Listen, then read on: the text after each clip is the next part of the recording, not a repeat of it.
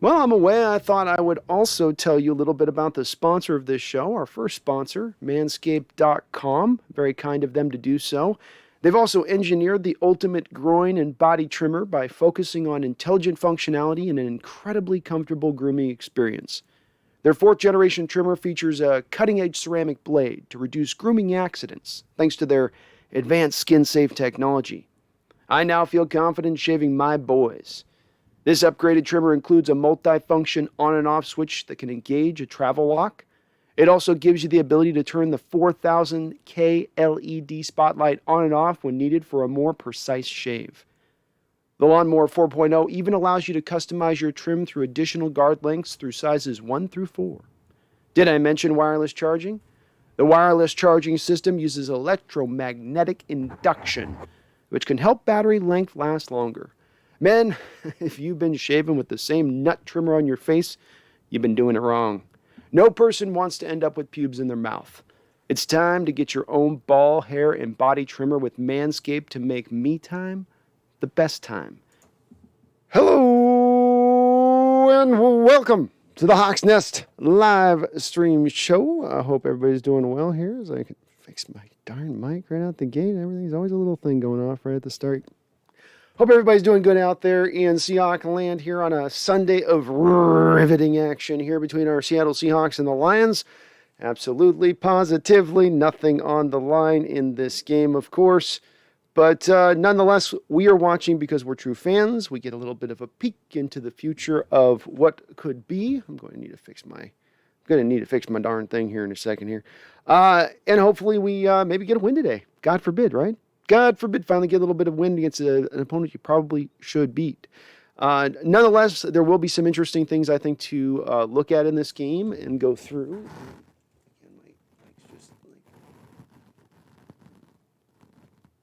Mike's having a day, folks. Mike's having a day. There we go. Good enough. Close enough.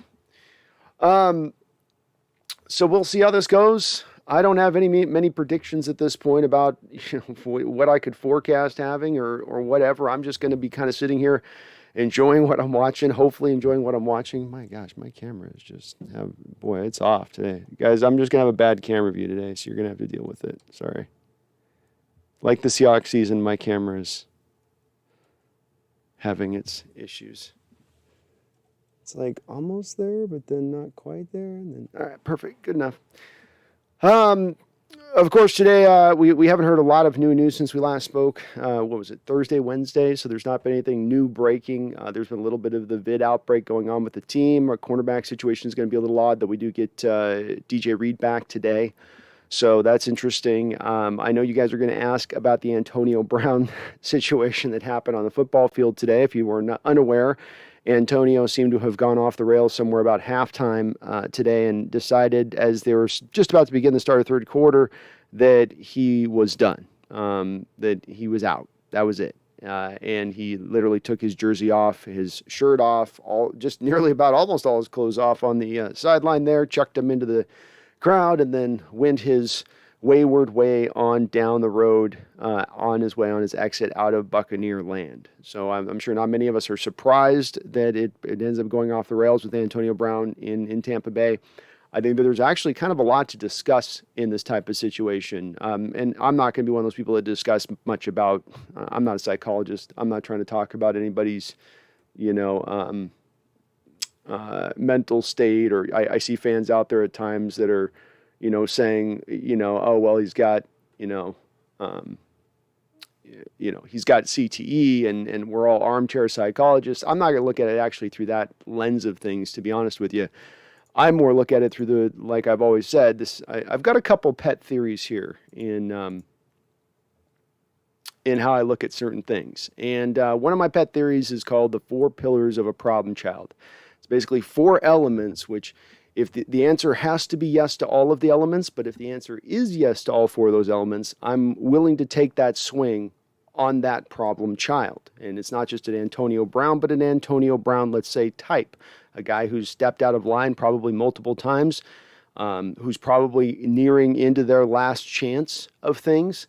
And if he hits all those 4 points, as Antonio Brown did for me when we were looking at him 2 times over, I would have been with it, because one of the four pillars, of course, is that you can cut them at any point in time for almost no money lost, for almost zero, no bonus money you're on the hook for any of that. So if you're sticking to the pillars, as the Tampa Bay Buccaneers were, and how they signed Antonio, how they kept the contract going along with him after they re-signed him this offseason, which was not giving him significant money, then he might still give you a little bit of production on the football field, i.e. helping to get you to a Super Bowl as he did last season for Tampa Bay. Let's not forget that part.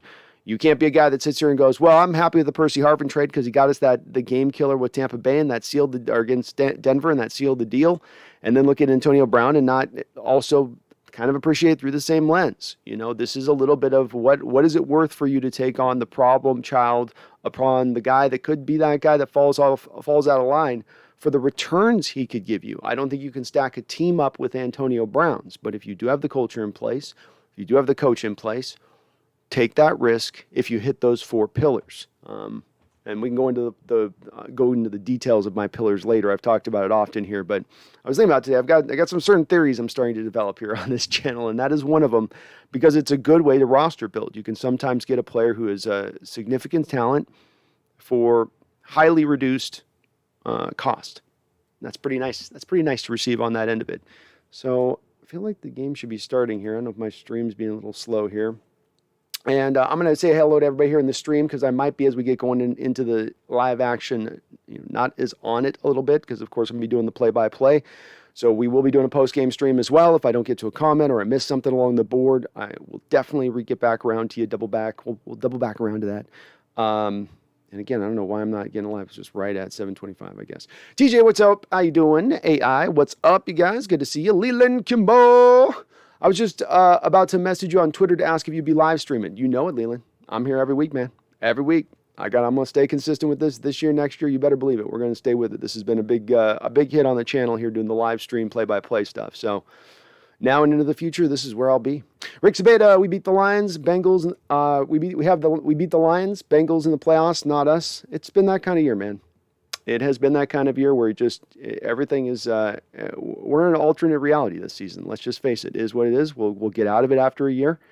It's like being in purgatory. I don't know why it is. I can't. They're not streaming the actual game. I love these streaming services. Everything's just streaming now. Oh, you want to be able to see the game, though? Yeah, we can't do that. Sorry. It's not... it's loading. Okay. There we go. All right. Sorry, guys. It was being dumb. They're still getting these streaming services down. And Robert Jimenez, what's up, man? Thanks for the $2 donation. Says Happy New Year, Brando. Happy New Year to you, Robert. Thanks for starting off the stream right. And Happy New Year, everybody. We got a 2nd and 10 here. 14:49 on the clock. Seahawks with the give out to Penny. Gets him outside. Nice to see. Penny cuts out in the lane. Gets about 3 or 4 yards out there.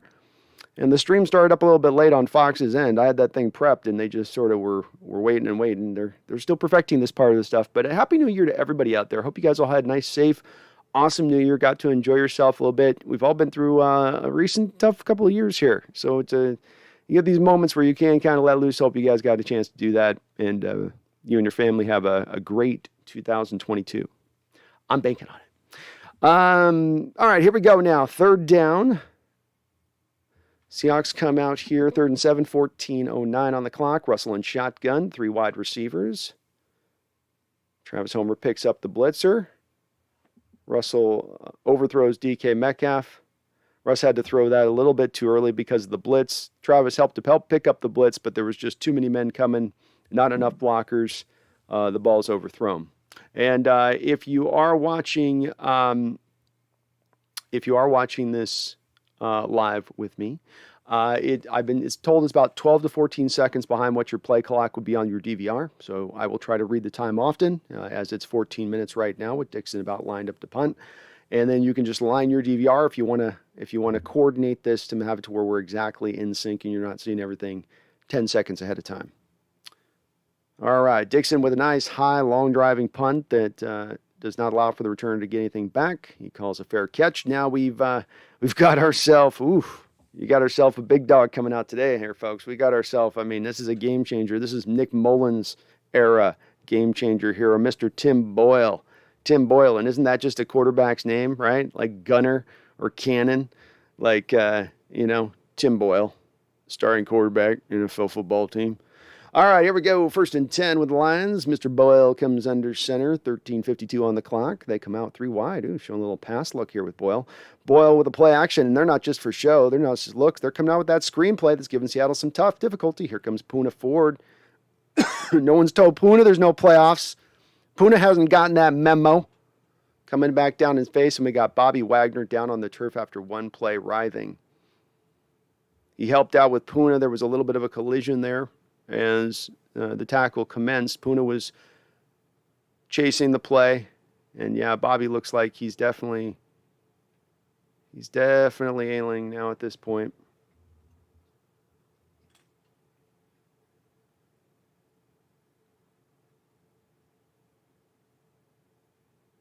Bobby's on his knees, head down a little bit. Scary moment there to start the game for the defense. Puna was coming down, trailing on the play, hustling, and then Bobby's there making the tackle, and then Puna just runs a little bit into Bobby, it looked like, as they both arrived at the same time to make the tackle. Tough play there. Oof. Ethan Tech World, what's up? Happy New Year. Happy New Year, Ethan. Roland Connor, we should follow Bengals rebuild plan. I don't know if we should follow the Bengals rebuild plan exactly, Roland. I think the Bengals have gotten themselves in a decent place here, but there's actually one part of the Bengals rebuild plan in particular that I'm not particularly fond of, and that is we'll go get our quarterback before we go get our offensive line. And I think that you've got to do the inverse to be at your smartest in protecting yourself. They've already gotten Berto's knee shredded once. He is playing great. The kid is absolutely gritty as hell sometimes to be standing in the pocket. They're a little bit better this year in pass protection. And I love Jamar Chase. I think that they knew what they were going to get with that pick, and that's why they passed by a guy like Penny Sewell to make that pick. But in the future, they're really going to be scrambling now to kind of get that line built around him, and hopefully they don't get him killed, in that time frame.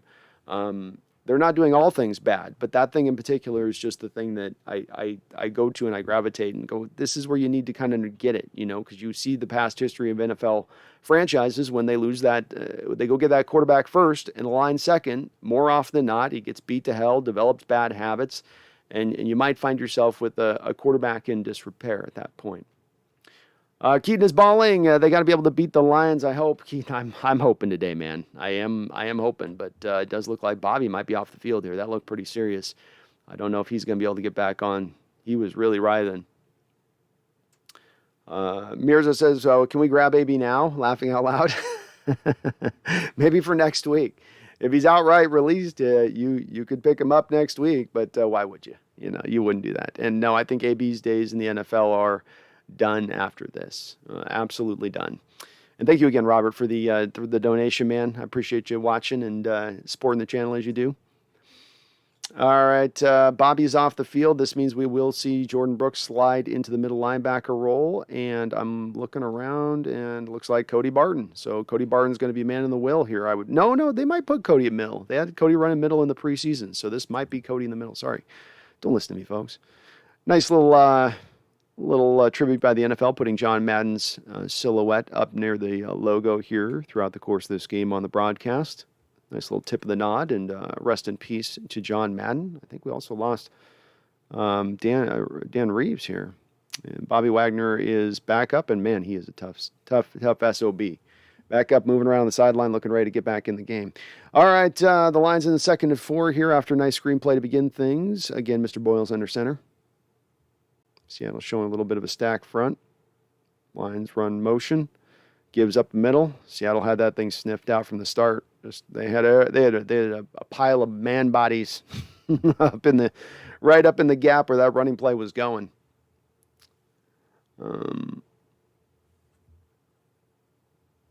Mirza says Russ's last game at home. I don't know, man. I don't know. I would say probably likely, but I'm not saying that with any happiness in my heart, but it does seem to be the case. All right, 3rd and 5, 12:56 on the clock. Boylan shotgun. Oh, he's trying to signal something to the receivers. Change your route. They come in with little tighter splits. He drops back to throw, looks to his right, finds his man on his first read for a completion. First down. Boyle's going to do that game manager-y thing. He's going to do that thing where we've seen certain quarterbacks in recent history. Colt McCoy did it to this. He knows his limitations. He knows he needs to stand within himself. He's not going to grow impatient. To me, if I'm the Seahawks coaches, I've got to think about pressing him up a little bit and making him uncomfortable. 1st and 10 now. Boyle under center. Again, excuse me. Lions come out 3 wide receivers. Little play action again. Seattle bites. Nice play out there in space. How is... a little yapping there. A little yapping. Amon-Ra Brown is doing a little yapping at Quandre Diggs there after the catch. Telling him what time it is. See what Diggs... Maybe Diggs has got something for him. 11:54 on the clock. 1st and 10. Lions driving now. We're not going to lose the Lions, are we? God, dear. No, dear God. No. No.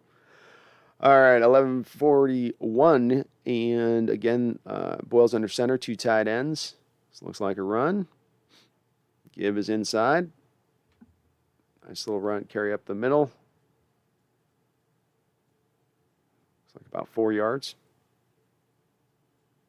11:23 on the clock.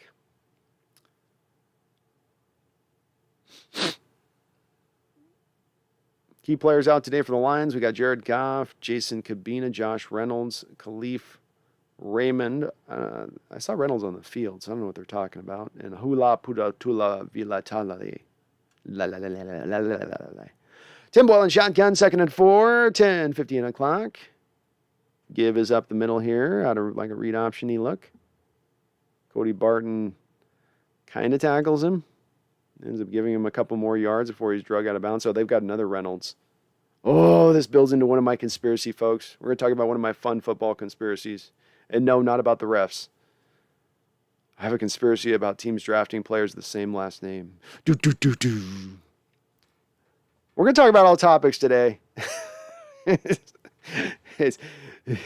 There's nothing on the line. And it's been a long year. All right, 10:33 on the clock. 3rd and 2 now. Mr. Boyle is in shotgun. He's got trips to his far side of the field. Brings tight end in motion. Nice little use of motion there. Jordan Brooks up in there. Makes the tackle. Nicely done. Bobby Wagner's not back out on the football field, and that would seem to indicate he might be done today. They do indeed have Cody play in the middle. Nice job by Jordan Brooks to just shave the blocker. Not shed, he shaved the blocker. And helped out Mr. Barton there to keep him from getting the first down. Well done, D. 4th and 1, no shocker here. Mr. Campbell chewing kneecaps and going for it on 4th down. Boyle and pistol. He's got 2 tight ends. They're trying to get, no. Gives up the middle. Seattle gets some penetration. Ooh, it's going to depend on the spot, but he did look short to me. And the ref was even kind of coming in a little closer as he walked up on the 4th down. Nice play by the defense. LJ Collier pushing his man in the backfield there a little bit. Elbows down. Yeah, as he's spinning, twirling, twisting, his elbow moves down before where the ball lies. So that's going to draw the ball back about a half a yard. And the Detroit Lions do not get the first down. Championship defensive stop. Oh, don't give him this. His elbow was down. Challenge this Carroll if they give it to him. Come on, Chains. Yeah, there's a kink in the chain. There's a kink in the first down marker, Chains. Woo, stop. Nice job, defense. All right. That away, D. There we go. Yeah, LJ Collier with just threw those heavy hands at the guard and just kind of tried to walk him back and kind of blew the play up a little bit. Lions doing that kneecap thing. If we can't get 1 yard, then we don't deserve to beat you. If we can't get 1 yard running into a pile of bodies, we don't deserve to beat you. I hate that. I hate that coaching process. That's old school coaching process right there. ADL Williams says, Arians just said AB is no longer a buck. Not a surprise. Not a shocker. Washington Visquez, thank you for the $2 donation. You're awesome, brother. Says, even in 2022, I'm a Brando fando. Ooh, I think you just got our catchphrase for the channel there, Washington Fist Quest. You might have landed on something there. Well, thank you, Washington Fist Quest. Always so kind to your donations, man. I appreciate you, and I appreciate you guys joining me, man. I know this has been a tough year, and this hasn't exactly been the most riveting of action to watch our Seahawks lose. It's been at times brutal here. So appreciate you coming on in and watching this with me here. Megan Agak Roger. Hi, my lady from down under. That's how I'm always going to address you, by the way, Megan. Greetings, 12s. Was able to make the stream as Mum is moving out later in the week. By the way, we'll be in Seattle some in October. Nice. Well, good to hear you're coming back in next year, and maybe our paths will cross on about that time. But thank you for the $8 donation, Megan. I appreciate you, my kind madam, and I'm glad you could catch the stream here with us today. I know I know especially you down there in the Aussie land at the 2:30 in the morning wake-up times to make these 1 o'clock games here in America. It is brutal, and I'll say this too, Megan. It is not going to look like we're going to get a lot of primetime games next year. So it's going to be a lot of probably 1 o'clock, 1 in the morning games next year too, or 10 a.m.s, one of the two. But thank you for the donation. You're very kind, Megan. I appreciate you. Jacob Keskier with a $5 donation. Thank you, Jacob. He says, if we lose this game, we are the dead horse that just keeps getting kicked. You're very much right about that one, Jacob. This will quickly start to add up to one of the more painful years in recent memory as far as that, to your point on that, when you start going, remember that year where we lost to Colt McCoy at home? We went 1-6 at home, and any good teams really beat the doors off us, and we had a couple backups take us to the woodshed. We had remember there was the third stringer who took us to the woodshed, and then Russell fell apart, and Coach Carroll looked kind of old. It's going to start being rather than just, well, it was one bad year. Okay, we got that out of our system. Brian Koski says Wags' his right knee is hurting. Tough. Well, and I'll say this: if he's even got a little twinginess in that knee, what's the point of running him out there at this point? Moving onward, there's no reason to injure any guys. At this point, you're not going to go to the playoffs. You're not going to get anything done. So, Bobby's earned the right to take a couple games, and certainly with Bobby and both Russ, they're already openly making certain overtures about seemingly questions of their future. And this would be sad if we're seeing two of our guys play their last game here. That would be sad. Megan says, wear my new Aussie 12 jersey, but if we lose today, I'll never wear it again. I'll never wear it again. Well, you're going to create the winning streak with it today now, Megan. All right, the give up to Rashad Penny up the middle. Not a lot of rushing room there. Kind of blown up on that right side. Either Jackson or Curhan allowed a little bit of penetration there. That'll bring up second down. We're starting the winning streak with that jersey, Megan. It's going to be the legendary 12 Aussie jersey here after this game. All right, here we go. 2nd and 11. Seattle's got Lockett and DK kind of stacked up, far off the ball. That gives the Penny nowhere to go, dancing, running around, looking for space. Not much to be done with that one. That'll bring up third down.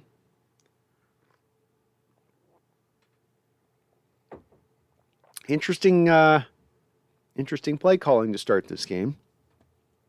Interesting play calling. Oh, my gosh. Oh my gosh. Jeffrey A. Thistle says penetrated.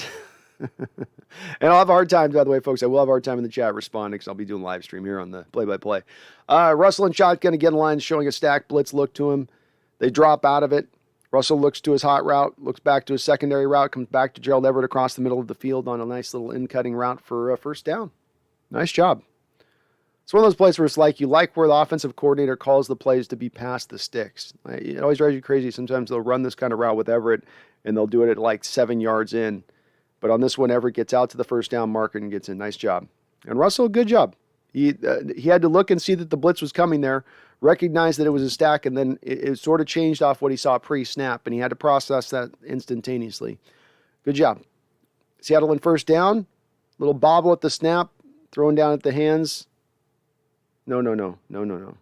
There's no fumble. Odd play there.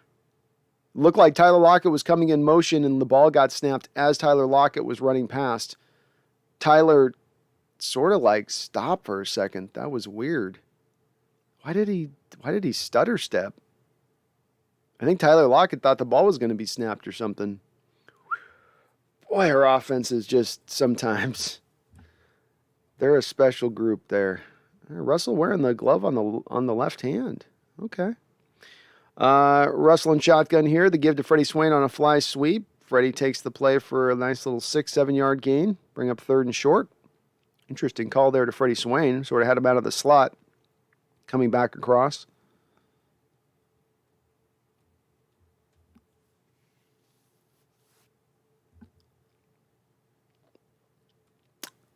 And just as I was saying, folks, I will have a hard time responding to the chat.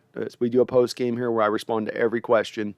But I do have a hard time during the game because I'm going to be kind of calling the action here a little bit. 3rd and 3, Russell under center. Play action pass. Rolls out.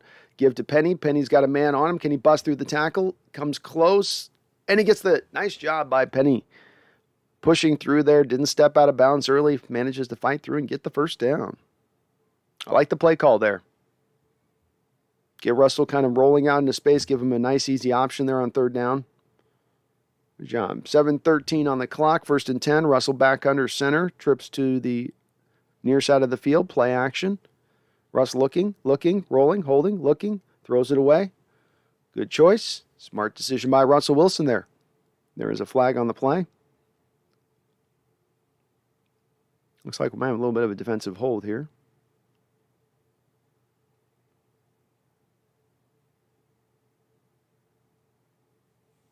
It'll be an automatic first down.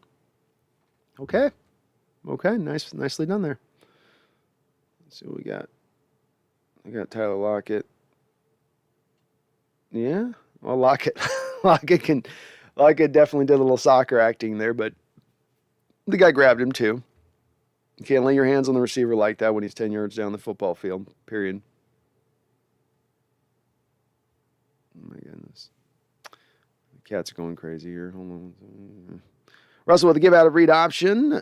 Gives to Penny. Penny breaks free. He's on the middle of the field. He turns on the Jets. Breaks free. Ooh. I can't even. He's going so fast I can't even keep up with his feet. My words can't keep up with Penny's feet. Nice little give by Penny on a read option there. He took that, and boy, when he puts down that extra gear, when he decides he's going, he gets up that football field. Very nice carry. Penny looking good the last few weeks. Russell back under center. Seattle's got a nice little drive going. Play action. Works it back around over to DK Metcalf. Nice. Getting DK into the game there for a nice little 8-yard gain, it looks like. Again, this is the kind of play calling I would like to see more of would have liked to see more of with Russ this year, where you're getting him nice reads out on the outside, simple, easy reads, short throws, start to get him into rhythm. Don't make him always have to work himself up into rhythm. Get him into rhythm. Start to get him going with that a little bit. One sec, folks.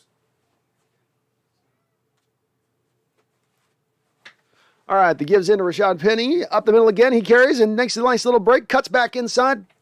Touchdown, Seahawks! Rashad Penny, nimbly-pimbly, working and winding his way around and getting in for the score. Great job by Rashad Penny.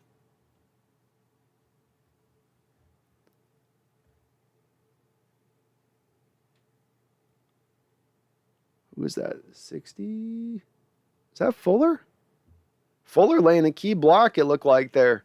He got it sealed inside to allow Penny to make the cut, and Penny just shows off his vision there, folks. That's one of the underrated traits that you have in running backs that sometimes, frankly, is one of the harder things to distinguish on a football field.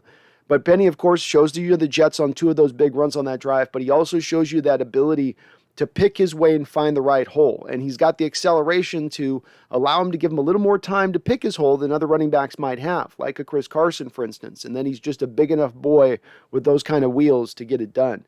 Rashad Penny's definitely going to have some eyes on him in the NFL this offseason. I don't think he's going to make a lot of money, but again, we've talked about as a guy that I'd be willing to bring back, a guy that to me, I think a lot of the fan base at times kind of short-sold him a little bit. Some of it was probably warranted because he has been a guy as injured as he has been. But on the other side of that injury-prone bit of nature is a guy with a tremendous amount of talent, A guy that anytime you put him on the football field for the most part has produced.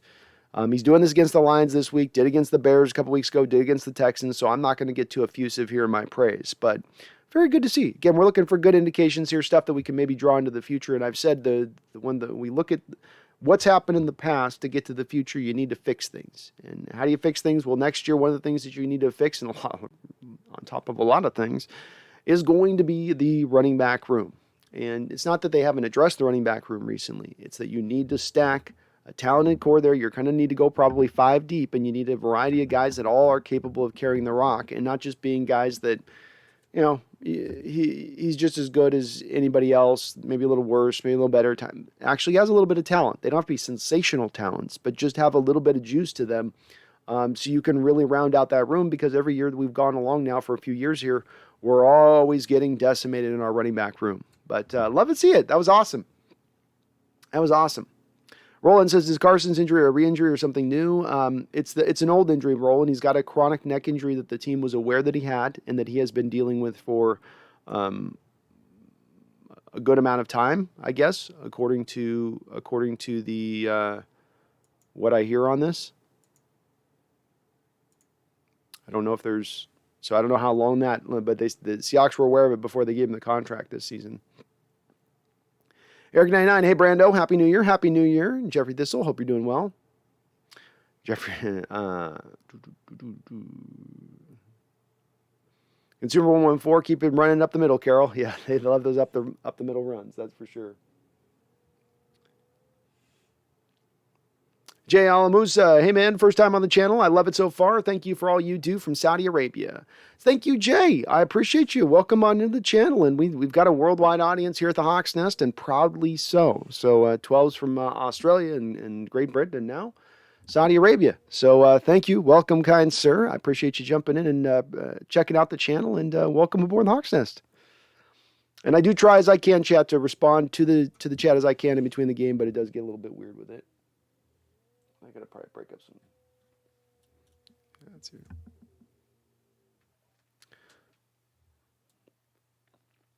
All right, so we got 5:46 on the clock. Myers kicks it out of the back of the end zone. Hope everybody had a good New Year again too.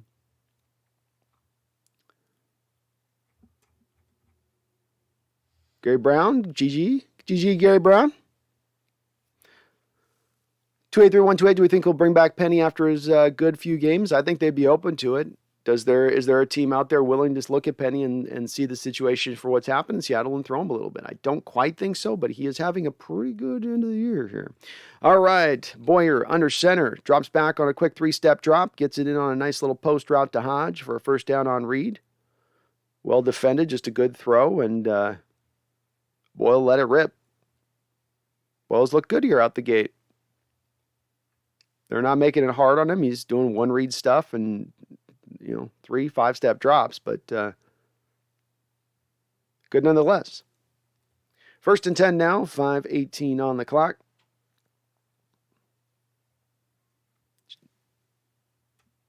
Jared Goff wearing the biggest beanie I've ever seen in my life.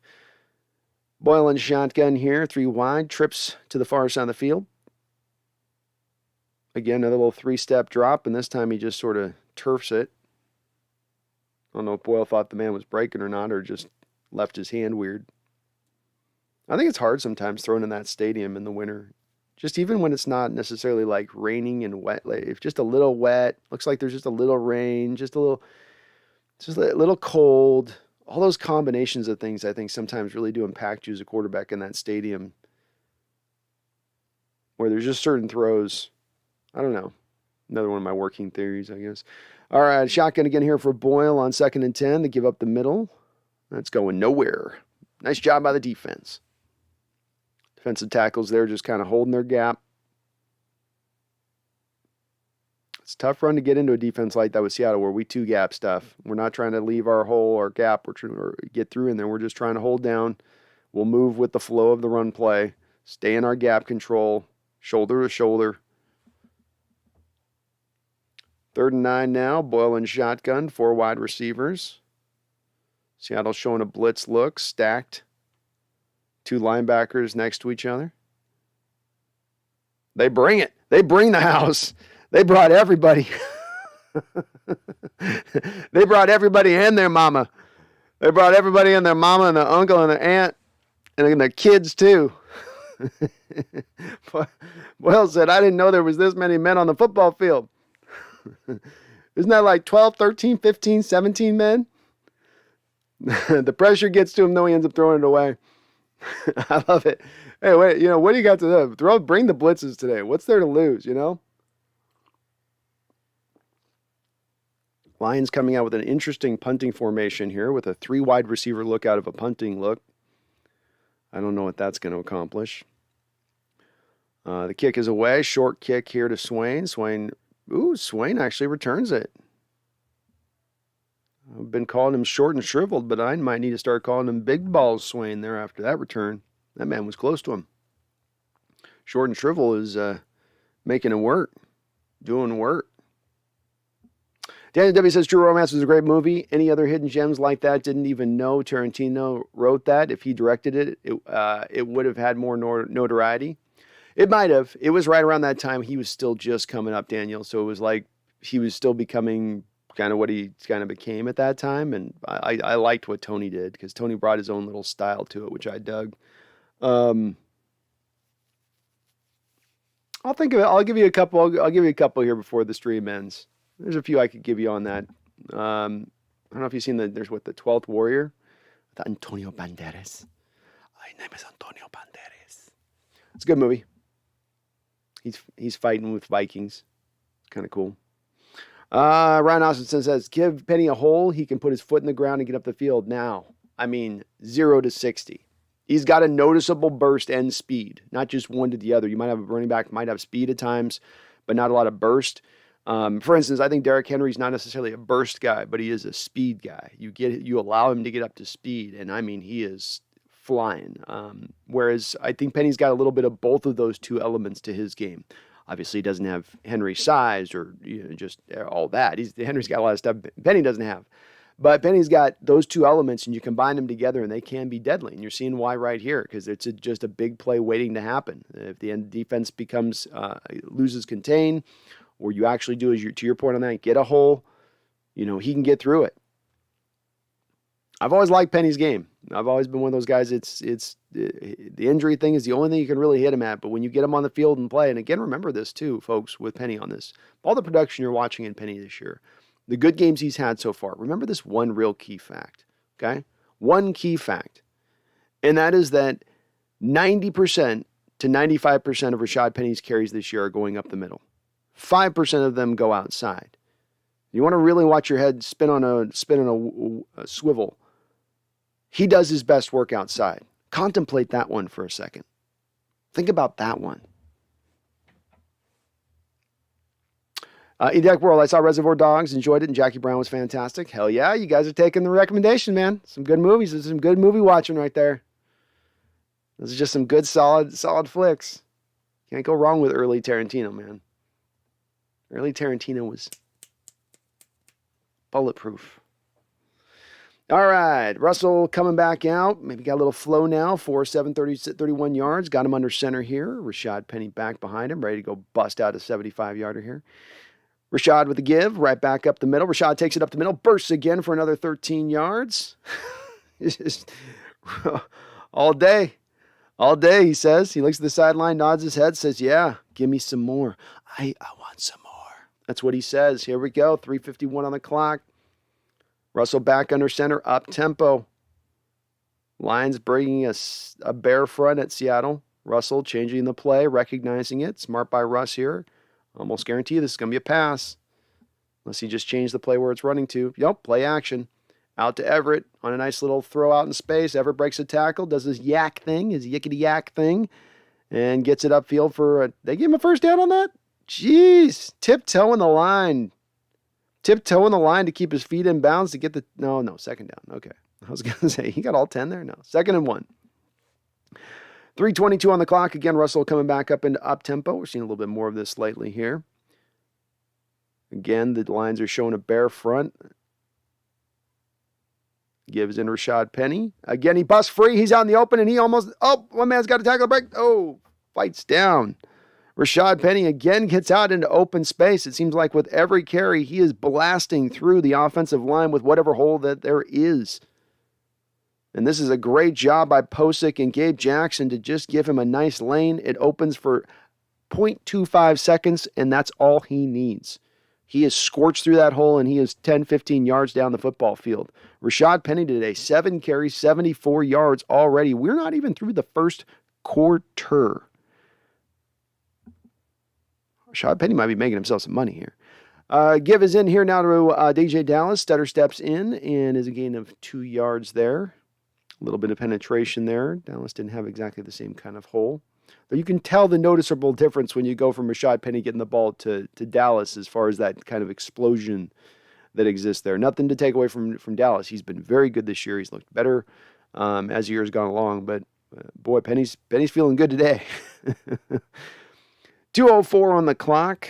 Seattle up 7-0 here. 2nd and 9. Russell under center. Dallas behind him again here as Penny's getting a blow.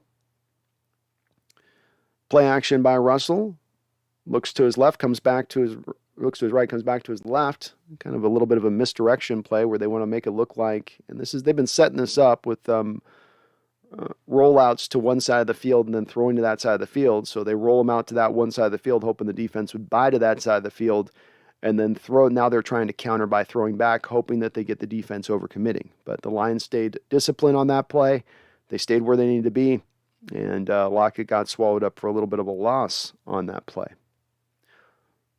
3rd and 14 now, 1:19 on the clock.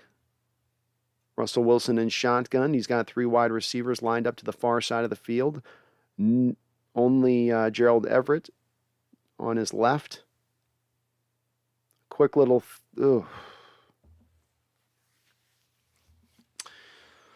Quick little bubble screen. Throw out there to Eskridge. Not a great throw by Russell. Just kind of bounced the ball in there. About 2 yards in front of Eskridge a bit. I don't know if that's really the play call that's the right one there, where you need 11 yards if you're expecting you're going to get 11 yards on a bubble screen there, but he sort of turfed it. Jason Myers comes out now, a man who's 13 of 19 this season. Very down year for him. Also has missed some PATs. Coming out for a 51-yard attempt. He's from the favorite side of the kicker's hash there. Gets it up. Looking good. And it's through. 10-0 Seattle Seahawks. Nice opening first quarter here. Passing, not really great so far. Overall, I like what they've done with it. I don't think Russell Wilson's necessarily doing too bad. That last throw wasn't great, but he hasn't played bad. He's been good here. Playing within himself a bit. Defense has been stolid against this backup quarterback for the Lions. You would hope that they would dominate him, even with a little bit of no Bobby, even with a little bit of drawback there. But still good to see. Look, we played the Bears with the third stringer last week, and they beat us. Let's see if today maybe we can just put our foot down on their neck, choke them out a bit, move this one along, and get ourselves a dub. Get ourselves a W. Random generator, interception. Well, no interception yet.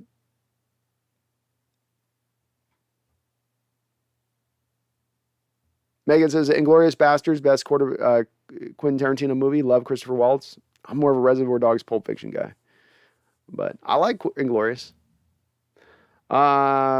We were on Megan at the end of the stream last week. We were like last hour talking movies. It went off. We were off the rails for a while in it. Haran, I'm getting jealous. Hope we'll be good. At least fun to watch. Have fun. Thank you, Haran. I hope you're doing well. You're doing well. Daniel says, looked like Eskridge ran the wrong route. It would be an odd, that might be what have happened then. That makes sense. Because it was an odd bubble screen to run where they weren't running it where he's drawing back, taking a step back and off the line of scrimmage. He actually went upfield and ran like an out route looking thing. So I don't know if that's a new age bubble screen they're running, but it didn't look good. Random generator said, no, just your reaction made me think about an interception. Oh, yeah. I want to see the short stuff work so bad, random generator. That's as much as anything. And when it doesn't look good, it's like, ugh. But again, I'm just going to be hopeful that maybe Eskridge ran the wrong route there. First and 10 now, Boyle under center. That gives the running back here. Nice job again by Jordan Brooks to pair off of his block, fight off his block, and make the tackle. That play looked like that was going to go for a 6-7 yard at least run, and Brooks just fought off his guy. Man, he has really been coming on. That's 2 sensational stops in this game where it's not easy on him. He's not just coming up and fill a hole. He's got to take on a blocker, shed the blocker, and then make the tackle. And then when he makes the tackle, the ball carrier does not get anything more forward. And that's the one thing I say about Brooks when you saw him coming out of college even. When he comes up and he makes his tackle of you, you do not fall forward. You do not tend to fall forward with this guy. He arrives with a little bit of pop and an ability to get you going backwards. Boyle back under center, 2nd and 9 here, 2 tight ends. It's a little flip outside. Seattle sniffs it out. Barton all over that play, just reading it away, showing off his wheels there, making the play nearly in the backfield. It looks basically like a win for no gain, and that's going to go ahead and finish us up, maybe about a half yard. But nice job on the pitch play there. Seattle is, as they've done here through this back half of this season, even more in the back half, probably 3/4 of this year, we have been very good against the run. And this is one of the tenets of coach, a little bit of a Freudian slip there. This is one of the tenets of Coach Carroll's defense is, limit the big plays. Well, first, stop the run, limit the big plays. Stop the run, limit the big plays. This is where the defense begins. What's up, Keldon? Hope you're doing well, man. Did somebody... John Ray's throw deep at the wrong time? No, I just the bubble screen call and then the throwing it into the turf thing. Just the combo of that was just not my favorite to watch. I probably overreacted a little bit. my facial reaction overreacted probably. It looks like they have him playing the Sam linebacker as Ayami. Yeah, they do. They've got him. I guess that's in Sam. There was one though that they were running where they were running like their nickel look, but they were having him operate off of a Sam. It looks like to me, they run nickel at times, but he goes into Sam rather than like normally you'd have your 2 linebackers behind the front 4, to some degree at that point. Once you go nickel, you only usually have the Sam when you're in a 4-3 base, but they almost have him running it at, it's a little bit of an odd look. I don't think I've seen them do that with Jordan much this year. Random Gender says Bobby Wagner's had a quiet season, but secretly he's put up numbers. He has. He's done well. I think he's going to be an all-pro when it's all said and done this year, which will all the much more help cement his legacy and where he stands within that. Roxanne, how you doing, Roxanne? Good to see you on in the chat, and she's coming with a big, hot, fat $20 donation. Appreciate you, Roxanne. You are amazing as always in your support, and again, it's always good to just see you in the chat. One of my OGs. Says Brandon, your play-by-play is really good. I have the camera on and the delay is not too far off. I just muted Gus and Talib. That's what I hope. That's what I'm going to hope that we can eventually build and get people to do with this, Roxanne, as we get you all to do just that as we go along with this. Is hopefully I get better with this because I want to try to keep improving with doing this play-by-play stuff. But then we can, you guys, we've complained a long time about these play-by-play guys. They're not providing what we need. What we truly want, they're just kind of talking and yammering and they love their little graphics and they love to just talk about seemingly sometimes the other team a little too much for my liking. So we're going to try to avoid this here now. And that's what I'm here to do. So we're going to talk about us. We're going to talk about this team. But yes, I've heard Roxanne, it's like 12 seconds is what I've been told. 12 to 14 seconds is the delay ish. But thank you, Roxanne, as always for your donations. Very kind of you. All right, Carlos Dunlap out there trying to get everybody hyped in Seahawk land. He's out there dancing. A little vintage Legion of Boom era days there with the defensive lineman dancing. I love it. We build a next season Super Bowl run now. All right, the Lions are going to come out here in 3rd and 8. Tim Boyle starting off pretty good in this game with a 46 yards, playing pretty well within himself. If I'm the Seattle Seahawks again, I'm bringing a blitz here. I'm bringing the heat on him. He looked a little jumpy last time I brought all those guys. Yeah, there we go. Big blitz look. They got like 6 guys they're showing. Like 7 guys they're showing at the line of scrimmage right now. Boyle and shotgun, empty set. See how it looks like they're about to drop out of it. They only end up bringing Ryan Neal. He's free. He comes clear. He knocks it free of the ball. It's a fumble. Ball's bouncing around. It's picked up then by John Reed. That is a turnover, folks. That is a turnover. Seahawks ball. Oh, Ryan Neal. Lightning off the edge. Zzz, zzz. Seattle came out with a 7-man front. 2 of them dropped off. Neal ended up being the only guy coming. Hit that back arm of Boyle's arm, and that thing looks like a fumble to me. It looks like where the impact hits there. Let's see. Yeah. Oh, are they going to let it? I mean, this is where we had this last week, I think, where it was a play like this where you go, okay, it's changing. You have a quarterback's arm going one way, and now it's going a different way. Should that not be a turnover at that point? We'll see what they make the call, but it looks good to me. Nice job by Ryan Neal, the playmaker. I've called him Jordan Babineau reborn. He's just a guy that, is he a safety? Is he a corner? Who cares? Who cares? He's a good damn football player. Very well done. And nice job attacking the arm there. Sometimes as the defender, you go in and try to lay your hit. You cause a helmet-to-helmet hit. Instead, he attacks the arm. Don't worry about the hits on the quarterback anymore. You just can't. They don't let you do that no more. Hit the arm. Go after the arm. Cause the fumble. The fumble's going to be bigger than your big, jostling, teeth-rattling hit. Megan Gock-Roger says, smash that like button to wish B a happy new year. Aw, Megan, thank you for the $3 donation, and I appreciate that. Yes, if you do like what you're listening to, folks, I just ask one little kind thing. If you subscribe, that'd be great. But if you could also do me a little favor and just hit that like button for me. It does help this channel grow tremendously. It's the way we just keep gathering more and more subs. We're getting very, very close here to 6,000 here. I'm hoping we can hit that right before the end of the year here. Kind of round out the year right for us here on this season. And I do appreciate it. So just go up there and hit that if you like. Of course, if you like what you're listening to. You might be just hate watching. There's some of those too. There are the hate watchers. Just don't. Who do you think he is? Yeah, I mean, especially a safety like Adams, sorry. And again, I'm going to try to respond as I can on the chat, but it gets hard. I actually like what I'm seeing with Barton and Brooks today.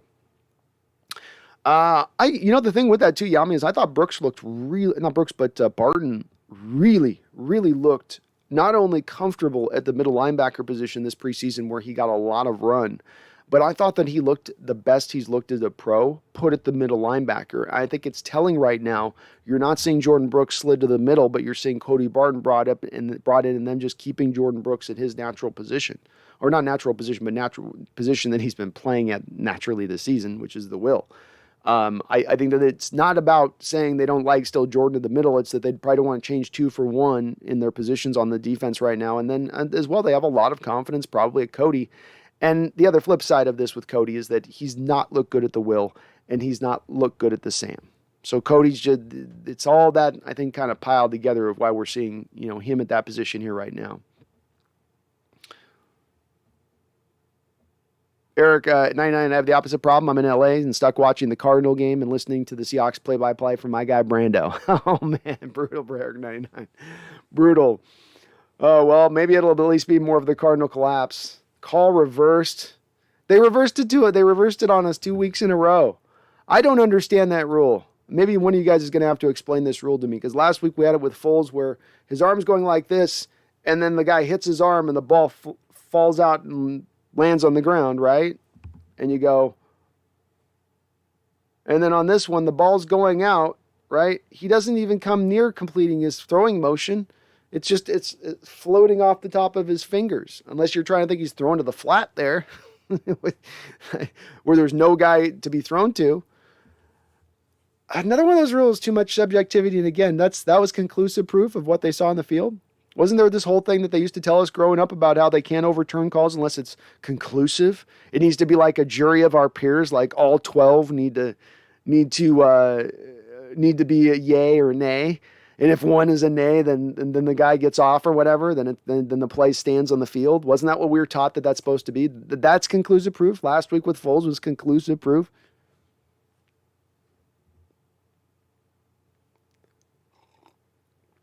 If I was more emotional about this season, I might be. If all of my emotions had not been wrung out of me already in this year, I would be a hot little potato right now.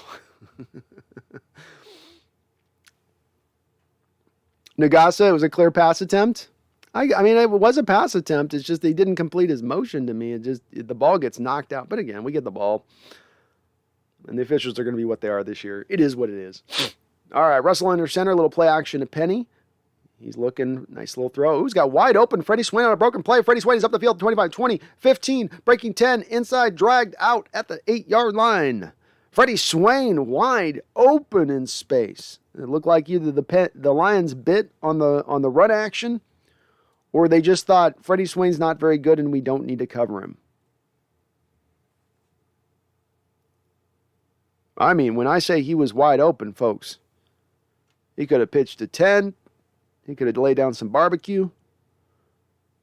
Not a defender within 10 yards of him when he made the catch. Russell coming back out now, first and goal, 14-16 on the clock. 3 wide receivers. Penny in the backfield there, again under center. I love it. Easy money. Touchdown! Rashad Penny nearly goes in untouched right up the middle.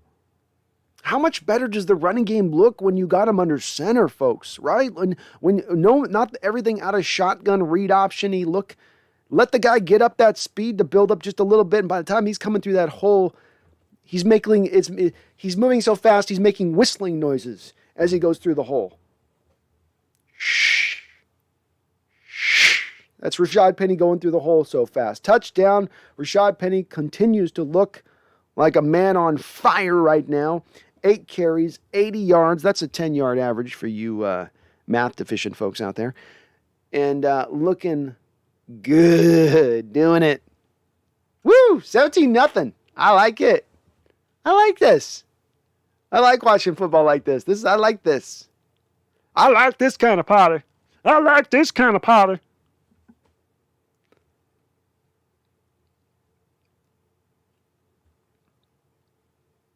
Megan says, shaking my head, the refs. Maybe rugby has spoiled me in terms of brilliant officiating, but this is a joke. They need to up their game. That's all I'm going to say. And this even goes beyond the officials on this one, Megan, where it's like, this is overturned in a booth. And Megan, we're taught that when it comes to replay, it's not there to be something that will change things if it's on the line. It's one of those tie goes to the runner situations. Well, if they look at the replay and it's not absolutely conclusive that the call should be turned over, you don't turn it over. I know he's trying to throw there, but again, it's as I've always understood the rule, if you're throwing your motion and the guy hits your arm and you continue through the motion and the ball sort of goes out like this, that's one thing. But when your arm's here and then I hit it like this and the ball goes out, that's then a fumble. And just because your fingertips happen to like spin it off like this or something, that's not considered part of the throw action. But didn't stop us from scoring a touchdown, so I ain't complaining. Whatever. I'm all says, Blandino agreed with the ref for once. Yami says, this is absolutely bad call again. Neal pushed his arm forward while the ball is already out of control. That's what I'm seeing on this, Yami. I mean, you see it on slow motion. It seems pretty straightforward on this. Again, I don't understand why there shouldn't be a lot of subjectivity even on this one. If the arm is going forward, great. If arm goes side or arm comes to a stop as it was last week with Nick Foles on the fumble that was caused last week, that should be a fumble. Those are the 3 separate things you get. You either get arm impeded as it's going forward, yet he still gets it out of his hands. You get stopped, or you get knocked into a different direction. And the Neal one on that one was, to me, knocked in the different direction. Roxanne says it's an order from Goodell. Do not give the Hawks any calls. Well, I think we've gotten 3 of them this year. Why are they showing Packers? Oh, they're showing the right. It's the Madden, right? Classy stuff there for Madden. That's cool. Woo! John Ruiz says, if it's 50-0 at halftime, I might hope for a win. That might be just enough for us to be able to take the foot off the gas at that point.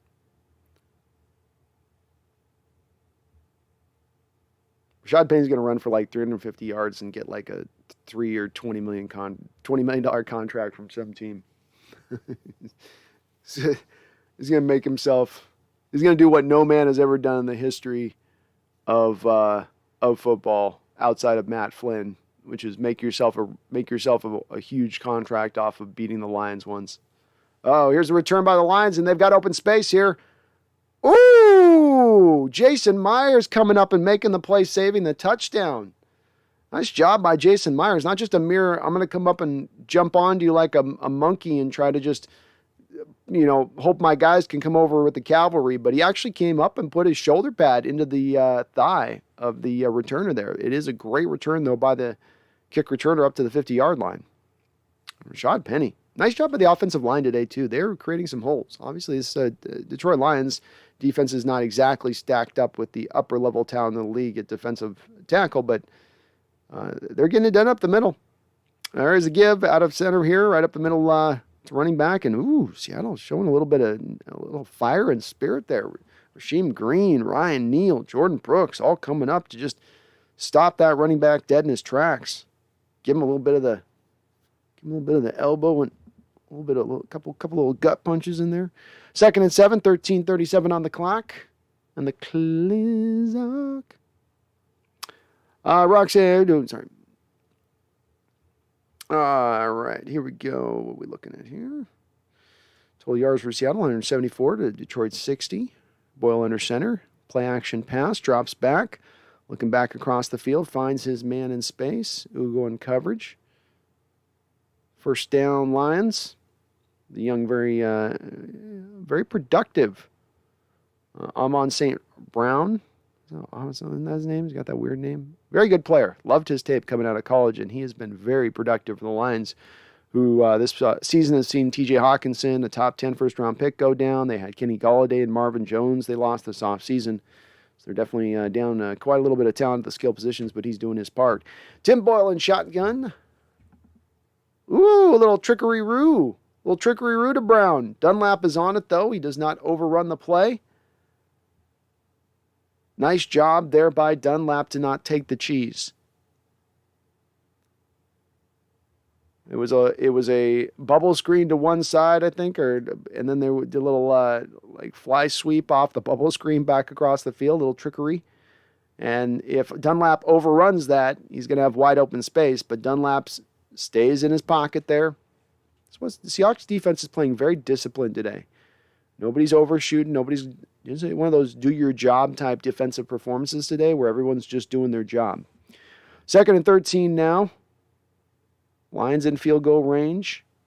The give here is the running back up the middle. And, Barton got Hulk smashed a little bit. And he took a second, I think, to get up off the field off that one. He met the running back a little bit past the hole, and he got bonked a bit. Watch the replay on this one, folks, with what happens to him. A little, He didn't fully truck him, but he just kind of dead-manned him, where when Barton hit him, where he just Barton's arms kind of went, and just sort of slid and fell off of him. All right, 3rd down again. Seattle showing that blitz look on these 3rd and longs, which I love. I bet they bring it here. They're showing it. Oh, they bring it. Ooh, Lions run out of it. Oh, Quandre Diggs whistles up to try to make the tackle and overruns the play. St. Brown, touchdown. I'm on St. Brown. Wow, great call by the Lions there to counter Seahawks' blitz. Blitz just ran right past the running back. And they have St. Brown playing running back on that play. Creative use of one of your few playmakers there. But Seattle just bought into it being a pass play. They were all in on that. And Brown just sort of shrugged. Nice play by Brown, and Diggs is coming up. Nice little shake there on Diggs. Well, Lions aren't dead yet today. A little meow. A little bit of that, I guess. Obi-Wan says Diggs lost $1 million on that tackle attempt. At least $500. At least $500. We know you can catch, but can you tackle? Yami says it honestly sounds like nothing's going to change this offseason. I don't know, man. I'm doing it as a tea leaf reader without any emotionality in it, just saying this is what I'm seeing. The indicators right now are looking like you're going to see very, very minimum here. Your 2 highest paid players moving on this offseason. I mean, that in itself, along with your quarterback being one of them. That would be a major changes in itself. Is it the changes we want to see, Yami? Is it everything that we would hope to get back to being in a place where we can be elite again? No. But I think there will be some change. Anmal says, can't wait for Amadi to disappear so we can develop something better. He definitely hasn't gone forward in his game, has he? And I don't know if this may be where they go with it, but I would not be surprised if he eventually this offseason gets moved to free safety. We've been wondering about where the answer is going to come from. And I don't know if he can do it well, but maybe the coaching staff feels like they can do better at slot, and then they need some help then at free safety. And he's done that in the past. He did that at Oregon. He's got it in his history a little bit. Could be an interesting transition. Let's remember, too, with Quandre Diggs, and both Quandre and Ugo Amadi basically have very similar combine pro day scores. They're very similar athletes, move very similar at the end of the day. And if, Quandre started out as a slot guy that moved to free safety and found his best game. Maybe the same could be true. Maybe the same could be true of Ugo. He's had flashes of moments. He's looked all right. Kyle says, Brando, what realistically can the front office and Russ do to bury the tension and work this out if we are going to run it back and spend money in the offseason? The way it would get worked out is, of course, I think Carroll just saying, all right, I stay out of the offense. I'm going to build you an offensive line, and we'll get you an extra playmaker. I think that would probably be enough to subsist Russell. I don't think Carroll would be willing to necessarily go all the way with that. And I don't even know. I'm still, seems like there's still more beyond that. I would think that'd be enough, but there still just seems like a little bit something else happening there, Danny W., would you rather bring in Saquon Barkley on a $5 million prove-it deal or Ken Penny back on a $5 million prove-it deal? DJ Dallas with a return, breaks a tackle, gets up free. Nice little return there, fighting to get him up to the 30-yard line by DJ Dallas. Would I rather be a $5 million prove-it deal on Penny or a $5 million prove-it deal on Barkley? Only 1 year removed from ACL like Penny was last year, so Saquon has more upside. I don't know that I buy Saquon has more upside. There's a lot to unpack with that, Daniel. I've done some studying on Barkley and especially that first year and throughout his career, kind of how he's run. They are similar players as boomer bust runners in how they've run historically, where they're guys that'll get you a -1, 2 yards, 1 yard, 2 yards, 30 yards. But I think I would go with Penny at this point. Russell with the throw into DK Metcalf. Love it. Great little toss there. Nice little, again, 3-step drop by Russell. Get the ball out of your hand. Accurate throw right into DK. Manufacture some touches for DK, which we've been asking for. This is very good. Very good. Russell back under center now. Looks like we got 2 tight ends. 2 tight ends, 2 wide. Rashad Penny behind him. Russell changing the play at the line of scrimmage. Ethan Posick making sure that the line calls are right. The give is to Rashad Penny. Makes a little stutter step move. Nice. Again, showing off a little bit of that vision there. Stutter step to find the hole. Then once you find the hole, use that burst and explosion to get through it before the defender can get to you. 4 yards. Nice run. 10:03 on the clock. 2nd and 6. Russell runs up tempo. Play action back to Rashad. Flips it back over to Gerald Everett, who drops the ball. Gerald, come on. Got to make that catch, my guy. The flow's going. The plays are working. It's a nice, easy throw. Russell put it right out on you. He even gave it. He didn't juice it. He didn't put it with the fastball. He gave him a little bit of the changeup just to make sure. And still, just Gerald started turning and looking to run before he caught the ball. All right, Russell back in shotgun. 3 wide receivers aligned up to the far side of the field. Travis Homer to his side. Lions showing blitz. Lions bringing blitz. Russell lays it up over the top to Tyler Lockett. And that's a nice catch on 3rd and 6. Very nicely done. Russell coming right back up and up tempo, and Russell hits him on a nice little bomb over the top. A beautiful throw by Russell Wilson. Feathery touch on in there into Lockett. Puts it right in a position for him to make the catch. Lockett gets right out of bounds there. Get the feet in bounds. Perfectly done. Russell wasting no time now. Right back in shotgun here. 9:31 on the clock. Lions scrambling to bring a player on late onto the football field. He doesn't know where to go, doesn't know where to line. Russell snaps it. Russell dropping, looking. Pressure is there off the right side, and that will be a sack. Looks like Jake Curhan gave up the pressure there.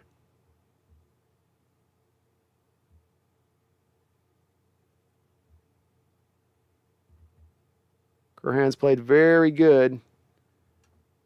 Just the guy kind of exploded on him a bit there. Exploded on him. That sounded wrong. He just, as he came off his stance and he got into that next move, you saw him just get by Curhan. Curhan could not stay with him on that second quickness spot. Let's see how Curhan bounces back here now. 2nd and 14. Ooh, Curhan gives him a little bit of the elbows there. I like that. I like that coming back with that rep. There we go, Jake. Russell hits his man for a nice little 5-6 yards there. Smart by Russell, taking what the defense gives him. Get yourself into a makeable 3rd down. Don't get it all back on one play. You don't need to get it all back. Plus, you're getting yourself into better field goal position at this point if you don't get the 1st down.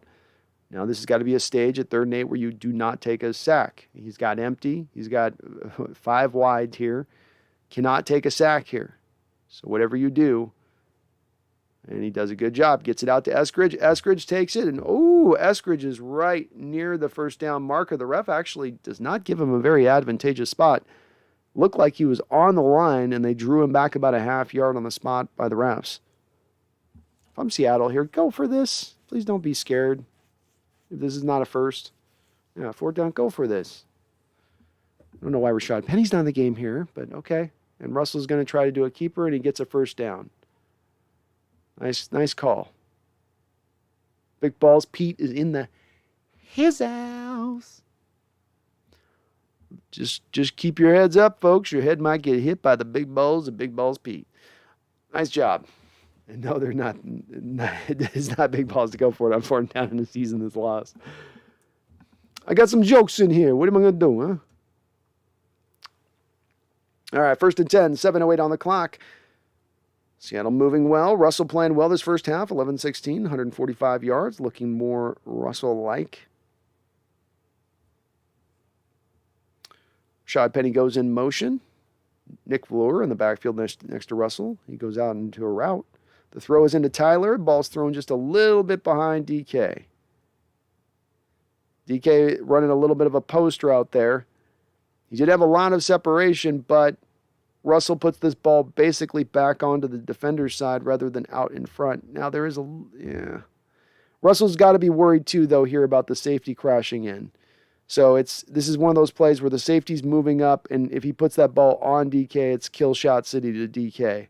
So as the quarterback, it's like you got to be in that fine line on that type of throw to try to get it into the magical sweet spot. And so 2nd and 10. Give is into Rashad Penny, who takes the give and falls forward for a couple. Looks like 3-yard gain. This will bring up 3rd down.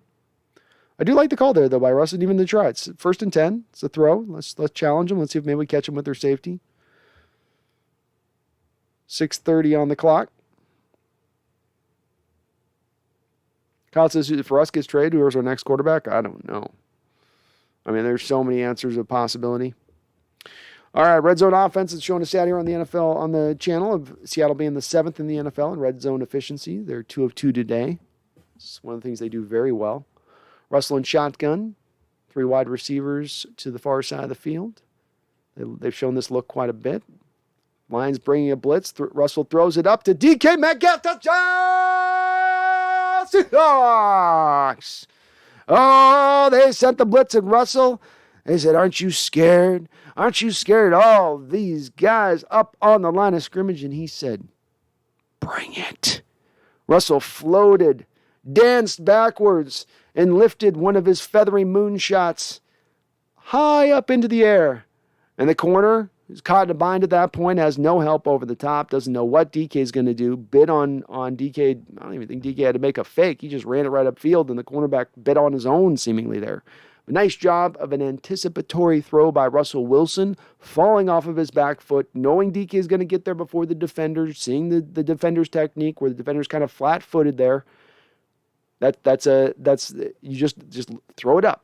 Throw it up there. Let your big 6'3" wide receiver go get the ball. Let him go get it. Nice job by Russell Wilson, who's played a sterling first half of football. The Seattle Seahawks have played an awesome first half of football. And another fantastic drive, this one on the arm of Russell Wilson, more so than the legs of Rashad Penny. Very good to see. Great team effort here today.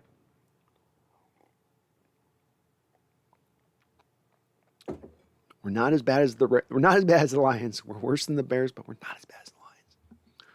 And let's give DK some props, man. He's been just doing what he can do with what he's been given. I showed a stat this last week to you guys in the stream. On the last one, we talked about it. We'll probably re-examine it a little bit here after this game again. But DK, Davante Adams has been the most double-teamed or helped wide receiver in the entire NFL. He has helped at a rate of 28.5% of the offensive of the time that he goes out into a route. He's got help. Okay, when it's a pass play. The number 2 guy behind Davante Adams, who many people consider Davante Adams far and away the best wide receiver in the NFL. Oh, he's right now the number 1 guy. You don't last for a lot of years as the number 1 guy, but you have usually a 3-year run where you're the number 1 guy in the sport, bar none. The number 2 guy behind Davante Adams is DK Metcalf at 27.5%. He is 1%. He is double-teamed. He's helped out at 1% less of the time than Davante Adams is. Many people out there in my chat, I have fought this fight quite a bit more than I would have liked to have had to fight it in recent weeks, have been proponents of moving on from DK. DK isn't that good. DK is overrated. DK da-da-da.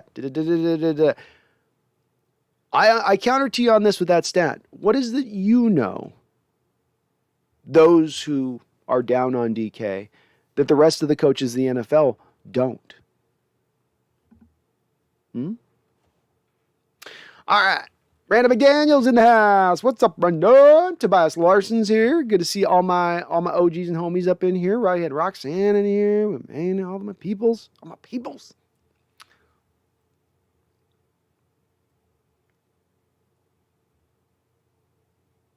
Pagan says, could be worse. B, could have lost to the 49ers. Just saying. It could be that. That would be worse. And we get all off season. We've already been able to do with a couple of trolls that have come in last week, where it was a couple of Niner trolls who came in and they went, yeah, huh? Oh, you're going to the playoffs, are you? Yeah, oh, we're bad, are we? Huh? Oh, okay. Yeah, we're bad, okay. But didn't you lose to us twice?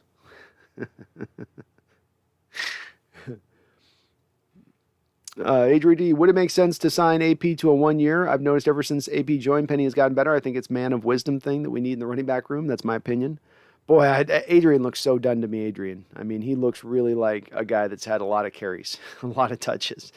I mean, I don't know. I don't know on that one. I think he's probably ready to retire. All right, Boyle and shotgun, first and 10, 5:59 on the clock. Drops back, quick step drop, just lets it rip, and the ball is dropped out there by his receiver. I gotta give props here on Boyle in this first half again, even on a throw like that. Not his fault. Playing very well within himself, like we kind of expected, but these backup kinds that can come in and give our defense fits at times.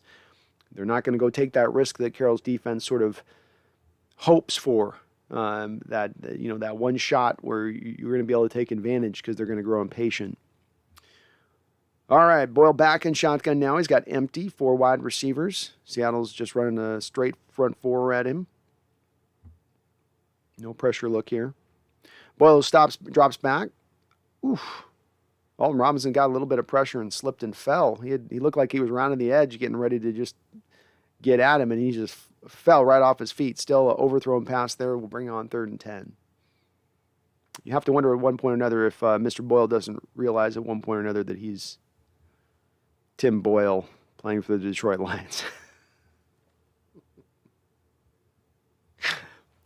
3rd and 10. 5:51 on the clock. Seattle's showing that pressure. Look with a 3rd and long. They've been doing this all day, and it has been magnificent so far for them. It's like an 8-man front. Drop most of them back into just front 4 now. Maybe hopefully confusing them a bit, and they do so. He whistles the ball up through the middle of the field. Seattle put 8 men up on the line of scrimmage that time. They were showing what they've shown here on 3rd and long quite a bit here in this game, which is we're not going to give you time to throw on these 3rd and longs. We're not going to give you time to let those long developing routes develop. We're going to make you get that ball out of your hands quicker, but then now they're countering that with a little bit of dropping into coverage. We're getting a little bit of, dare I say, a little bit of Ken Norton chess match today? Ken Norton chess match? Words never spoken? Ever? Here's the punt here to Freddie Swain, draws him back to the 20-yard line. He spins around, turns it back upfield with space to work. Oh, he's working too. He's up in the open field, working his way back up into the 47-yard line. But we do have a flag on the play, which usually indicates that we're going to have a hold here or a block in the back. Nice job by Swain, though. I like the style and the no reason to do the spin move, but doing it anyway move. I like that. That was cool. A little flair there, a little swag. Yep, sure enough, we got holding on our Seattle Seahawks. All right. I think it was Randall. Wasn't this Randall? Weren't you saying that somebody was saying in the chat about that like every time there is a good punt return anymore in the NFL, that there's always not just us, by the way, I'm not saying Seahawks, but anytime in the NFL there's a good punt return anymore, and the few times it happens, that there's always a holding penalty. I think that was you, Randall. I think I'm giving credit to you. James Tomlinson, one of my patrons. How you doing, James? Good to see you on in the chat. Says that should leave holes for us to fill, Brandon. Drives me nuts we can't convert in DK double teams. It does me as well, James. It does me as well. And what's even sadder with that stat, of course, is that I think the 5th or 6th most double-team defender with the highest rate is Tyler Lockett. So if you got 2 guys being double-teamed, sometimes, rare times even at once, somebody should be open. 1st and 10, Russell under center now. Wow, what a difference in field position. He's at the 10-yard line. Got 2 tight ends. Gives into Rashad Penny. He's going to get a little space to work. Like he had a little bit more room to the outside, but he cuts it in. Gets about 5 or 6 yards there. 5:23 on the clock here. Russell, a nice little half, 12 of 18, 158 yards.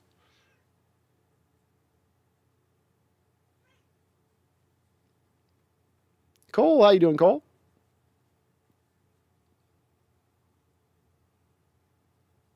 Again, Seattle comes out with 2 tight ends. 2nd and 5 here. Russell changing the action. Posick pointing out the protections. The give is into Rashad Penny. Again, with some more room to work. Bowls over the defensive tackle, but not before he gets 5 or 6 more yards. 1st down. Penny's got to look at both of these 2 runs. He's looked like he's had some space to the outside if he bounces it out, but he's just kicked it right back inside and kept it going. 4:33 on the clock. Russell in shotgun, running up tempo now. Give is in, back to Rashad Penny once again. Not a lot of room to work, but does get a couple of yards out of the play. Seattle just eating up clock now here in the 2nd quarter.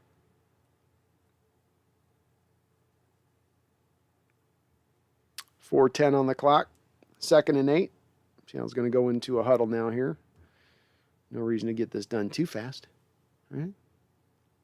Randall, I was right. Yeah, you were the one who mentioned that. Always a flag on punt returns. Yeah. I'm noticing, now that since you mentioned that, I'm noticing it more and more. 3:53 on the clock. Russell under center, 3 wide. Tyler Lockett goes in motion. Russell with the give again up to Rashad Penny for the 4th straight time. He breaks out in the open field, and he's got space to work, folks. Oh, he's getting it in. He's digging down deep. He's up the field, 40, 30, out of bounds at the 30-yard line. Oh, you saw Rashad Penny. The second he saw he had some space there, he knocked down his head, torqued back down his shoulders, locked in the running mechanism, and he said, oh, we're going to need to go a little ways on this one, boys. He looked down at his legs and said, I'm going to need you on this one. I'm going to need you, boys. I'm going to need you bad. Another beautiful run by Rashad Penny on his 4th straight carry in this sequence. And yeah, give that man a blow. Get that man some oxygen. He needs some IV. 135 yards in this first half. 3:15 on the clock. Russell back up under center. I'm sorry, they were at the 40, not the 30 here. Again, under center. A little fly sweep look here to Tyler Lockett, who takes the carry and gets a nice 6-7 yards.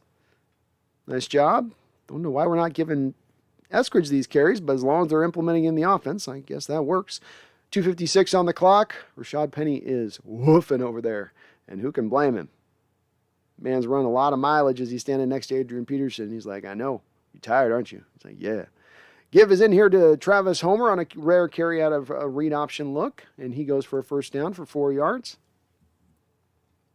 2:36 on the clock. Seattle hopefully is going to, listen to that. We'll try to wind this thing down here and just finish this half off right. Let's post another little touchdown. That feels about right. That feels about right, folks? That feels about the right way to go here.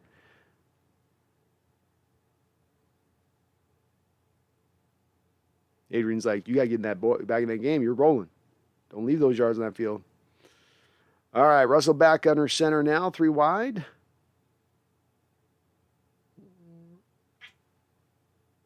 Travis Homer behind him. Looks like Seattle's just going to let this roll down to the 2-minute warning. Smart by Seattle. You've got 3 timeouts.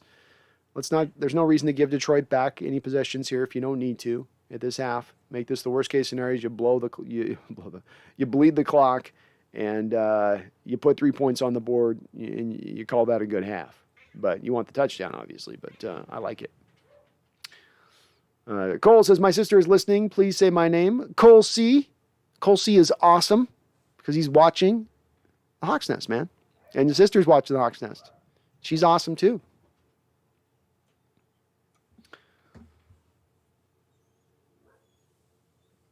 Yami says, is AP our new run game coordinator or what?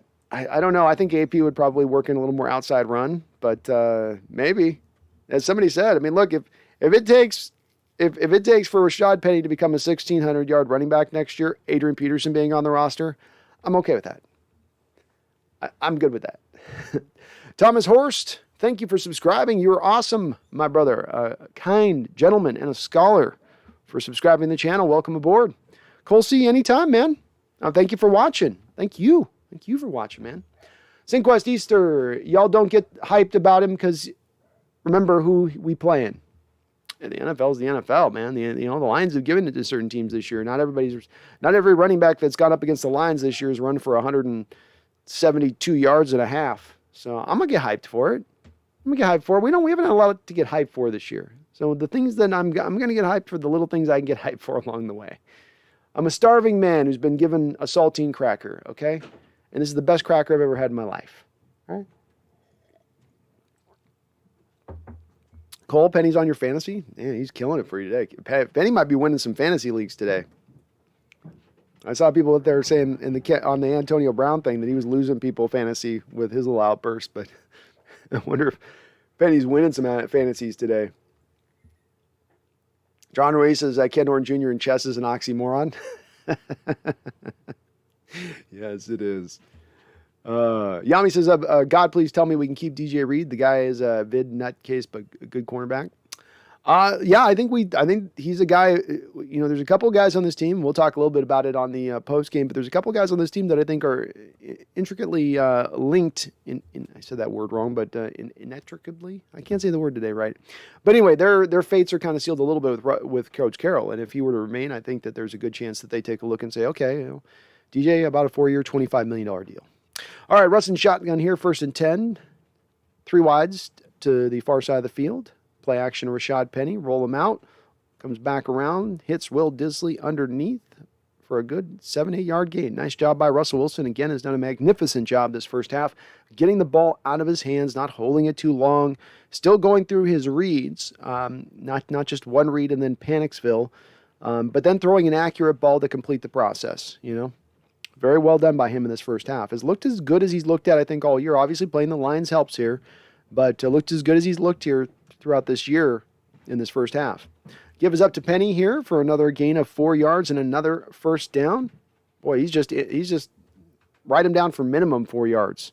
Just Penny 4 yards minimum, and he'll give you a 20-yarder in between that every once in a while.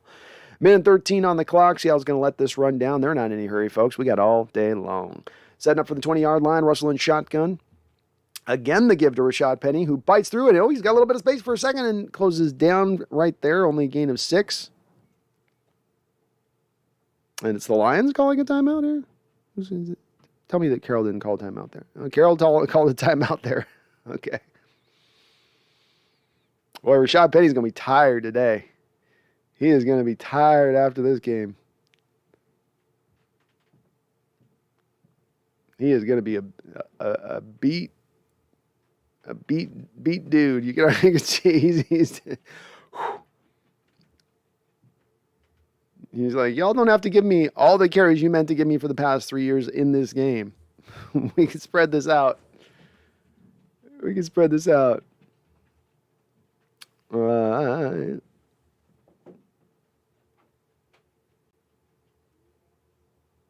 John Rays, we blew out Jacksonville, but that didn't fix anything. I can't believe Colt McCoy beat us. No, it doesn't fix anything beating the Lions too today, John. But we just got 2 games left in the years. Just kind of enjoy what we enjoy. 4 wide receivers here for Russell on 2nd and 4. Travis Homer to his side. Him and DK align something or call something out. The give is into Travis Homer, who takes the carry and looks nice and speedy, taking it down all the way to the 2-yard line. Homer just flying through that hole. And a nice little call there. Looked like Russ might have actually adjusted to that play at the line of scrimmage. And something I think he saw that the defensive line was a little wide in their splits and took advantage. Well done by Russell Wilson there. Nice job of taking control in the game at that point. All right, here we go. 28 seconds on the clock. 1st and goal from the 2-yard line. Russell and shotgun. The give is into Travis Homer. Nope, flip back to Tyler Lockett on a little whipsity-dipsity didgeridoo. Little Tyler Lockett fanciness there. I didn't even see which way the ball went. I saw a flick one way, a flick the next way. Tyler going this way, Homer going that way, and we end up with a touchdown. Woo! Let's go, Seahawks. Beautiful play design. And a nice drive to end things off. So let me see this on the replay because I couldn't figure it out live. So a little bit of a, oh, wow, little tricksy. Very nice. That's a nice. I like a lot. That was good. Nice little play. We haven't seen that one all year. Where have they been? Where's that play been at all year? And the Seattle Seahawks will, I think they're 4 of 4 today inside the red zone. They're going to vault themselves up from 7th in the top 5 this year in red zone offense.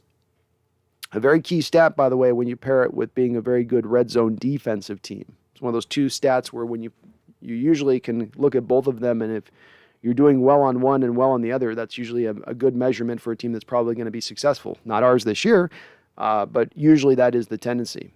But a great drive by the Seattle Seahawks, conducted masterfully by Russell Wilson, going 90 yards up the football field after the hold.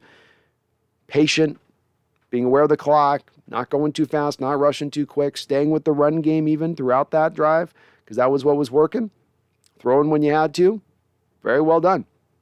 Very well done. And Russell's got like a full glove thing on his hand today. Interesting.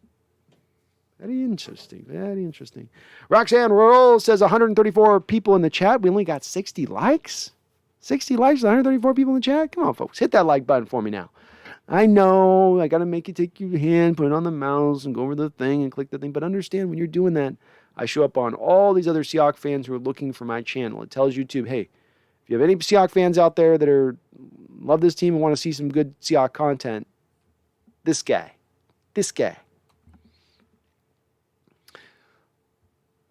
Cole sees the best they're doing all year. Yeah, they're doing great. I think it helps you're playing against, obviously, is helping you're playing against the Lions. Lions are already, everyone right now is obviously from Detroit's standpoint thinking about Cancun, right? They're ready for the season to be over. Here in Seattle, you do have certain guys that are probably a little more competitive in what they're playing for. We're not playing for necessarily the playoffs, but you got guys playing maybe for Carroll to show that this is why I should remain, or Russell to show why he should remain, or why whatever.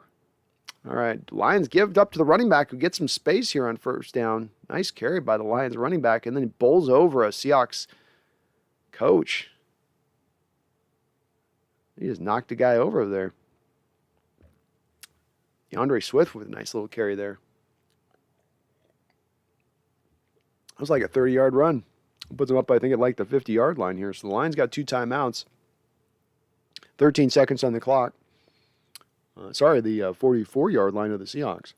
So they are something like 8 yards away from being really in good field goal range here. Boyle in shotgun. Drops back to pass. Steps up. Rasheem Green or Alton Robinson just misses him. Throws it underneath to Swift, and Cody Barton is right there to wrap him up the second he makes the catch for a 1 or 2 yard gain. The Lions will call a timeout here. They'll leave 6 seconds on the clock. It'll be interesting to see here if the Lions look at trying like a running play here and getting 5 or 6 yards and kicking the field goal, or if you just go F it, let's go for the touchdown. Scarecrow Bar 66, thank you for the $5 donation. I really do appreciate it, my guy. Thanks. Or girl, I don't know, either way. I had to step away. Who scored the touchdown that brought us up from 17 to 24? We had DK Metcalf on that one, Scarecrow. So Russ had a full house blitz coming in his face. And DK ran up the field. He had single coverage. The guy got caught in a bind. Russ just threw this floater up there, perfectly thrown ball, timing route, and DK just ran under it. It was a little 15-yard throw, but it was oh lordy, it was a little 15-yard, but really well done because the blitz was going to get there on Russ if he didn't get that ball out of his hands.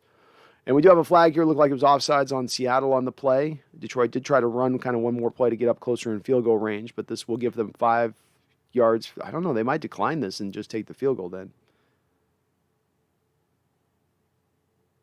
I would say. But thank you, Scarecrow Bar, for the $5 donation. And of course, Tyler Lockett just scored to get us up to 31.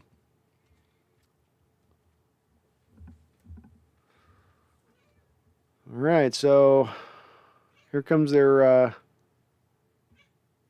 field goal kicker now.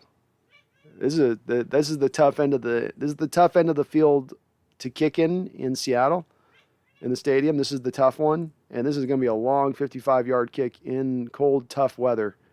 He kicks it up, and yeah, he misses to the right. Oh, DK Metcalf's down there at that end. He's bringing it back up. DK running around, guys, like this is Madden. DK still running. DK's on the sideline. DK's moving up the sideline now, and he gets out of bounds finally. Oh, DK. No, that was awesome. That was awesome. Hell yeah. The kicker kicked it short. It was not able to get there, so DK was able. You're able to return it when they do. Odd to watch the Lions. I mean, the Lions had no choice to kick it there, but it's so hard in the stadium to kick anyway. The ball doesn't travel far when you do that, and just these kind of conditions, you're not going to probably pull that one off. But Seattle caps off a great first half here, 31-7. All facets are working in this game. I'm going to say the one caveat one more time. It is the Lions. I will give everyone that. I understand that is the case here. Scarecrow Bar 66 with another $5 donation. Thank you, Scarecrow. Says, thanks. Now I'm really glad Tyler got one more touchdown pass at home from his boy Russ. That's true. That counts as a pass, doesn't it, Scarecrow? I forgot about those little flip plays. They're the easiest touchdown passes a quarterback can ever throw. But it is good to see. Yeah, it is good to see if that is the case. If there's just only one more between those guys, that we got to see that like that. That was good point, Scarecrow. Good point. I'm not getting sentimental. I don't want to get emotional in this game thinking about that stuff too much. But maybe that's also still me just being a little bit hopeful that there's some repair to the situation yet, or I don't know. Just until I see it happen, I'm going to still remain hopeful that nothing's locked in. And again, too, Scarecrow, thank you for subscribing. You are awesome. Not only donating, but subscribing. You're awesome. Hella awesome. Kyle, what do you think Russell's argument to Jody would sound like if Carroll was in the room also with them?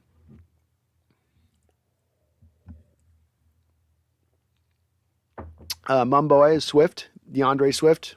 He's the kid out of Georgia that the Lions drafted a couple years ago. They haven't used him a lot in this game. They've gone with more Jamal Williams, but he's got a lot of people liked coming out of the draft. Didn't they pick him like almost in the first round, like right the second round, something like that? I don't know.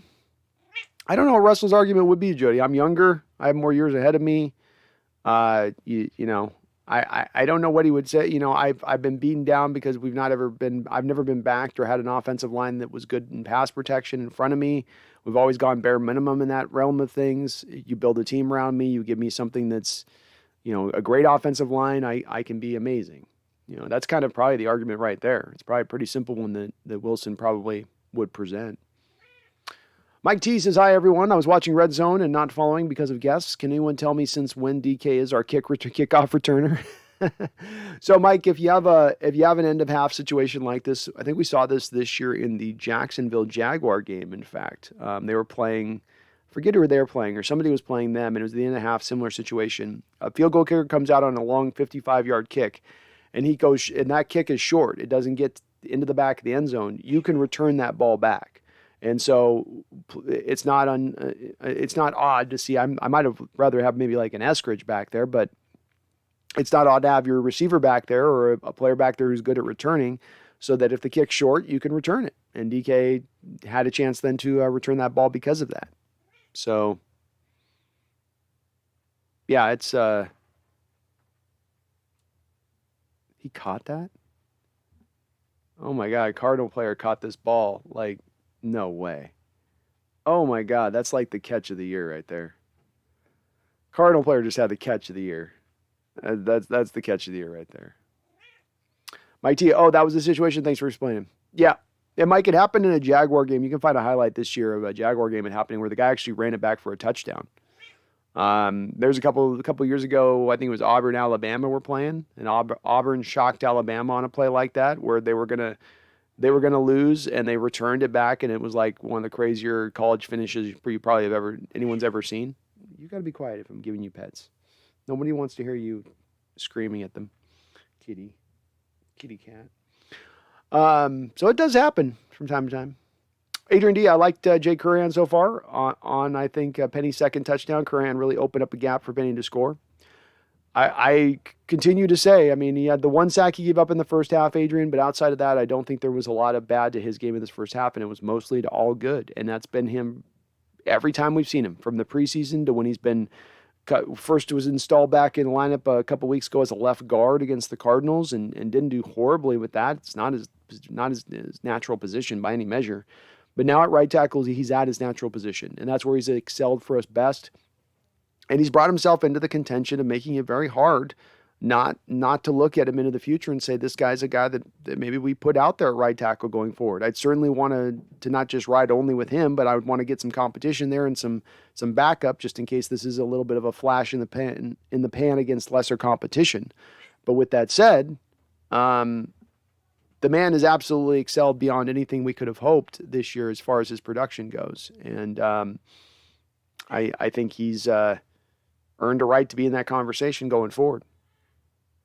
Tom Cox is a nice catch. Yeah, that Cardinal player, that was incredible. It's like on a couple different, it's like, it's similar to the Tyree catch with Manning like 10 years ago, but like with an added extra element, because not only does he have to like catch it behind the guy on the defender, but then as he's falling to the ground with one arm, catch it and pull it in.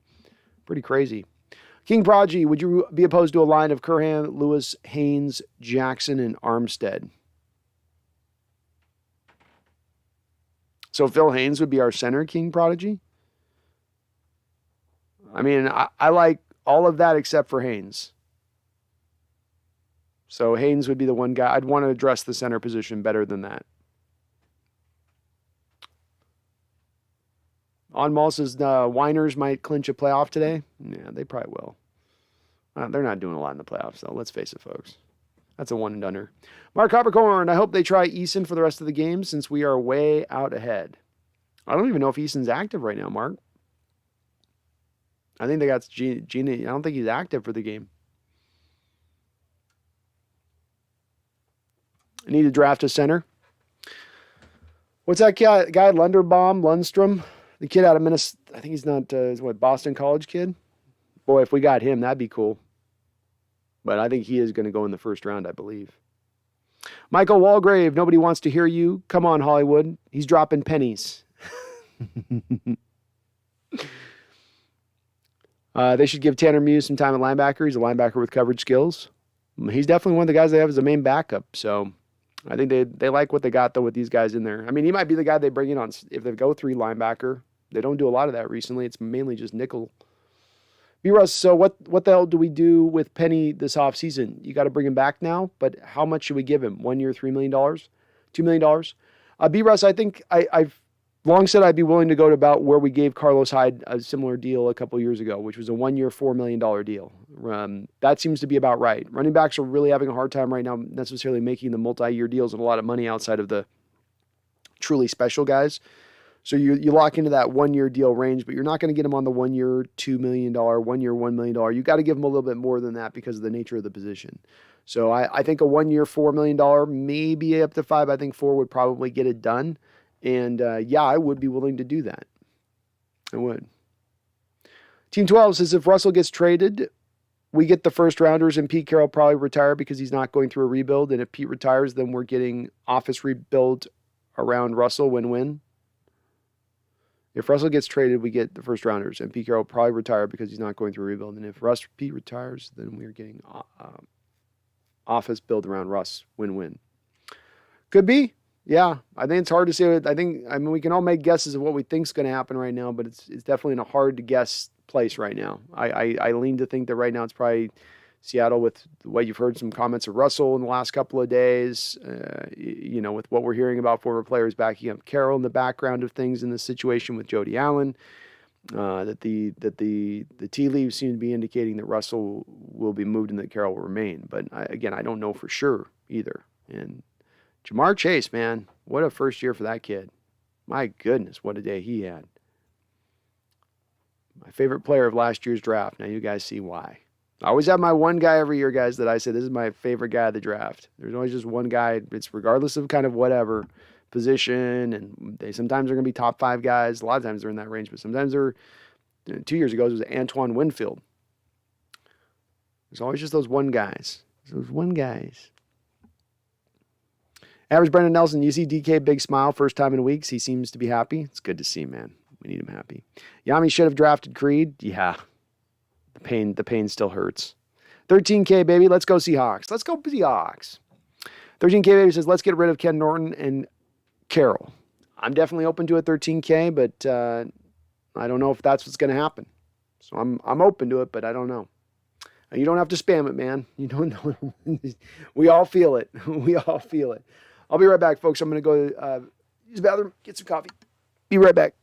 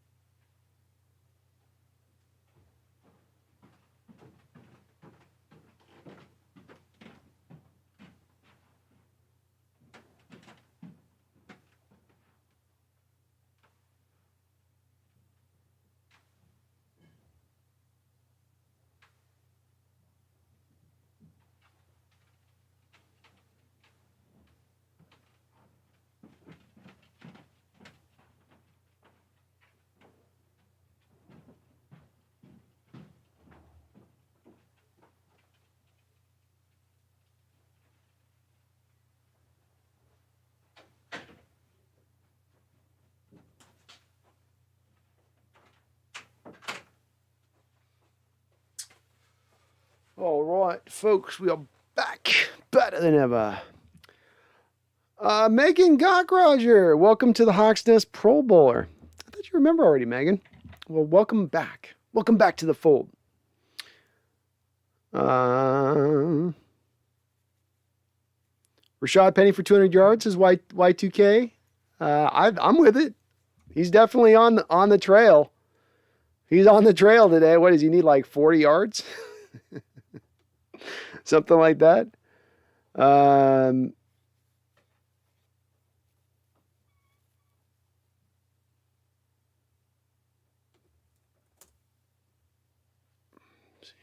the stream back. Jacob says, F it. Should have Penny rush for 300 yards. I like 300 yards. Let's have Penny go for 300.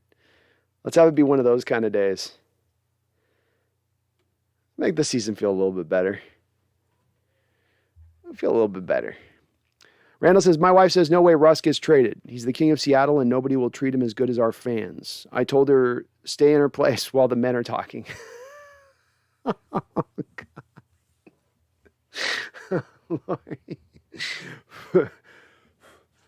Hey, I mean, it would be great to be able to, say that. I wish I could, and I know a lot of people, as I've said with this, Randall, and even I think not in people in sub here, but I think there's a lot of people that are going to get potentially blindsided in this situation that have really just always kind of been staying in that role. And she's not alone. I think there's a lot of folks that are in that space. If there's just no way he could be, there's just no way that could happen. Just this team would not be that. They would not do that, would they? And it's like, it's not saying what I want to have happen. It's just like, you just watch this play out. It's a little bit of the slow motion car wreck here as this has come down the pike now for a couple of years and playing out. All right, so we're about to begin back up. Jacob Kessinger starting us off right here at the beginning of the second half because he knows we need that mojo rolling. And Jacob with the $2 donation says, you're going to do more on Scouting Channel this off season? I am, Jacob, and I'm finishing up right now my Abraham Lucas breakdown that's taken me way too long to get done, but I'm going to get it done, and I'm going to start pushing to get more and more stuff done over there. All right, on the snap here, a little bit of a fumble snap, thrown ball, tipped up into the air by DJ Reed, tips it back up into his own arms for an interception to begin the third quarter. Woo! Let's go Seahawks. That's the way you start that half out. And yes, Jacob, I am going to absolutely be doing more scouting stuff. So the Lucas one will be out hopefully this week. I'm going to have that one out to you. And then we're going to be going with more and more, and I'm going to be trying to do quicker and quicker. I've got a couple of other ones I'm going to do. I've been wanting to do this since last year. We'll talk about it a little bit more, and you guys see what you guys think as far as an idea on the Seahawks Scouting Channel. So I got an idea on that one, Jacob. I'm going to bring up in a bit for some little quick videos I'm going to want to do on it. Just some quicker content stuff. But that was just a great play by DJ Reed. You saw Boyle panicked right off the snap. He fumbled the ball, got it back up, and just sort of just winged it at that point. Reed was on his man, made a great play on the ball to tip it back up, keep his eyes on the ball, then pick off his own deflection. And Seattle is sitting in great field goal position now here to begin things, to start this third quarter off, and then, dare I say, finish this Lions team early. Russell under center here. Rashad Penny behind him. The give is to Rashad Penny under center. Again, some more big holes. They're gashing the Lions defense for 7-8 yards. Let's go, Rashad. 300, baby. Clara Bikoff. Hello, Clara from New York. How you doing? Good to see you. Adrian D, it would be cool to see Penny break AP's single game rushing record while he's on the sideline. The student becomes the teacher kind of thing. Where once you were the master, now I am the master. Yes, I know just what you're talking about. Russell in shotgun here on 2nd and 2. Again, play action there to Penny. Throws it out over the top. Woo! What a throw by Mr. Russell Wilson. He had that thing as a frozen rope, whistled it right past the ear of the cornerback. DK Metcalf barely even had to raise his arms. He could have just turned his hands over and the ball would have landed upon them. A beautiful throw by Russell Wilson right over the back ear of the defender. This is like a back shoulder throw, but to the front. Not even really, it's a fade ball technically speaking, but it's more of on a line than it's being feathered in. It's just beautiful ball placement by Russell Wilson. A fantastic play by DK Metcalf. Great job.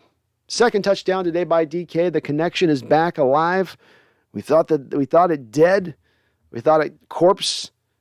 The necrosis had set in, but indeed somebody has found some kind of fountain of life type energy and reinvigorated it, and these guys are back to front. Great job. Just a beautiful throw by Russell. You can't throw a tighter spiral on the play. Right past his ear. Woo! Megan with a $2 donation. Thank you, Megan. Says, where the hell was this weeks ago? I don't know, Megan.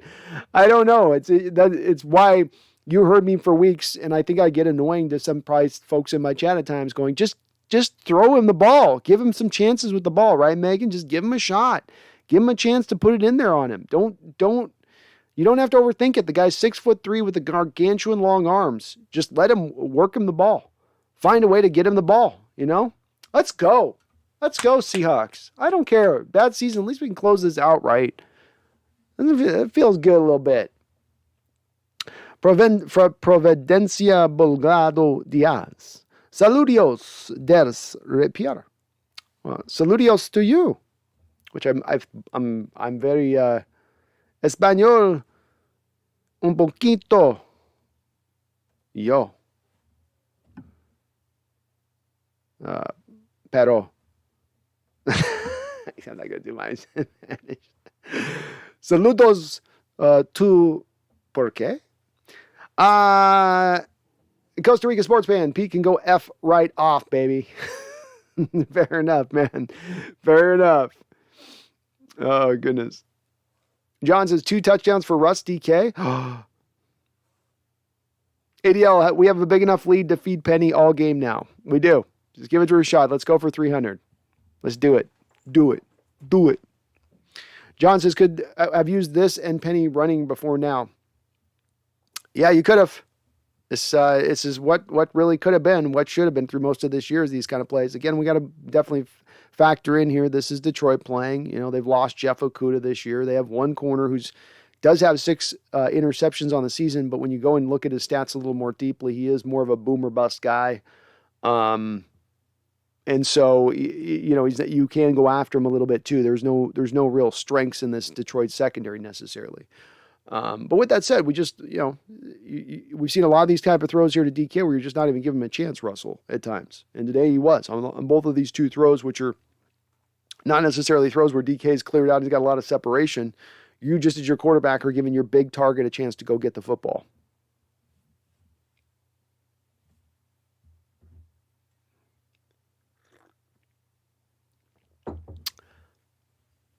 Tom says, how many times would DK get those plays and excite the 12s? Oh, that's definitely, it's got to help things.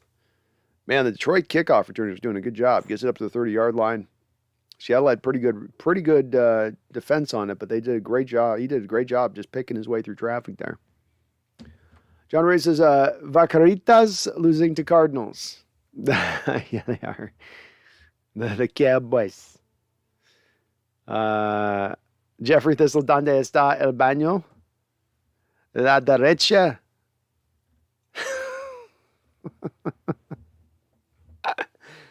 All right, Seattle's up 38-7. Tim Boyle comes back out under center. Let's see what they got here. A little play action. Seattle's defensively, and again throws it into the turf. Just turfs it 2 yards in front of his receiver. This is where Seattle is doing what they would like to do to the designs of their defense. We spend a first half basically making you understand that there's no way that you're going to do anything in the running game. And then the inverse of that is that then we're then going to force you to throw the ball constantly. And that's when good things happen, like an interception with DJ Reed to start the half. First down. Did they go to the run? No, they went to the pass because they're saying, we're down by all these points and we can't run the ball anyway, so F it. Seahawks defense is going to get a chance to pin their ears back this half now. And all right, Taylor instantly arrived off the snap in the quarterback's kitchen there, and the quarterback just threw that away. He grounded that that could be grounding.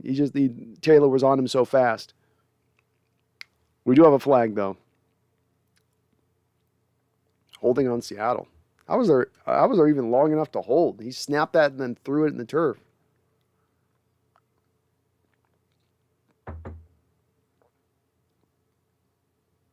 Big Country says Cowboys are crumbling like usual. It's that time of year. It's the most wonderful time of the year. How do we have holding on? Oh, we must have held the running back, I guess. Okay. Well, that makes sense. It was a screenplay. All right, Boyle back under center here. 3 wide receivers. Man goes in motion. Seattle showing their 4-3 under look. Still staying nickel, though. Ugo Amadi's basically playing as de facto linebacker here. Somebody was wondering. And Ugo comes up and makes the tackle on the running back. Nice job, Ugo. Seattle's staying in nickel, though. So, there's Detroit's running a lot of 3 wide receivers at times. 2 stay in nickel, but I have not yet seen where we've run with the three linebackers here very much. 2nd and 5. Good little play there by the Lions. Seattle's held Boyle to 7 of 15 for 69 yards and an interception. So they're not making this backup quarterback look like Colt McCoy. And Seattle does now, right after I say they have not run base all game, they come out in base, which is good to see. Well, not good to see, but of course. And wide open on play action out there. Boy,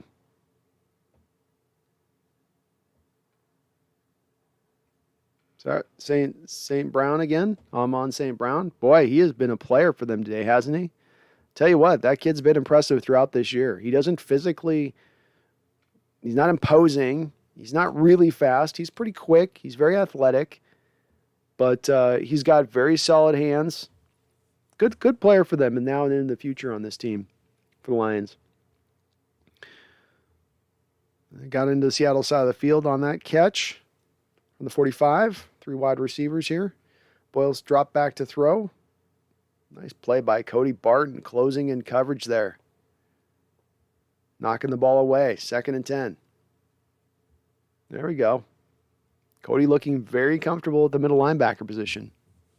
Jonathan Liu had Jonathan Taylor and Penny put up the work. Yeah, you're doing pretty good with it. You got those two guys in your backfield in fantasy. B-Russ, what's your opinion on Barton today? I think he's holding up reasonably well out there. He's looking good today. Barton's looked really good today. In coverage, in the run game. I think that this also has a lot to do with him playing middle linebacker as opposed to playing the Will or the Sam, which the last couple of years when you've seen Cody, that's what he's been doing. Boyle drops back to throw here. Looking deep for one of the few times in the game. Might have a man. He does have a man. It's caught. Hodge with a great completion. Looked like there was even a little bit of pass interference there. A little bit of a pull there at the end, and he still fought through to make the grab. Great job by Hodge. Nice throw by Boyle, too. He put that ball right on him. But the interesting part of this is that Barton's playing well at the middle, and you look forward to this. It looks like, yeah, that was pass interference. It was good. That's a good call. That is pass interference there. The ball's coming and he's pulling back on his jersey right there. Looked like John Reed was matched up. And let's face it here again, we're coming into this game with John Reed, and Hodge isn't anybody great either, but Reed's held up okay as the guy's, your 7th corner. You're down to your 7th cornerback right now, right? No Trey Flowers, no Akeelia Witherspoon, no Trey Brown, no Blisson Austin, no Sidney Jones. So, DJ Reed. So, yeah, you're literally to your 7th corner here. Kind of more surprised he hasn't been, frankly, picked on a little bit more. All right, Detroit comes out now all the way down to the 1-yard line here. They've answered back on this drive. The give is the running back here. He jumps through the hole, gets, pinwheeled up through the air by Quandre Diggs, knocked down at the 1-yard line. Quandre went pinwheel, spinning around. He spun Mr. Swift up on that one. Yep, your legs in there don't count. Ball's got across the plane. That away, Diggsy. Diggs dug him out. All right, 2nd and goal, 11:26 on the clock.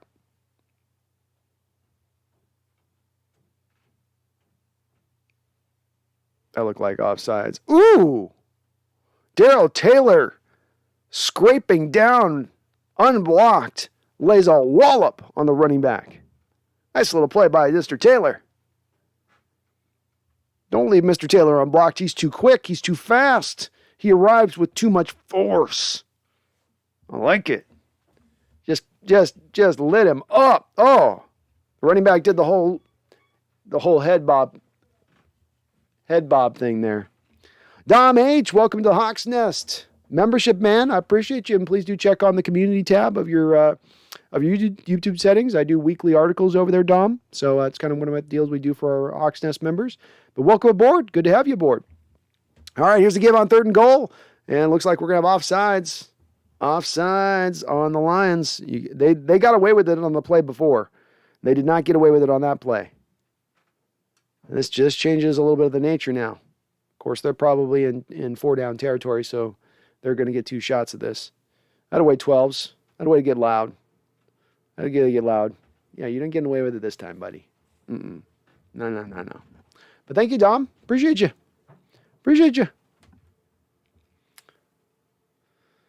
Lions with 25 false starts. They're leading the NFL in false starts. Fun fact for you. Campbell, I guess, when he's busy thinking about kneecaps, isn't really worried about offsides. All right, Tim Boyle in shotgun. 4 wide receivers, drops back, looking to his left, lets her rip for a touchdown into Amon St. Brown again. Goodness, that guy's eating us up today. Second touchdown of the day. He's the only guy on the Lions roster eating us up today. Lions signaled they're going to go for 2. It's not over yet, folks. All right, so you got Jordan Brooks matched up here against Amon St. Brown. This is going to be a mismatch for Brooks. This is one of the problems when you go to a team with the Lions go to 4 wide receivers there. You stay in nickel. Usually as a team, you would be going to dime, so you'd be matching up the Lions and their 4 wides with dime across from them. 4 cornerbacks then for 4 wide receivers. Instead, you have 3 cornerbacks for 4 wide receivers. This leaves you with a linebacker at that point covering a wide receiver in space and covering a very sudden guy in space in Amon St. Brown. So just that's a tough pull by Brooks. Yes, he gives up the touchdown there, but that's just, you usually are not going to ask your linebackers to have to play that kind of coverage. And the Lions are successful with, again, Amon St. Brown on the give, on the 2-point conversion, and again scored the unstoppable rebel force that is Amon St. Brown. Jesus. Let's put a hat on this guy maybe, huh? Let's maybe put a hat on this guy. Megan Gok Roger with a $2 donation. Thank you, Megan. Says, love this team, but it's not good for my mentals. Oh, it's all good, Megan. They're not going to, I hope not. It's only 10 minutes left, so offensively, at least we're good today, unless they just completely go in the tank here. So if they come back they come back by 3 touchdowns, that would be kind of fit to type for this year. That's true. I don't know if my mentals will take it today, Megan, if we give up this lead. James Rulon says, can't pay Adams and Diggs the bag. No, you can't. It's been my whole thing with this, James, is that I would love to pay Quandre Diggs. He's earned the money. It would be good to do that. But the fact of the matter is, there is no shape, way, or form you can pay both Diggs and money, top safety position money. You can't pay $30 million to the safety position. It just can't be done. I know that there's people that will say, well, Diggs has earned it better than Adams has earned it. Or they'll say he's more important than Adams is. But I get all those arguments that they don't have anything to do with that bottom line fact. You can't get out from Adams' contract. You can't. You're stuck with it for at least another season or 2. And you can't land in that boat. It's unfortunate, but it's where it is.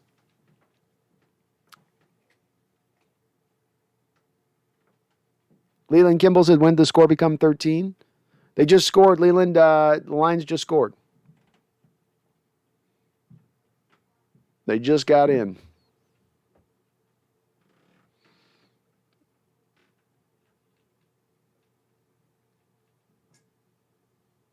Ayo, laugh out. Anybody else see that cat in the background? They like to make an appearance, man. They're superstars. Superstars.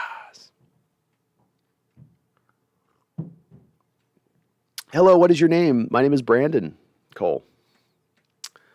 Brandon. ADL says, Lions comeback incoming. Pete fired tonight. Cole C, my sister is coming to see you. All right. She knows I'm an older man, right? Hopefully she likes an older man. A little gray in his beard. Brian Myers, no Eskridge in round 2.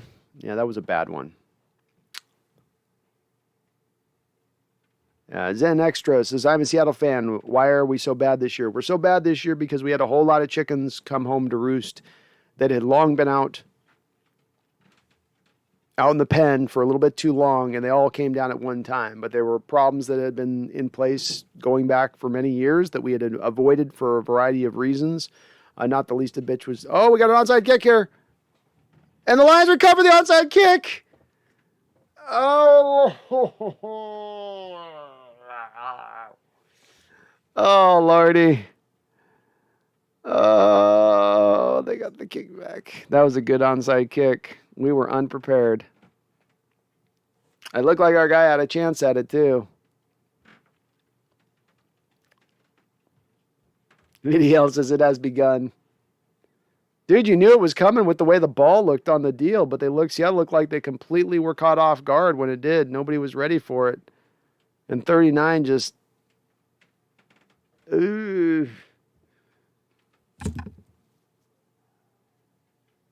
Herbicides, oh man, too early to start drinking.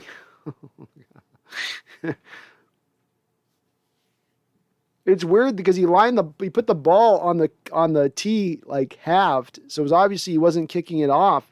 I guess the players just weren't looking. I mean, you've got to be thinking if you're the Seahawks, there, like you would think it's coming, wouldn't you? Like, are you worried about your return that badly there? You don't want to have like your hands team out there. That's kind of bad by Larry Izzo there to have him in that situation.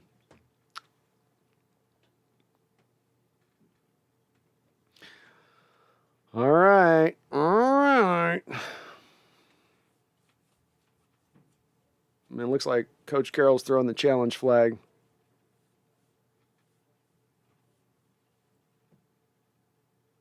Is this one of Coach Carroll's spastic challenge flags? Or does he got a point? Did it not go 10 yards? It looked like our guy touched it, though, so I don't know what he's challenging. I don't know, Cole. I don't know why he's challenging on this one. Because, our guy touched it. Even if it didn't go 10 yards, the guy touched it. So the whole it's got to go 10 yards thing becomes irrelevant if your guy touches it before it goes 10 yards. Oh, the Lions touched it first? Did they? Okay. It's clear he touched the ball on replay? Okay. They're not showing it. Maybe I'm not paying attention. They didn't show a good angle yet, but that would be awesome. That would be awesome.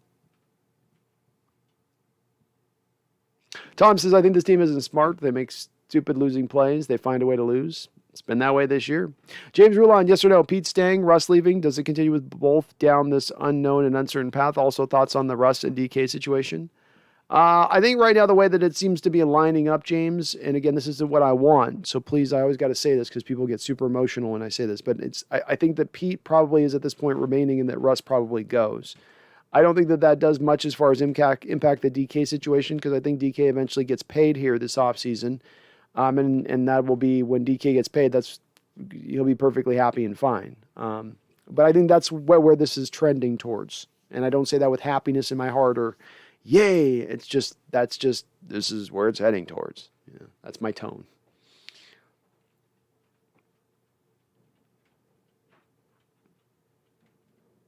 TJ says the clown Antonio Brown strikes again. He went out. He's leaving the NFL on his terms, man. I mean, if you're gonna go out, right, kick over the punch bowl, right, break a window, make a little bit of a scene.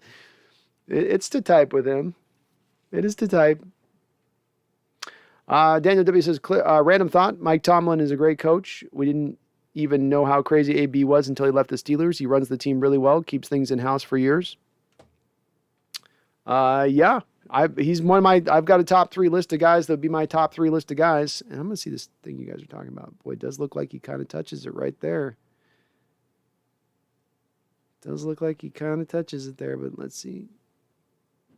God, it's so close. James Ruland, thank you for the $2 donation, man. I appreciate you. And I would say I feel pretty much like this is getting clearer and clearer. It's going in this direction. With Russell Wilson's thoughts, with what he said about, I'm here today, I don't know if I'll be here tomorrow, with your players in the background backing Pete with Jody a little bit. You're hearing Pete say, I don't see a rebuild. Our foundation's in place. Our philosophy's right. I've been in lockstep with Jody the whole way. I could be building a mountain out of a molehill with this, and Jody comes in on 2 weeks from now and just axes the hell out of everybody. But I think that it just leans in the direction of Pete probably remaining. And everything you have to consider, James, is that you have to eat about $44 million to move on from Pete, because coaches' contracts, unlike players' contracts, are guaranteed. Voodoo says, Do the Arizona rest its starters next week, or do they still have something to play for as far as positioning goes? I think if they lose, I can't remember. If they win, they're still playing for something, I think. So they don't lock the division in yet unless the Rams lost today. The Rams won, so I think that they've got to go into next week and still play for something. They're taking a long time to look at this. One of those things too, you go, NFL, don't you got like 4K cameras where you can just like get super close in on it? Hard to overturn, though. It's very close. Gerald Turler, they were jipping Brown for his bonus money, kind of like he jipped the cook. Oh.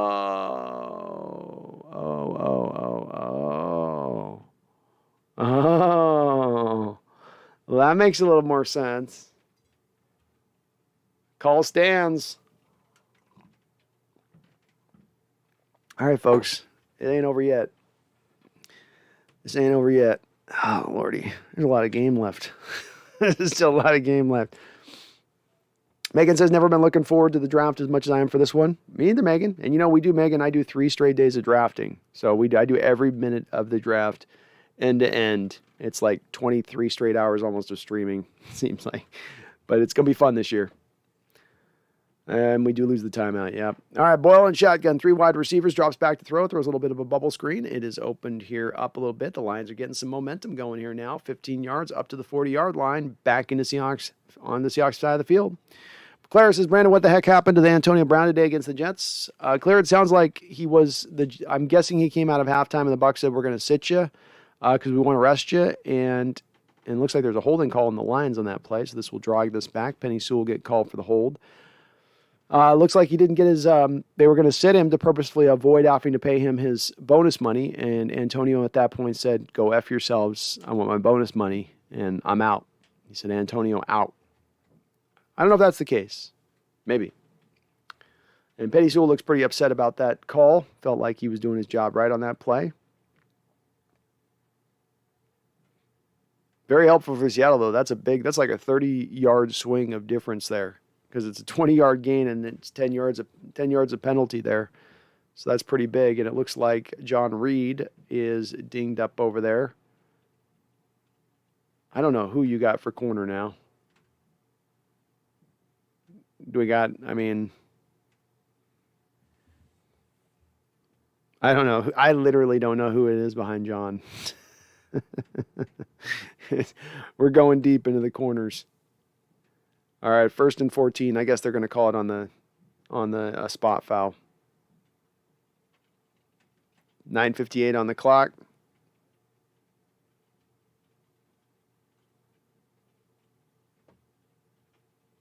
Boy, you see that new corner out there, his knees are knocking.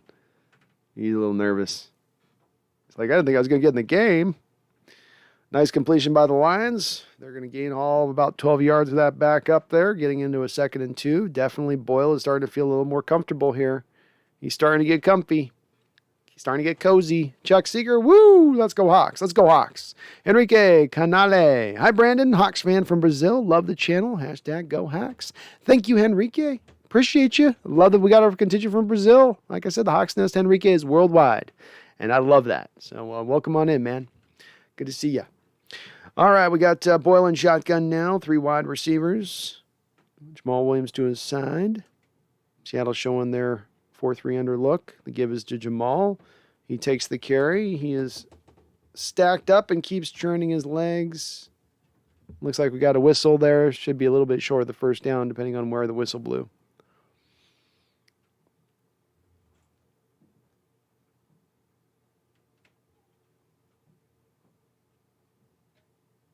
Megan says, AB to Seattle. I want that as much as I wanted OB, which is to say not at all. Yeah, no, I'm done with AB at this point. This is he had one more shot. He just burned his one more shot. You last chance is the last chance. And, playing in the NFL is a privilege.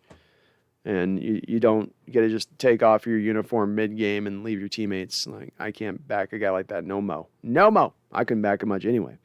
All right, the give on first down. It actually gave him the first down on that. Seattle locks it down well there for only a gain of 2.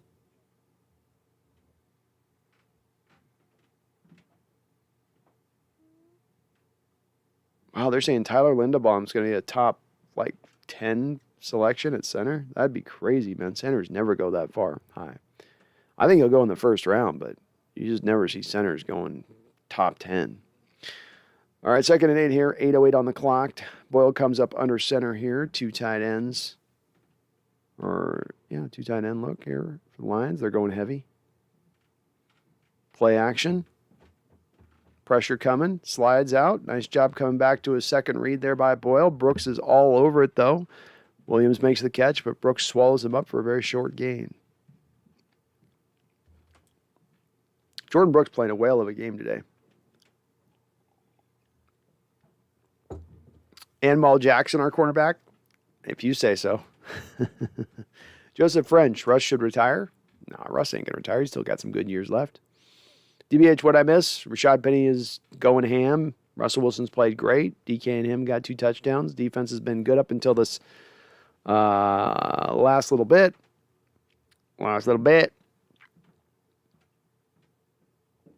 Voodoo Magic says, wouldn't be surprised if AB signs up to fight Jake Paul. Me neither. Maybe he's already got it in. Maybe the contract's already written. He just needed to get out from his football contract. Flag Sabbath says, happy and healthy New Year's, everyone. Happy healthy New Year's, Flag Sabbath. Good to see you in the chat. Devin Marcel, spot foul. I don't get it. It's a bubble screen, so Penny Sewell's moving up the football field, and rather than being, behind at the line of scrimmage or behind it, did the official get hurt? Something's wrong with the official?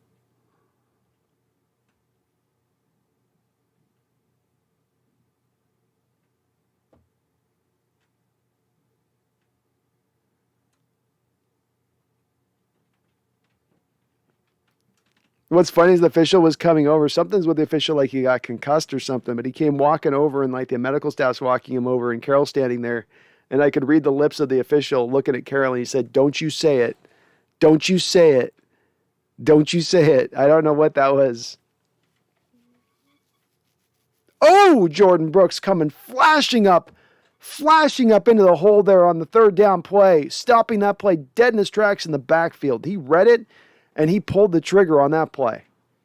Great job.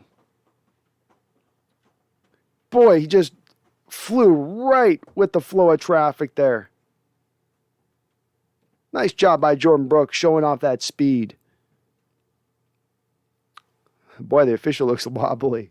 Poor guy. Must have taken a whack.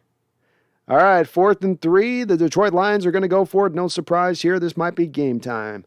Tim Boyle in shotgun. He's got 3 wides, 2 wides and a tight end to one side, 2 wides the other one side. Looks like he's got his man wide open. Once again, Amon-Ra in the open field, cuts back across the game, down the field into the 6-7 yard line. Boy, he has absolutely slaughtered the Seattle Seahawks defense today. Amon St. Brown, they've had no answer for him. Seemingly a complete unwillingness to double team him. Ugo Amadi got completely smoked off the line of scrimmage. Cody Barton undercut the route, missed it. But not good here as far as how you're playing Brown in this game. And Ugo Amadi continues throughout the rest of this year as it's gone along from that slot role of kind of being disappointing as the year's gone along. A guy had a really good start to his career here in Seattle is really like that kind of play there where you just he got cooked off the line of scrimmage. Completely turned around off the line of scrimmage and made it very easy for Tim Boyle to make that completion happen.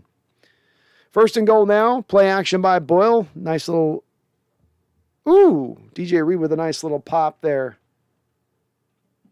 Looks like they had an offensive lineman as an eligible receiver, not an actual tight end. Interesting.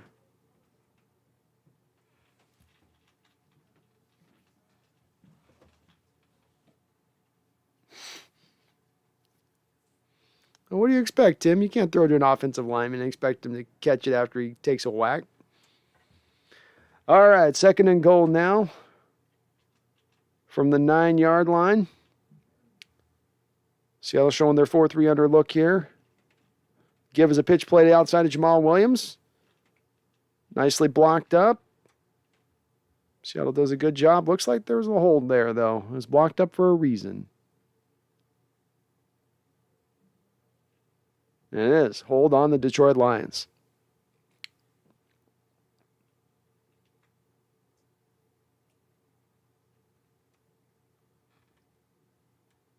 John Ray says Ugo's doing his best Trey Flowers imitation. Yeah, exactly, John. It's kind of just, and it's weird too because he's been a guy that I thought was going to come along a little further here, but he has definitely had his share of struggles here recently in coverage. All right, 5:38 on the clock here, 2nd and goal now.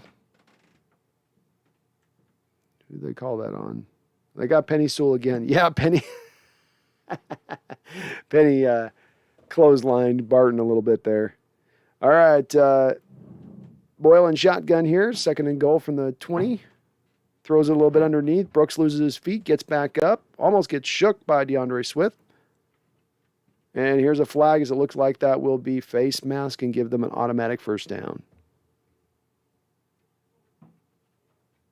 The officials are having a good time.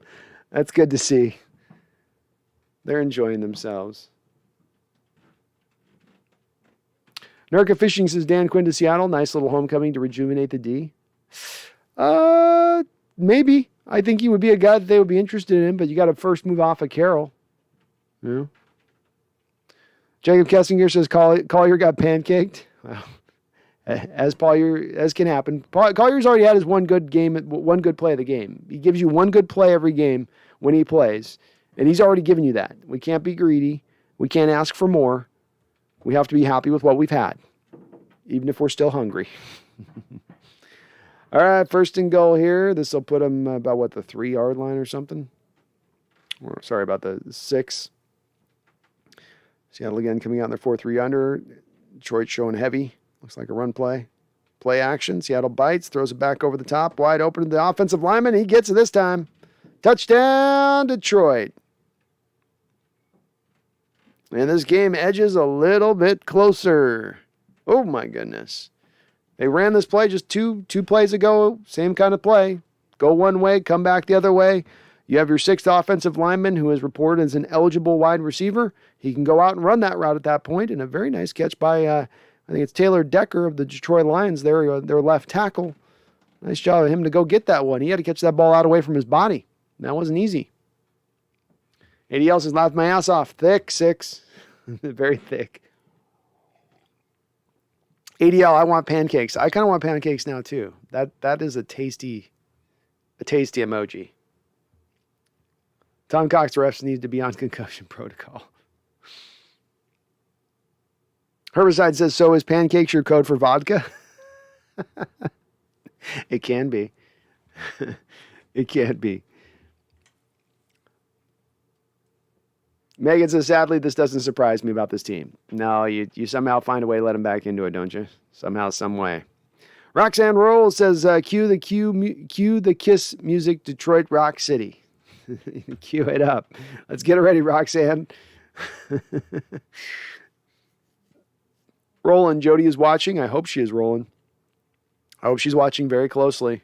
I hope she's not just going to be accepted, we'll do one tiny little thing and this will all get right to front because that. No, look at this closely. Brian, okay, excitement over. Let's put these guys away. Yeah, let's just put them away now. Let's go get another touchdown. This defense ain't going to stop you. Let's go this route with it, okay? Let's call it good. Tom, is there any snowballs? If there is, throw at the Seahawks. Cole, you had pancakes for breakfast? I'm wanting some pancakes right now. Bad. Megan says, AB and concussions. My brother had one, which would have killed him if his brain impacted his skull half an inch more, and he had trouble 25 years later, so AB's problems aren't helped by them. Certainly not. You never know with the CTE stuff, what is or isn't on that, but whatever does go on is going on in AB's head. He probably needs to move on to other things other than football. Brian Myers, Dunlap's questionable return. That's unfortunate. He was playing pretty good in this game, too.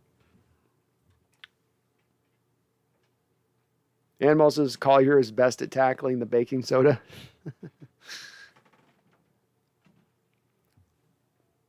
Brando says we're at our 8th cornerback now. Laughing out loud. Yep. We're on lucky number 8th.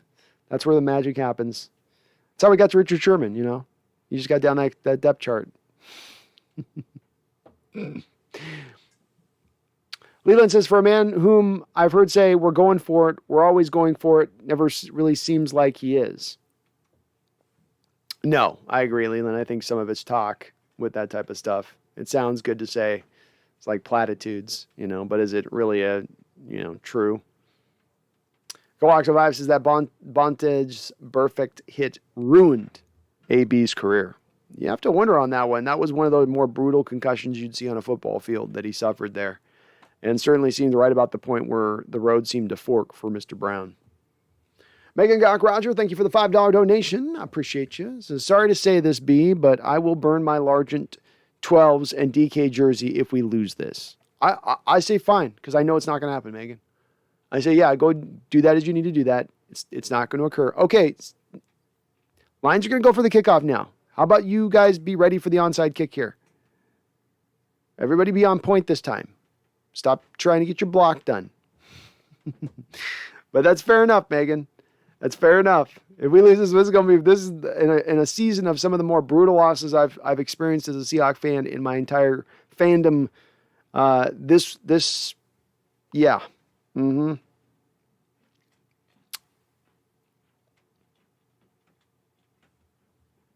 Roxanne, they kicked it away. Yeah, they don't have the element of surprise this time, Roxanne. And the thing with onside kicks is they tend to be very low percentage. So once you lose that element of surprise and Seattle's ready for it, I think they go, okay, now we got our one.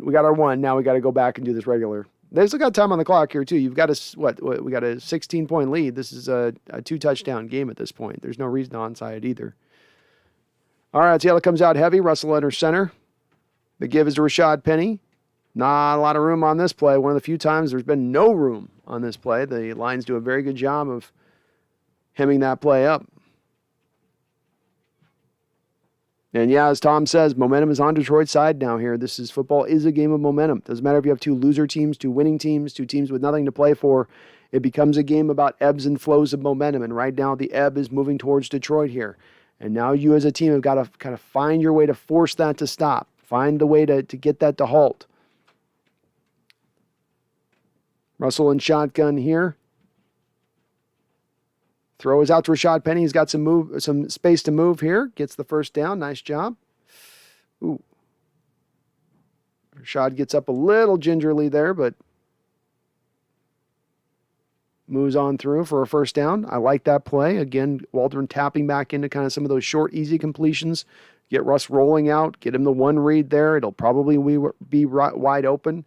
Make the game a little bit easier for Russ. And then when you go to now need him to make those deep throws, make those trust throws into DK. Now he's more comfortable and in rhythm to then make those throws. Russell back under center, 2 tight ends, 2 wide. The give again to Rashad Penny. He dances around a little bit, manages to get 3 yards or so. Seattle definitely taking their foot a little bit off the pedal here. It's not fully off the pedal, but we're going to just go ahead and keep it about 35 right now.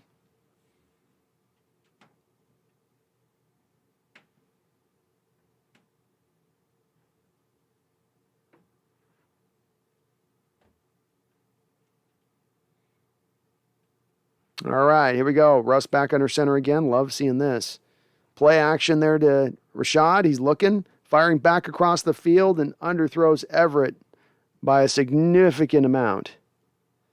It's a tough throw. You got to go, you're throwing it back across the field there. It's not just like a 25-yard throw. He's got to put that on a line, but boy, he underthrew that by a good 6 yards to Everett. He hit the defender in the back. 3rd and 7 now. Russ coming out in up tempo here. 2 tight ends, 2 wide. Lions showing blitz. Lions drop out of it. Russ, Colby Parkinson. Nice job by Colby Parkinson with, I think, his first catch of the year. Not only makes the grab, but fights off the man tackling him, still needing another yard to get the first down, and just pulling the man, driving the man, fights through and does get the first down. Big time completions. Great job by Russell Wilson as well to remain in the pocket, not leave, not bail, go through your reads, trust what you're seeing, gets his way. Parkinson's not his first read on that play. He eventually arrives back at Parkinson to make that throw. Great job by Russell Wilson there. All right, 1st and 10, 2:15 on the clock. Russell Wilson again back under center. More 2 tight end look here. Lions are going to show a little bit of a heavy front here, a little of a blitz look. Russ give into Travis Homer, who takes the give and goes just about nowhere, about a yard gain. Detroit had that figured out.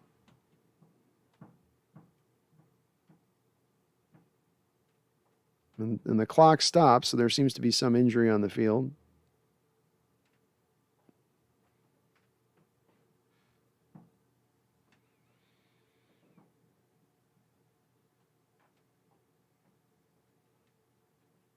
Oh, okay, now they're going to wind it. I don't know why they stopped the clock there. Somebody was hurt or something.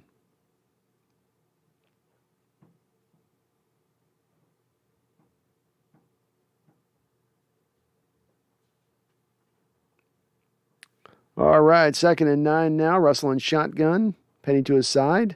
Play action to Penny. Lions look like they bite it. Russell is going to scramble for about 3 or 4 there. Well, 3. Nobody open on that one. Minute and 27 on the clock here. 3rd down and 8. Maybe only 2, I guess.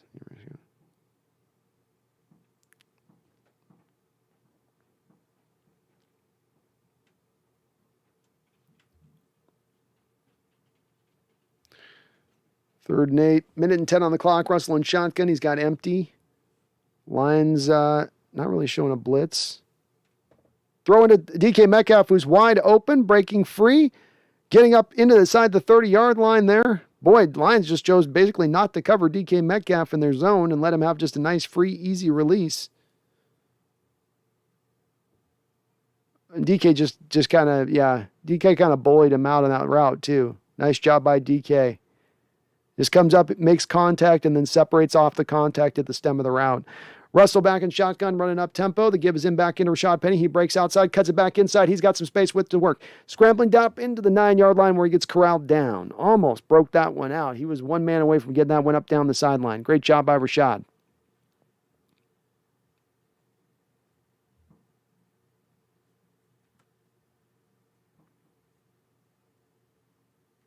Dom asks, why didn't the clock stop for the out of bounds? Dom, with the out of bounds and the clock stopping, I believe if it's not inside the 2-minute warning, if you're outside of that during the game and it goes out of bounds, it'll stop initially, but then the play teams once they get the ball set, the clock will start to wind again. So it doesn't do that at all portions of the game.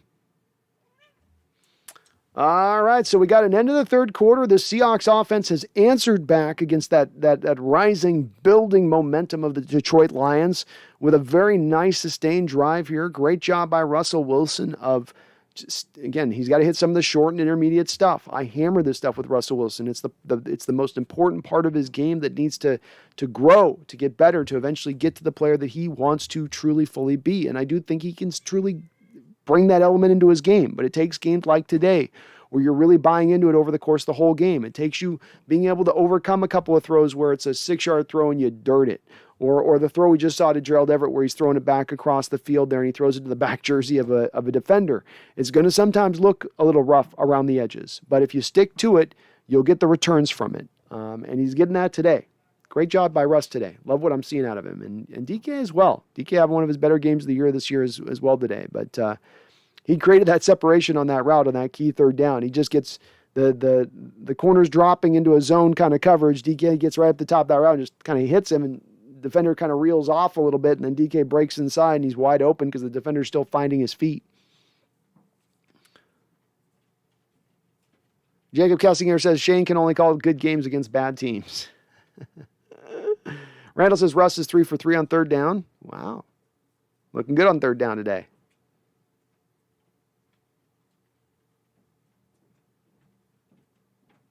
Cole C, do I live in Seattle? No, I live in Spokane, Cole. I'm a Spokane guy. Daniel says, Pete says he doesn't want to rebuild without Russell. I wonder if we trade Russell, if he would be open to being traded to Jacksonville for 2 second-rounders, 3 firsts for Russ. Let the rebuild begin. Hard to say, Daniel. Hard to say. It's hard to know kind of on all this stuff, too, of what is the truth, what isn't the truth, what is really going to happen, what isn't going to happen. It's very much like, I think, all is up in the air still, and I don't think anybody truly kind of quite yet knows the way that this is going to play out, and all possibilities are possible. There's nothing, it's going to be this or that. It could be this, it could be that, it could be this, it could be this over here, it could be over here, kind of every little bit of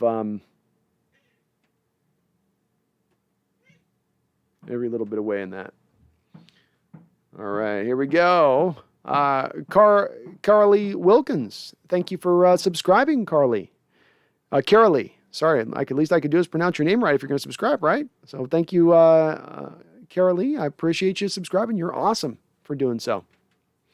All right, Seattle coming out now with 15 minutes to start here to finish this game off. They're in 2nd and 1 from about the 20-yard line. Freddie Swain goes in motion. Russ changing some things at the line. Ethan changing some protections. It gives in to Rashad Penny, who's real close to a 1st down. It looks like he might have been just about a hair short A horsehair short of the first down to me.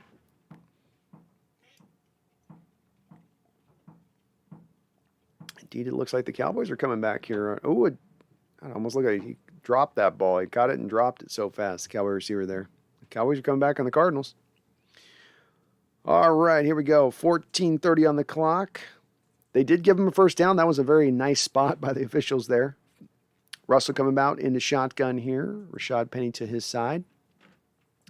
He's got trips to the far side of the field. Lockett goes in motion. Oh, man.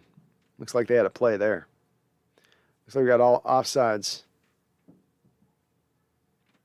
Everybody got going a little bit too early there.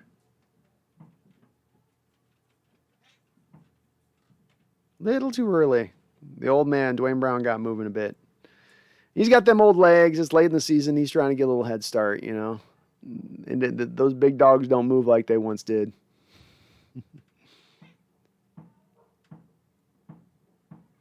Gerald Turner says Joe Burrow checks all the man crush boxes. I'll take your word for it. All right, Russell, first down here. Give to DK Metcalf on the bubble screen. But DK takes it for a nice little 6-7 yards there. Like it. Manufacturing touches today for DK. I can get behind this kind of game call, Colin.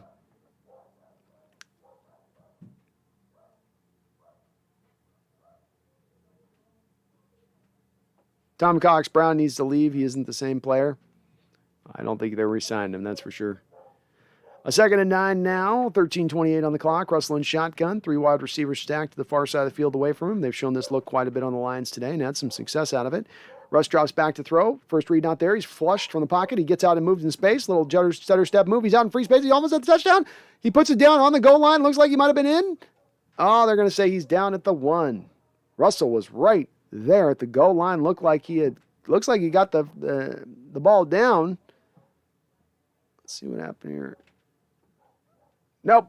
His knee was indeed down just a little bit short there. Great call by the official on the field.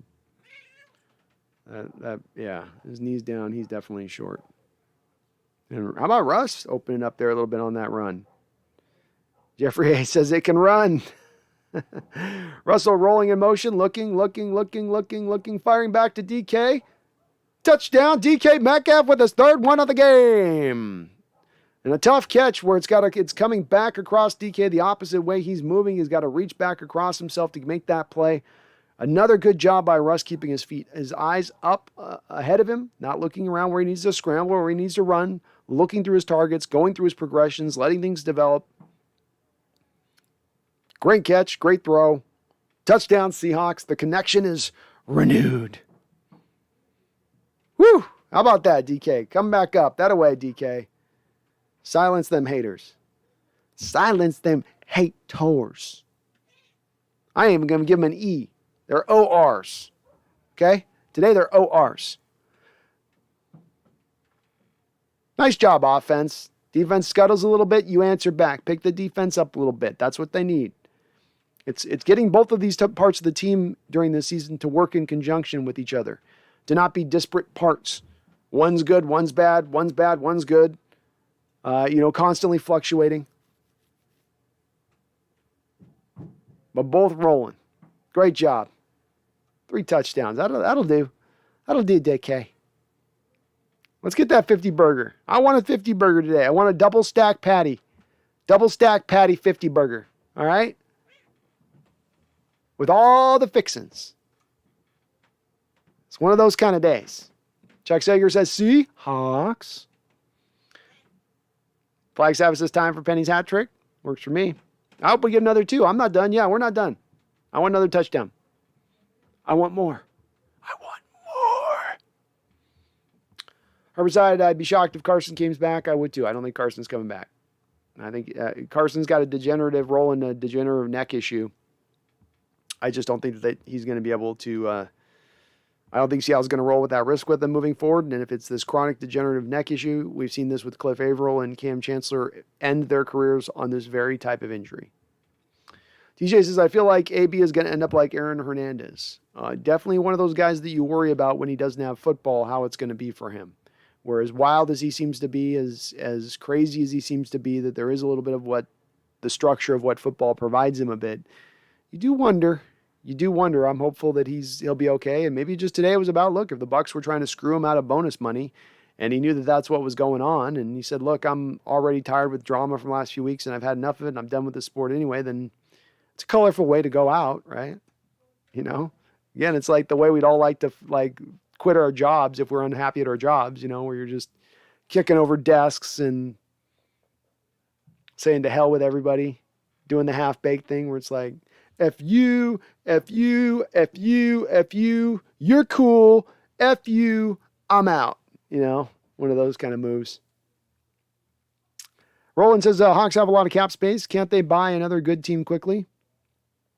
Well, buying a good team is a little bit, I would say, in itself. Buying a good team in the NFL is kind of a term that doesn't really usually flow really easily, Roland, or flow together. You can definitely add to your team in free agency. You can fix parts of your team in free agency, but can you buy your team in free agency? I don't know if you can do that.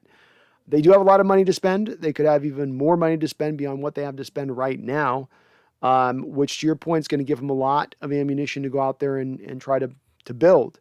But look, they had $50 million to spend 2 years ago. You ended up with Bruce Irvin, Benson Mayowa, Greg Olson, Philip Dorsett, Mike Iupati, Jaron Reed, and that's all you spent it on. So just because you have the money itself doesn't guarantee you spend it in the right way. And historically speaking, looking to buy your team in free agency is not always the best path to creating the winner or creating a team that can truly be elite. Mike T, the Patriots did it, but I doubt Pete would use the money in a good way. Patriots did it a little bit. They did have, for instance, they had a really solid offensive line already in place. So they had that ready to go. They had some parts on defense that they had built, a secondary that was really nice. They had a little bit more where they were getting very specific in free agency to address the weaknesses of their team. For instance, the tight end position, where a big part of that money went towards, which was their very much a weak spot for them. All right, 1st and 10. Boyle drops back to pass, and he slides back up in the pocket, and Brian Monet are right there with Poona Ford to make a sack. Nice job of those two guys to combo, though we do have a flag on the football field. And Jeffrey Thistle says Bill also gave up draft power. That's very true. Bill Belichick did give up draft power. Another thing that a lot of people have called upon with Carroll to look at. That is going to be holding on Seattle. Looks like somewhere in the secondary, so that will give them an automatic first down and nullify the sack. 12:30 on the clock here. Seattle up 45-22. Hawks 5-8. John Schneider's reportedly willing to trade Russ. I think that's the likely outcome of where this all goes. And again, I always got to say this Hawks 5-8. That's not what I necessarily want, but I do think that that's where this all seems to be heading. All right, Boyle under center, 1st and 10 from the 30-yard line. Play action pass, drops back to throw. Poona Ford generating some pressure, gets it off to his man. Nice short completion. Jordan Brooks is there in space, causes the fumble. Oh, they're going to say, they're going to call it dead. Damn. Jordan Brooks did a great job there. He's just lifting the guy in the air, and then somehow the ball came free as he was making the tackle. But because he had kind of held the man up, they're calling they were calling the play dead, I guess.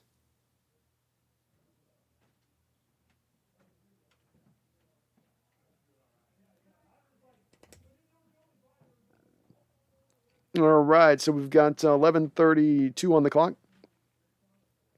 Lions come out 3 wide. Boyle in shotgun, 2 running backs on either side. One of them goes in motion. Boyle looks to flip it out, comes back. Nice little setup screen here. Little misdirection here. Poona Ford again, like he did early on in this game, showing great amount of hustle to get back up the football field and keep the screen held down to a minimum gain, though that will give the Lions a first down. Animal says Lions finally figured out that we can't do screens. Yeah, it's not the best part of our defense, is it? What's up, Ashton Lord? Jamal Adams? That's who I was talking about. Oh, you're talking about. We can't trade him. I'll address your comment in just a second on that. We've got Boyle and shotgun here, 1st and 10. Lions starting to move the ball again here. A little bit of pressure, moves around it well, ends up throwing it on the ground. Ashton Lord, we can't move on from Jamal Adams this offseason. I know that that's something that you've not been alone in that. There's been a lot of people that have talked about doing that. It would cost you $16 million to move off from him this offseason. You're not going to eat that amount of dead money hit when you're already probably going to be eating dead money if you move on from Russ, if you move on from Bobby Wagner, if you move on from LJ Collier, if you move on from Carlos Dunlap. You just can't get to a point where you can eat $50 million as a dead money hit to your team and sustain into the next season. It just doesn't make sense. Plus, you're selling him at that point at his lowest value. So you're going to get nothing in return. He's just going to be coming back. 2nd and 10 now. Boyle and shotgun. 10:39 on the clock. Drops back to throw. Goes to his first read.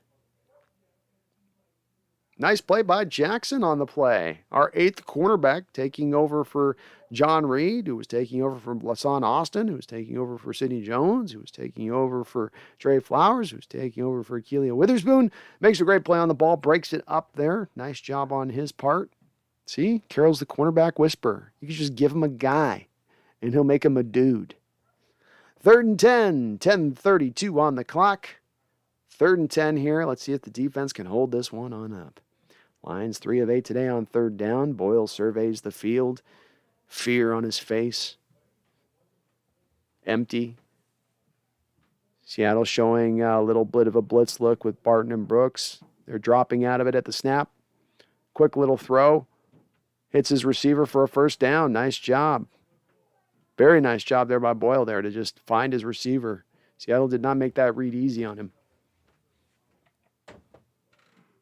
Just whipped it around, and boy, not a great throw. The receiver had to really grab that ball out away from his body.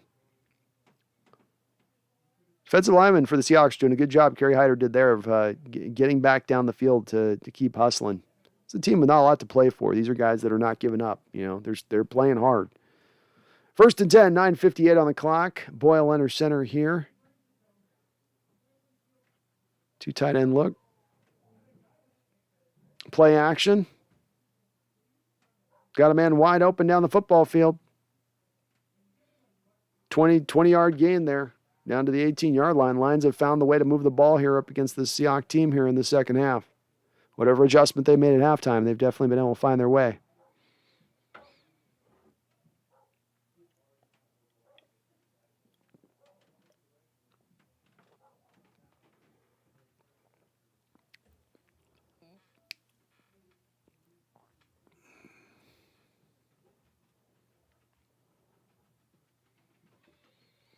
First and 10, 9:10 on the clock. Boyle back in shotgun here. Again, finds his man for a nice little 5-yard route. Reed right there to bring him down as soon as he catches the ball. Clock does continue to wind here. Lions are down by 3 touchdowns. That clock does factor in here just a little bit.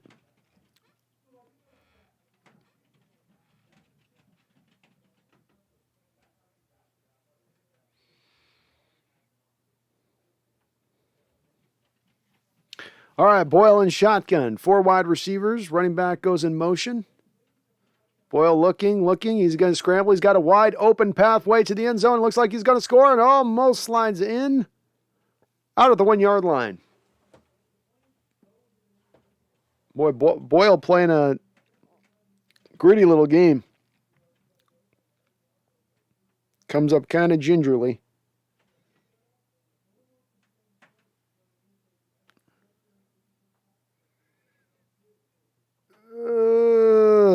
Just got that. Boy, he almost got in there.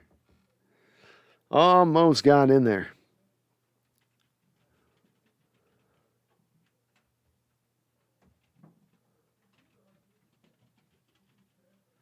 All right, 1st and goal from the 1-yard line. 8 minutes left to go on the clock. The give is the running back, stumbles on the give, and dragged down at the 1. You get a stop or 2 like this. This is big time because it does eat a lot of clock here at this point. 2nd and goal.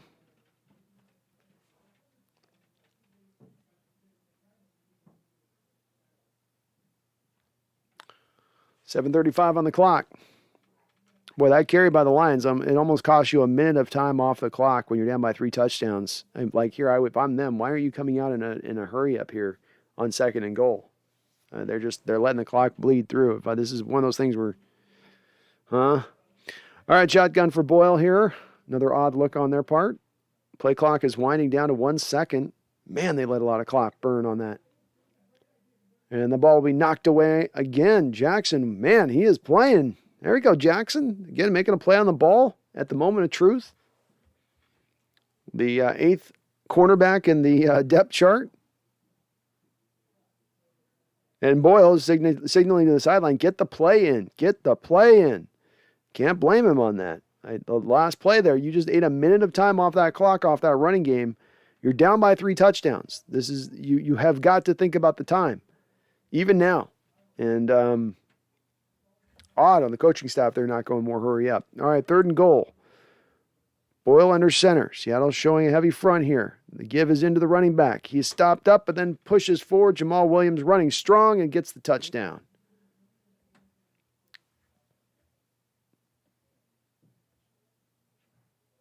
Gutsy call there by the Lions. You get stuffed there, you're going for it on 4th down, but you're going to take that clock down then to 6 minutes and 30 seconds. They still may, almost just off that decision of that one alone there, needing a minute off the clock, that still may end up costing them.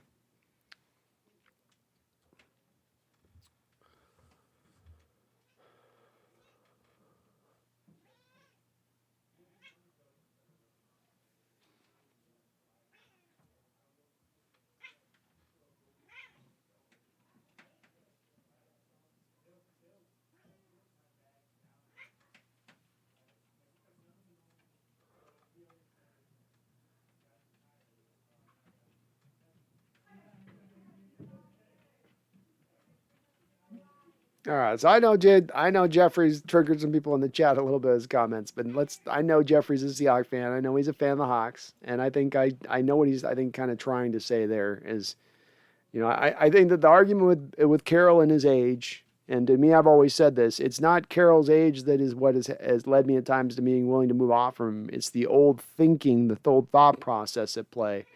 And I'm not trying to speak for Jeffrey on this, but that's at least from what I try to apply to it is you have old tenets of methodologies. You sometimes try to run the team like it's 1987 rather than it's 2022 and all that you have to kind of consider within that. I'm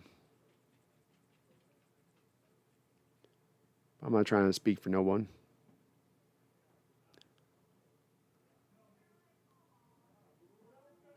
Tom Cox says, I think they might try to onside kick this. They will try to onside kick this. Yeah, they blew too much time on that drive.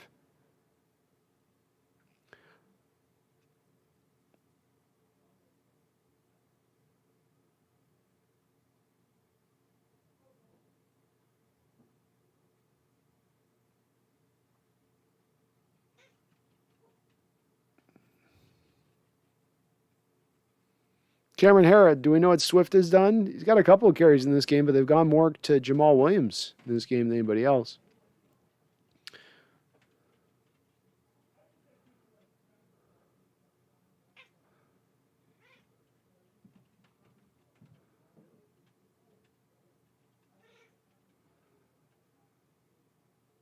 The turducken. I can never eat any food that's called turducken. It sounds gross too. Like I had forgotten about it from when I remember Madden talking about it in my childhood, but then I reheard about it here this week with him passing, and I was just like, why would people eat that? What? Yeah, you want some turducken? You like turducken? Is that guy just eating turkey? Is that a Chiefs fan? There's a Chiefs fan in Seahawks Stadium eating turkey for no reason. He's wearing Chiefs gear, eating turkey in the stadium, no particular reason. It's like a chunk of meat. All right, onside kick here. Oh, Seattle almost once again gives it back to Detroit. That ball knocked away from a moment there. Travis Homer, it went off his shin there, almost looked like there for a second. But he got it back. That's what counts. Whew.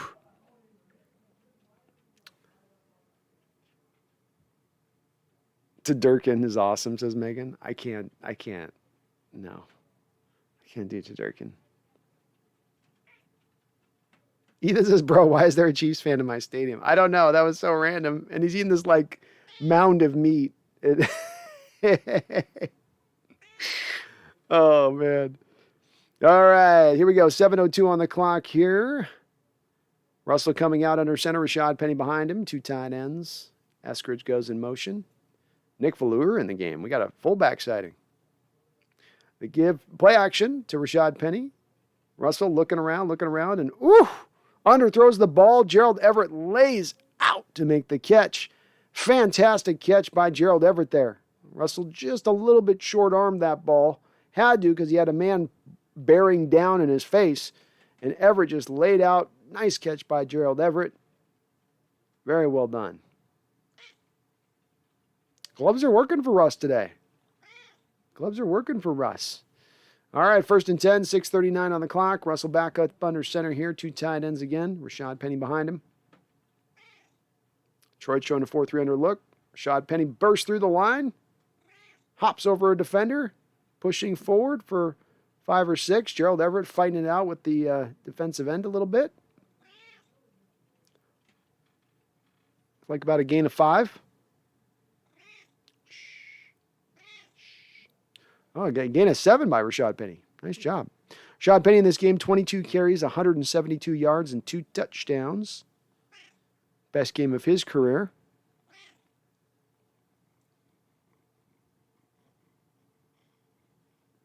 Are we happy? You got to breathe. 5:51 on the clock. Seattle, of course, letting this thing roll on down. The give is going to be again here to Rashad Penny. Not a lot of space here on this game. That's going to go for nothing. And that will bring up a 3rd down. Even Deckworld says, look what happens when we simply do more play action. We called like 3 play action passes in the last 3 games.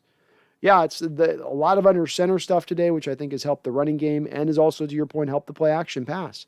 I think it's Seattle's really good with that stuff. They had to go away from it, I think, largely when Wilson came back because it was kind of hurting his finger when he was trying to go under center. But it really works well with him too. I think even with Wilson's skill set as well. I think it also it opens the door wider to him on some of the deep stuff down the field in the passing game. That's not as open there when he's trying to run it out of read option or out of like a pistol look. And the Detroit Lions called their first time out here, so we have 5:36 on the clock, 3rd and 3.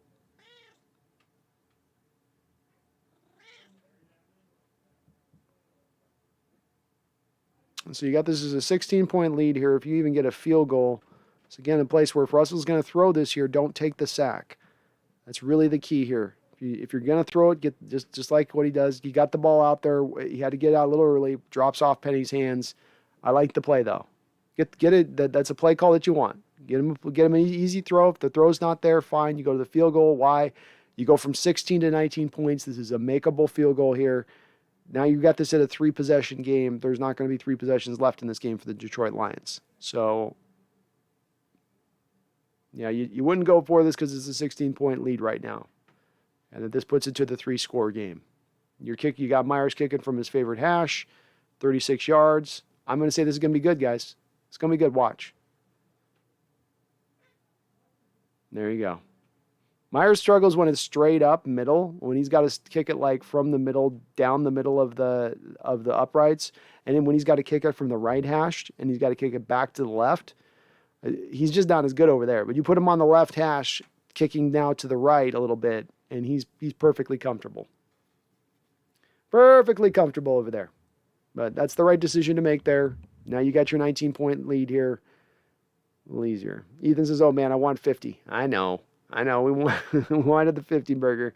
We're going to have to go for the single patty. No double stack today, guys. Dom H, Lockett quiet this half? Yeah, a little bit. He's been quiet throughout this game. I think he's coming off the vid thing a little bit too, Dom. So I think he was saying that it had been a little bit of an experience going through some of those symptoms this last week. So some of that could be factored in a little bit. They've been very run heavy in this game, of course.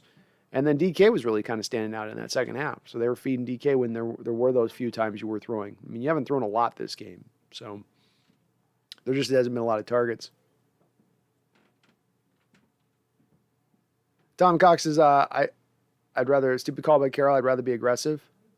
I'm usually good with aggressiveness. I'm usually okay with it. But in this game, you're just doing the math. 5:20 in the clock. Detroit's got 2 timeouts. You put 19 points up on the board at that point. It's you know, it's basically game over at that point. The Cowboys are coming back on the Cards. All right.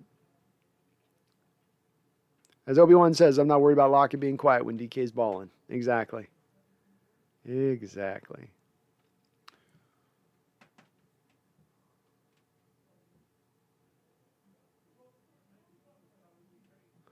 Uh, 5:29 on the clock here. Boyle and shotgun, 1st and 10.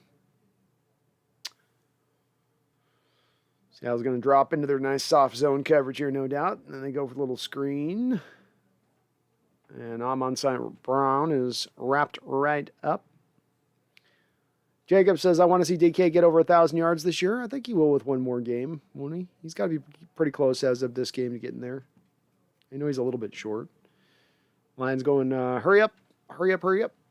Somebody says, pop that Boyle. That's right. And he just popped it. Ugo Amadi with the pick. Ugo fumbled the ball. Ugo picked it back up, fumbled it back again. Lions player knocks it back out of bounds.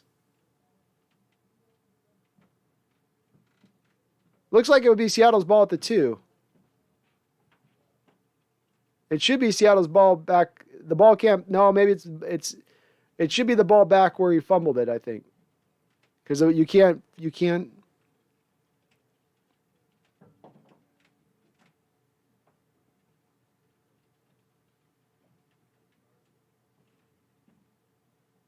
There you go. Another tip pass. Interception. Well done by our Seattle Seahawks. Well, this is what happens. You drop into those soft zones, and when you drop all those defenders in those soft zones, and we hate it at times because quarterbacks can dink and dunk you, but the upside of this as well is that the more defenders you drop into that zone, the tighter those passing windows become. The more accurate the quarterback has got to be on his throws. And if he is the least bit off, if he's a little bit wayward, if his reads aren't correct, you got a lot of guys there to tip balls up, and then you got a lot of guys behind the guys that tip the balls up to then go and pick those balls off. And you saw DJ Reed did this earlier, though he did it to him kind of himself, tipped it up to himself, and then we saw this just now with Ugo. Today was, and yes, it is the Detroit Lions, but today was a game that really is to the type of the way of game that Carroll wants to win and play as. Russell Wilson under center still here, coming out to give to Rashad Penny. The Lions are all over that play. Don't know why you got... I guess you would still have Russell out here. And hopefully Bobby Wagner's okay. He's been out this whole game and definitely had another great year this year. So if this is the last of the Bobby action we see this year, or the last of the Russell Wilson action we see this year, it certainly is tough, but they both Russell put in a great performance today, and Bobby's put in a very good performance throughout this year. Not vintage Bobby, but certainly, again, I think he's going to still make not only the Pro Bowl, but be a guy's going to be an All-Pro at the end of this year when it's all said and done. Excuse me. All right, 2nd and 12. The Lions called their second time out now, so one left for them. 4:49 on the clock.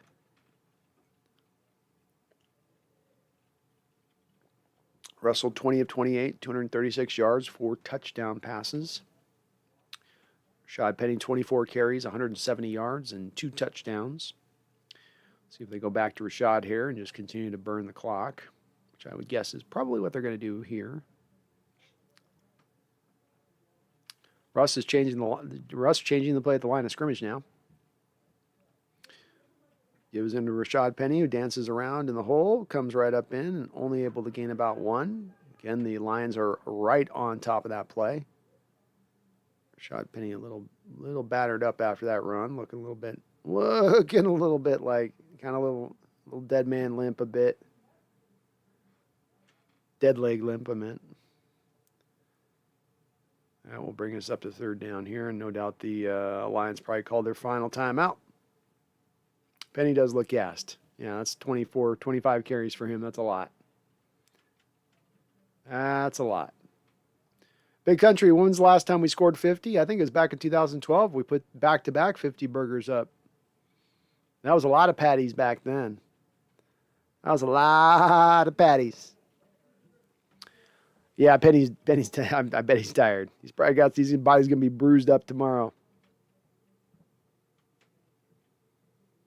College playoffs were 2 pitiful games. Yeah, somebody marked recently, I'd read it, it's been a tough year for college football. Just not been a good year as far as fun to watch, and it's getting increasingly SEC and nobody. Russ dropping back to throw, throws it on up there to D. Eskridge. Not really into a place where D can make much of a catch on it. Lions have that hemmed up pretty well. Well, you guys wanted your 50 burger. I guess we're going to get our 50 burger. You guys asked for a 50 burger, you get a 50 burger.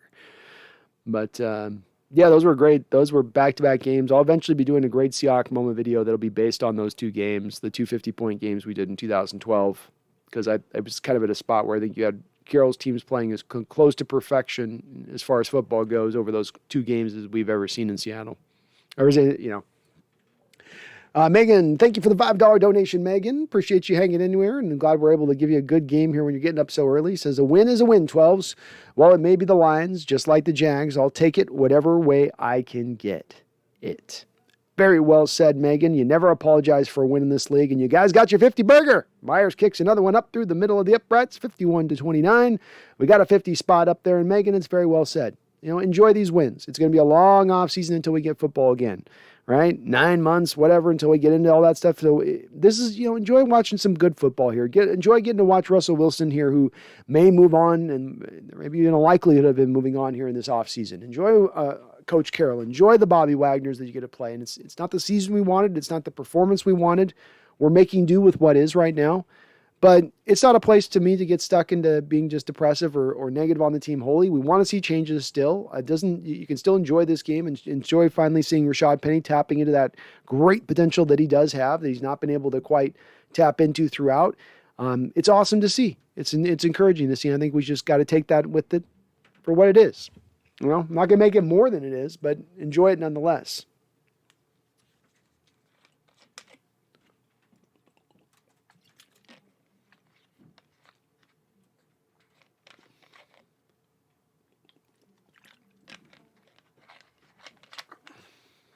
Who'd ever guessed this game? Teams would have put up a combined 80 points. That's a lot of points. That's a lot of meatball. Megan says, no tomato on the 50 burger, please. I'm allergic. Yeah, I don't like tomatoes on burgers either. Michael Walgrave, Happy New Year. Happy New Year, Michael Walgrave. Dom H, it's just the Lions. Tell that to a Cards fan. Very true. Very true. Megan says, my jerseys are well pleased that they are not being burned at the moment. It still may come. It may come, but not today, Megan. We may die, but not today. Boyle dropping back, trying to throw another interception, and he's successful, hitting DJ Reed out there. DJ with his second pick of the game and trying to house it, doing his best Deion Sanders impression. And DJ Reed might have just made himself a couple $1 million today in his coverage. Best day for him as a Seahawks pro, I guess we would probably say. And DJ's coming up a little limping, which is tough because we're going to need you back next week, my guy. Not good. Not good. DJ just sitting there watching the quarterback's eyes, watching, not even necessarily where he's supposed to be in his zone, just sort of being very zone aware about what's going on around him. Nicely done. Nicely done. Ooh, his foot's hurting though.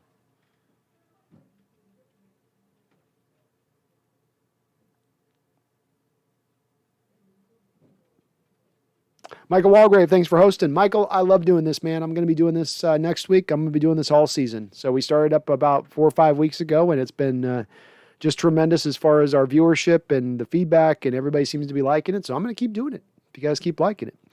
Russell's still in there. Interesting to see. I guess they're just going to be handing the ball off every time, so it's kind of irrelevant. See if they can close this clock out. Brian Myers says we break the curse of the second-string quarterbacks. Today we did. Today we finally stopped it. That unstoppable force that's torn through us like a tornado has finally been put to bed for at least one game. And let's go Reed. Nice job by DJ Reed, a guy who, again, if I can get Reed back this offseason, if Carroll is to remain, Reed is one of those guys who might be right up there at the top of my list as far as guys that I look at trying to bring back.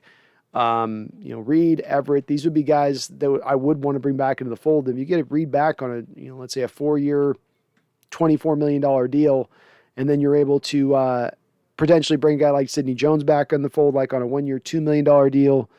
You got Trey Brown kind of coming back in the flux. Now you got a little bit more of a more certain situation as far as your cornerbacks are concerned. Could be a little bit more easing our burden than for other positions that we needed to address this offseason. For instance, left tackle, center, right tackle, potentially running backs, tight ends, linebacker, Sam linebacker at least. You probably need to get another pass rusher, need another 3-tech. So if you can get the corner position a little more locked down, that might be helpful. Gerald Turner says, how about a 60 pot roast? Let's do it. Let's score a touchdown and it'd take a lot. Travis Homer getting some carries. Russell keeping it on a read option with 51-29. Okay. Living dangerously with Russ on that. Russ just trying to save his defense a little bit. That's all he's trying to do. Jeffrey says no mercy rule. No, not when you're a cellar dweller. There are no rules when you're a cellar dweller. Jacob Kessinger says Russ kept a read option. Surprising. I know it took me about 5 seconds to figure out he still had the ball. So I think that's like the only one he's kept this year. Giving back to Travis Homer, who's just kind of in there just dancing around trying to keep himself clean. This will take us down to the 2-minute warning. So there we go. And as I was saying before, this is really and again, as we look into the likelihood of where this team's going and what the decision is that they're going to be deciding on, I mean, this could change, but if we do stay with Carroll moving forward, this is really how Carroll wants to win football games. All the way down the line here, right? So first off, he really starts defensively. You can get mad about that. You can be frustrated about that. You can be tired of that, but that is what Carroll wants to do. And where it starts and begins is defensively for him. And first and foremost, defensively, he wants to stop the opponent in the run game. They do not run against us no matter what. We stop them in the run game, bar none. Okay? Then the second thing is, then we limit the big play. We want the chunk plays down the football field held down to a bare minimum. Then you kind of go to the other aspects of the football team, right? I want to run the ball, right? I want to complete that circle of toughness on my football team by being a good running football team. I want to play good special teams. You eventually get around to good quarterback play. You eventually go down to maybe hitting some shot plays down the football field. But those things are 6th, 7th priority down the list. He's got other items that are more priority. And that's what they do today. Stop the running game of the Lions, limit the big play, right? And the second that you do that defensively, what you do as an outset of that or an offset of that is that you turn them into a one-dimensional attack. All they can then do is throw the ball. And you start to make the team like the Lions feel like that's all they're going to be able to do. So they stop even trying running the ball. And then eventually you bet on the fact that there's going to be a tip ball or two. Your guys are going to be in a position to pick that ball off and change the course of the football game. On top of the fact that you're protecting your defense by running the ball, controlling the time of possession a little bit. It all kind of fit together today to how Carroll draws it up on the chalkboard. If they still use chalkboards, I guess, I should say. But this is also why Coach Carroll is going to be able to go to Jody Allen and say to her, this is why I should be able to keep my job. It's not me that's gone wrong this year. It's not me that's gone sideways this year. Now, this is, again, you got to understand, folks, this isn't me saying this. This isn't me saying that it hasn't gone wrong for Carroll, that he hasn't made bad decisions. But it's how he can sell Jody on this aspect of things. Where look in these games where I don't have to overcome bad quarterback play, and I'm just able to fit to the designs the way I try to create this team and build them in the offseason to be on the football team, and it looks good. It looks great. We would be a playoff team. We would be potentially a division-winning team, a division-leading team. But we had our star quarterback got broken halfway into the year, and he was fighting through injury through the second part of the year when he was in, and we're trying to bring in this new offense, and all that just didn't work right this year. But that doesn't mean we can't get that right this offseason, and my defense is still working. My special team unit is still working at that point. I think that's the way he sells it to Jody Allen. And again, this isn't the way I would want to sign off on, but just that's how I think he's going to push it to him. All right, so you got 2nd and 9 here. Russell back under center. 2-minute warning just passed. Little D. Eskridge fly sweep back around. He's got some open space to work with, moving around, cutting back through, back into the middle of the field. He's up the field. He's up at the 5, the 1 yard line. Oh, down at the 1 yard line. D. Eskridge taking the fly sweep back across the field. Had a lot of open space. Blockers out in front.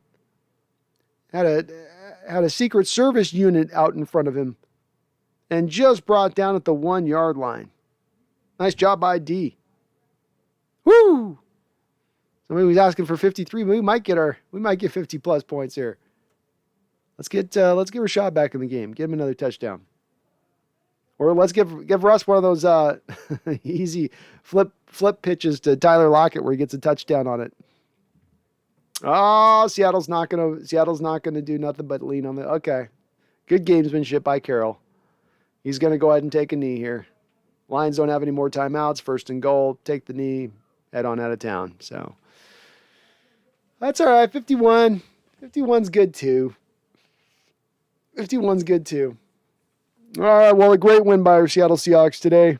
Everyone's a great win for me.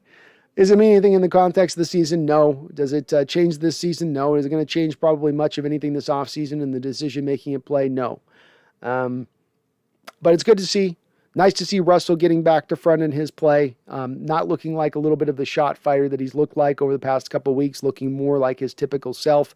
DK got back up on the horse there, got targeted. They manufactured touches to DK today, which was what we've been calling for and hoping to see, is just getting him more into the offense, forcing him into the offense, not just, well, we'll just wait till the double teams go away.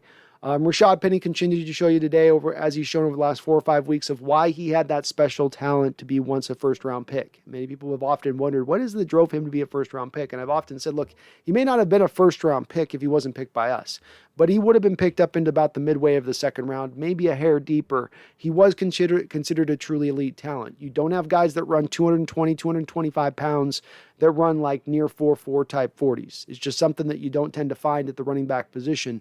It's a special trait, a trait you can't teach, and that's what you've seen kind of on display here with Rashad Penny in recent weeks. It's helped that he's played against lesser competition and not the upper-level guys out there as far as defenses and stopping the run goes. But with that said, the man still is a talent in that respect, and as we've talked about, one of the reasons I'd like to bring him back and look at saying, all right, we bring him back on a 1-year, $4 million prove-it deal. You got a chance to start for us going forward, and let's see what we get out of you. I want to stack up a deep running back room, but Rashad showed you he's got some special traits to his game. Running backs just don't come down like that all the time, built like that exactly. You know, is he still got the injury-prone stuff there? Yeah. Is he still probably run sometimes a little soft for some Seahawks fans' taste? Yeah. But the talent is there. That's why I've related. He's a lot like Sean Alexander in that respect. Very similar running backs in certain aspects to them. Jake Curhan, another fantastic game on his part. He gave up a tough sack, a type of sack you'd expect him to give up in this game, which was sort of a twitchy guy just kind of starts him and gets him to stop and start and tests his athleticism and quickness a bit and then beats him around the edge. But overall, that's really the only one bad play you've seen of him, I think, in the last 3 or 4 weeks starting out there at right tackle.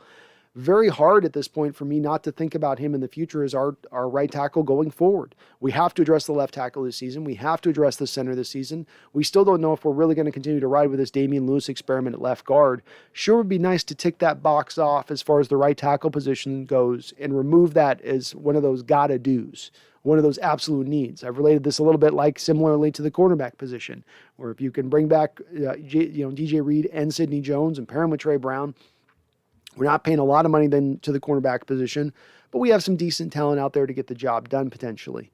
Certainly would still like to go and try to draft a corner on top of that. You'd need to round out the room more than that. But as this team showed even down today, down to their 8th cornerback, they don't necessarily need prime corners out there to make this scheme work. In fact, I would argue the onus really needs to be more upon generating pass rush, which we didn't do a ton of today, really. We didn't generate a lot. Some of that was because of Boyle's the prevalence on the Lions of doing a lot of the 3-step drop stuff, 5-step drop, and him really being determined to get the ball out of his hand when he hit that back foot. But I think if you get the defensive line, the pass rush a little bit more beefier, you could probably find yourself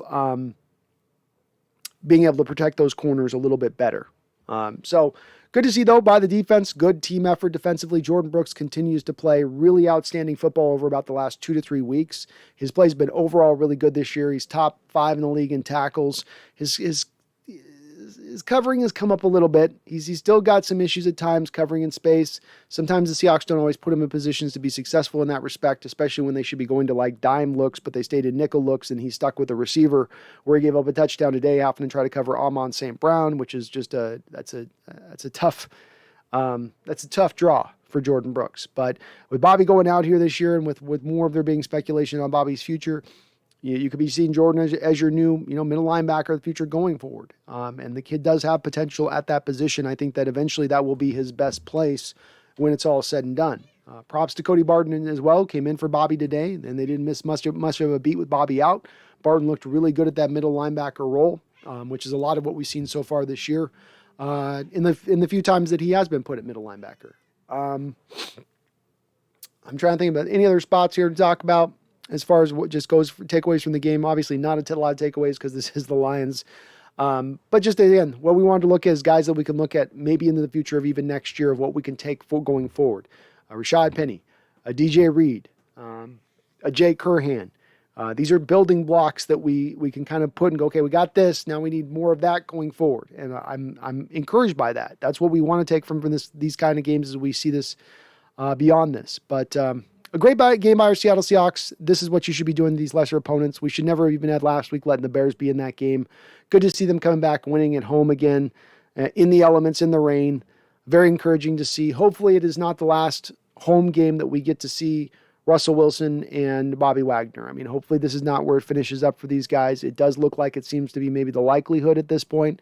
I do want to say I appreciate what those guys have done in all they've done for this football team for us in their past, if this does turn out to be the last one. And it's good to give them both that send-off of a nice double-digit win to send him off, especially Russell playing as well as he did in front of the fans, if that is his last time. We'll see where that goes. Who knows? I think it's a fluid situation, but I also do believe that it's been decided one way or another about where that's going to go.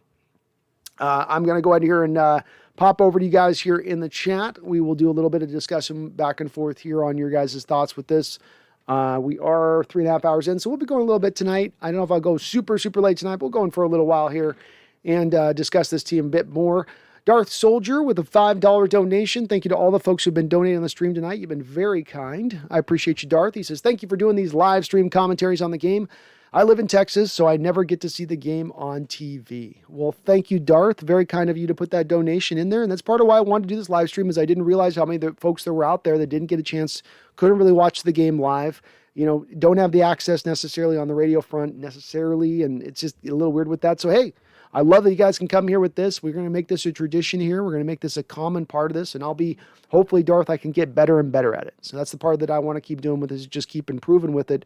Make it funner for you guys to listen, funner for you guys to watch, because I love doing it. Every bit as much as I love interacting with you guys on the chat. But yeah, I thank you, man. I appreciate you. And this is awesome being able to do this. Roxanne, thank you, Roxanne, with the $10 donation. Roxanne says, excellent play-by-play, Brandon. Today was a good, fun day, and you made it better. Go Hawks. Well, thank you, Roxanne. I was happy to do so. It felt good to get to watch a nice blowout win from our Seahawks this year. There's been some tough games to watch this season. Some just real oh, man, this is just, it's like it's like nails in the belly. But today was not this way. We got to see a good, complete team victory against the Lions, but I'm going to enjoy it. The NFL is a game of parity, and the Lions are a team that, look, they beat the Cardinals. This is a team that's not as bad as their record indicates. It's one of those type of teams that, are they one of the better teams in the league? No. Are they a middle of the road team? No. They are one of the worser teams in the league. But I think that they have a part. They've also played really hard for their coach, and they've given some good teams some really tough games. I mean, hey, the Ravens had to kick like a 65-yard field goal just to beat the Lions earlier on this year. So, you did take care of business in that respect. But thank you. I appreciate it, Roxanne. I love doing this. I'm going to enjoy doing this year and on into the future, and just keep building on this. Keep building and building. Devin Martzall with a $5 donation. Thank you, Devin. I appreciate you as well. Says, thanks, buddy. Appreciate you. I appreciate you, Devin. Also one of my patrons over on that side of things. So thank you for all your support on the channel and long-time support as well. Devin, you and Roxanne, Megan, all you folks have been very long-time supporters of the channel. I appreciate you for that. And Megan coming in with a $5 donation as well. Said, should the Largent jersey make an appearance with this win 12s? Yes or no? You decide. I think the Largent jersey should be for next week, Megan, because now we've got a building block for next year with your 12s jersey that you had today. Okay? You created a win with that 12s jersey today. So now we've got that mojo, that momentum now, that ethereal energy working behind that jersey. So we want to save that ethereal energy to next year when we need those W's, right? And now we're going to try to create some ethereal energy with a Largent jersey. I'm talking some combo duo energy for into next year. So you'll have started to create that ball rolling already with these, with these two next hopefully wins with Largent jersey. But I think Largent jersey next week, Megan. I'll do my Largent jersey next week as well. We'll have matching Largents. That's the power of two. That's Largent squared. I don't think that the universe is ready for that kind of energy. I don't know if it can take that, you know. We might cause a rift in time and space by doing so, but you gotta do what you gotta do for your team. You know what I mean? But I appreciate you, Megan, Devin, Roxanne, all of it, Darth Soldier. Thank you for everyone being so kind in the chat on your guys' donation. I really do appreciate it. Obi-Wan says, what do you think we do with the cornerback room if we change schemes to man? Do we let DJ and Sydney walk and find a trade partner for Trey Brown? How drastic is that change? It is going to be very drastic, Obi-Wan, pretty much to all of the accounts that you spoke on. DJ Reed and Sidney Jones would walk.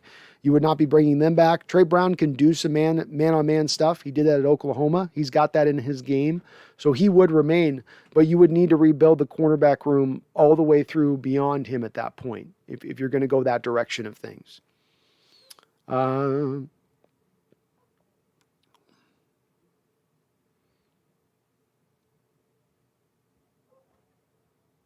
Hey, Dale Williams, they're playing an ad with a 2-patty burger for us? Exactly.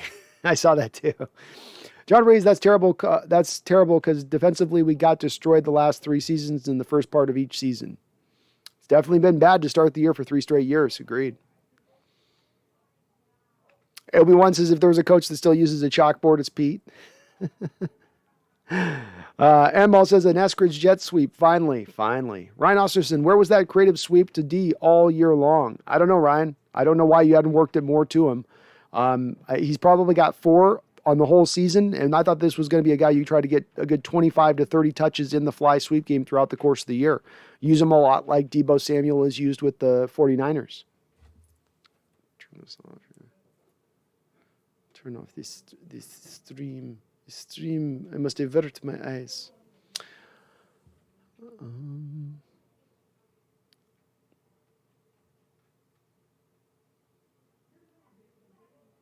Emmett Brown, what's up, Emmett? Good to see you in the chat. It says Penny pulling a Marcus Trufant contract year effort to fool the front office. Maybe so. Even if he does fool him a little bit, I can't see him getting more than just a couple million on a 1-year deal, Emmett. And that's like his best case scenario. I don't think there's anybody with the injury stuff. I don't know. Maybe it's enough to fool him though. He's putting up a couple performances now where he's stacked up some pretty big games. Dark Soldier, the fact that we allowed a very piss poor Lions team to score 29 is ridiculous. It is, Darth. I mean, you wouldn't, it's definitely, again, as we speak about this, a lot of people with this team, and they look at this team, they go, it's all Russ's fault, or it's all Pete Carroll's fault, or it's Schneider and Carroll's fault, or it's, and it's more of, I've said over and over again, it's more about parsing out the blame. And stuff has not just been all fixed on the defensive side of the ball just because Carroll's kept teams down to not scoring a lot of points. They've been really good as a red zone defense. That doesn't make it a good defense on its own. And all of the other statistics that you would look at for the most part down the line in this Carroll defense, from time of possession, yards, passing yards given up, turnovers, sacks, pressure rate, all pretty low, league low to league miserable status. When that's the case at that point, there's problems with the defense that need fix. And I hope that if Carroll does remain, he understands that I do want the offensive line addressed above all else, but really kind of following up right behind that is getting the defensive line way more violent, way more dangerous, way more deadly.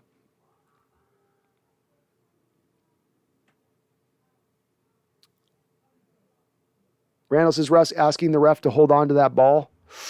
Ooh. Russ was asking the ref to hold on to the ball at the end of the game. Yeesh. That's not good, Randall? Yikes. Brian, that was the best effing game so long. We've been waiting so long to see the Hawks finally play like that. Happy effing New Year. Happy New Year. Happy New Year indeed. That's a good way to bring in the new year. Hey, we're undefeated in 2022.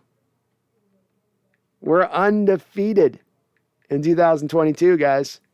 We're not going to lose again in 2022. Bank on it. D Nugget says Wagner retires. I don't think so. Based on what Bobby's presser was this week, it sounded like he wants to continue to play. Emmett says, so we had to score 30 versus Lions backup to win. Turnovers were nice, but that high-ranking scoring D is fool's gold. Agreed, Emmett. As I was saying, I don't think you can just lean on to that stat alone, and I never say you can lean on just one stat alone to make a determination about a player, about a group, about a side of the football. You need to take all of the data into account to make that assessment, and that is still too many points to be given up to to this Lions team. Agreed with you. Cat sighting, says Dr. XP. Well, they get hungry after games, you know. Emmett says, if we bring Penny back, I'd bring AP back too. Peterson might be Penny's version of Lawyer Malloy. We were saying that earlier, Emmett. Or if it takes Rashad Penny to get 1,500 yards rushing, you have to bring AP back as his handler. Would you be willing to do it? It's like, yeah, I'd be willing to do it if that's what it took. Jordan445, do you agree with me that not having Chris Carson is a big setback for us? I feel like we look different without him. Not really, Jordan, to be honest with you. But I'm not one of the biggest guys out there that tell you that I have that I think Chris Carson's a monstrous difference maker for you at the running back position. I mean, he's a guy that averages low 4 yard per carry average for his career. That's what he's been in the best of his times. I think that some of the injuries have started to kind of add up this year. It looked to me, and this is just to my eyes, Jordan, just to my eyes, it looked to me like he wasn't quite as quick or as fast as he'd been in the past, and he was not a guy already known for being quick or fast. So losing a little bit of this year, there were times where I was like, man, he can still fight through tacklers, but he's looking a little bit slow to the hole to my eyes. He's had some lower leg injuries. It's no bad thing towards him, but I just think he's been injured so often, Jordan. I can't count on him at this point moving forward. And availability is a big part in the NFL. And unfortunately with Chris Carson, availability has been a problem every single year of his pro career. And it's been a big issue every single year of his pro career. Megan with another $5 donation. Thank you, Megan. Says, Dunby, if you're a 12 with a Largent jersey, wear it next week. That's right. You got a Largent jersey. It's Largent jersey week next week. So I want you all wearing your Largent jersey next week. Those of you that have a Largent jersey. So we're creating that energy next week, folks. We're going to beat the Cardinals on the road. So that's what we do. We beat Arizona in Arizona. That's how we roll.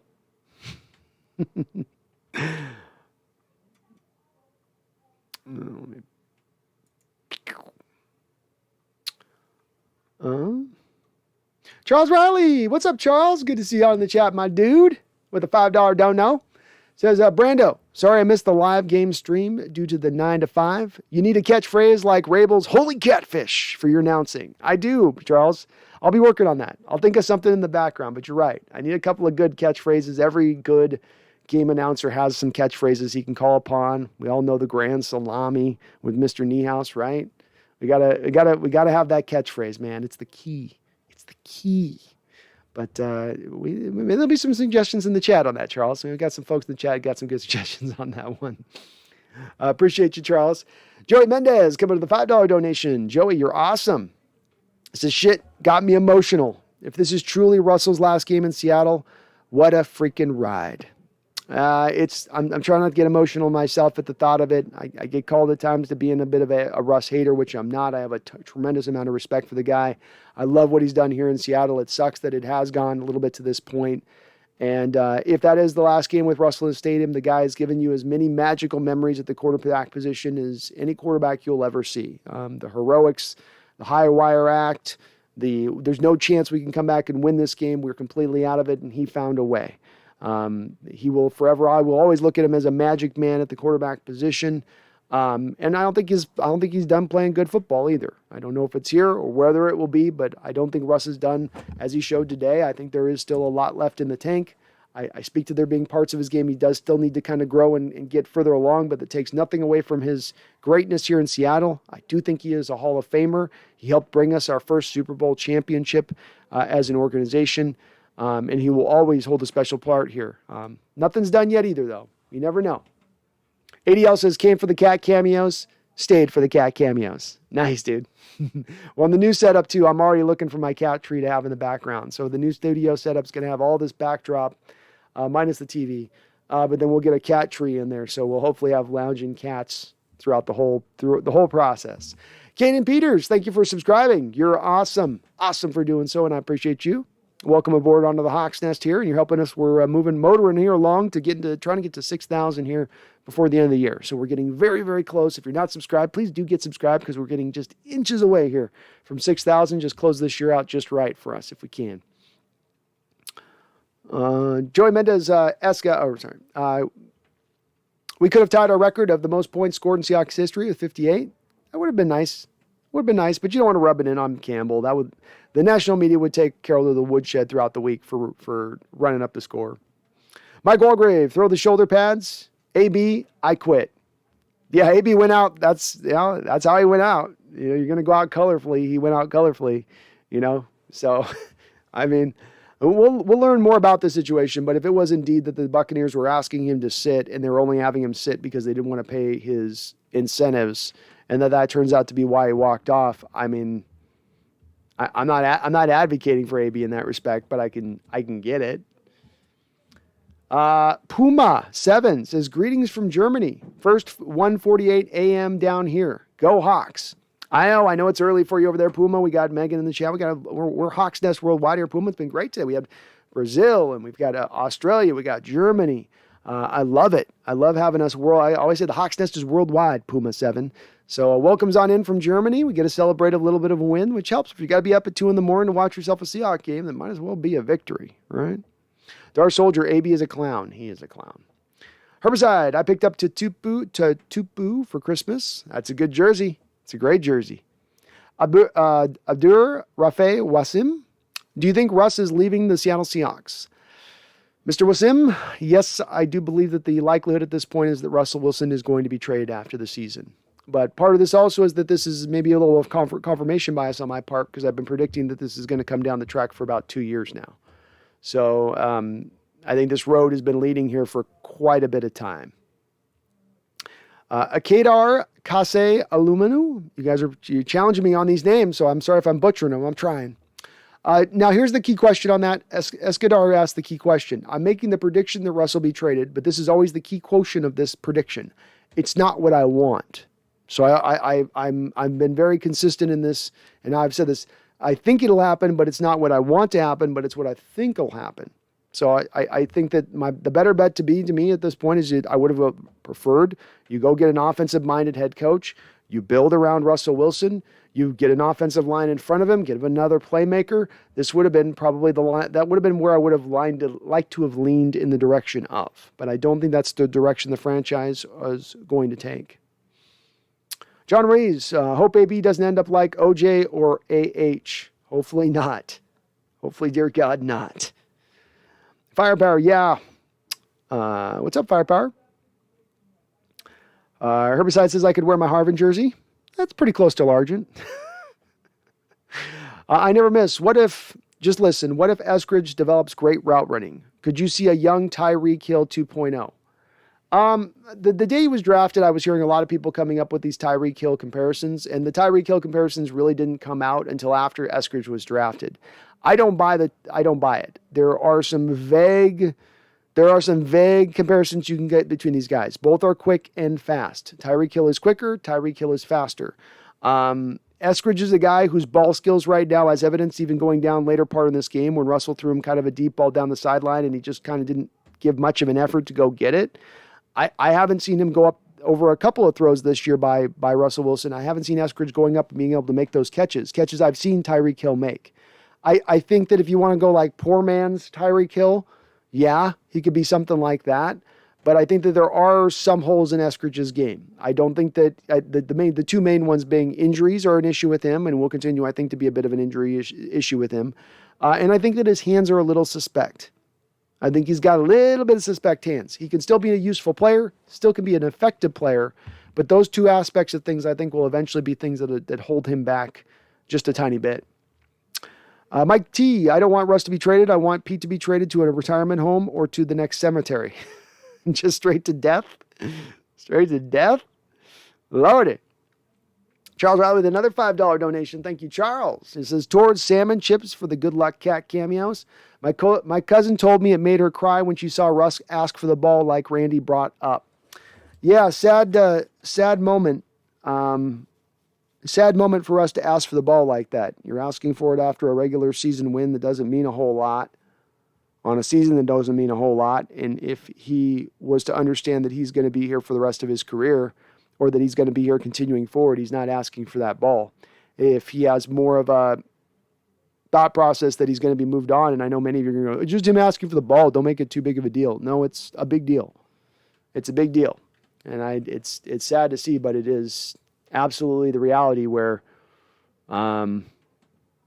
She has a right to cry on that, Charles. Asking for that ball is big on Russ. It's kind of it's a telltale sign there in that moment. And as for your $5 towards salmon chips, I am already ahead of you, brother. Look at that. Already ahead of you. And they're looking at me, too. She's licking her lips, looking at me as I pick this up. they're salmon whores, Charles. They're salmon whores. Megan Gockroger, thank you with the $5 donation, Megan. Well, man, Charles, you and Charles back and forth those big donuts. I appreciate you. Says, does anyone know where I can get a jersey of my beloved punter? Mixter Dixon? You should be able to order up a Dixon jersey, punter jersey. I'll find you one somewhere, Megan. I'll go look through. We got a couple pro shops around here, so I'll pick you one up if I can locate one on my end. It's got to be in some of these shops, doesn't it? It's got to be in one of these kind of shops. I would think. The porn bot always comes in about this time. Yeah, we got our mods on it. James Watson, AB was about to hit his incentive in his contract where they would owe him $1 million. They benched him and was going to bench him the next week. I mean, I again, it's not a professional way to act, but it's also kind of unprofessional by the Buccaneers to pull that kind of move. They've lost one of their wide receivers to a torn ACL. He's obviously right now their second best wide receiver on that roster. You're losing this game to the Jets, right? So kind of by the Buccaneers to pull a move like that for a guy, again, who's been up until this point, as I understand it, outside the whole vid situation he ran through, been pretty good for them. Go-Hawks 2022, any word on Bobby? I haven't heard anything as of yet. He was standing on the sideline, so they didn't have to cart him off or anything.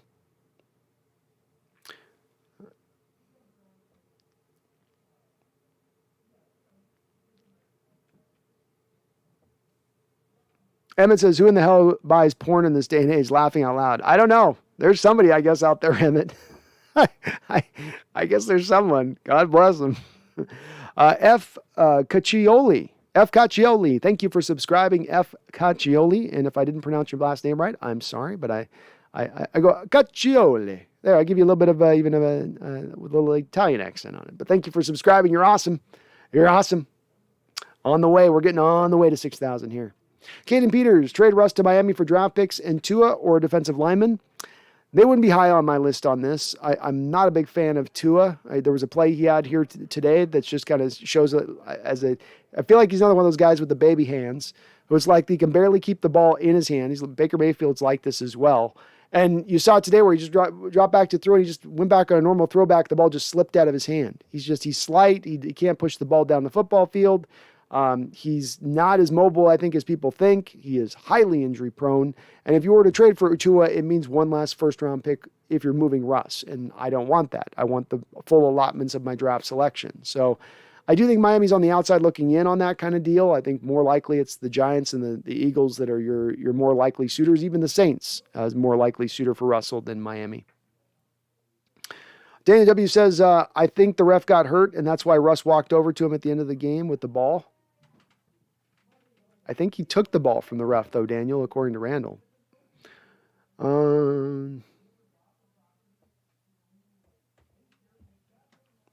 Mike T says Carson was never as great as Henry, Kimura, Cook, or players like that. He's always injured. We need to stop that. Yep, agreed. On both of those accounts. Way more injury than them, and he's just not on that same level of those guys. And I think he's at times in the Seahawks fandom gotten revered like he is a Kimura or like he is a Dalvin Cook, but he's just not that same kind of dude. Dom H says AB promoting his music on Twitter right now. Yeah, I'm sure he'll get a lot of people checking out his tracks. Larry Coleman, Seahawks Show, said that I heard Russell Wilson staying. I hope so, man. That's what I hope, Larry. So I hope you're right, man. ADL, wait, online strips without clothing. Is this a new thing? Mike T, if Russ goes to the Saints, he will be awesome, but I don't want him to leave Seattle. Nor do I, Mike. And I'm not still even sure he's awesome if he goes to the Saints. They have nothing at the wide receiver position. Kimura is only getting older at this point. Yeah, they have a good offensive line, but they're about to lose one of the more important parts of it being Teron Armstead because they don't have the money to spend to get him. That defense is getting older with guys like Cam Jordan and Demario Davis getting older. So I don't know if there is a spot for him to land. I think he'd like playing in a dome. I think he'd like playing for Sean Payton. That certainly would be a good match. But I don't know if it would be a good the best spot for him for what he wants to do, which is probably duplicate a lot like what Brady did, which is go to more of a stacked team. John Roy says AB's missing a couple marbles, probably. Daniel, I can't even hate on AB. We have all had a job we wanted to walk out of like AB did at least once in our life. Now, I can't either on a Daniel. I mean, look, again, if it was just him being like an a-hole, but if it's the Bucs trying to screw him out of an incentive bonus and he's like, I already took a discount to come here to play back for you guys anyway this year. I get it. I can kind of get it. It's, no one's going to give you another chance at that point, but Dom H says, according to Arians, he refused to go in twice before running off. Could be the truth on that, Dom. Could be. I will say that if it's a player leaving for those reasons, the team's going to start to get out ahead of that on a public relations standpoint because they're not going to want it floated out there amongst players that they avoid playing incentives going into the future. So I would expect, I guess what I would say, Dom, is I would expect the team to say something like that. Mike T says, I'm from Germany as well. Das contingent in Germany. Okay. Hey. Love it. Someday I'm going to be doing a Hawks Nest European tour. I have to swing by Great Britain and Germany. Brian Koski, Bobby Wag's injury is his right knee. I say rest him next week. I do too. No reason to play Bobby moving forward here. Larry says, Russell's not going anywhere. I'm sad for Baker. Talita Macaw. We got a little subscriber train going here. I love it. Talita Macaw, thank you for subscribing. You guys are helping us get there. We're pushing around the bend here. We might pass even 5,900 subs today, so we're getting right nuddling up into that 6,000. Thanks for subscribing, though. I really do appreciate it. Herbicide says Harvin was awesome for like 5 plays. It was, and he got us a Super Bowl. So for me, the trade's a success. Randall says Matt Brown on Twitter also talking about Russ asking ref to keep game ball for him. Don't think I was crazy. No, I don't think you were either, and I don't think he would give the ref a game ball. I think Russ has got more going on in his head right now than the ref's health. I don't think that's really something rattling around through his brain very much at this point. James Watson says, if Russ leaves, guess which day, month you think Russ would leave? I say 2 days before the draft. Russ will be traded 4 days before the start of free agency. Because whatever team trades for him is going to want to build a team around him, and they're going to want to have know what they have in free agency to build around him. They're not going to wait until the draft to do so. That'd be my guess. Jordan Bowser, good job, Hawks. Good job, Hawks, Jordan.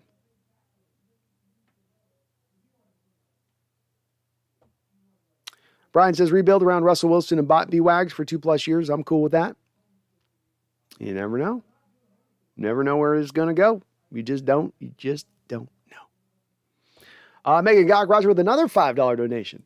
Oh, that was the punter one. Megan, I'm going to be on the lookout for a punter jersey. So if you got Twitter, Megan, hit me up on DM. And then if I find a jersey, I can hit you up. I can get you that jersey. Because I got a pro stores here. I mean, they might sell it in the pro stores here. Maybe.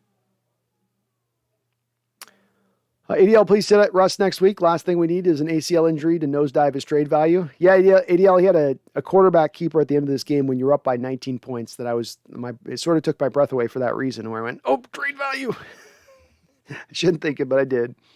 Jay says, if Wilson leaves, Pete leaves, not going through a rebuild, and we have the 3 1s, if Pete leaves, build a team around Russ, we win no matter what. I want Pete gone most.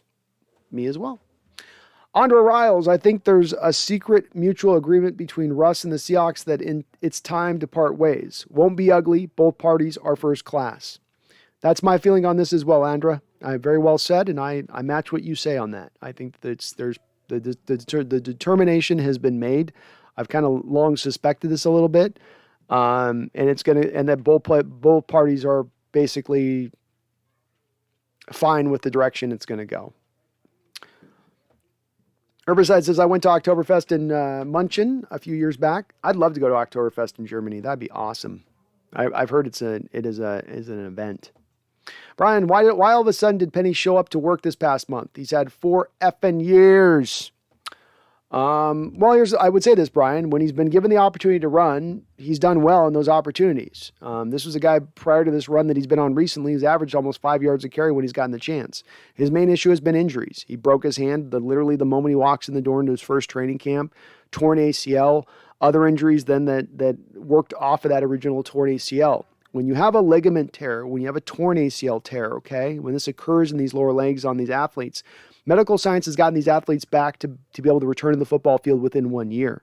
But I think what's happened is that fans have gotten tricked a little bit into believing that player returns back at full strength or 100% of what he was prior to the injury.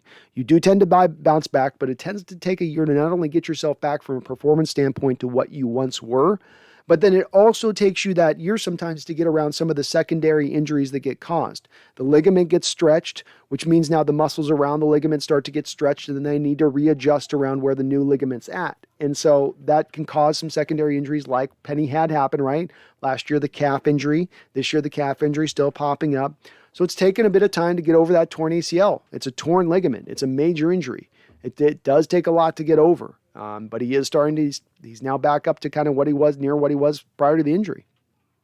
And before the injury too, when he was healthy, Seattle was just riding more with Carson. They weren't giving Penny a lot of chances. No, and Randall, you're not crazy about the game ball thing. I think you're on to something with that. Emma Brown says, hope Jody's paying attention to all those empty seats today because she's going to see a ton of those next year. She better act fast. I hope so, Emmett. The fan base has done quite a bit to say that this is not enough. The fan base has done quite a bit, in my opinion, Emmett, from booing from the first quarter through the fourth quarter against the Cardinals 4 or 5 weeks ago, throwing snowballs on the field last week, which I'm not advocating for doing, but it does show the level of frustration we have reached. And, I mean, they're telling you it's time for change.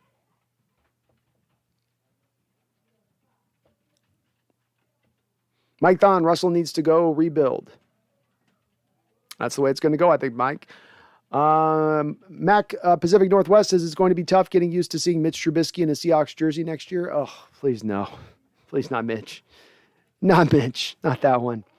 John says, haven't seen Eskridge enough yet to make a judgment on how good he can be. Need to see him full season, healthy, and getting targeted regularly. Fair enough. Brian Koski, number 57, number 56, both whooped ass today. Barton and Brooks, they did whoop ass. Good job by both those pair. I still hope to see number 55, BBK, back next year. Me too. At the very least, he's a good special teamer and a solid backup. It was Phil Haynes out there. Barry Soy Toro with a $5 donation. Thank you, Barry Soy Toro. Another one, all my OGs coming out today. It's good to see. He says, finally, Phil Haynes got some time. I kept thinking it was Fuller out there, but indeed it was Haynes out there. And yeah, looking good. I don't know. He got in the doghouse at some point and just could not be given another chance. It's been hard to see because when he's been healthy, I mean, when that first year, winning the Packer game, for instance, played the Packer game, he was solid. He was good. He just can't get off the practice squad through most of this year at times. But yeah, looked good to me today. I'm going to go back and watch a little bit of my film and try to concentrate on him a little bit. Flag Sabbath says, tough break for Michael Gallup, most likely going to miss a massive chunk of next season. That is brutal. If he went down to a major injury, that's tough for him. He was going to be a free agent this year and in line to get one of those maybe potential Kenny Galladay-like contracts that might exist this offseason. Brutal for him. Both him and Allen Robinson, both two guys trying to get paid this offseason. They're going to have a little bit of an uphill battle with both dealing with some injury issues that have hurt their production. My Costa Rica sports fan, the best way to get a Dixon jersey is to get the option for his on the custom jersey on the website. Oh, okay. Megan says, oh, salmon chips. Oh, the cats are spoiled. Oh, you better believe it, Megan. I spoil them big time. I actually got a little chunk of salmon to give them here after the show. I got a full-on chunk of salmon. They don't even know. They're gonna be in hog heaven, cat heaven, hog cat heaven. James Watson, did you see Jalen Ramsey punch his own teammate? I did see that. Going after former Husky Byron Murphy on the punch, by the way. And second straight week in the NFL, we've seen teammates punching each other. We had the Washington football team on the sideline 2 weeks ago where one of the defensive tackles punched LeBron Payne, and this week Jalen's doing a punch as well. Interesting to see. Very, very interesting to see. And look, it's going to be wild with this Rams team. You got personalities like Ramsey, and you bring Odell in there. This was going to be a little off kilter a bit, but they won today. They beat the Ravens. They got the job done. They're going to win that division. Their all-in approach appears to be paying off for them. Again, part of the reason why I advocated for look, I don't like the Von Miller trade, but I like what they're doing. And at the end of the day, if you're doing something, if you're being aggressive, I'm going to tend to lean towards being a proponent of that, even if it ends up failing. I just like me some aggressiveness.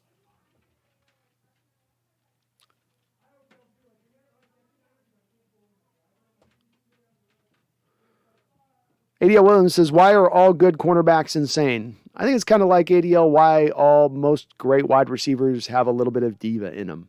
You just get that as part of the mentality of that type of player, I think.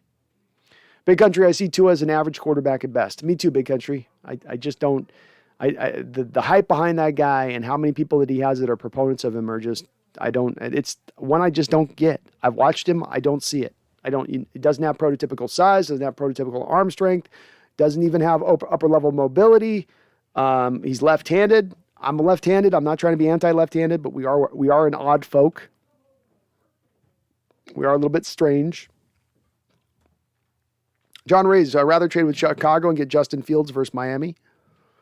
Boy, I'd rather do the Chicago or the Eagles deal where you get 2 first-round picks in this draft, 2 high first-round picks in this draft. Brian Koski, DJ Reed did good today. He did do good today. Or probably earned himself some money today, Brian. Bet he earned himself some money.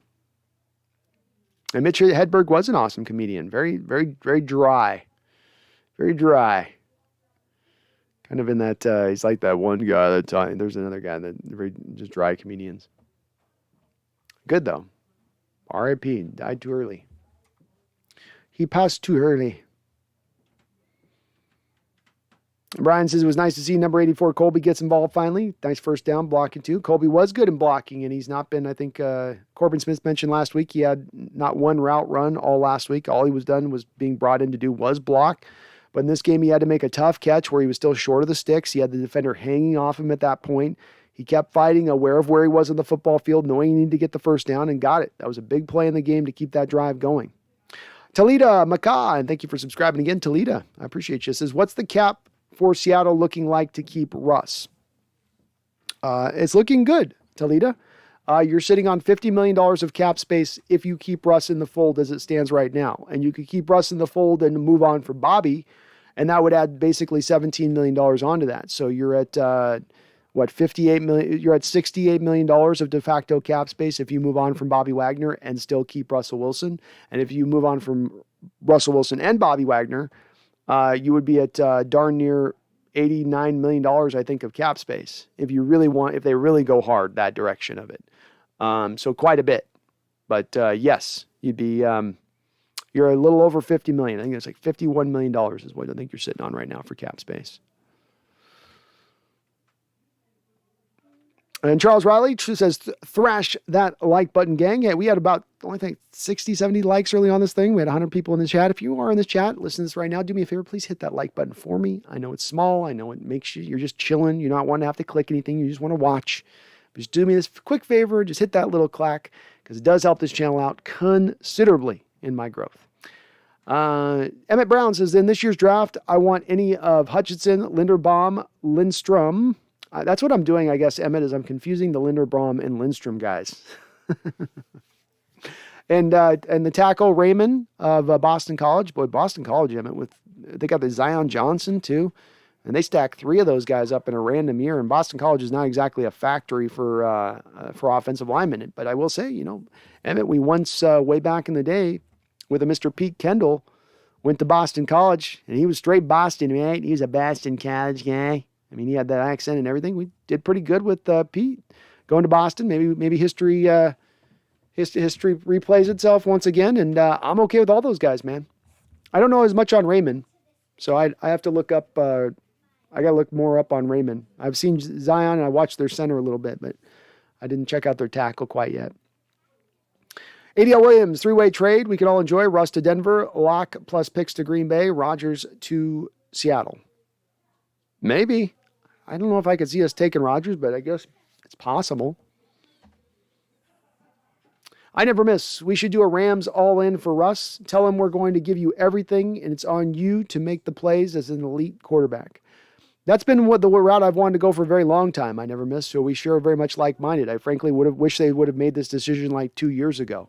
It sucks that it's taken this long for them to get to that point, but if they got to that point, I would be encouraged by it. So, I'd love to see that. I would. Megan says, will do, B. Nice. And I'll be on the lookout for you, Megan. There's one pro shop here. They got the mall here that might have one. Sean Proper, I would have liked to see Seattle call a timeout at the end, then have Geno come out to replace Russ. Standing O. I don't know if we would have got a standing O, maybe. John Reese, hope we can get a center, right tackle, left tackle, defensive tackle, cornerback, and other power running back. If Russ goes, get a stopgap quarterback, and then get a quarterback in 2023 draft where there will be a decent quarterback class. Sounds good. That sounds good to me. I'd like to wait to get our next quarterback of the future until into the 2023 draft. So I'm good with all that. That's the main key probably component of it for me. I don't like the quarterbacks in this draft at all. At all.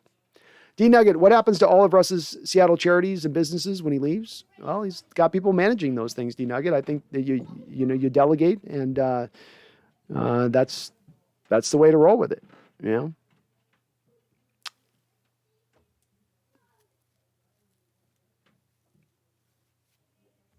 Megan says, if you're doing a European tour, B, you need to head south to Dan Enda as well. I might have to, Megan. Admittedly, I might need to make a move on that one. So, no, might do the full on with that. We got a large Australian contingent, Megan. So I might have to just do the full view. If I can get to the point where I got that much time I can take off, then I'd be willing to do it. I'm willing to do it. It's kind of one of those bucket list things, right? Got to travel a little bit. Larry Coleman, Seahawks Show. Russell Wilson not going anywhere. I'm really sad. If you have a chance, Brandon, check out Larry Coleman Show. I will. I'll check you out, man, for sure. John Marie says, Diva Rogers in Seattle is hilarious just because it would be funny to see him clash with Control Freak Pete.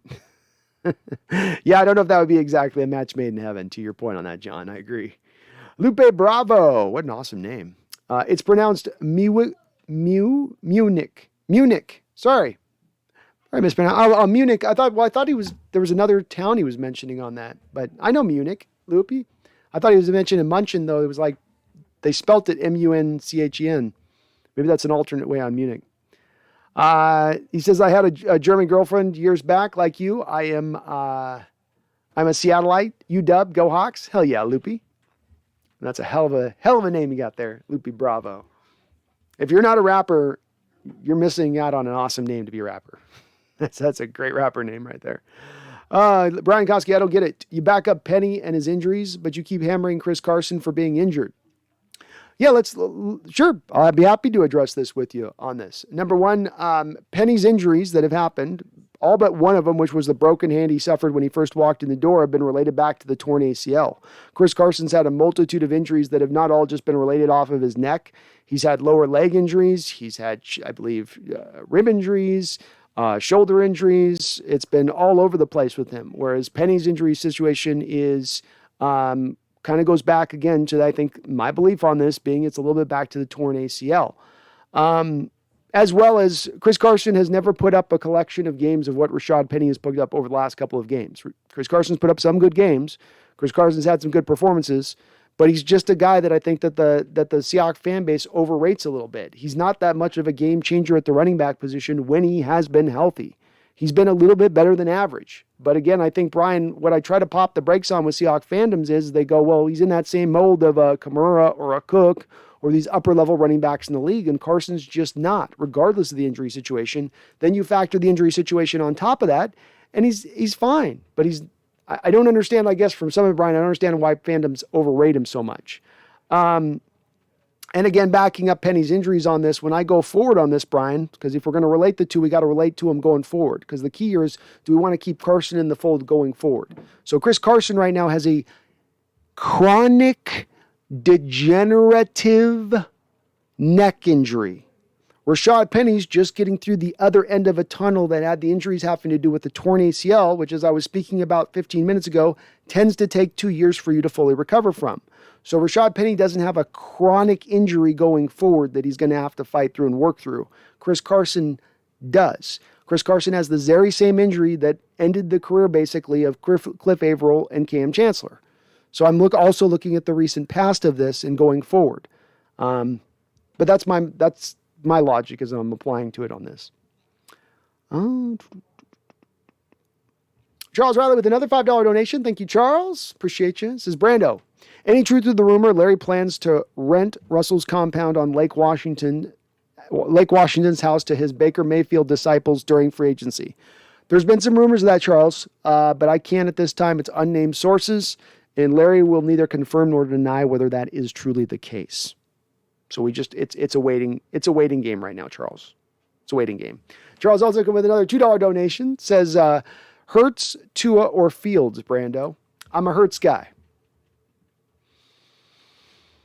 I would be more of a Fields guy, Charles, for me on that. Fields has got some more upper level traits, and I think that the Bears have done to Fields what I was talking about earlier on my stream. I felt like the Bengals have done a little bit with Burrow. Burrow's been able to succeed, but he has succeeded in spite of this, not because of that. And that they did not build the offensive line first before getting their franchise quarterback. They did the opposite. And this is what leads to your quarterback getting battered and bruised and injured, as Fields has found himself this year. Has he played magnificently above that? No. But I think it's going to help Fields out considerably if you were to put a good offensive line up in front of him. And that would have been the place I would have gone if I was the Bears. So I'm more of a Fields guy.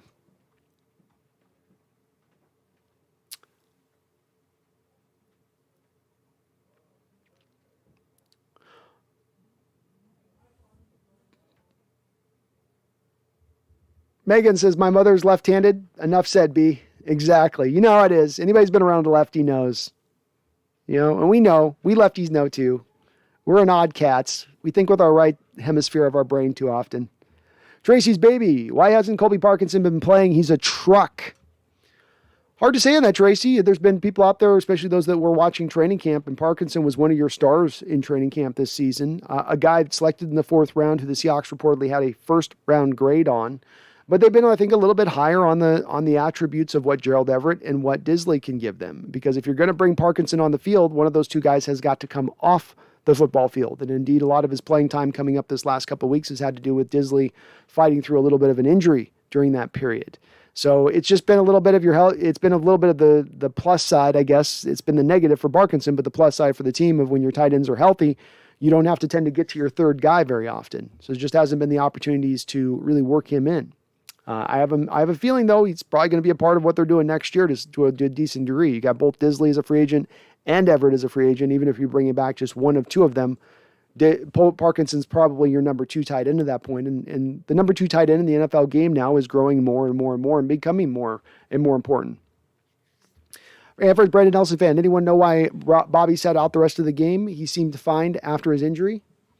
I'm not sure, Brendan Nelson fan. My guess would be that he might have what would be like a torn PCL, MCL, where it's not the torn ACL where they've got to like cart you off the field and get you on the stretcher where you can technically still walk around, but that you have torn it. Cam Chancellor suffered this injury the night before the Super Bowl in 2014, yet still went out and played the Super Bowl.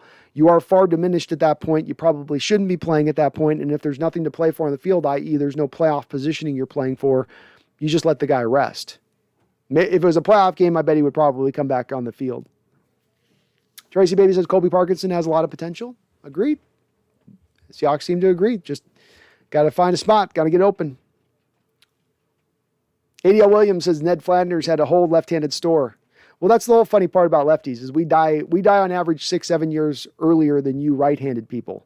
It's one of the great holocausts of our time that never get talked about it. Lefties die at 6 years less than you freaking right-handed people because we have to go through a world operated by right-handed people who've created everything for the right-handed person. I'm left-handed and I got to use my hand on this mouse right now because mouses are created for right-handed people. It sucks. And so we end up killing ourselves through high amounts of accidents by utilizing right-handed things that should be, because there's no left-handed item. If you think about it, we should really be protected. John says, good point as far as the Eagles. I forgot that Chicago traded the first round pick to the Giants. Yeah, they're a little light right now to make any moves, and Chicago's not making any moves at this point, that's for sure. Mac Pacific Northwest says, watching Matt Corral get hurt yesterday was too bad for Ole Miss. I saw a few games of his and thought it'd be fun to see him as a Seahawk. Well, one of the things, and you can probably find this somewhere, it's buried somewhere deep, but we've had a lot of talk about the quarterbacks in this upcoming draft, and Corral is a guy that I've watched quite a bit. I don't think that he's got the necessary arm strength to get it done in the NFL consistently. But the biggest issue I had for him is I saw him, he had that Johnny Manziel body. Same thing you saw with Wilson coming out of BYU this last year. 6'1" and a beanpole. And I worried about him. I looked at him and I go, that guy's going to get injured. You can't be that size and have 300-pound men landing on you and sustain.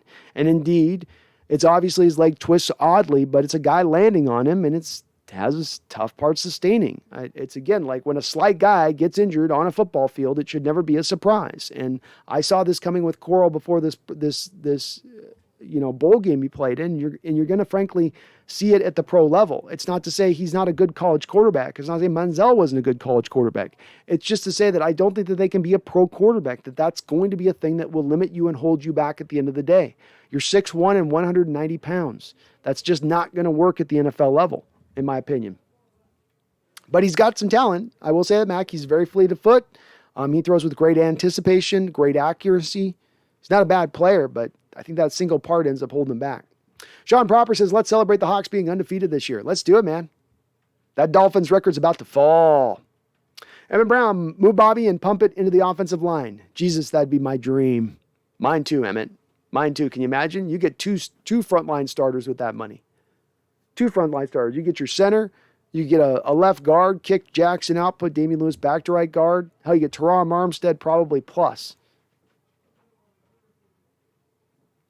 John says, thinking Wagner's probably gone, though nothing is set in stone. I got $16.75 million in reasons why Seattle's probably going to be moving on from Bobby after this year. Costa Rica sports fans, Hurts is a good quarterback, IMO. I'd love to trade him to Philly. I'd love to trade Russell to Philly. Hurts would be interesting. Got the mobility. He could certainly be in that game manager mold that Carroll tends to like to lean towards at the quarterback position. Nicholas Crossguns. What's the so red? ADL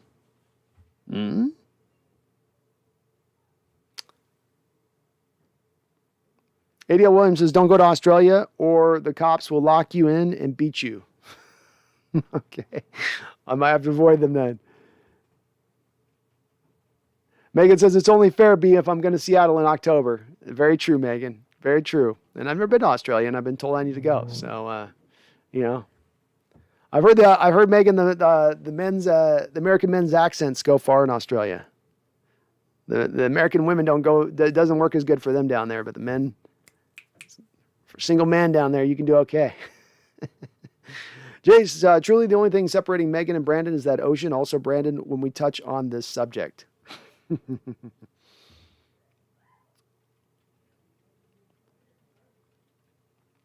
Charles Riley, the $5 donation. Thank you, Charles. You're amazing, brother. Says, I can't wait to tell the lefties I know the mortality statistic. Thanks, Brando. Yeah, I saw it when I was growing up, and it kind of freaked me out a little bit. But I was like, well, makes sense. If you had like a cut of me over my lifetime of trying to utilize right-handed stuff, it's probably me inches away from my stabbing myself in the heart at every turn. Yeah.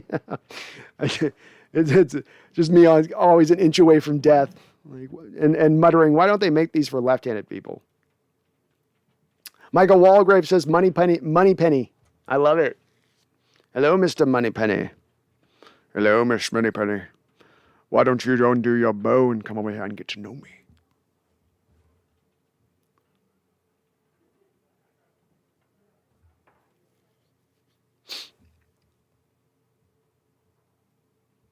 Emma Brown, let's be honest, neither Penny or Carson should be back. Not at any kind of cost, that's for sure, Emmett. I'd bring back Penny on a low-cost deal, but I'm not giving him a multi-year deal, and he's got to prove it. B-Ross says, fun fact, Chris Carson has the same rushing per attempt as Christian McCaffrey. I'll pass on him in free agency, but Hawks Nest, you're never giving the guy any love, especially running behind our O-line. I don't know about the running behind our O-line, B-Russ. We've had an offensive line that's been built for 10 years to run block first and pass block second. So he's actually had an okay offensive line as far as run blocking goes in front of him. Again, you take one stat, B-Russ, I'll always harp on this. When you take one statistic and you cherry pick it out and you say, well, there's this one stick here and there's one stat here, and then see, this guy's exactly the same as that. You're simplifying the argument to then win the argument. No argument is ever won on the back of one simple stat. No argument is won on the back of one simple game.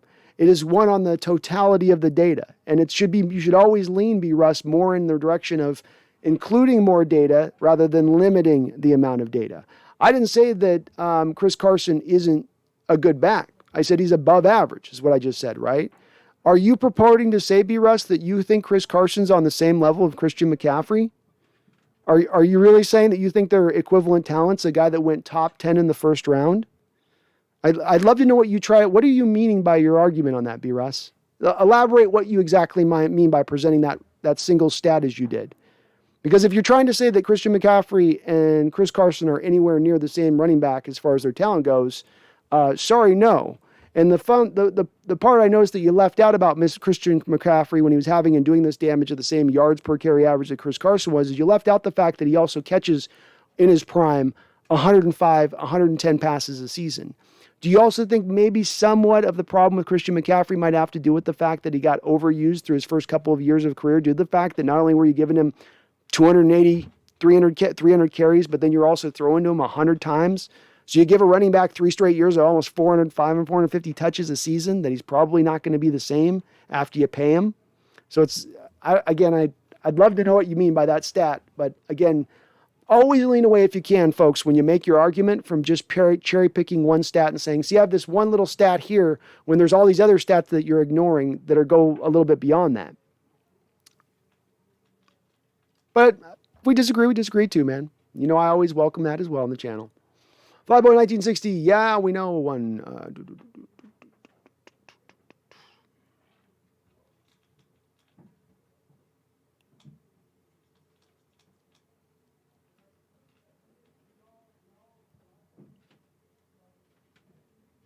Stephen Kapowski, yeah, a lot of potential they won't use in Colby Parkinson.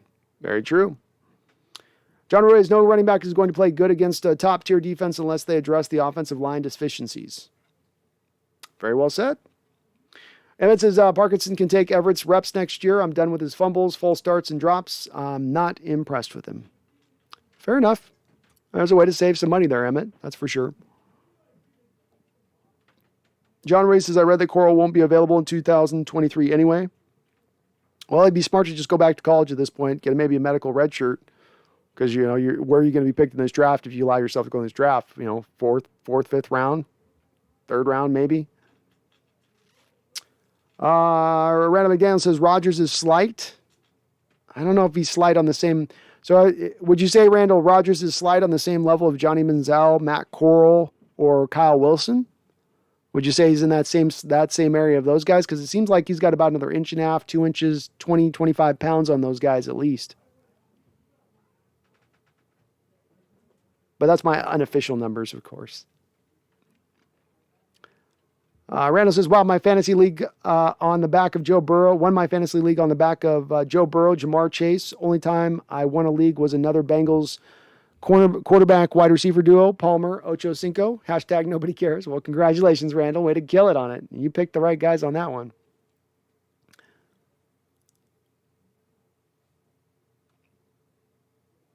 ADL says I'm like 70% in on Everett.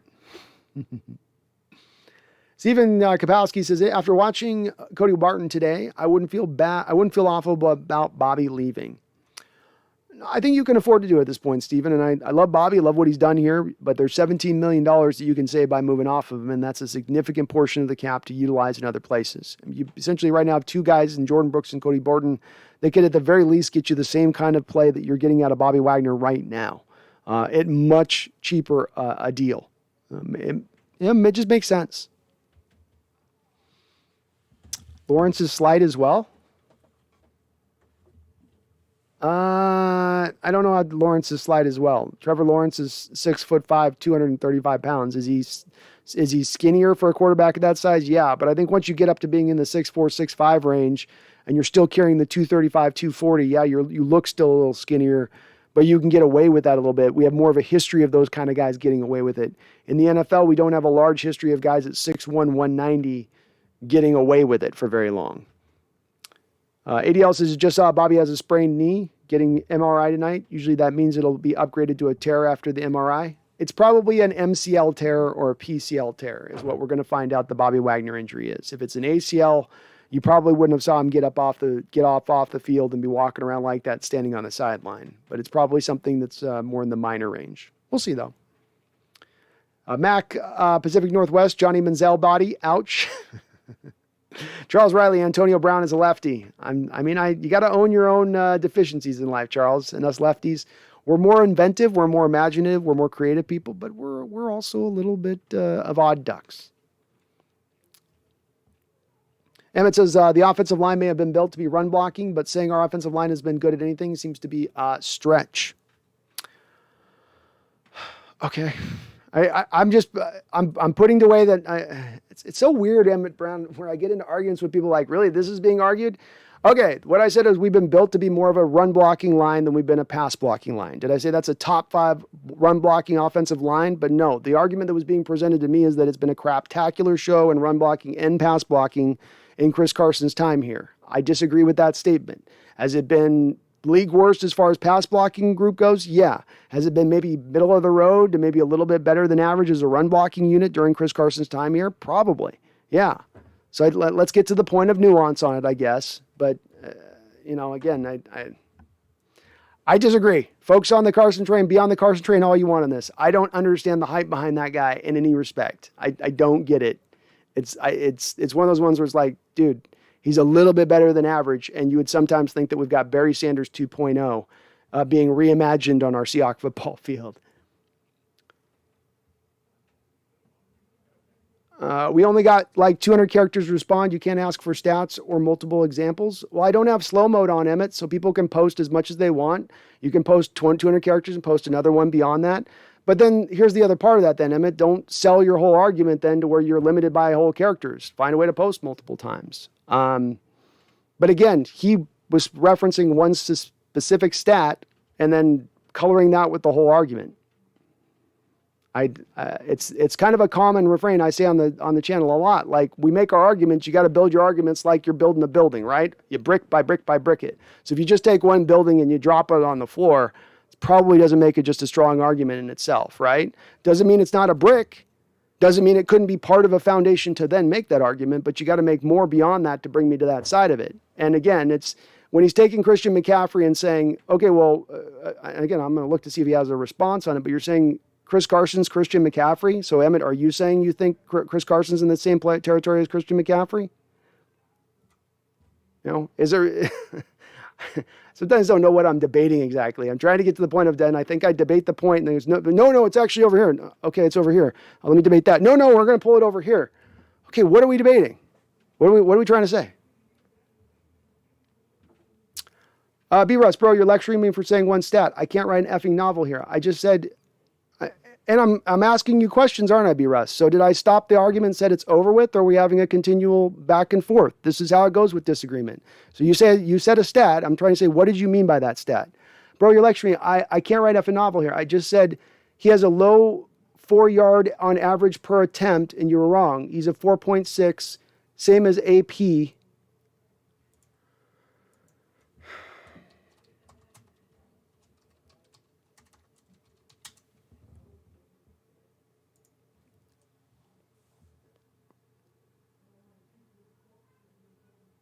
Okay, so again, let's go with let's dive into the details on this, and I'm happy enough, B-Russ. Guys, with the whole limited character deal, I respond to every comment in the chat. If you get limited by 200 characters, I respond to you. You can post something back into the chat, and I respond right back to it, as I've just done here, B-Russ, as I responded back to the secondary comment you posted. So the debate can continue forward. It doesn't stop because of your one posted thing. And Emmett, I've had plenty of back and forths with you on this channel over tons of different shows. So it doesn't seem like the 200 character limit completely holds you guys back from being able to have these type of debates. Again, the question comes down to it, B-Russ. Is your argument then that you're saying Chris Carson's on the same level of Dalvin Cook, Christian McCaffrey, Alvin Kamara? Are you saying that it's that? And I am going to bring up, because you brought up one stat to me. So I will lecture you on it because it's something I say very often on this. You will very rarely see me just point to one stat and say, this one thing is the reason of this. I might bring one stat that's then been brought into addition of other points I've made to build my argument. But when people tend to build the simplified argument, B. Russ, and when I run into it in this chat a lot, it tends to be in that line of, here's this one thing I can breed to then color my whole argument. I'm not going to have anything else to back that up. The 4.6 yards per carry. I'm sorry I was completely off on that, and I didn't have his exact yard per carry average to pull off my mind. I was 0.3 off. So excuse me for not having all those stats readily at hand instantaneously the second I need to at every given moment. Again, what is your argument saying on this, B. Russ? What are you trying to say on this? This is my question for you now, and I will be reading it in the comments, so I know you're limited in your character count. I will read every one of your comments on it, everything of what you've got to say on it. What is it you are trying to say then? What is it you're trying to say about Chris Carson? That we should ride with him going into the future? That he's not been injury prone? That he is as good as Christian McCaffrey? Now I'm just asking a question. I'm not making a determinate answer. What is it you're trying to say?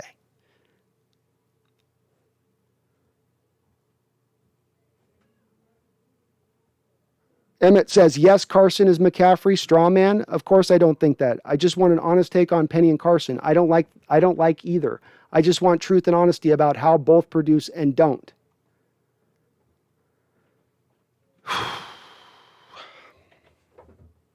Emmett, I didn't straw man him. I asked a question. See, now, Emmett, now you're just going to annoy the hell out of me on this shit.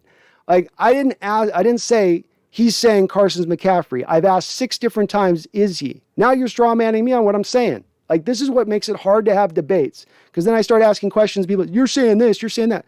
I'm asking questions. I'm trying to refine his understanding, his answer to understand what it is he's truly trying to say. If I was trying to straw man him and say, you're just saying Carson's McCaffrey, I'd move on his comment and then I just wouldn't respond to him, right? But I'm kind of coming back and forth with him. So let's go. Let's go. Pump it on in. Let's see. And yeah, they are both injury prone, but I went into the nuance of that, right, Emmett? Because again, it's always the simplified answer on this stuff, right? Let's paint it with the broad brush. Let's not get into nuance. Chris Carson, every year he's played with the Seattle Seahawks, has had a major injury every single year. Lost multiple games over every single year. Those injuries have been multiple. Those injuries have been all over his body, not just one thing.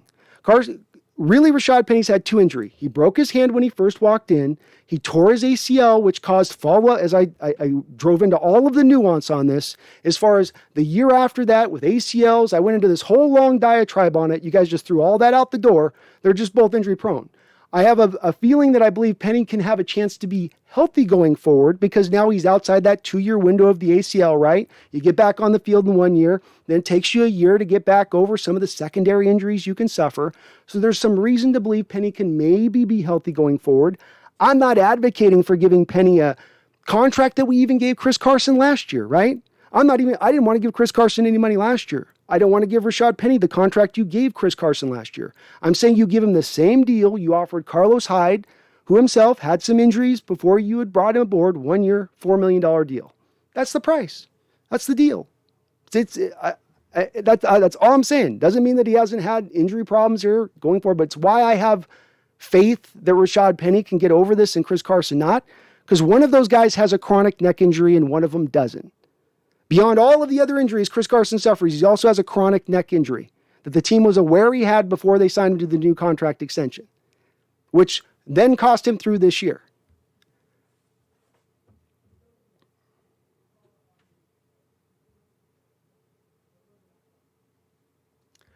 B. Russ, I never said Carson was the same talent as McCaffrey. My God, what the F is this deal today? I'm asking you questions. I'm asking questions. You guys are then paying back. I don't see a lot of questions on your guys' part to understand my standpoint on this.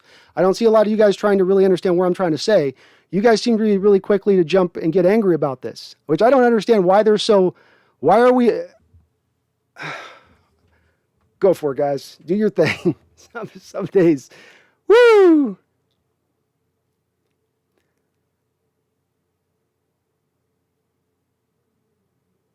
Yeah, Emmett, we're talking about the future, right? So Penny says going forward, maybe Penny could become a healthy, lasting back. And yes, that projects way better than Carson, even though I was talking about their history, but now is the future. Well, Emmett, both, and maybe I'm completely not understanding this, but I thought what B and Russ were talking about is what the future is here. And somebody was initially asking the question on this, whether or not Rashad Penny should come back for another year on a prove-it deal. I was advocating for that happening on a couple of different reasons. And then B. Russ is saying, well, why are you advocating for this injury-prone player when you don't like Chris Carson and want to bring him back? So then I went into the nuance as to why I believe that way. And it's not to say that they haven't been injury-prone players prior. I wasn't saying that. I was saying, let's go through what the injuries were. Let's dive into what caused them. Let's dive into what it is. Let's dive into what we can now draw forward. And when a guy's got, I don't know, maybe a chronic injury in their body, something that's degenerative, something that will never get fixed ever to 100%, maybe that guy going forward is not going to be a guy who's going to be able to be healthy remaining. That's all I'm saying. And again, I never said you were saying that Christian McCaffrey is Carson. I was trying to understand what you were trying to make in that comparison. You brought up, B. Russ, a stat where you said, here is the stat that shows they have the same yard per carry average. Okay? What are you trying to say with that stat? What are we trying? It's been my question I've asked 4 or 5 times over. It's not me saying you're saying that. It's me asking you what you're trying to say. I tried to take what you put in that stat and I was obviously wrong by your and Emmett's reaction. Okay. So I read your comment and took off of what I thought you were trying to say. Then when I realized now I'm wrong, I'm asking you what you are trying to say. So if you could get that, would be great.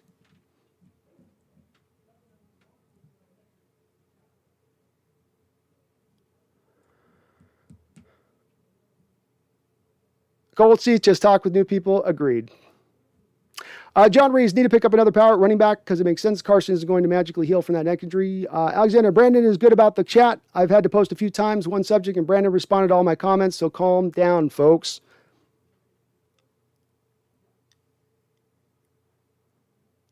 Once again, Emmett, no, shut up. I didn't say that. I never said you said Chris Carson. I asked the question. I've asked it 10 times. Neither you or him have answered me on it. I've asked it. Just a simple question. Very odd. Sometimes the energy you bring in, man, I don't know what it is, dude, but sometimes you come in with these like claws out thing and I don't get it. So I don't know what the deal is on it. I don't know why it's got always driven to this. There's always this layer of tension that you want to kind of bring in on stuff, and I don't get it. And then I start, what are we talking about? Well, I'm not talking about that. Okay.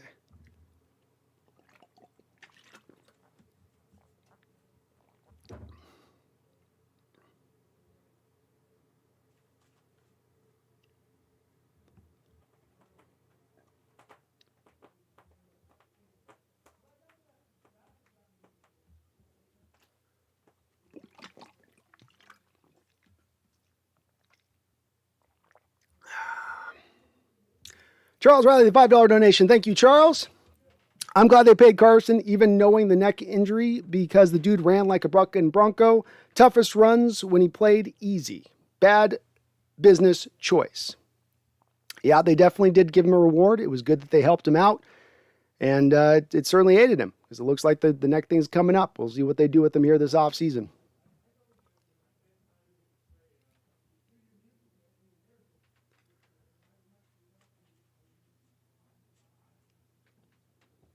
Nitro Hawk, who's your top 5 coaches the last 10 years? We got Belichick. I would put Carroll in there. Sean Payton. Who else? Andy Reid. And probably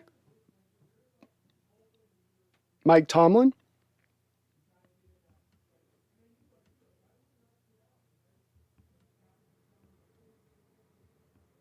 I never asked. In the end, Carson is nothing better than Thomas Rawls or any running back since Lynch. Honestly, I wasn't high on Penny before, but these last couple of explosive games.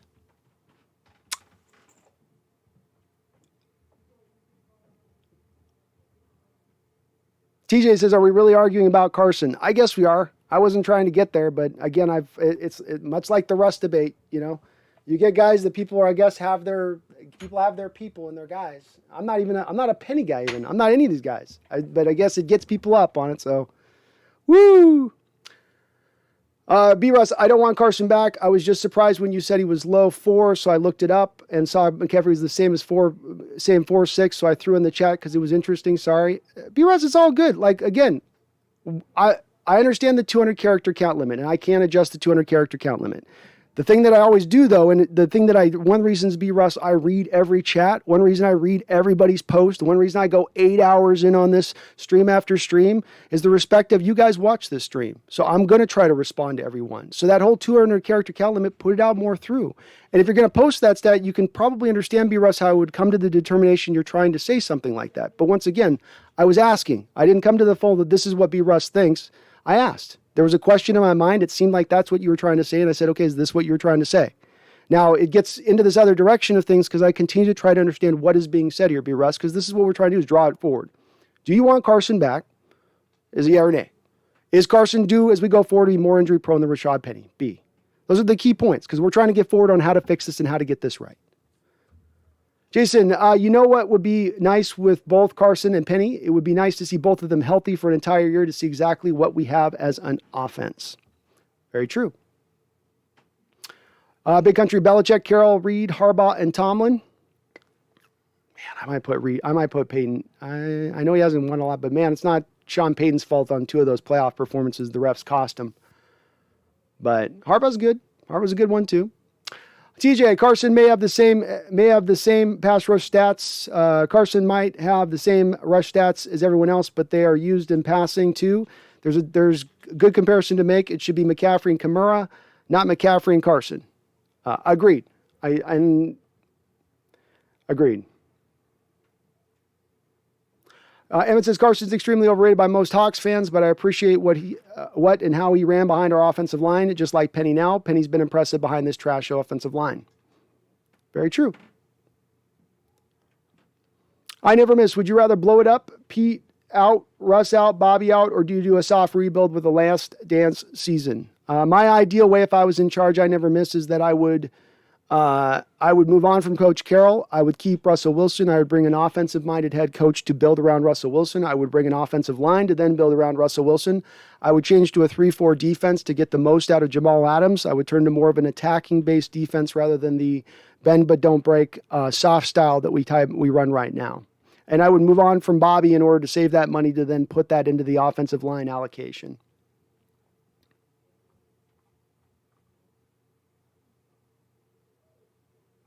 What's my favorite color? I don't have a favorite color. I'll be back in just a sec, folks. Going to get a little more coffee here, and I will be back.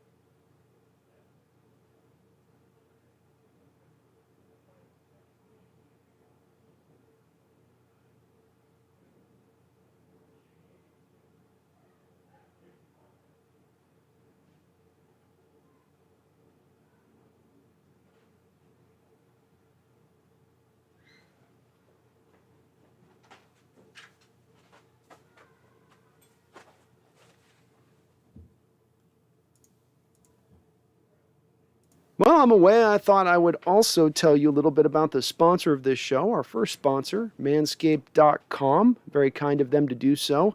They've also engineered the ultimate groin and body trimmer by focusing on intelligent functionality and an incredibly comfortable grooming experience. Their 4th generation trimmer features a cutting-edge ceramic blade to reduce grooming accidents, thanks to their advanced skin-safe technology. I now feel confident shaving my boys. This upgraded trimmer includes a multi-function on and off switch that can engage a travel lock. It also gives you the ability to turn the 4000K LED spotlight on and off when needed for a more precise shave. The Lawnmower 4.0 even allows you to customize your trim through additional guard lengths through sizes 1 through 4. Did I mention wireless charging? The wireless charging system uses electromagnetic induction, which can help battery length last longer. Men, if you've been shaving with the same nut trimmer on your face, you've been doing it wrong. No person wants to end up with pubes in their mouth. It's time to get your own ball, hair, and body trimmer with Manscaped to make me time the best time and enhance your confidence with some nice, smooth boys. Get 20% off and free shipping with the code NEST, N-E-S-T, at manscaped.com. 20% off, free worldwide shipping with my code NEST. Help yourself, help your boys, help the show. It's appreciated very much, and thank you to Manscaped for sponsoring the show.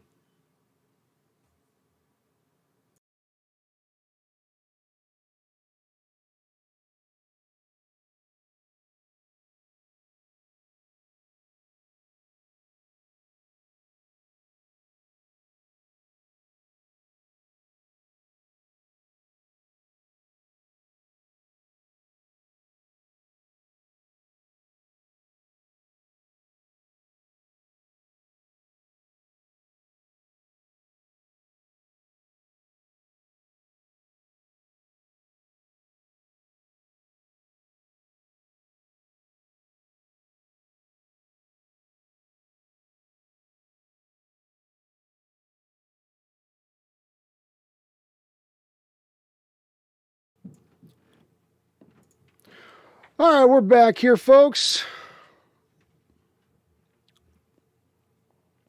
Tony and Russ cooked, baby. He did cook indeed.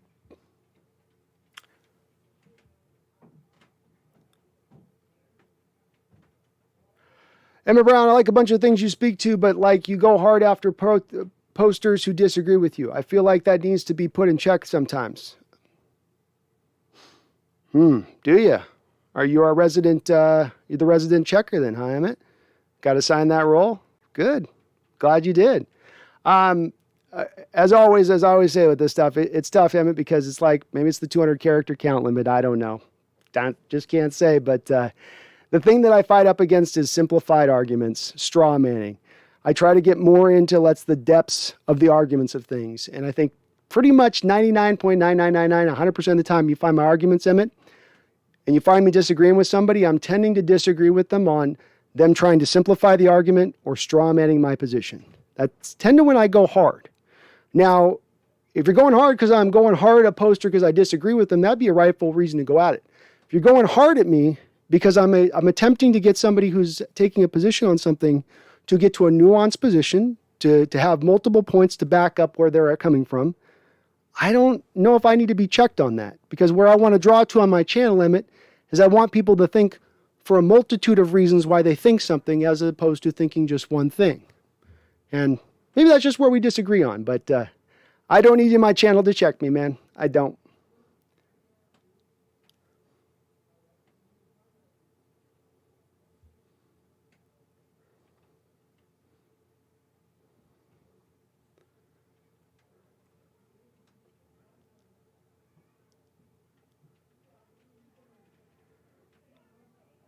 Jason says, Brandon, our new coach. I love that plan. I'm excited for a 3-4 defense. Let's go. Wagner, please stay, though, Brandon. I love me some 54. It's just he cost $20 million off the salary cap. He cost $20 million against the cap next year to keep him going forward, which is going to be tough.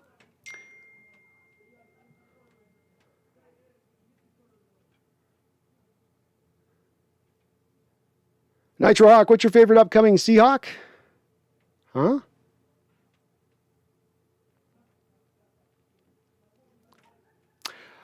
Joe Lopez says, greetings. Joe here from Guadalajara, Mexico. Not being in the playoffs is uncharted territory for this team. I really hope we don't miss the playoffs next year.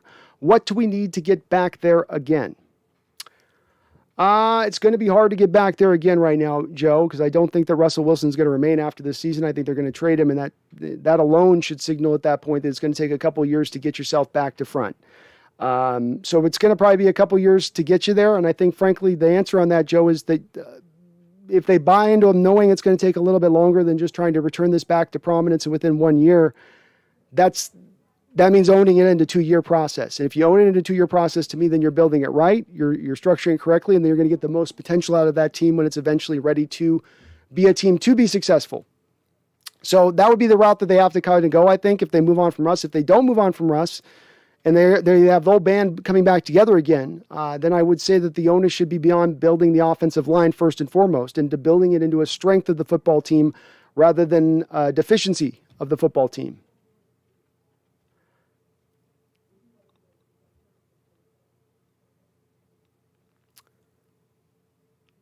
Joseph Young, I hate how sensitive people are these days, Brandon. Yeah, I know. Mac P, Pacific Northwest, who's the dark horse candidate to come in as a new franchise quarterback? Gardner Minshew. How about Gardner Minshew? John Ruiz, the Cards, hard to say, but the Cards D gave Dallas problems even though they are not at full strength. Chandler Jones caused a lot of problems for Dak. It's interesting to see. I didn't give a chance, can't check out the game necessarily here because I was obviously on the stream a bit, but that is, it's interesting. Megan says, 1 p.m. here, gang, heading back out as I've been here since 6 a.m. Maybe back later if you're around. Sounds good, Megan. You have a good one. Oh, my favorite young Seahawks, says Nitro Hawk. DK Metcalf. DK Metcalf would be my favorite young. Voodoo Magic, the question of what's Brandon's favorite color? Obviously, it's not brown.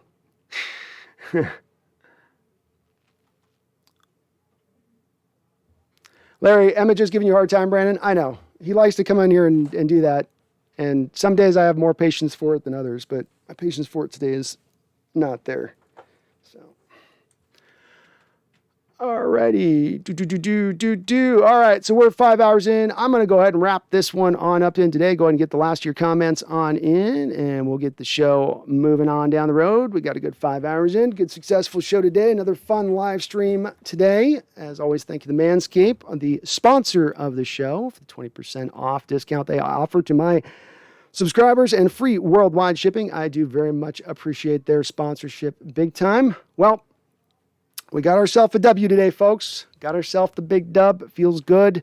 Even if it is against the Lions, is kind of what it is. Can't take much away from it. So, it's at least a little bit of a bright spark here in a storm of a season, hasn't it been? TJ says, last home game for the Hawks and maybe last with Russ and Bobby. Very well said, TJ. Great way to close this on up. This could very well be what we saw as the last home game for two legends of the Seahawks team run. The last two-man standing, so to speak, of the Legion of Boom era in Russell and Bobby. Two guys who, no matter what happens this offseason, whether Russ or Bobby are moved or they remain, no matter what happens, their legacy is set here in Seattle. They have done so much for the team. They were as every bit a building block as more as any other players on those teams as far as helping us to win the Super Bowl and get back there back-to-back years, and still carrying on the torch after a lot of those main guys had left, after a lot of the talent had drained out. Those guys really did keep things together for this football club, and it's encouraging to see. It really is. I am hard at times on Russ for sure this year, and have been last year and a half in his play. Sometimes it's been good, sometimes it's been bad, but there's no point. Still, favorite Seahawks quarterback in Seahawks history by a wide margin. Again, a guy who I think, his career to me could end tomorrow, and he still should win should still go to a Hall of Fame. And I think he will be that. I think Bobby will definitely be a first ballot Hall of Famer. I think Bobby's, even after this year, might have even snuck up into top 5 all time as a middle linebacker in the sport, which is great to see. And it's kind of funny. You take that Legion of Boom defense, all those legendary players, all those great players, all those Hall of Famers and borderline Hall of Famers, and the best defender on that team, the all-time best defender and where he will rank among the position groups, will be Bobby. He will be looked at historically as a much better middle linebacker than Sherman was a corner, or than Earl was a free safety, or than even Cam Chancellor was a strong safety. And that just speaks to me more to Bobby's greatness than it does anything having to do with the deficiencies in those guys' game. Charles with the $2 donation says, thanks for the work, Brando. Keep it up. I appreciate you, Charles. I will keep whacking away here. So I'll be back at that this Wednesday, of course. We'll be doing this again. D Nugget says, have a good evening and Happy New Year, Brandon. TJ says, is Russ' number going to be retired? Yes.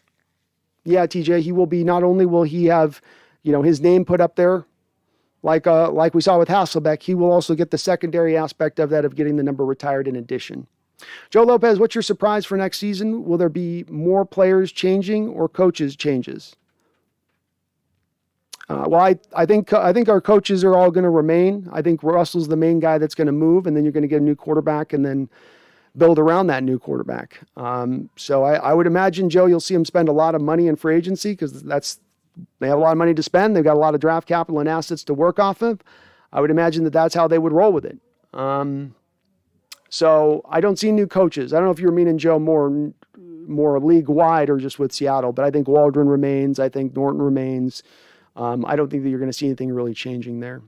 A.D. Williams says, thanks for the show, Brandon. I enjoyed the stream. I listened for the whole game today. You are a hero, ADL. You're a champ. You're a Hawks Nest champ. I appreciate you hanging in there through the whole game. Big time. Thank you so much. And we'll keep doing these live stream play-by-plays, man. I enjoy them. Mac, Pacific Northwest, good stream. See you next time. Sounds good, Mac. I appreciate you watching.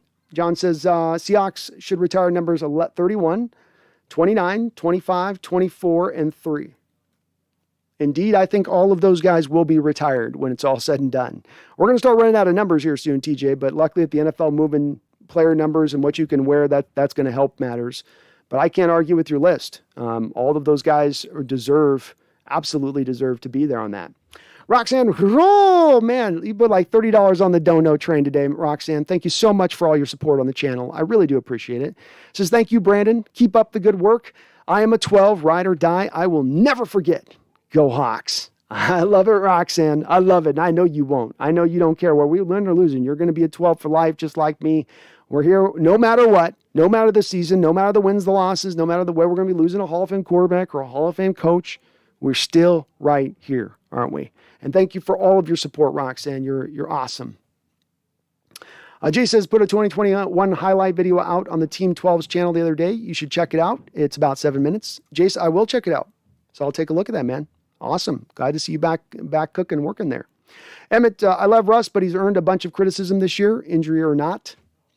Yep. And again, it's a point of where it's not, I don't think, to a point where, as we showed today, Russ is not all broken or it's all bad. And as I've always maintained with Emmett, with Russell Wilson, it's never a matter of him not being able to grow this aspect of his game where I'm limited physically from a size standpoint, so I can't do the short or intermediate passing game. I think so much of this is really about him really embracing it and, him understanding I got to build this into my game. And once he does, it's going to be rough for him in that early moment to get there on it. But once he actually finally does,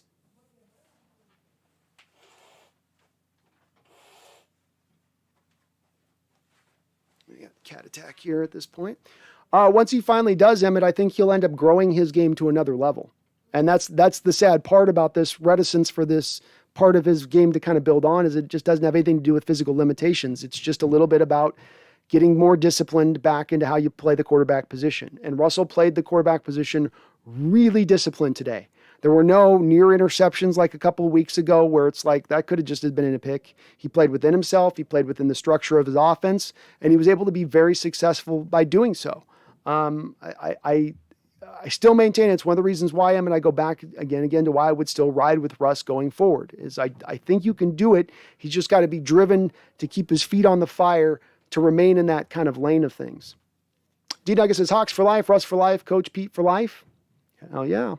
John Robinson was at the game and the reason why they were so hyped and scored so much. I love it, John, doing your part. There may have been some empty seats, but you were making enough noise to make up for 3 seats worth. Evan says, I'll be here long before Pete. I'll be here long after. His time will pass. Yes, it will. John, I yelled at DK to get him a couple times and he heard me. Nice. Well, he got him. He definitely heard you.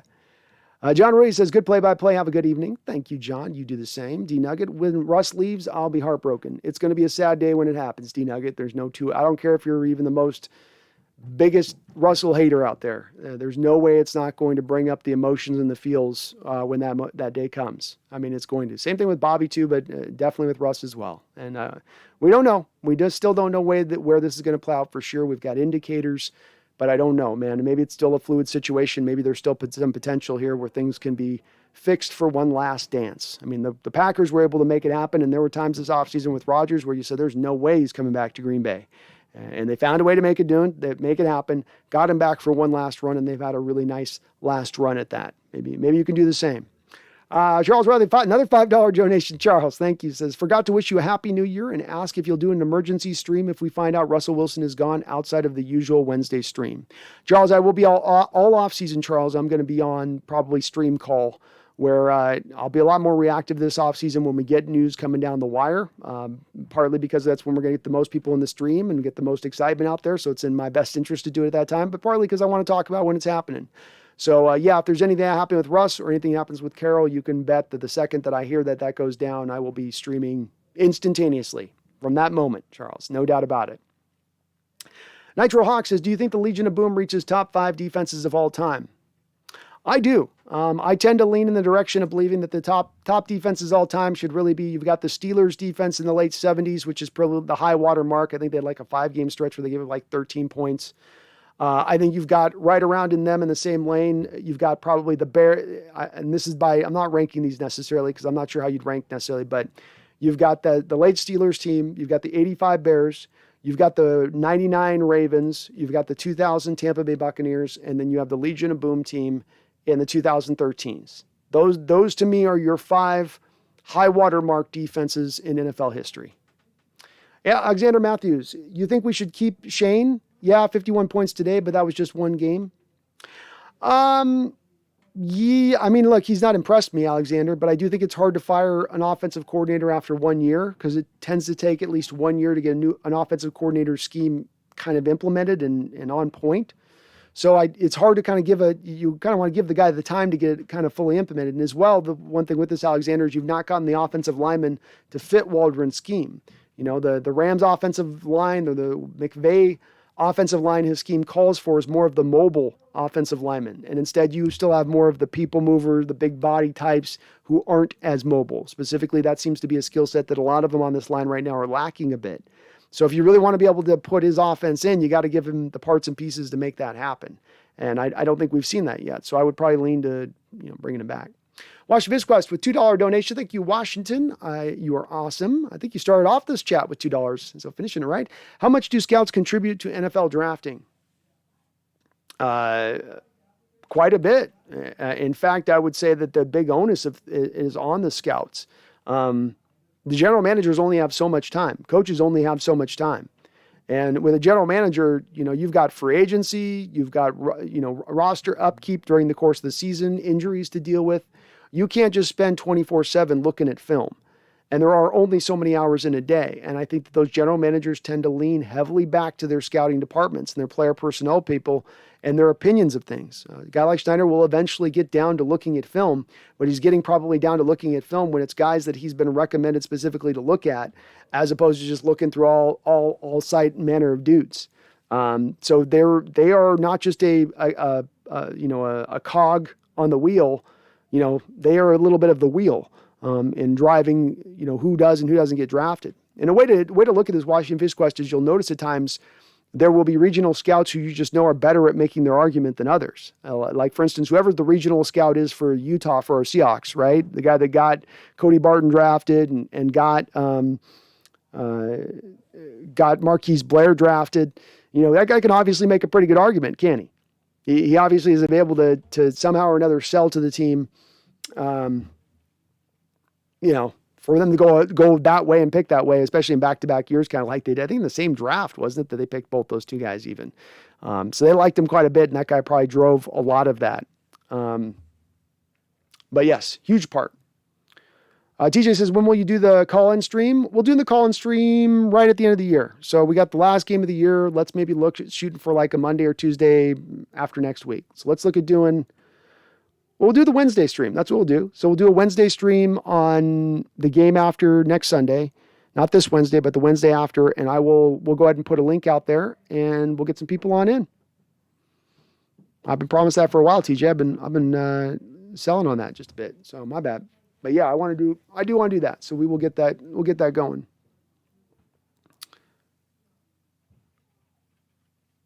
Jay says, when Brandon says we're wrapping it up, we got to take 30 minutes to an hour to make sure to soak it in. Russ on the podium. TJ says you should make a Hawks Nest Hall of Fame. I know, I should, man. I'm Mount Rushmore Hawks Nest. Charles Riley, and he's the hardest working man in Hawks coverage. Oh, thanks, Charles. I appreciate that. D Nugget, thank you for the $2 donation. You're very kind. I appreciate all you on the donations. Very kind of you. Says Brando deserves a dono. Thank you, D Nugget. I appreciate that. B Russ says, good stream as usual. Sorry I started a fight about Carson. Emmett needs to chill occasionally. No worries, B Russ. And always remember, even if I come at you initially off of a point you get, I'm still always looking for further information on you to make sure I'm getting it right. And there's times that I've got to read through this chat, like to keep up with it and stay on point with it. So it makes me go fast through the chat and just grab stuff and sometimes read it and take it for what I'm reading on and then get into the next chat, right? So a lot of times I'm not always going to get exactly what your point might have been. Sorry for that. I've never my intention on it. I don't want to ever mispaint your argument and say, this is what you're thinking. I hate seeing straw man be done to me. I don't want to do it to anybody else. So there's times but I will always try to follow up, Russ, if I do see a point I disagree with. I'll always stay with you and engage on this chat. Even though there's the 200 character count limit, we'll keep it going, because it's the part that I do go back to, Russ, on this, is that even when we disagree, and this is the part where I have a little bit of disagreement on you on this, Emmett, too, is I like disagreement on this chat. I like people not necessarily thinking like I'm saying. I'm going to try to argue and debate you and fight with you tooth and nail to get you to come to my thinking on it. But at the end of the day, if you think what you think, it's like, I'm not looking for you to be cast away because you don't think what I think on this channel. That's never the expectation level here at all. But built within that is the other side of that blade that cuts both ways is that we're going to have fights. We're going to have arguments. There's going to be disagreement and bickering from time to time. Otherwise, we turn into an echo chamber where we're all just kumbaya, right? And as Richard Sherman's told us, kumbaya is not the way to go. But no worries, B. Russ. I appreciate you, man. I do. Everybody, even I need to be checked. I'm not immune to stupidity or due justice. No, everybody does need to be checked. But again, like I said, I don't mind being checked if I'm going at somebody and I'm being disrespectful to them, or I'm calling them names, or I'm straw manning them. But if I'm coming back to them and I'm saying, wait, this is what you're saying? Is this really what you're saying? Because then, that's, and again, if they're saying, I don't think, B. Russ, I'm admitting here, I understand you weren't trying to originally say this, but what I think Emmett's talking about in the times I disagree with people, you'll tend to find it's when people simplify an argument down that's actually incredibly nuanced and complex, and they distill all that down into a single drop.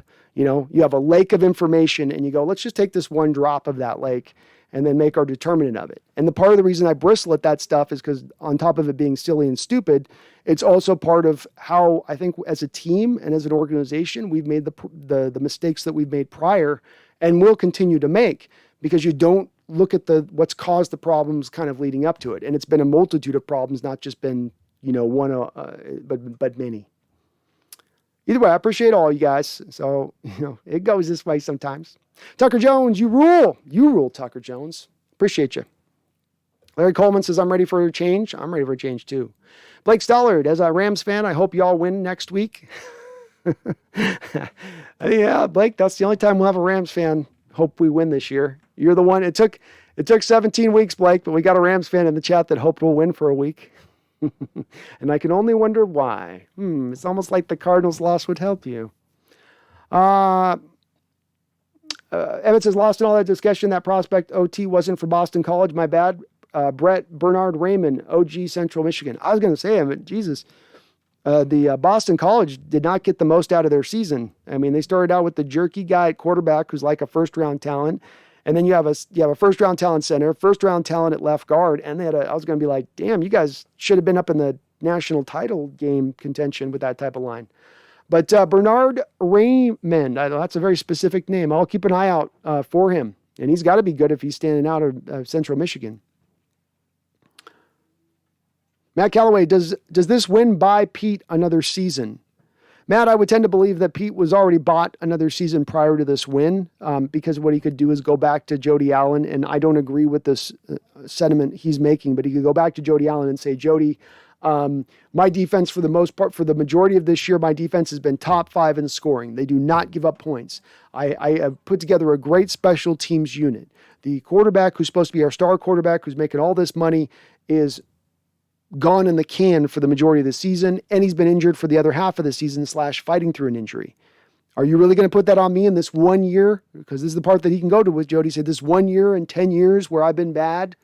You know, I think he can go make that argument to Jody, and it's one that wouldn't be enough to sell me over. But when Jody's looking at that and thinking about that, and again, you're hearing about this recent weeks, we've got former players like Cam Chancellor. We had kind of wondered what he had been, that tweet that he posted. I think we can kind of look at it now and understand what he was saying was back Carroll, not Russ, a little bit within that tweet, I would tend to think. And there's been a lot of former players coming out in the last week or so, kind of in Carroll's camp on this one. So it does seem like that is where this is going to go, Matt, but that was kind of bought him already, prior. I disagree with it, but I do think, yeah, to long answer your question in the short way, he's probably going to come back another year. Emmett says, I only think Pro Peters should be cast away.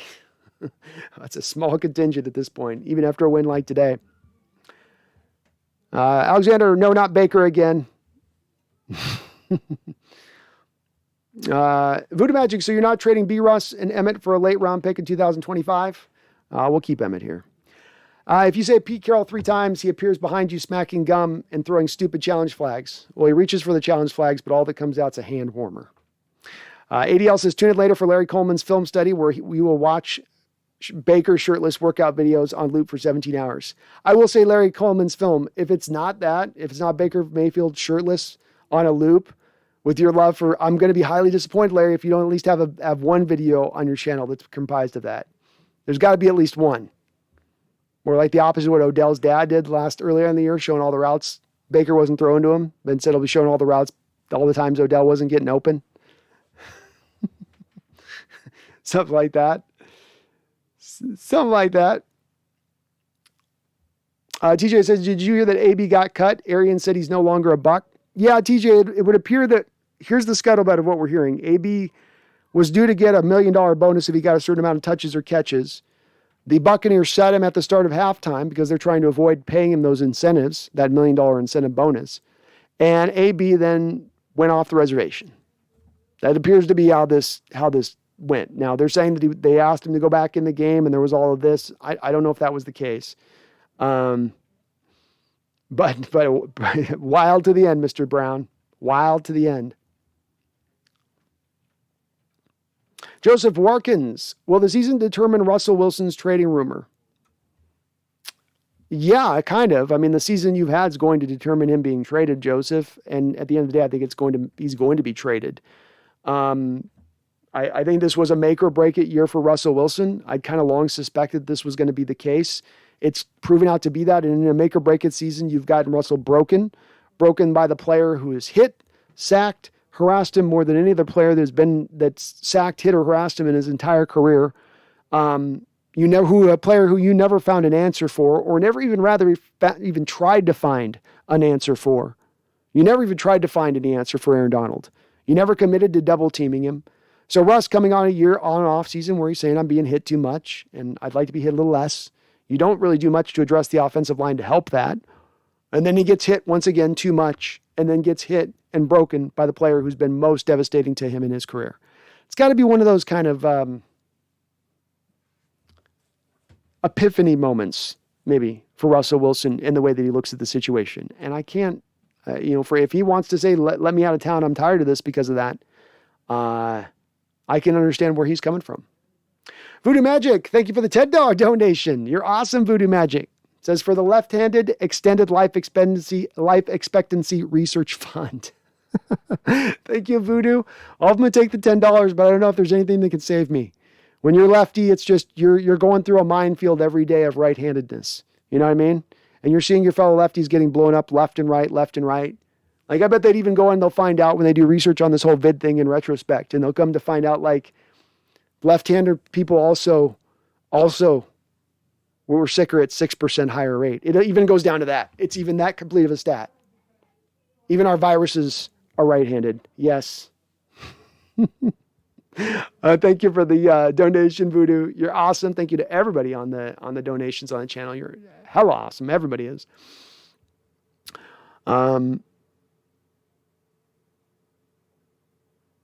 D-Nugget says, Russ getting sentimental on all his charities in the post-game press conference. Oh, Lord, not a good sign. No, and D-Nugget, as Randall, who really keenly pointed out earlier in the stream, Russell went over and got the ball from the official after the last snap. Like he wanted to keep the ball as a memento. Why would Russell Wilson want to be keeping a ball as a memento off the time in that season he beat Detroit at the end of the year for a game that didn't matter? Unless Russell keeps every game-winning ball, which that's going to take up a whole room in his house, I would tend to believe that he maybe knows that this is probably going to be it, which is sad. ADL Williams, so Russ will be gone and Pete will be back. Sounds like, ugh. That's the best way to put it. Ugh. That is the only way to put it. Mac, Pacific Northwest says, Pete to Judy, we're going to run this back next year. Judy to Pete, no, we pass. Well said, Mac. Well said. I did an article I did a week ago on Pete and what his conversation would be like to, in fact, I'll just do it now. We're at the end of the stream. It might as well.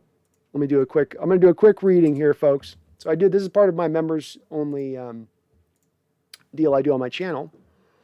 And I did this article of what it would be like with Coach Carroll going to Jody Allen, how he would be able to save himself, what he would be able to say to Jody Allen, okay? So he walks into the room. I'm just going to read you a little bit from my article here because I think this is apropos a little bit to this. So here's how Carroll can sell ownership on his return. Jody Allen sits Coach Carroll down. He's unflappable, that wry old smile on his face as he takes his seat. Tell me, Pete, she says, why shouldn't I fire your ass? Pete sits tall, confidently, and says, this is my first losing season in 10 years. I attained my greatest success when I built a super team around a cheap young quarterback and managed the game my way. But we all know at no point in the last 4 years was there anyone or any way our fan base would accept going this route, because it would have meant trading Russell Wilson in his prime. The blowback to you and the team would have received, let's face it, you would have never signed off. So rather than have the city come at me with their torches lit and their pitchforks poking, I had to do what was forced on me. I paid more than I wanted for a great player with limitations. At the same time, in fairness to my own shortcomings, the league began to solve my staple defense. I needed time to adjust while still operating under the previously said constraints. Now, over the last 2 seasons, this star quarterback that I had to pay, who's taken up nearly 15% of our salary cap for years, has badly regressed.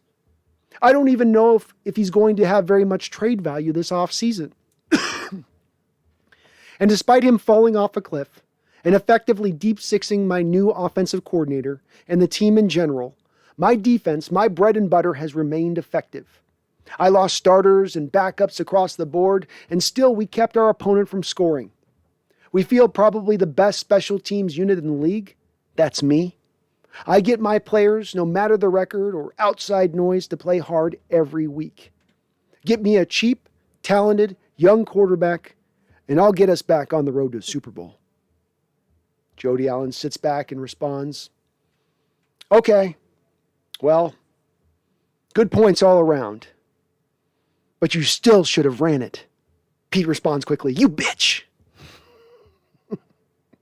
So she brings him back, but she still gives him a little bit of crap for having the guts to for should have run it.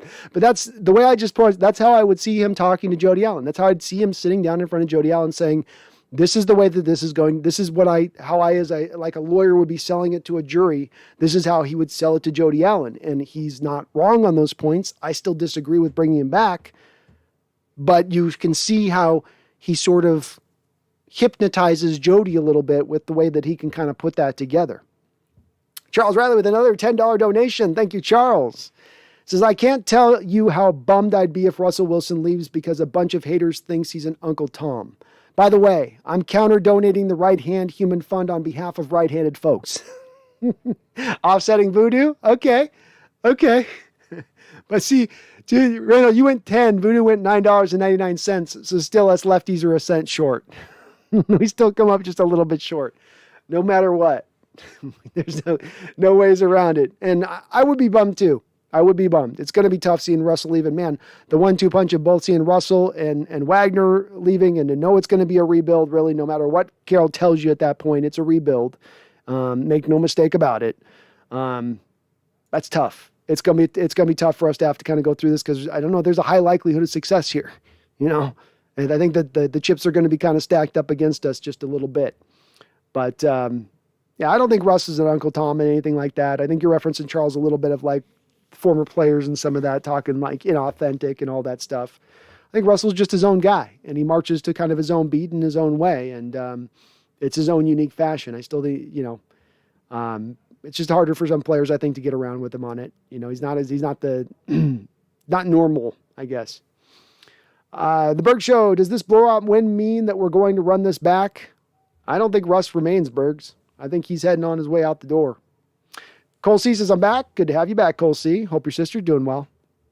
Tell her I'm thinking about her. Bruce Davis, do you really think Wilson leaves next year? Bruce, I think he leaves this offseason. I've been making this prediction for a couple of years. I said at the start of the year, this is a make or break year. If you don't win, it means break, and it means Wilson's going to want to move on somewhere else. I think he looks at this as he's been, I think, from his standpoint, he feels like he's been stagnated a little bit by Coach Carroll and Carroll's process to running a football team. What once allowed Wilson to really fly has kind of now grounded him a little bit. And I think that Wilson feels like he can fly. And I feel like he thinks some organization is going to allow him to do that. And I can't disagree with him on that. He's not wrong. But yes, I think that this all drives towards him looking at this last situation and saying, you're not going to really ever trust me. Wilson looking at Carroll and saying, you're not going to really ever trust me. Trust being building a full, great offensive line, giving him the playmakers, not needing to put so many resources on the defensive side of the ball, which is Carroll's baby. He's never going to want to go light on defense, but indeed you could have thought with this process, we'll go a little lighter on defense to go a little harder on offense, sort of copying the design model that the Kansas City Chiefs have employed. Seattle didn't go that route. Could have done it in 2018. Could have gone for a dynamic offensive hire at that time. You went for Schottenheimer instead. I think they've made their bones. They made their bones with that in this respect. And I don't like seeing this. Is not what I would want to see done, Bruce. But I think if I was a betting man, I'd be putting it all on black, and all on black would be Russell Wilson moving on. Joseph Orkins, do you think Seattle could find a better younger quarterback than Russell? And also, could this trade determine the Seattle future winning another Super Bowl?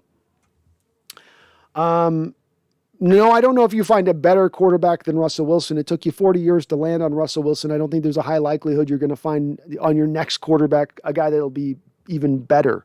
I don't think it's even likely you're going to find a guy equivalent. The best case scenario hope for this team driving forward as far as a winner goes is that you're going to get back to more of the game manager guy, but hopefully to build more of a super team around him. And that doesn't get a lot of people excited, but make no mistake about it, Russell was a game manager with some big playability to him, some mobility to him when he first came on the scene for his first couple of years. He transitioned into a game-changing type talent, into a guy at one time for a good 3 or 4 year stretch was one of the top 2-3 quarterbacks in the sport. So, you're not going to find that guy again. You're not going to land on him. But can you still find a good quarterback after Russell? Sure. You just may not be able to find a Hall of Fame quarterback. Charles Riley, don't get me wrong. Russ is a weird dude. You put it better than I did, Charles. I fumbled the way I was trying to present that. But I think it's sometimes his inauthenticity, sometimes I think it's mischaracterized for just him being kind of his own guy, being a weird guy, just being his own type of personality. Colsey says, I can't believe the Chiefs lost. Can't believe it either. ADL Williams says, remember when Russ tried cornrows for a week? Trying too hard.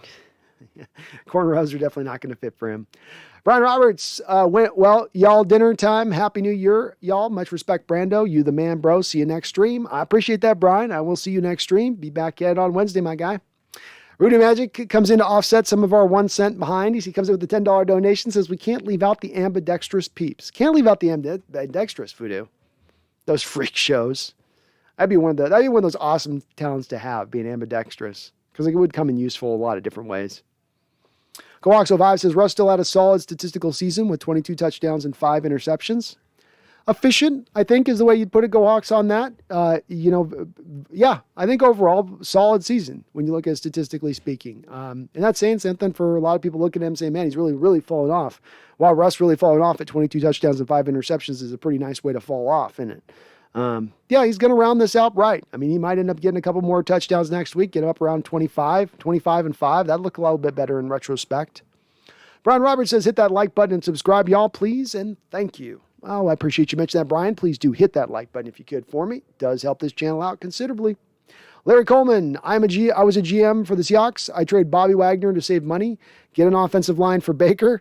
I do not draft anybody. I go after free agents that have experience, laughing out loud, maybe one draft pick. That's it. You just got to leave the rest of the draft picks on the board, Larry? That's pretty badass. Go Hawks 05. Last time we scored 50, we won it all the next season. We can only hope. Well, the universe likes to be binary like that, right? Likes to go in circles a little bit like that. So I'm with it. I'm with it, T. We can hope, Go Hawks. And hey, we're undefeated in 2022. TJ, Pete doesn't even want Russ because if he did, he would have taken the hint. Also, why would he get a rookie offensive coordinator and still not help Russ? Well, it speaks to a little bit of TJ, what I was talking about why Russ is falling out of love a little bit maybe with Carroll, and the way that this is run now is because he's never taken that whole step on really putting this behind Russell Wilson. It's always been sort of a half measure approach. You go into this offseason, Russ says, I'm getting hit too much. You grab Gabe Jackson. And even getting Gabe Jackson, who would help your offensive line, you do it to the detriment of your offensive line because it means moving Damian Lewis from right guard to left guard, where he's much worse. And then doing nothing else besides that. You were for large swaths of the season running Kyle Fuller for you out there at center. He's just never backed him. Pete hasn't of Russ in that full way. He's given him some backing, but I would argue that to get the most out of Russ through this last 4 or 5 year period, Carroll needed to do a full backing. He needed to go all in, and he just didn't do it. And I think the reason he didn't do it is because he could not make his bones with having a lesser defense, having a defense which was one of the weaker ones in the NFL. I think that just would have gotten to Coach Carroll and his philosophies and his designs. Larry says, I don't think the defense needs to change. Fair enough. Go Hawks 05. Russ is going to throw for 8 next week for 5 straight 30 touchdown seasons. That'd be nice. That'd be nice. I'd go for that. Larry, Brandon, we need Baker. Agree? No, Larry. I don't like Baker Mayfield. I don't go for I can't have baby hands at my quarterback. Tua showed today why you can't have baby hands. They just can't hold on to the ball. And I know Baker's had a few of those little whoop, whoop, that little, what's that sound? I need that sound effect, that whoop, where it's drops back to throw. There's no defender around him and the ball just slips out of the back of his hand. He's got those little baby hands, Those little baby hands. They got those little smoky fingers. Remember they used to give those little smokies in school at the cafeteria? Those little sausages, they're about an inch thick. Baker's got those little smoky hands. Little smoky fingers. Small hands, smoky fingers. It's not a good combination, man. It's not a good combination. Mac, Pacific Northwest, Seahawks more likely to draft a kicker in the top 5 rounds. I'll tell you what, if you get the same success out of drafting a kicker, Mac, that you got out of drafting Michael Dixon in the 4th round, I think they drafted him. Maybe that was the 5th round with Dixon. If I get a kicker that gives us what Dixon's given us in the 5th round, I'll do that all day long. All day long.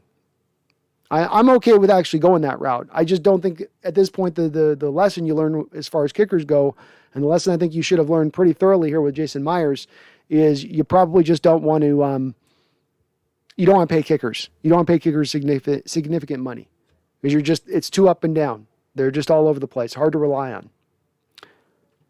Bergshow says, why does everyone seem so sure Russ will be traded? It's all speculation. I don't know if I'll speak to me, Bergshow. I'm not certain of anything at this point. Everything is still very much a question mark in my mind as I stand right now.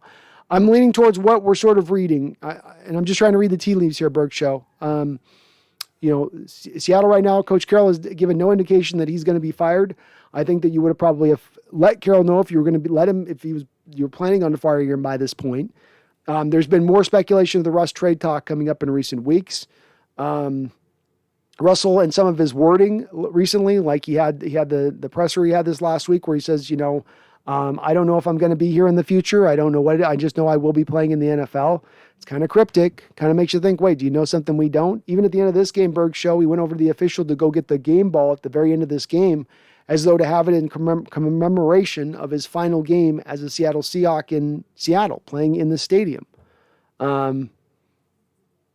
It seems like this is kind of adding up to this a little bit, but it does still remain a question mark, and there's nothing here that's certain on this.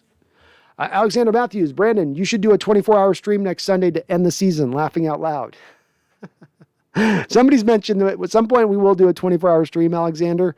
I will do one at some point. It's going to be crazy to do it, though, when I do. I got to prep up for that one, because that one's going to be, that's going to be next level doing a 24-hour stream. But, hey, we've done 9 hours, so I've almost done half a 24-hour already. So if I've gotten to 9, I can certainly get to 24. I'll tell you, by hour 18, though, it is not going to be a pretty picture. It's going to be very scratchy, the throat. It's going to be a lot of me just looking at the camera and reading chat. ADL Williams, do we actually need a secondary overhaul? DJ Reed, Trey Brown, Jamal Adams, and Quandre Diggs all back healthy doesn't sound too bad right now. I'm okay with all of that, ADL. The only place that I take a little umbrage as far as I don't think we can pull it off is the Quandre one. You bring back DJ Reed, you bring him back on probably like a 4-year, $25 million deal, something like that, okay? At that point, you're paying Jamal $17.5 million. Then you're going to have to pay probably Quandre in the level of like $12 million a year, $11 or $12 million a year. So now you have a lot of money at that point invested in your secondary, far more than you really can afford to. And that's going to kind of come at the cost of somewhere else. That's going to come at the cost of having another offensive lineman or having another defensive lineman. I'm okay with the $4 and $25 million for DJ Reed, because you need some more certainty at the cornerback position. I just can't pay Diggs as he's heading in to be 30 years old, $30 million, because I think he's showing you his best play up in this point. I don't think he's going to get better as a player. So you're paying at that point more for past performance than you are for future performance. But I just can't put that much assets specifically in the safety position. $30 million to 2 safeties is a significant portion of your cap, especially for a defense, ADL, that's not a top 5 defense, really. You know, they may be top 5 in scoring. That's all they're top 5 in. Everything else they're league worst in, while you have these 2 safeties playing back there. Amal says, do you see any ways that Russ and Pete stay but John goes because draft has failed us so bad? I don't, Amal, and the reason being is that you always have to remember Pete actually has more say than John Schneider does. Pete Carroll was a vice president in addition to being a coach. And he actually is John Carroll's, he's John Schneider's in charge of John. You know, he gets over saying John. We do not really know why we've gone bad in drafts recently. We know they've gone bad. We don't know the reason why they've gone bad. Is it because of John? Is it because of Pete? Is it because of a combination of them? Is it John Schneider's got a magical player that he wants to lock in on, and it would be the correct right decision to make, the correct right pick to make, and then Carroll comes in at the last minute and overrides him? Is it that? We don't know. We don't have the information on that to make that judgment. Bergshow says, Russ has said he wants to play 10 more years as a Hawk, so I'm not sure why he thinks he's going to be traded. He's too valuable to our fan base. It comes down to really, Bergshow, a Pete Carroll or Wilson situation. And the thing with Wilson and being a Hawk is that what's more important, Bergshow, to Russell Wilson? Remaining a Hawk for the next 10 years or growing his legacy? And if those two things do not go in conjunction with each other, but they actually run diametrically opposite of each other, which do you think Bergshow is more important to him? And last question, do you think maybe Russell Wilson's arrived at that state of thinking it's a determination between both of those two things? 12's time says Russ won't leave. I hope you're right. And Bergshow, for the record, I hope you're right too. I hope Russell does remain. So that's what I want to see happen. I just make predictions on both what I'd like and then what I'd see happening. Larry Coleman, Brandon, you're going to regret on Baker. He has a strong arm. Well, you're the first person who I've heard ever reference Baker as having a strong arm. Maybe so, man. Maybe so. I just look at a guy with given all that he was given with Cleveland and not to succeed with that. It's going to be hard for him to find that kind of supporting cast anywhere else he goes. My opinion. Charles Riley, the $5 donation. Thank you, Charles. You're awesome, brother. Man, always coming hot on the donos. Says, my cousin sent me a photo of Pete and Russ leaving the field with their arms around each other. Unusual to be sure, and definitely smoke to the fire. Oh, thank you, Charles. That definitely adds on to this. And some of this is us trying, like I've called it, reading the tea leaves. It's us trying to make educated guesses as to what we see. But let's face it, folks, we're in on this every week. Many of you are in on this chat with me every week, through every hour of this chat, through every hour of this stream. And we're discussing this on every way we look at this from, every angle we could look at this from. And it seems like it's just leading towards this. There's no smoking gun, right? You always want the smoking gun as evidence, you know? The Earl Thomas middle finger as he's having a compress wrap around his leg on the field. That moment gives you a certain moment of, oh, this is going to happen. And we've not had that moment. Instead, we've just had these little, just tiny items kind of spark up that seem to, all the tiny sparks in themselves wouldn't be anything. But if you put the sparks together, it seems to lead to something. It leads to a little bit more of a fire here, in my opinion, on what we're seeing here with this. Elliot Clark, and thank you, Charles, for the $5 donation. I'm going to have to go check that picture out. Sad if that is the case. I do think things have been determined at this point. I don't think that there's more arguments or talks or discussions or debates within the Seahawks facility between Wilson and Carroll or between anybody else at this point. I do believe that the road has probably been chosen as to where this is going. You know, there's no more determination, I don't think. Elliot Clark with a $2 donation. Thank you, Elliot. You're awesome for doing so. Says Penny. Yeah, how about Rashad Penny Day, Elliot? How about that boy, Penny? Says also, I think Russ stays. Free agency time. Russ might. And look, like I said, the way you could get Russ to stay is somebody was asking me, you go back to Russ and say, okay, look, we'll give you a great offensive line, a great offensive line, one of the best in the league. We'll give you another receiver on the outside to throw to. We'll commit to throw the ball a little bit more. You know, you say that to Russ, maybe that would be enough to keep him in the fold. AZ old guy. Wilson deserves to go to a team that he can win with. We just need to get the most for him. Agreed. This has got to be about getting the most. The luckily thing I think you can take from this AZ old guy is that if they were just looking to offload him and get whatever they could and move on, they would have taken the Chicago deal last year, which was consisting of 3 first-round picks, Kyle Fuller and Akeem Hicks. Seattle didn't make that move because they said this is enough. We need to get enough for this guy.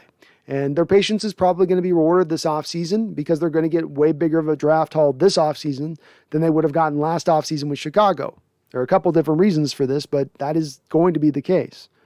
But we do got to get the best we can get for him, AZ. Yeah, 3 first-round picks I think is your going rate minimum here. I know what you meant on that, Larry. Baker Mayfield's arm. 12's time. I just listened to his post-game press conference, and Russ says he ain't leaving.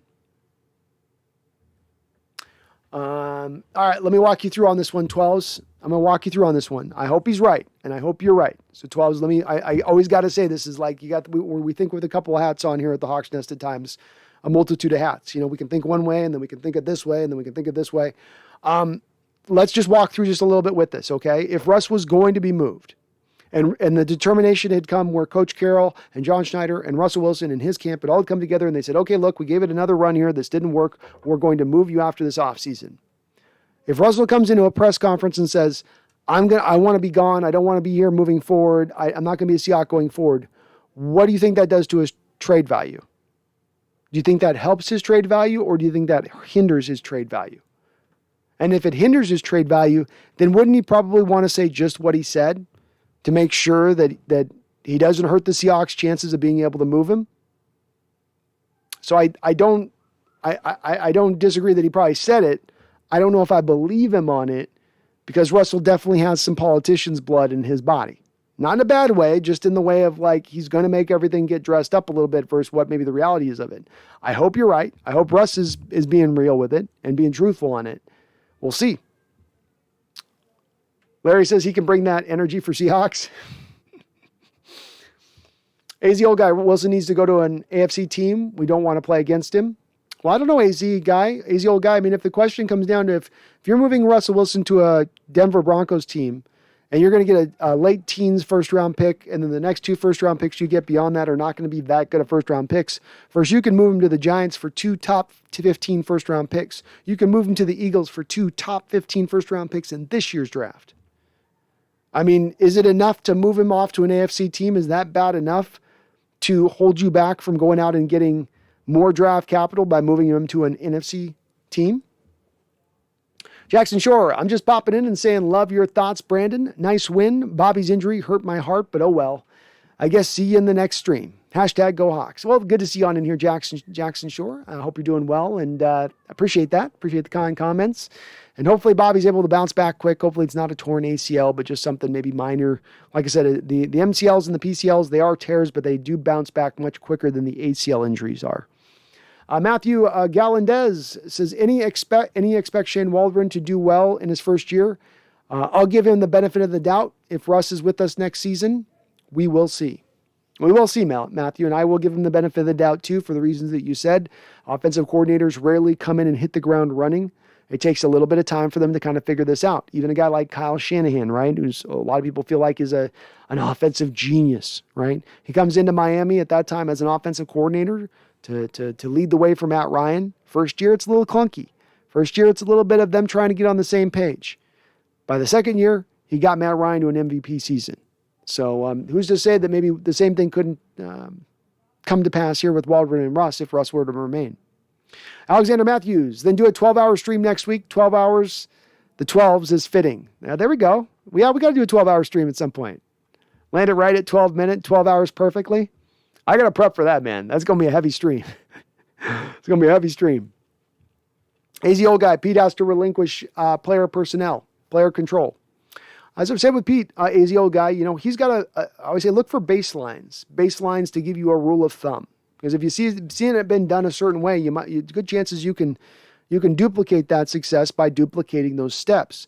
Look at what Bill Belichick has done over the time as a New England Patriot head coach there. And that is be ever changing, ever adjusting. This is a team in New England which week in and week out, their game plan changes. They don't stay the same. They always change their game plan around the weaknesses of their opponent or the strengths of their opponent. That's a smart way to go, and he operates that all the way down the line. He was a guy just like Pete when he walked in the door. When he realized he had Tom Brady, he said, let's build this around the offense. Let's get the most out of this Hall of Fame quarterback that I have lucked into. Carroll didn't do the same thing with Russell Wilson.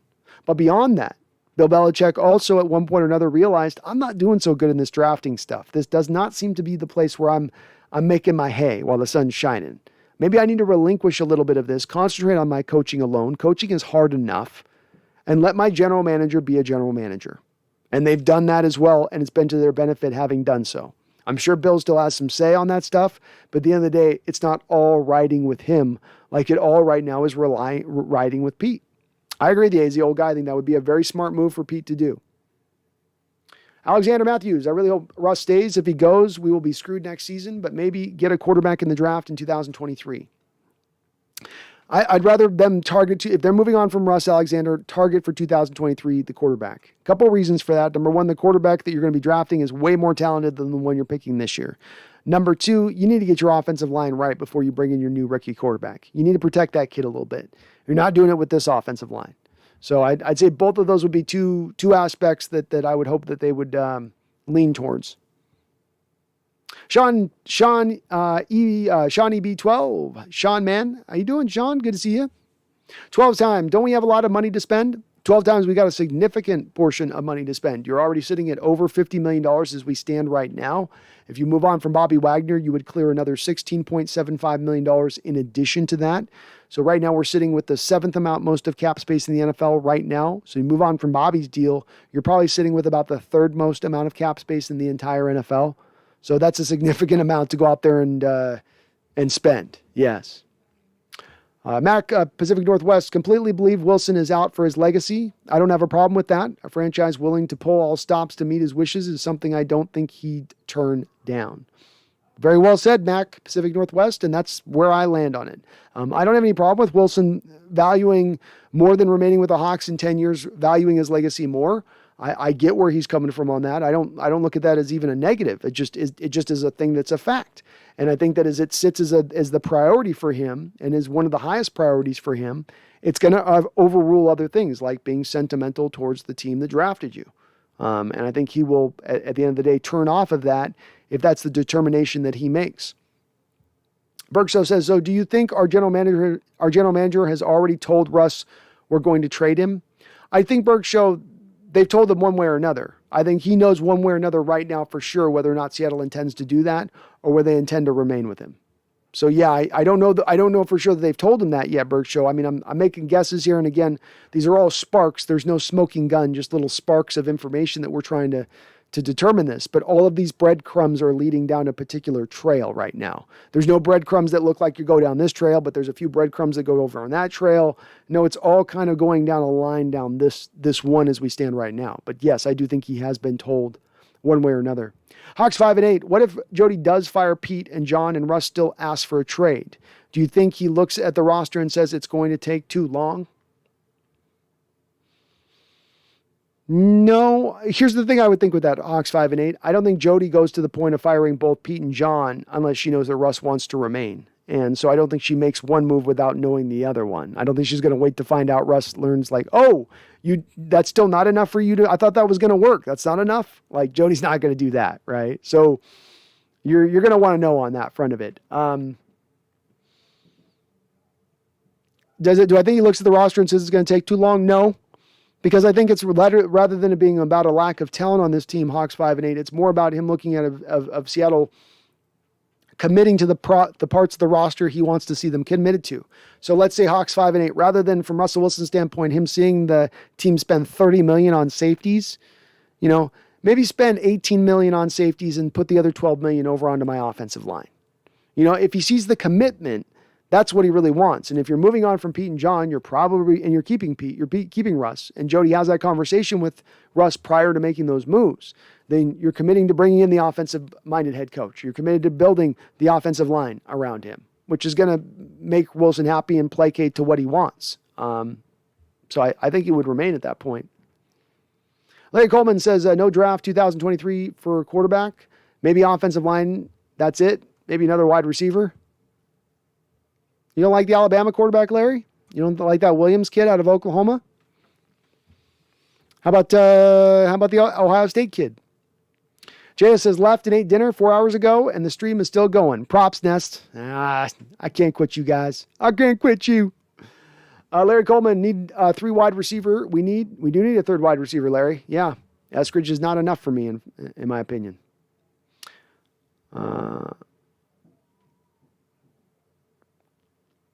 JS says Eskridge is fine, just needs reps. He might be, JS. With his injury history, and it's not just getting injured this year, he's been injured going back to college. I sure just don't want to end up back in a state again like we have the last couple of seasons where we've got Penny Hart and Freddie Swain getting a good portion of targets thrown their way. I just want to avoid going back down that road again. Bergshow says Russ is a diva and drama queen. He wants to give people hints that he's leaving, but then he stays. No, I'm staying. This is very frustrating. It has been frustrating. I can speak to that, Bergshow. I mean, this has been a topic that's been the most discussed topic on this channel over the last 2 years. One that I have spoken about endlessly. I'm going to be very happy when I get to finally not have to speak about what's going to be with Russell's future in the future, what's going to happen with Russell in the future. I'm going to be happy when it's just determined one way or another with this. To your point, it gets tiring the drama of it. Stay or go is kind of where you want to stay with it, and just pick a lane on that. AZ old guy, he's not leave until they leave. That's right. I don't leave until they leave. Jose, been down with COVID this whole week. Oh, man, Jose, I hope you're doing better, buddy. Bounce back. Lots of fluids. But I shit you not, the Hawks Nest stream makes me feel a lot better. What's up, Brandon and fellow 12s? Oh, it's good to see you, Jose. I'm glad to hear you're feeling better and bouncing back. Man, this thing's so scary right now. It's just not going away. But you're hanging strong, and I love to see that. It's awesome to hear. I'm doing great, though. Charles Riley Charles Riley, another $5 donation. Charles, if I can read right here. Appreciate you, Charles. You're awesome. So scratch that. My cousin's photo was from the halftime where Pete and Russ had their hands around each other. My bad. Around each other's throat, Charles? Sounds right. Sounds right.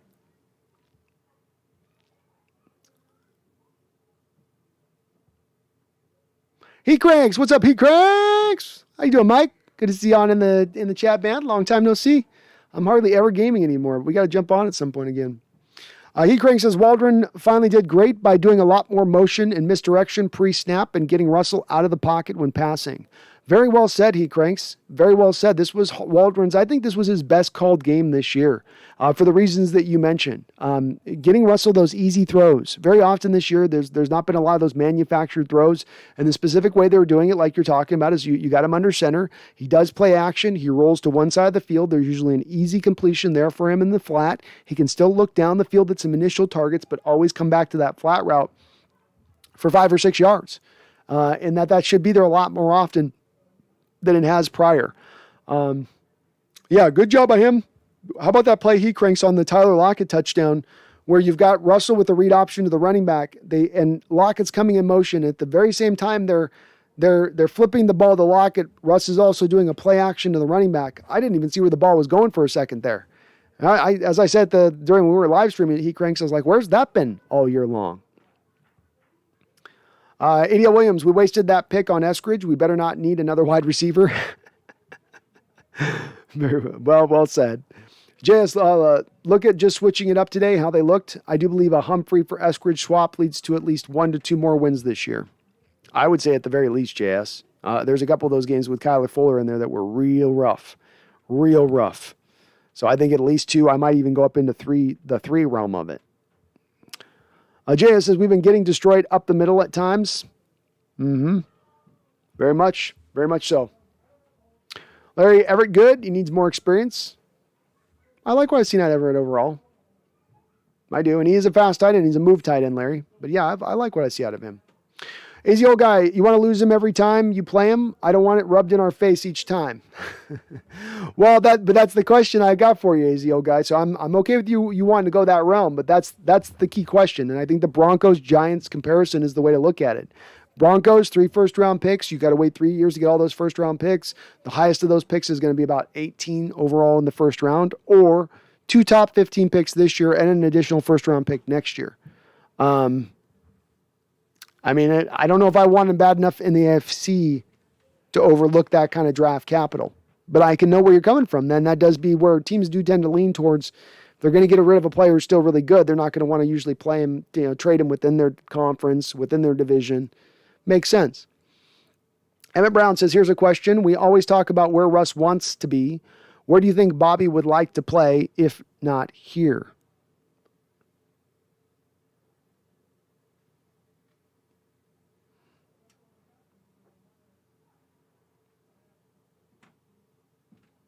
I mean, it's a good question. I'm thinking about it, Emmett.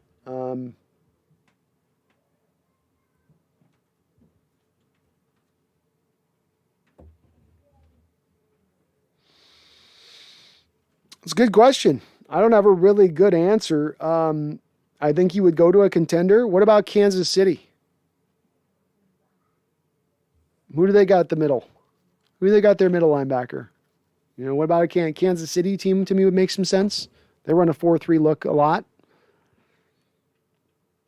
Go back and get back Jaron Reed down there, Frank Clark. They take a lot of our former Seahawks there in Kansas City on the defensive side of the ball. I was going to say maybe even like Las Vegas too, but I don't see that one. I think KJ even ended up at Las Vegas. I don't even know if that was like KJ's want destination. That's just where he ended up. Kansas City sounds right though. Take a discount, go play for Kansas City. Feels like Kansas City hasn't had the greatest of linebacker play in recent years. Ellie Clark, our second half secondary was trash. We were missing key lockdown corner, and there are some in free agency. Or is it the play calling? Is it Norton or Pete? I always maintain it's hard to get to the lockdown corner situation with this scheme, which to your question, Elliot, would point more back to scheme and coaching. You tend to want to play zone. You tend to want to play bail technique. This means that if you go out there and look for man cover corners, you're really not going to be putting guys in the right position. The comparison I like to make of this is to Jalen Ramsey. Before Jalen Ramsey got traded to the Los Angeles Rams, he was with the Jacksonville Jaguars, and he was playing basically in their role the same coverages that we play, and it was driving him crazy. He got tired of playing zone because a lot of times in zone, you're playing your responsibility, you're playing your zone, you're covering your zone space, but the play is then in front of you for an easy completion. You're not allowed to, it's not as easy as to drive on balls, to go make an interception or go make a play on the ball.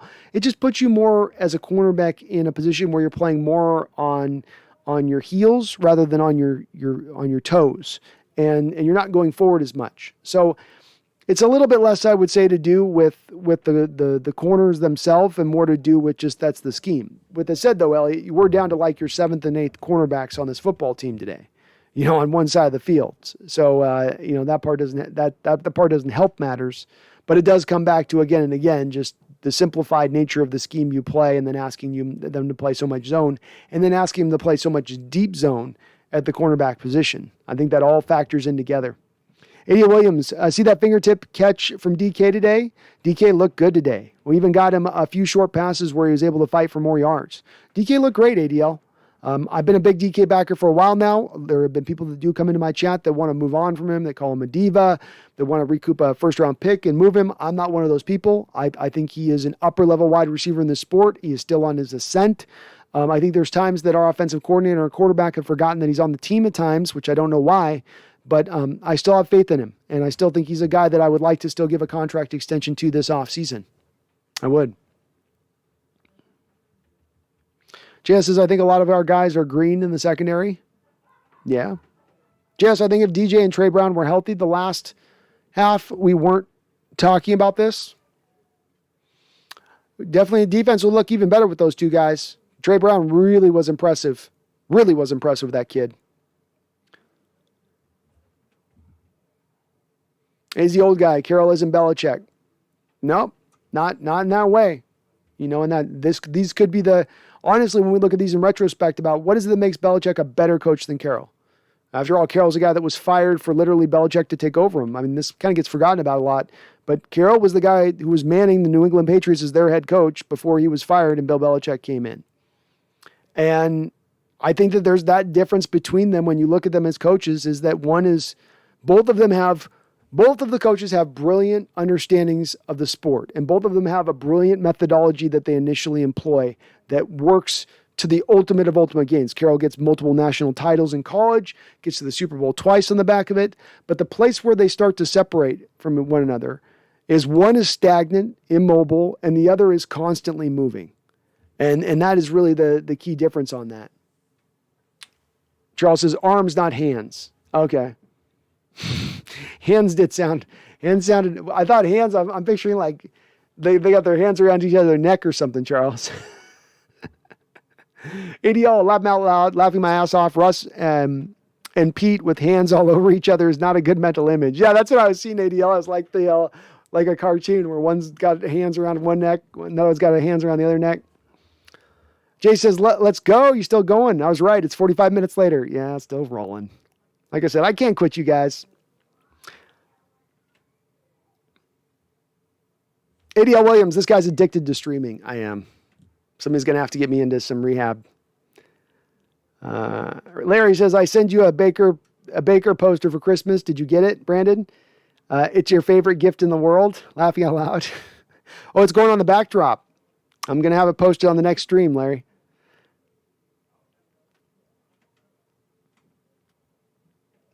Jay says, if you're looking through YouTube, what Seahawks video do you want to see? I'm thinking about making a video about Wilson getting the game ball. That'd be a good one. That'd be a good one. I always thought, Jace, there's somebody out there who should show like all the hits that Garrett Wilson's taken from Aaron Donald through the 10 years he's been playing. I thought that'd be an interesting video. I thought about doing that one at one point. I don't know. I'll think about it. Let me think. I got some other ideas for you. MJP, Brando, you predicted Penny would have a good season last summer. Nobody does the real analysis like you. Much appreciated. If only the Seahawks had more cowbell. I predicted last year, Rashad Penny, be a horse. He'd go off all game, couple games, back end of a season, just have to go with his knee. His knee bad knee. Got to him, bad, hurt him, couldn't run. Now he's running. It's looking good. I even give him a couple $1 million. What's a couple $1 million from me? Nothing. It's pennies. All right, Penny.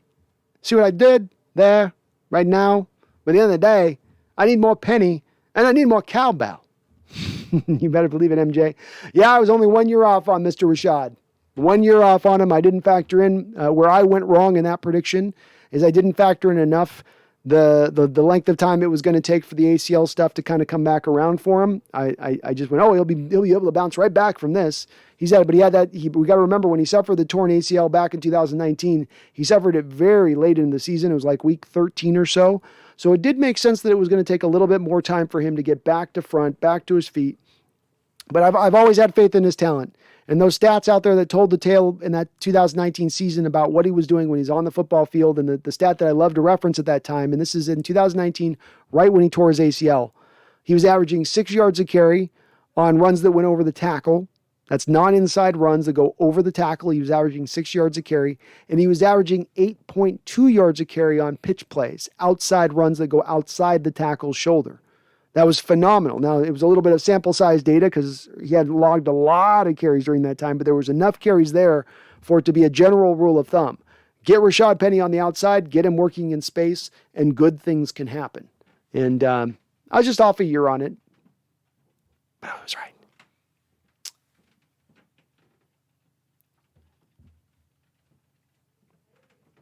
Berg Show, I says, I think half the Fox fan base are bandwagon fans who love Russ. Trading him would be bad for biz. A little bit. I think the people love Russ. I've tried to have a little more patience on people as I can, Berg Show, because I'm like you. I sometimes get a little frustrated with times where people get a little more on, are you for the player or are you for the team? Which I think what you're speaking to. And I get to that same point at times where I do get a little frustrated. The thing I always have to remember, and I think take into effect, especially for us folks who might have been longtime fans, is that there are many in the Seahawks fandom who came into their consciousness of understanding their 12-ness, understanding that they are a Seattle Seahawks fan, young people just kind of coming into their own, and they arrived right at the time that Russell Wilson arrived. Their fandom was born with Russell Wilson. And so it goes a little bit beyond just a love of Russ at that point. It's a little bit of the origins of their fandom in football. And I can have a little bit of understanding for that. If it had been my Largent in 1990 and people were talking about trading Largent, I would have been a little bit up in arms. And somebody at that time I was in, what are you for the team or are you for Largent? So I get where people are coming from with it a little bit. GoOx05 says, let's hang 50 on AZ. Well, I am just going to say this. The last time we hung up a 50 burger, we hung up a 50 burger on the Buffalo Bills, right? Well, maybe it was the Buffalo Bills second. Was the Cardinals first? Yeah, I guess the Cardinals was second. No.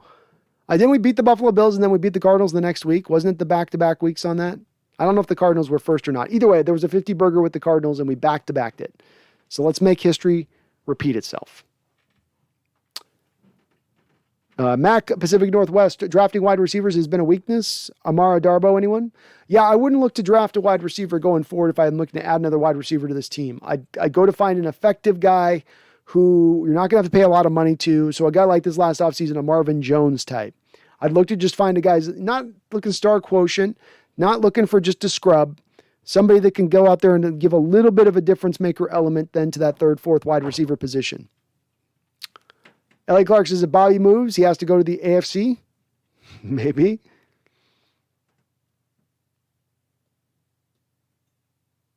L.A. Clark says Bobby can go to the Chargers or Kansas City. So you're with me on that one, Elliot. Kansas City makes sense. Charles, Brando, your boy Robert Quinn got his 18th sack today. I remember you being all in on that cat, and here we are. I'm just saying, I was big Robert Quinn backer. It's really with the pass rushers, it's all about finding the depressed asset that you don't have to pay big money to. And while he got a decent amount of money with the Bears, he still wasn't breaking the bank versus what some other pass rushers are being paid versus his productivity on the football field. And what's interesting to me about that 18th sack, Charles, is this is a Chicago Bear team that for most of the season has been behind in games, has lost most of their games. And what that tends to mean is that offenses tend to be running the ball a majority of the time on them. So not a lot of opportunities then at that point for Robert Quinn to get those 18 sacks, or a reduced amount of opportunities to get that 18 sacks. But the guy absolutely killed us when he was with the Rams, had a great season with the Cowboys as a one-year flyer, and that was right about the time I was really on board with him. But it's always what I say with these, Charles Riley. It's not just about, we were right in retrospect, but about how can we draw this forward as lesson learned, which is you got a guy that's a 4-3 pass rushing defensive end that you can get as a depressed value on your team and buff up your pass rush a bit. Take advantage of that. Go for that. I say this off season. Address the offensive line first and foremost. Make that the highest priority. But number 2 right behind that is let's go after the defensive line. Let's build this back up as well, because as I always say again, the foundation of your defense, you have a whole statute of liberty of items that you create above this foundation, right? But the foundation's got to be nice and big to fit that big lady on top of her, okay? That big iron lady on top. And the foundation of this defense is that front four getting the work done and holding their gaps as we saw today in the run game, but then also getting the work done and generating pressure without having to blitz. Both of those two aspects. But I appreciate you knowing that, Charles. I'm glad somebody's keeping track on my hits. Mac Pacific Northwest says Wagner goes back to the LA Chargers, stays West Coast. Makes sense. LA Chargers make a lot of sense too. Oh, I forgot about Nick Bolton. Go Hawks, you're right. Nick Bolton went to KC. That's right, and he's playing really good for them. So no Kansas City Chiefs. My bad. And that would remove, in that same mold, I think that does remove the Chargers too, because the Chargers drafted Murray out of Oklahoma to be their middle, I think. Isn't Murray playing middle for the Chargers? So that removes the Chiefs and the Chargers. All right, we got to get creative now with this one. Where does Bobby go?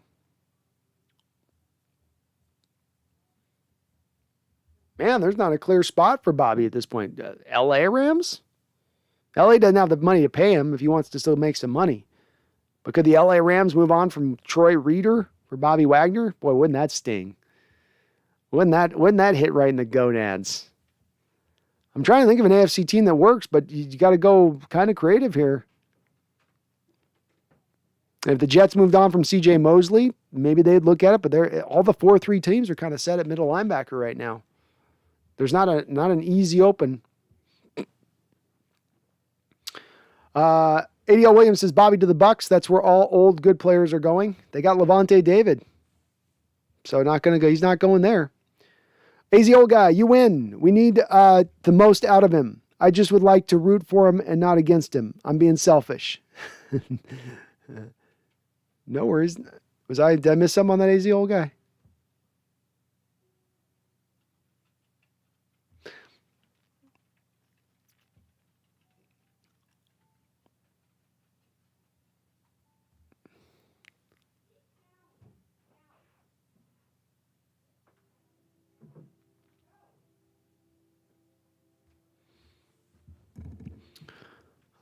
Go Hawks survive. Vikings need to put Kellen Mond in. Mannion is trash. I'm surprised they're not putting him in instead of Mannion. I mean, I like Kellen Mond's tape coming out of A&M. Alexander Eskridge never had a complete season. Let's see what next season's with him. I'm okay with being patient. I'm not definitely okay still riding with Eskridge. I just want a little more insurance beyond him, Alexander, I guess. I don't mind riding with him as in the number 3 next year. But I think you got to look at it with, you got a little older Lockett there who's had some injury problems himself. You've been lucky enough with DK where he's played every game of all of the first 3 seasons, which has been great. But the second DK gets paid, you got a little bit of an aging Tyler. Maybe it'd be helpful to have 4 wide receivers deep going into next season. Just to, again, avoid that Freddie Swain, Penny Hart situation. Go Hawks 05, DK is the future of this franchise. And Vuju says DK is a beast. You would regret giving him away. Thank you, guys. I'm glad to hear that there's those people in this mindset. I mean, I'm in that place. You don't move on from young, game-changing, dynamic talent like that that's just heading into his prime. That's not the way to properly roster build, in my opinion. So we are in agreement. Larry Coleman says DK is a beast. Yes. Yes. DK was extremely positive in postgame on Q13, said this was the O that was the real them, everyone touching it and feeling it. Hard to know if the finger and Shane being a first-year offensive coordinator was the problem. Definitely had to factor in all that stuff. But yeah, this is probably a lot more like how they envisioned this looking at the start of the offseason when they were planning this out. AZ old guy, don't know why this site never loaded from my YouTube before today. This is a great place to get some Hawks news. Subscribed. AZ old guy, you're awesome for subscribing, man. And sorry I didn't bounce out beforehand. The YouTube algorithm can be a fickle bitch. But I appreciate you coming aboard and good to have you on in here. Welcome addition. Larry, keep DK. Seahawks be crazy to get rid of him. Yeah, they would. JJ, young great players equal developing a future core to win in the playoffs. That's it. It's hard to find good, young, talented players. And yeah, you're going to have to pay DK, but so what? He's going to be just turning, 25 years old? He's got a lot of years still left ahead of him. He really does. And I think he's just scratching the surface. Mark Harpercorn, Pete and Ken still need to go. I agree with you there, Mark. And say like and hit that sub button. Thanks for mentioning that, Mark. Please do hit that like button if you like what you're hearing here, even live or even if you're hearing this on replay. Doesn't matter which, even on replay, hit that like button because it does help this channel grow tremendously. I'm glad to see where we got a unanimous opinion in the chat about not getting rid of DK. That warms my heart because there was some chatter. I've had a lot of that chatter here in the chat throughout the course of this year. JS says Darrell Taylor, Jamal, DK, Alton, Trey, Brown are guys I keep. Yep. I'd ride with all those guys. That's a good core to go with. I'd probably add Damian Lewis to that, JS, but that's also moving him back to right guard. Larry Carroll Coleman says, Pete Carroll, good for smacking his gums, running down the field. Eli Montoya, sweet walking, man. I'm trying to get better at my walking, Eli. At some point, we're going to do some play-by-play of the quarter of walking, you know. Seahawks, take the field. Third down. Russell and shotgun. Can he do this? I don't know. Can he do this? I don't know. We'll need a look. Drops back to throw. Pressure. In his face. Blitz. All the time. All the time. You give me going too long, I'll just keep going with it. I could probably just talk that way all day. We got Voodoo Magic Al Pacino. If I was the man I was 10 years ago, I'd take a flamethrower to this place. I can do a little Al. Hooah! Out of order, out of order. I show you out of order. I can't do a Robert De Niro and Jack. Jack's just too tough to do. Jack's just all about the eyebrows. Well, tell me what you want me to do then, Jerry.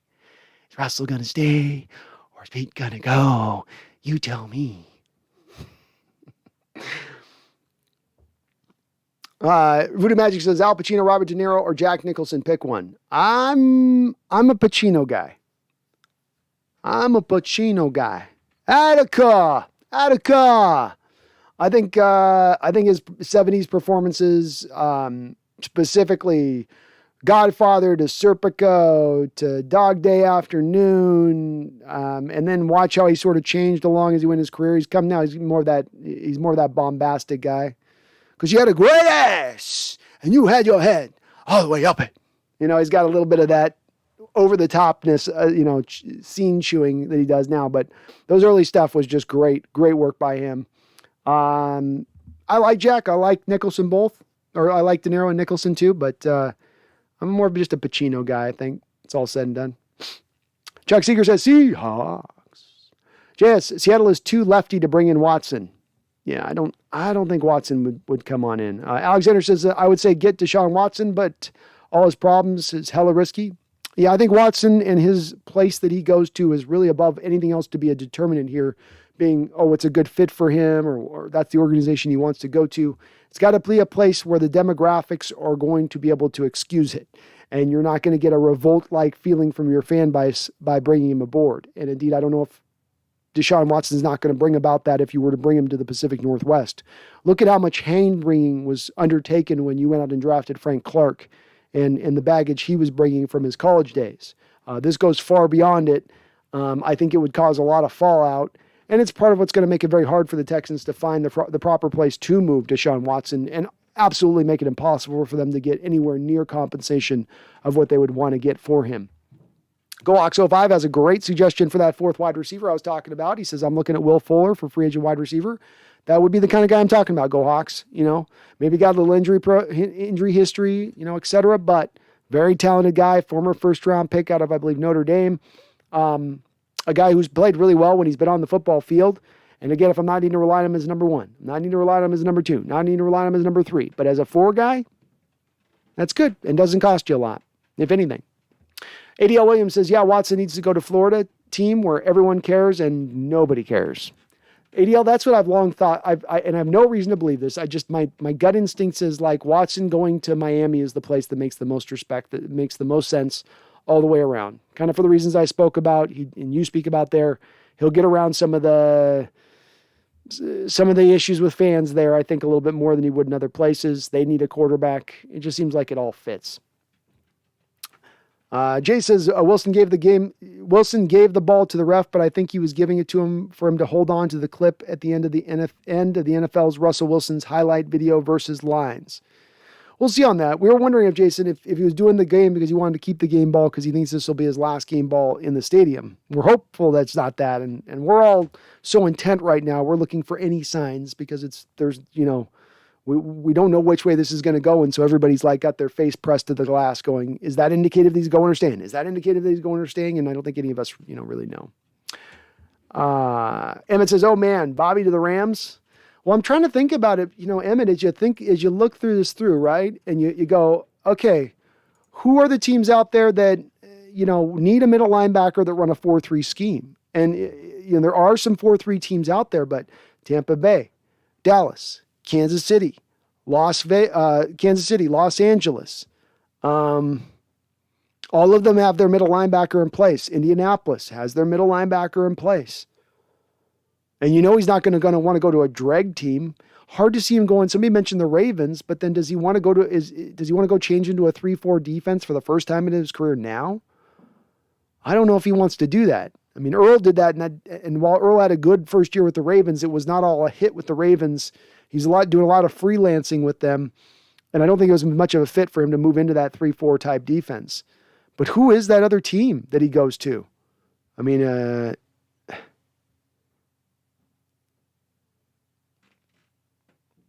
Saints got Demario Davis. That's not a fit. Carolina, Chicago, New York. None of these make any. They just don't sound right, do they? They just don't quite sound right. There's not a straightforward fit as to where Bobby would go, but the Rams would make sense. He stays West Coast as they've been talking about. He takes a heavy discount to come to the Rams and play for a chip. It's a little outside the box. I'll give you that. But I don't have a good suggestion on where he could go. I'm looking across the league, and it's not exactly set well for Bobby to have his pick of the litter here. Charles Riley says, JS, the only way we get Watson is if he's acquitted due to being gay. That'd be hilarious. Is Watson's like trying to save money, and so like his way to try to save money is like, I never am into women. I'm gay. That's the way he comes out at that point, and that's because he's trying to save millions. Oh my goodness, that would be funny. Randall says Bobby's going to be a Raider. Well, if KJ stayed there, that might be a possible landing spot for him. I was thinking maybe, and I don't think they've got much there at the middle, do they? They are a little light at the middle linebacker, if I'm not mistaken.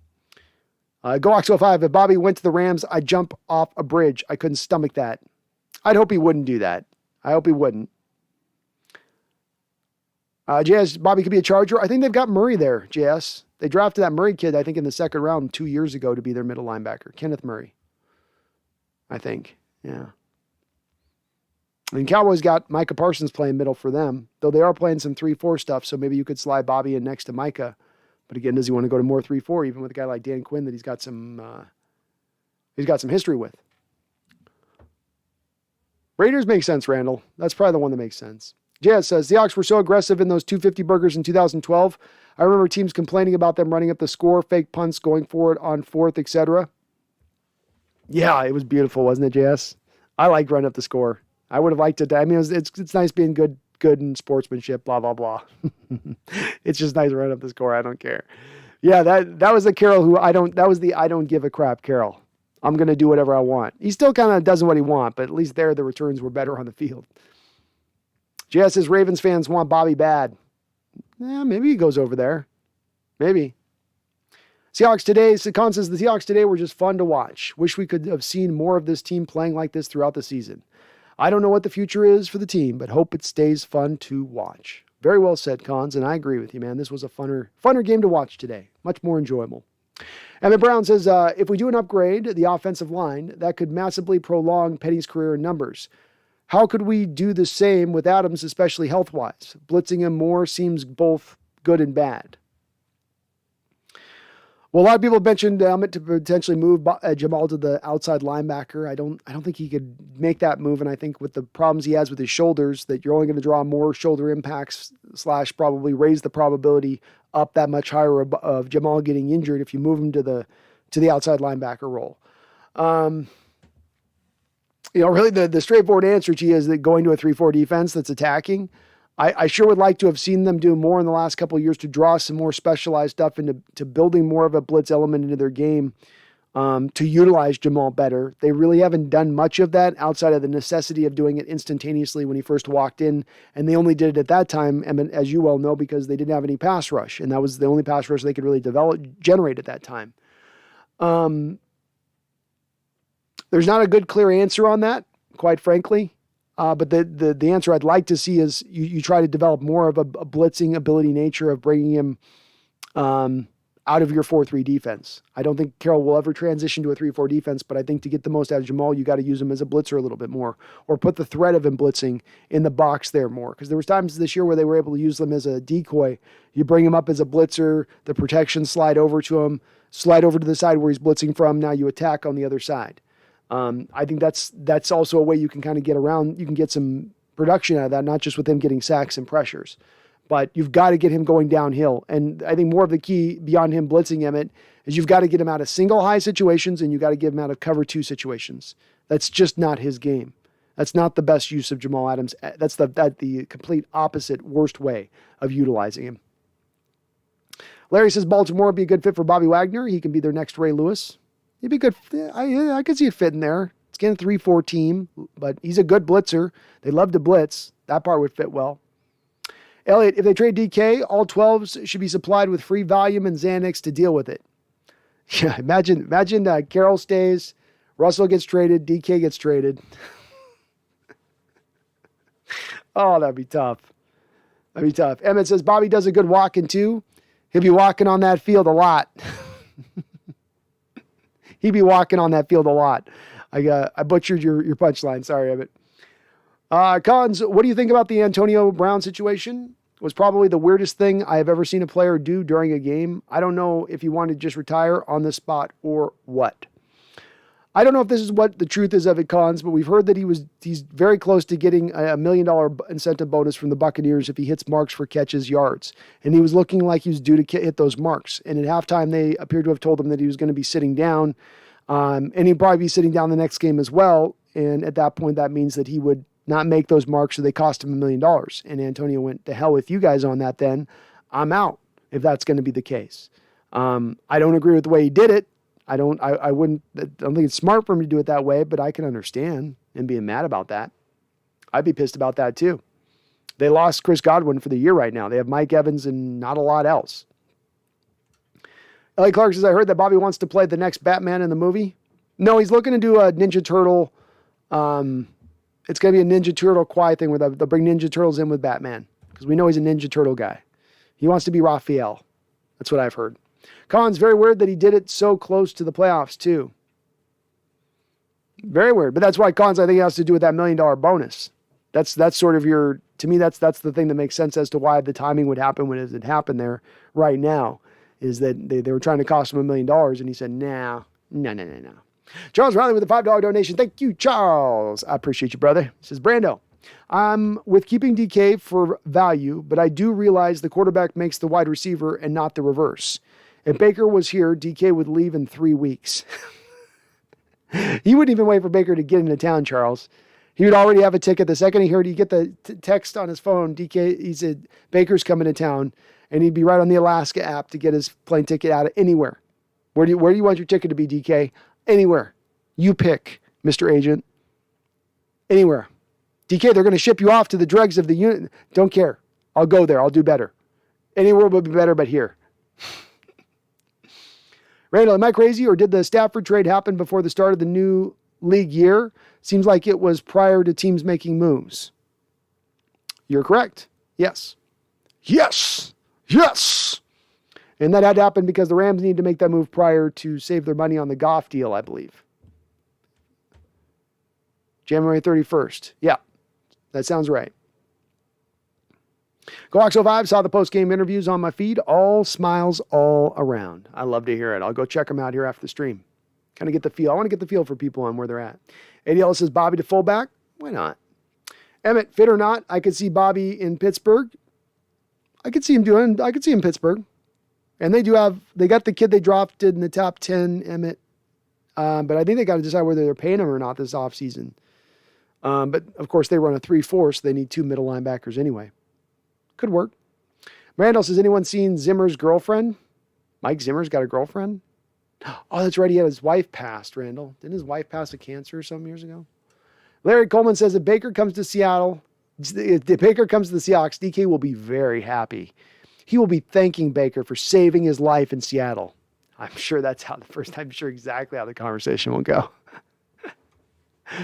Yeah, Seahawks can't keep Bobby even at a discount. Look at the difference in athleticism Barton showed today. He's not better, but he's cheap and brings the same gap stoppage relatively. Well said, JS. And I agree with you. When you're paying the significant portion we're talking about paying next year, which is $20 million plus against the cap, that player's got to be a difference maker on the football field. And if he's not, then the money's better allocated to other places. And the sport is just not a sentimental one. When it's time to move on, when you're costing too much, the team's got to make those moves. If they get sentimental, that's the way teams don't win football games. Larry Coleman says DK will be MVP if they have Baker with his small hands. Well, his small hands and his little smoky fingers, right? Little smokies. He's got his baby hands and smoky fingers. That's forever how I'm referring to Baker Mayfield. Mac, Pacific Northwest, running up the score is a lot of fun, but a 5-10 kneeing on a 2-10 team at the end is a good play. If it was against a team that was in the hunt or rival, I say pound it in. Me too, Mac. If it's the Niners or the Rams, you're pounding it in. But well said, man. I agree with you. And I'm okay if that they didn't. It's all good you didn't. It was no big. I mean, it didn't make. Random McDaniel says Mike Zimmer looks like he should be the caretaker at an RV park. Do you guys ever see the what is it? It's that Canadian show, the Trailer Park Boys. He's the trailer park cop guy that was always trying to go after the boys in that show. That's who Mike Zimmer is. The alcoholic guy. The guy that likes the liquor. The liquor. Yeah, Emma Brown, yeah, I'm kind of stuck on the Jamal issue. All the things he's good at results in more contact and wear on his body. I'd like him to be our Troy Polamalu, but we got to preserve his body. Yeah, if I would be more open, and frankly, I'm at a point too where I would be open to the idea of doing the Jamal Adams move to linebacker at that point, the will. Just because I think if you put him out there at this strong safety, they're just going to do more of the single high and cover 2 stuff and not a lot of the blitz stuff. So at least you have him now at the line of scrimmage. He's going forward rather than backwards, which is, again, when you haven't started playing in zone, he's better moving forward than back. Better being aggressive than he is being passive. But the shoulders things now, I remember he had this situation come up in high school. He had it happen last year, and now it's happened this year. It seems like there's a little bit of a chronic issue at play, maybe potentially with those shoulders. And it says if we do extend DK, we need to put up one of those big Nike murals on a building in Pioneer Square. We just got to make him the new face. That'll be how we make money. I'm good with that. He should be at that point, especially if he moved on from Russ. He should be that. Yeah. I'm okay with that. Get that man a mural. Ellie Clark says Raheem Mostert is a free agent next year. Been out all year injured, but could shore up the running back situation. I'm okay as long as it's in that 1-year prove-it deal, Elliot. That's my only caveat on it. Just don't give him a multi-year deal. Don't give any bonus money to running backs at any point in time. I will give a little bit of significant capital for running backs, but it's got to be a 1-year, $4 million deal. Jim Leahy, that's who it is. Mike Zimmer's Jim Leahy. He is the liquor. Both of you guys got Leahy at the best part. You warm my hearts. Both ADL Williams and William Leonard. Both of you have William in your name, and you both got Leahy at the part. You guys might be brothers. They both nailed it right at the same start. That's awesome. Alexander says, bring back Coach Mike and Hasselbeck. Laughing out loud. Randall, so trades can basically happen anytime? They can. It's I think it's March 31st that you turn into the new league year, right? I think something like that, Randall. So you make the trades this year, and it's technically under this year's salary cap. You wait till the 31st. I think you're then into the new salary cap time period at that point. And then June 1st factors in as well as another key moment in the off season. But that's the only thing with the trades on doing that is if you make a trade of Russ before January 31st, you are, I think, still on the hit for the dead money at $38 million. But if you wait a little bit longer, you're out. I might be getting this wrong. I'm a little fuzzy on this, to be honest with you. Matt, Pacific Northwest, if Wilson leaves, do you think Pete still has Matt Flynn's number? Okay, guys, I'm out. Good night. Well, Matt Flynn had a tweet that was retweeted all across Twitter a couple days ago when he said, man, I need to start training again. And then somebody responded to that tweet of Matt's. They said, remember when the Seahawks, you had one good game and the Seahawks paid you $25 million? And then he responded to it and he said, I do. And that was amazing. Made me like Matt Flynn a little bit more. Daniel W., can we talk about how if we don't trade Russell, we're going to be extending him to a $45 million a year contract? I'm not comfortable with that. Dead cap last year was $36 million. At 36, Russ's dead cap would be like $70 million. Yeah, you're not moving on from him for 3 years if you sign him to a new contract minimum, Daniel, because of that fact. And it is hard at this point to pull the trigger on extending him beyond this point, and we know he's going to want all the money if he does. I think you bring up a very important point on this process, and that should factor into this. Probably not been talked about as much. It's not just about keeping Wilson or moving on from Wilson or getting the most out of him, but in actuality, it's also got to be about, okay, but you're going to need to be signing to a contract again here soon as well. Is he playing well enough for you to feel comfortable in giving this guy 16, 17% of your cap as we move forward? I think it's a good question, Daniel. I think it's a great question. And if we did hold on to Russ with him having 2 more years on his contract, quite frankly, I would make him play out another year of his deal here. I mean, he might want to be paid, but I don't know if he's earned enough at this point for me to be paying him another contract extension at this point. Merck says Penny's now $1 in my book. Oh, he's coming up in the world, Merck. Go Hawks alive. DK will have 1,500 yards next year. I love it. I hope so. Brandon McDaniel, Mike Zimmer's girlfriend's a smoke show. Katrina Mickleton, kind of feel like a creeper. Oh, wow. All right, Mike. Not exactly the easiest on the eyes, but he must have some game in the back. Gruff-looking dude. Okay. Mike getting it done. I got to feel bad for Mike, though. I think he's a widower, too, so I can't, he's probably had it hard. Daniel, I don't want an aging Russell at $45 million a year. His best days are behind him. He is not a pocket passer like Aaron Rodgers, Tom Brady. He won't play another 10 years at a high level. Malik Williams is cheap for 5 years. Willis is cheap for 5 years. Malik is cheap for 5 years. He's got a lot of boomer bust potential to him. That guy does. And again, if I've got to make that call on paying Russ a new contract this year at $45 million a year, I don't know if I can pull that trigger if that's what Russ is going to mandate that we indeed do. Part of me is hoped is if on Russ's next contract, he would finally kind of wrap his mind around taking maybe a little bit less money. But that would be hard for me to do that, Daniel. I'm with you on that. Paying him that amount of money at this point is tough to pull without having without knowing it, to your point on this, that he can continue to play at a high level going into the future. Be that pocket passer you say and believe that you don't think he can become. We need kind of proof of that to give him a new contract. The Gawks Vikings lineman just caught a tip ball and took it 15 yards. Hell, how about that? It's lineman day in the NFL. We had a lineman score a touchdown on us in this game, so it's fitting. Charles, Alexander Wagner goes to the Ravens. I think he does. Makes sense.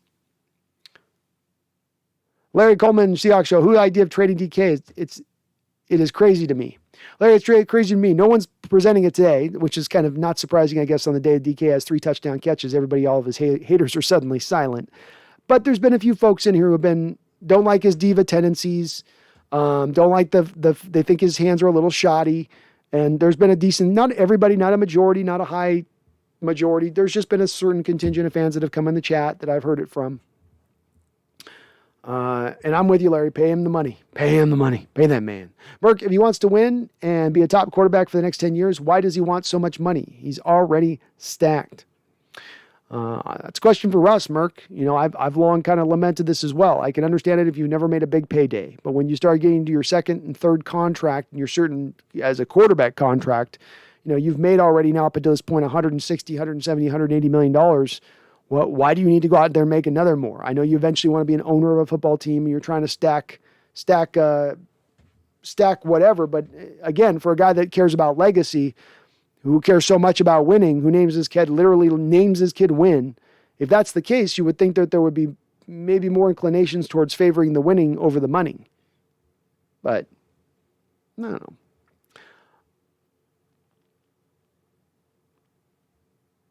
Emma Brown says, hell of a point. What happens if we extend Russ? I legit haven't thought about that, and I'm a Russ fanboy.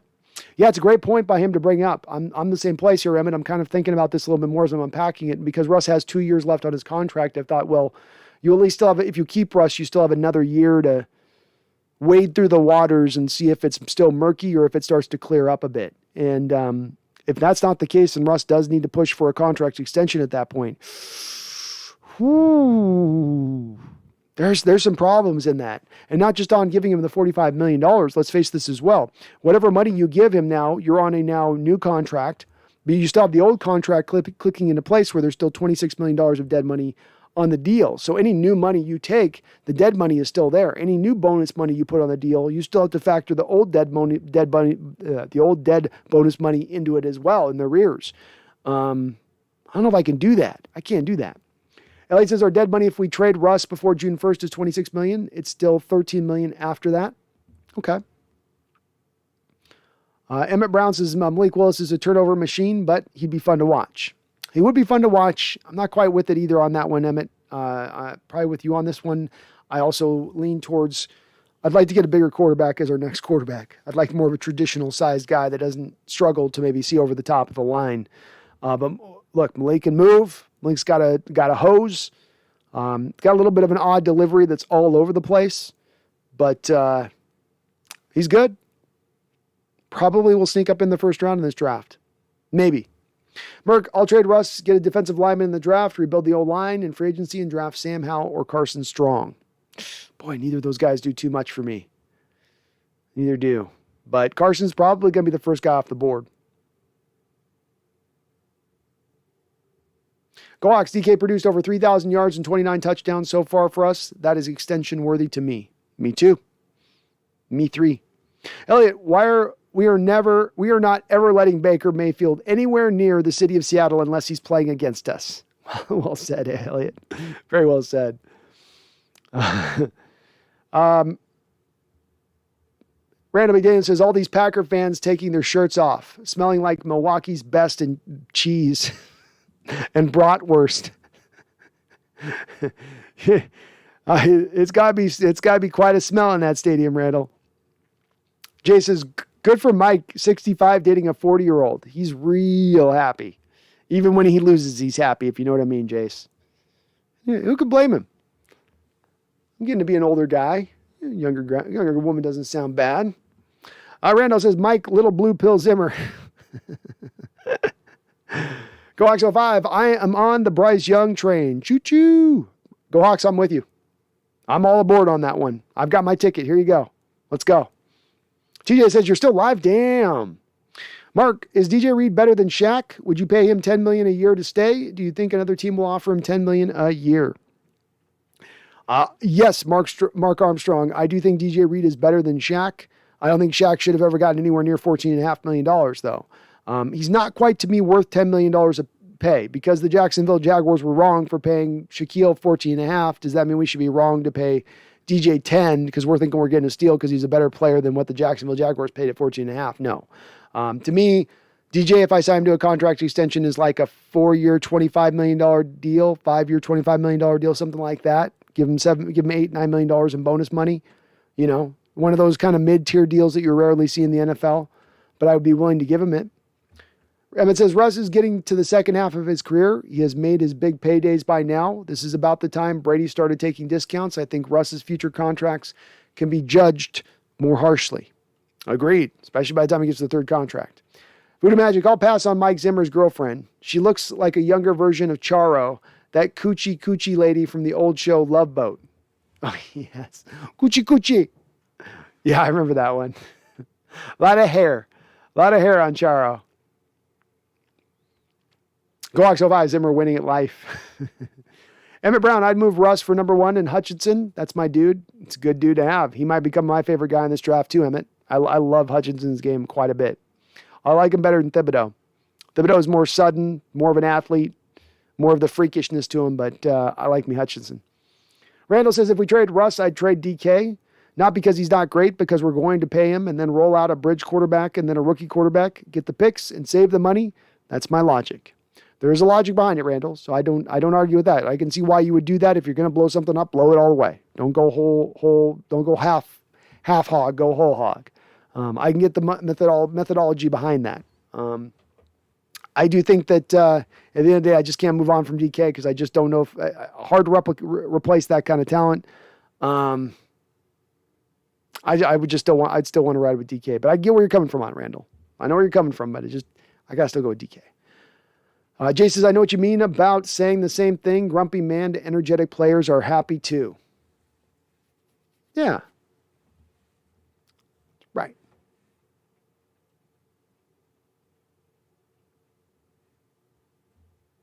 Merck says, maybe we draft Malik would be officially mean we are rebuilding. Yeah, we are rebuilding officially if we get Malik. That's for sure. WW, I see Bryce Young. I think his best days might be right now at Alabama, kind of like Tua. He is tiny. Noah's injury prone until they're injury prone. Once he leaves the Bama line, he won't last. What's good about this too, Daniels, we get more data on him like with Tua. Tua flashed in and he wasn't right there for the draft. You got another kind of year to make that, to your point on this, the injury determination. Oh, maybe not as good a passer as we initially thought. So we do get another year of this with Bryce Young. We can kind of make an early determination, say I like him, but there's still some room here to kind of grow on this one a little bit. Could be the case. The guy does need to kind of fill into his body a little bit better. Very impressive first year. He does have a lot to work with on that Alabama team. I mean, it is stacked. They are rolling like a machine, like the Blitzkrieg Germans of the World War II or something here with the opening. They're just rolling through everybody here, Alabama is. But I think there'll be some good, my just instinct on this too is I think there'll be other quarterbacks available in the next year's draft too. In 2023, there'll be more than just one. Herbicide says, crazy fact on Charo. She's one of the best female guitarists everywhere. Ooh, nice. Nice. I thought she does that. She did the picking, right? She could do like the,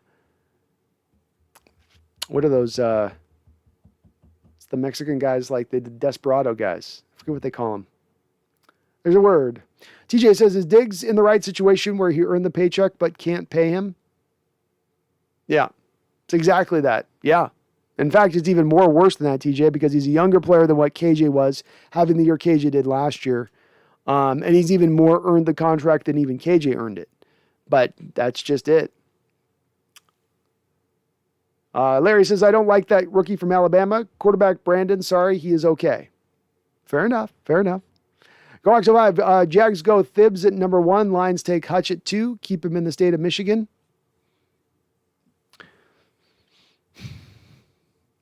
Boy, they put a lot of assets recently on their defensive line, defensive ends. Akawara paid. They drafted Julian Akawara, paid Romeo Akinara, paid Trey Flowers. They just drafted Levi Urawuninski at the defensive tackle position in the second round of last year's draft. They sure have put a lot on that defensive line, and they have nothing as far as really their playmakers on the outside, corners, linebackers, safeties. I don't know. I could see them going for Stingley, too.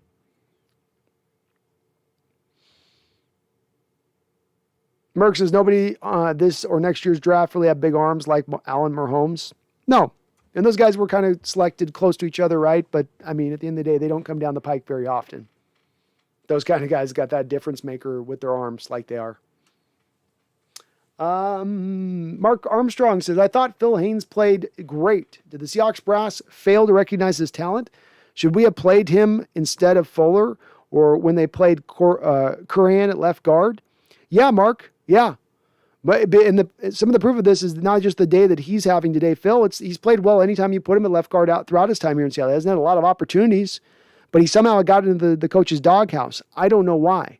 But as well as Curran's played at the right tackle position, he was holding on for dear life when you put him out there at left guard. And Fuller didn't look good at all at left guard. The coaching staff developed some kind of love affair with Kyle Fuller last year that carried on into this year, while at the same time putting Phil Haynes in that doghouse. I don't know why. I've liked Phil a lot. I thought when he came in first initially played in his rookie year in 2019, even in that playoff game against the Packers, I thought he looked pretty good.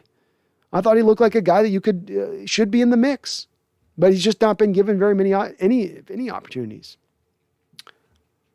Herbicide, Flamengo. Yeah, she was a Flamengo guitarist. That's what I was meaning to say. Yes. Merck says Pickett would be 24 when the draft comes, right? No, I don't like him really. No, I'm not a Pickett guy either. No. Kind of an overachiever type, right?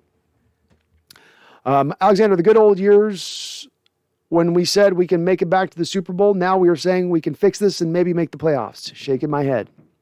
The mighty have fallen, Alexander. That is true. Gox, I want Bills, Cowboys, Diggs, bro, going at it in the Super Bowl. That'd be an interesting Super Bowl. I'd kind of like to see the Bills win it, man. There's a franchise, small fan base, or small city, big fan base, very, very loyal fan base. That'd be kind of a cool story. Anna Brown, I don't care about the arms as much as leadership, moxie, football IQ, and accuracy. Watch the quarterback interviews after losses, and with their school's smaller local interviewers, you can tell a lot about them.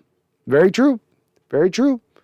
It's just a personal preference for me. I mean, I do lean back to arm strength being one of my more, there's other things I want in addition, not just arm strength. I don't want just Jeff Georges out there all over the place, but that is one of my places where I do kind of start with. Got to make all the throws. Got to be able to make all the throws.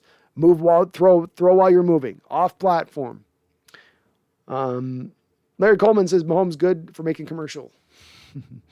Western Visquest, thank you for the $2 donation. You're awesome. Says Brando rules the Lando from Westport to Spokane. I love it, bro. You're awesome. Eric99, hey Brando, you still going strong? How many hours is it now? We're 6 hours and 45 minutes and 36 seconds into this live stream show. Pretty good. Pretty good day. Charles Riley with a $5 donation. Thank you, Charles. And Washington Visquest, you're awesome, brother. Charles says, are you kidding me with Zim's girlfriend? I'm sure his widow would appreciate him moving forward like this. Zimmer deserves cousins. Hey, man. He's just helping to get over the pain of his loss, Charles. You know, we all mourn in our own ways. Okay. Some men, you know, they become widowers. They crawl into a shell. They sit alone eating their little turkey dinners, and others decide that they're going to be 25 years old again and go out and lay some oats. Can't hate the man. Don't hate the player, hate the game, man. You know? Zim's got to do what Zim's got to do.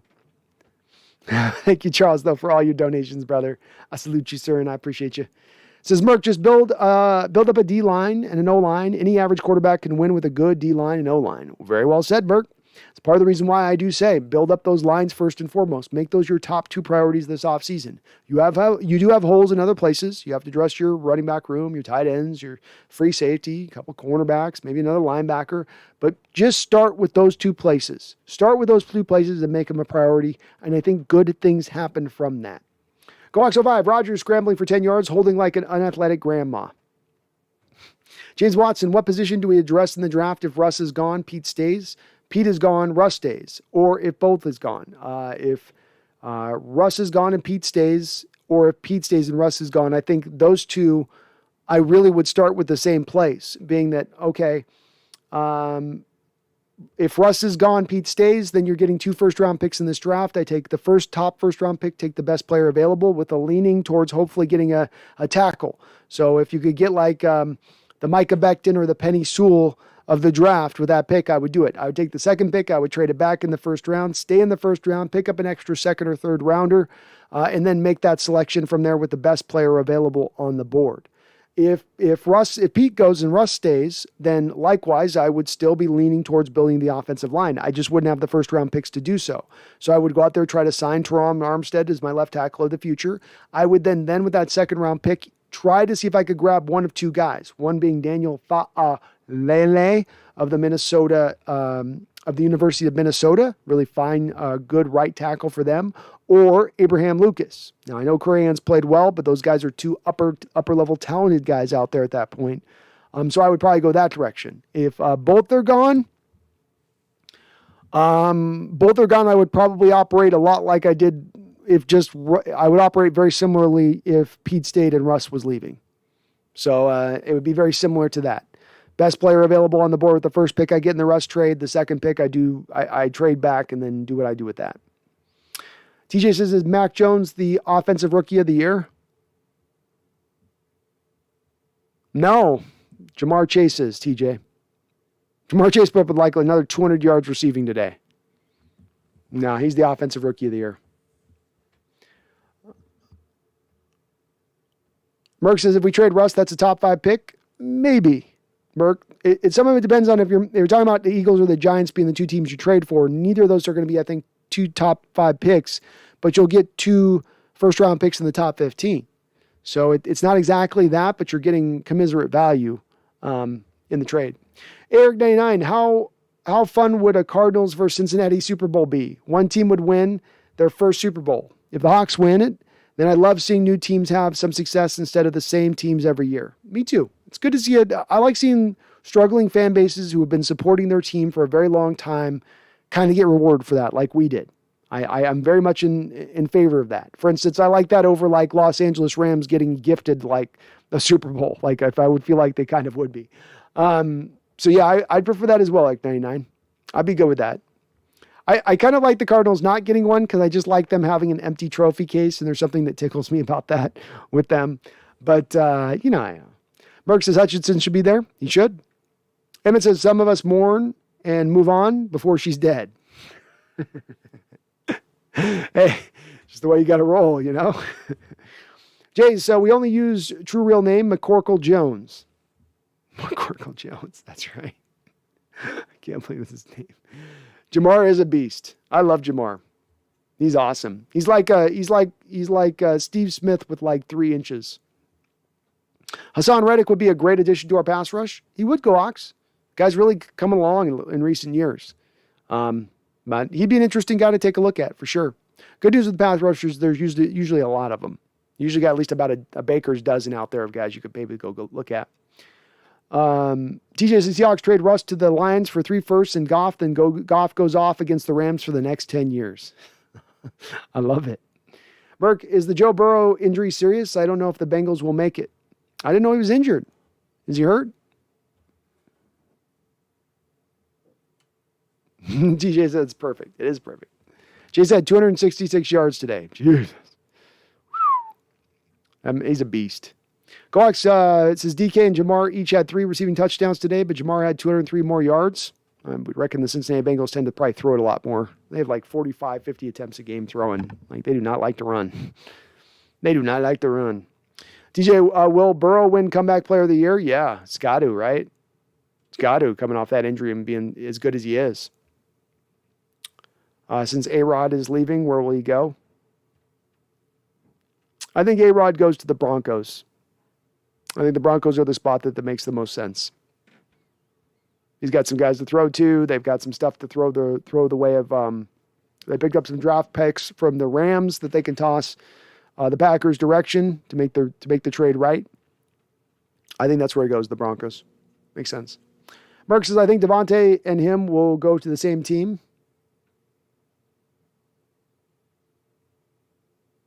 Oh, since Aaron Rodgers.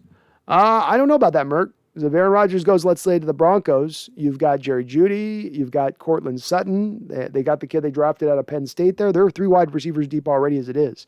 I think Devontae Adams is going to want to go get paid. My prediction on Devontae Adams is he goes to the Raiders to go play with his former college teammate, Derek Carr. Kyle says JT and Jay's having a great year, and they are so young. Just getting started. Charles says, in Zimmer's defense, his girlfriend seems mail-ordered from Serbia, so that's fun. Like I said, a man's got to mourn however a man's got to mourn. Who are we to question him? TJ says, send Russ to Green Bay. I don't think Green Bay wants Russ. GoXOI says, Bengals first team with 4,000-yard passer, 1,000-yard rusher, and 2 1,000-yard receivers, all under 25, and Tyler Boyd is also in reach of 1,000 yards. Mind-blowing. That is mind-blowing. Awesome job by them, what they've built there offensively by the Bengals. And again, doing it with not the greatest of offensive lines. They're doing all this production without a very good offensive line, in my opinion. Randall, I'll give you a name in free agency I'd be interested in. Alexander Madison, Vikings, runs hard, good in the rotation. I saw, too, you mentioned Randall. I didn't mention, I saw your comment. I must have passed over it there. I saw you mentioned Wayne Gallman as well, Randall. So, I mean, Wayne Gallman, Alexander Madison, ski or surf, man. Either way, ski or surf, I'll do either one, But both hard runners. Madison's been a hard-nosed runner. Not going to cost a tremendous amount in free agency, obviously. But yeah, he'd be in that, and he's in that running back, Marshawn Lynch, Thomas Rawls, Chris Carson, Eddie Lacy kind of mold of a bigger back, really hard runner. Mark says Russ looks like an old man. He's getting older. Herbside, Russ sucks in the cold. Yeah, I don't think he'd do good in Green Bay. Go Ox Survive. Mond is in the game. Come back coming. Mond's about to light it up. About to show him why they picked him high. About to show him what's up. And thank you, Red Charles, again for that donation.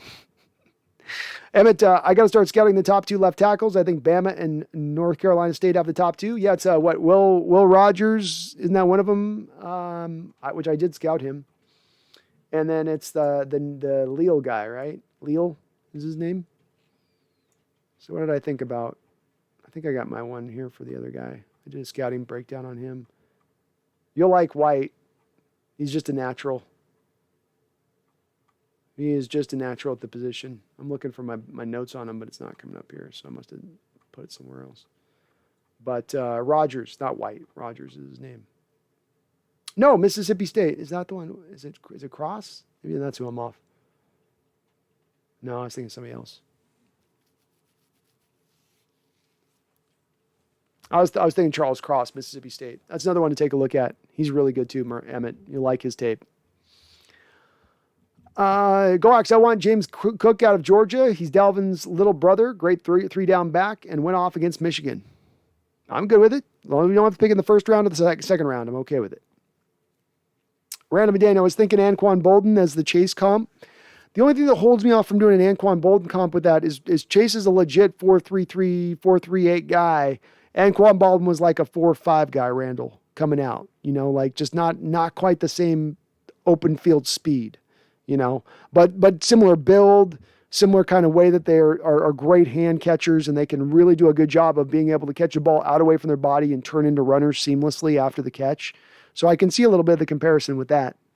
But just the speed element would be the difference maker. Emmett says, I've been holding off on scouting left tackle since I've been holding out hope with not moving Russ. Those dreams are dead. Evan Neal, that's the one out of Bama. Yeah, he's a beast. Mike Kyle says, Trey Russ, get the picks and send some of the picks to the Texans to get Watson. Watson with DK and Lockett would be amazing. Bring Brandon Cooks too. Of course, if Watson is cleared of all charges. Well, he's definitely got to get cleared of all charges, and then you're going to have to sell it to the fan base, Kyle. You don't have to sell it to me. You'll have to sell it to the fan base because there may be some sensitive folks out there that don't like some of the shenanigans that Watson was getting up to, or Seattle bringing in a guy with that kind of baggage. But no denying he's an amazing player. No denying, and as I've said, if you were to bring in Watson, let's throw all the off-the-field stuff out. As far as getting the best possible replacement in here for Russell Wilson as a player, you could not do better than Deshaun Watson, in my opinion. Certainly not in the near future. TJ says, I wouldn't mind bringing in TJ Bridgewater for 2 years. I don't like Teddy. Teddy Two Gloves just doesn't do it for me, TJ. But I think you'd be a possibility. I think that's somebody Seattle would consider as a stopgap. So you're on the right track. That would be something they'd look at for sure. Emmett says, would you move Russ to San Francisco for Lance and Bosa?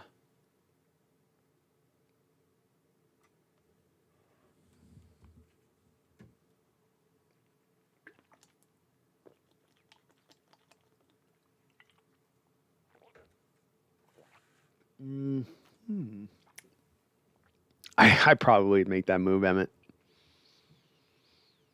I would probably make that move.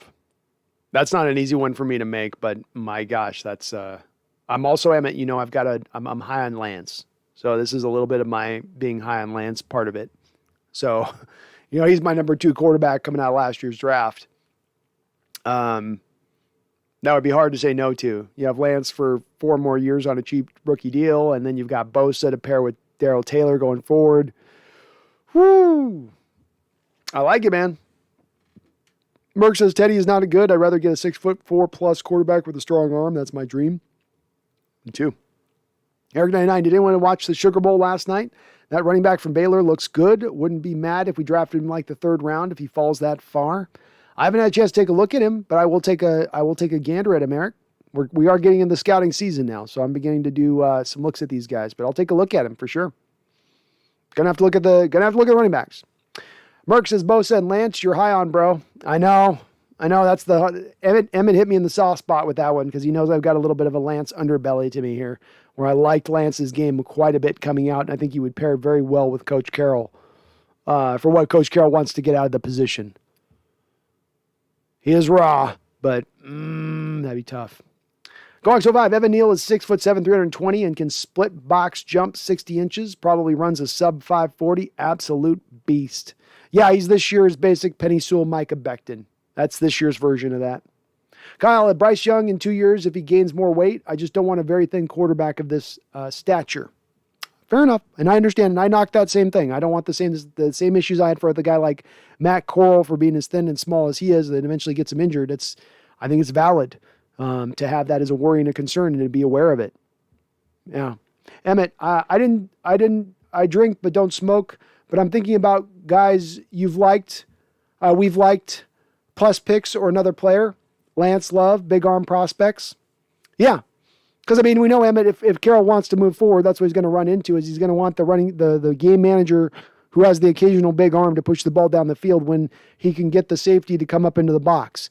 And he can attack when it's advantageous for him to do so. I think that would lean towards more of the big arm quarterback who can do what Lance can kind of do, or like what theoretically a Love can do.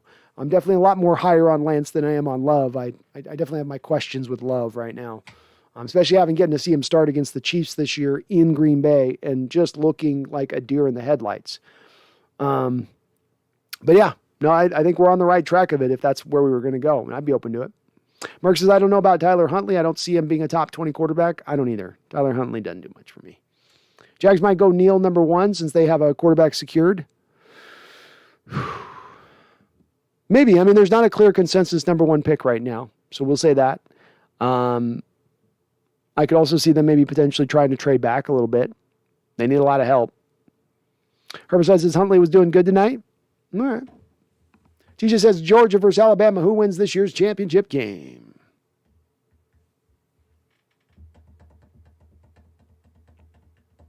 Let's give it to Georgia this year. Let's give it to Georgia. Very close teams, but I'm going to give the nod to Georgia just a little bit. A little bit. Larry says if they can't get Baker, I would get Lance. All right, we're finally coming together of minds on this one, Larry.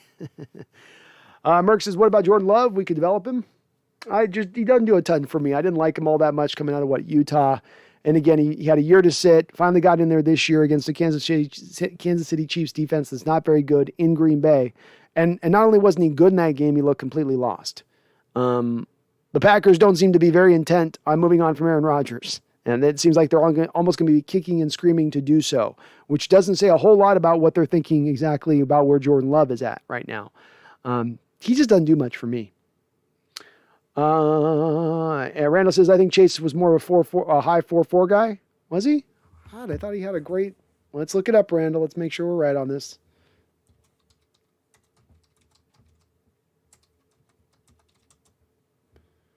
So Jamar Chase on his pro day, 4.38. So he had a 41-inch vertical leap and 4.38 on his pro day, Randall. And I think that Anquan Bolden was like a 4.5 guy. Let me see.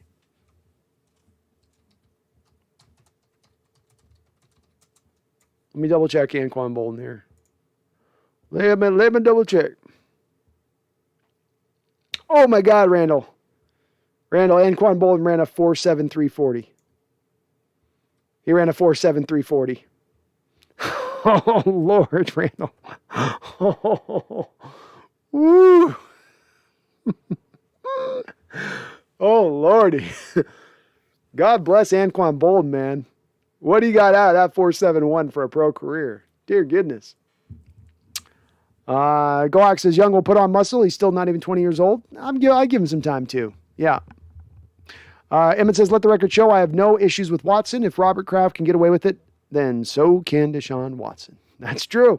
It's true. If an owner can get a tug and rug, why can't a quarterback? And for the record, Emmett, I'm with you. I've got no issues. I've got no hesitancy on this. It doesn't make me hold back on it. I mean, it's like, okay, you know.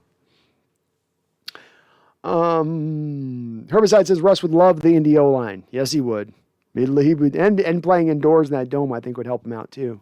Kyle, imagine Carroll gets fired next game, and the next day we get Jim Harbaugh. That'd be crazy. That would be insanity. Yeah, that'd be pretty insane. Daniel, I'm going to stop talking about it, but Malik would be the perfect Pete Carroll quarterback. Great deep ball. Helps our running game by drawing a defender via option to keep. He would fit, Daniel. I don't doubt that. I've got certain hesitancies about my own, where I see him and his upside and some of my worries with Malik and undersized quarterback. But, I mean, it's a reasonable comparison back to what you did with Russell, right, Daniel? I mean, they have some similarities to their games. They're different players, but some similarities. And that certainly I think if Coach Carroll moves forward without Russ, he's going to look to try to replicate what he did in the early 2012, 2013s. And you would do that, I think, by going for a guy like Malik or another guy like that in that same realm of things. So it certainly is plausible. Konzo, who do you, Emmett says, I like Lance's upside too. Yeah, me too. I like him. I really do. Cons, who do you think is better, Zach Wilson or Trevor Lawrence? Who do you think will be the better quarterback in the future? Will T-Law be one of the biggest busts ever? No.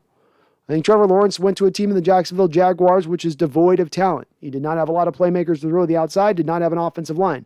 Jacksonville Jaguars did just what the Cincinnati Bengals did with A.J. Burrow a year ago, which is they tried to get the quarterback first, and then we'll figure out the line somewhere downstream.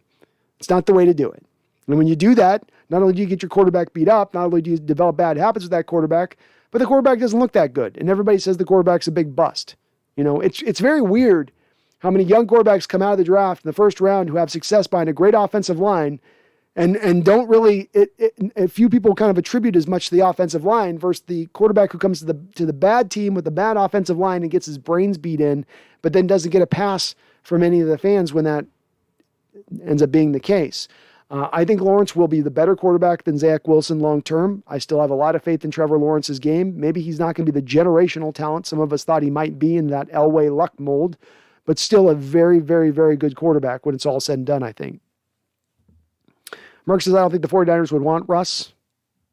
Probably not for that trade that we're talking about being offered. That's true.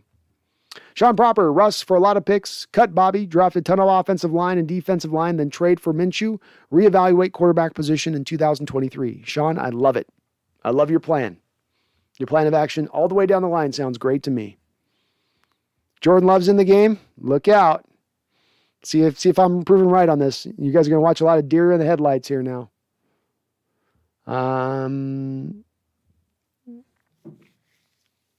Herbicide, in defensive craft, do you ever try spanking it with 5+ Super Bowl rings on? Fair enough. That's a lot of ring burn. Not rug burn, Herbicide, but ring burn. Oh! Go Hawks, Alabama demolished Georgia in the championship already this year. Give me Alabama by 7. All right, I'll change it. I'll go with you. You talked me into it. Go Hawks. I'll go Alabama. I'm changing my prediction. Charles Brando, I got to bail in hopes of getting Zimmer's Serbian girlfriend out of the system. Be well, everyone. Sometimes you just got to blow that out a little bit, right? Clear the pipes a little bit, Charles. Don't go into any Russian websites tonight. Don't be telling me on the next stream you got yourself a Russian bride. That only works half the time. And the other half of the time you're murdered in your sleep. TJ, I think we should get rid of Pete for someone young or someone else like Jim Harbaugh to Seattle wouldn't be bad. Look what you could do with DK, Tyler, and Russ on offense. I'd be okay with it, TJ, and that's the place I'd like to go with this when it's all said and done. TJ says Bucks offensive coordinator Leftwich can be our new head coach. No, TJ, let's not go that far. Let's not go that far. Merck, I do like Minshew with some weapons and O-line and a solid defense. Minshew's been great. Minshew's done a great job. He's been on some in bad circumstances to go out there and perform, and he's performed. Alexander says Nick Saban's 100% the devil. He just might be. Or sold his soul to Satan, one of the two. Merck, as the weeks go on, the more I doubt Pete gets fired, and it's terrifying me. Me too, Merck. This is where I think it's leaning towards. Randall on his pro day, Chase ran a 4.38. Google Jamar Chase pro day. He cut 2/100ths of a second off. Kyle, if you're DK Metcalf and Tyler Lockett, who do you want to keep? Russ or Carroll? Outside of this game, I'd imagine DK would want someone who actually targets him even in double coverage, like Burrow said.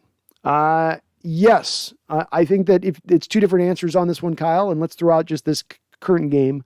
I think Tyler would definitely want Russell here long term. I think with DK, he would be a little bit more like, I could take it or leave it.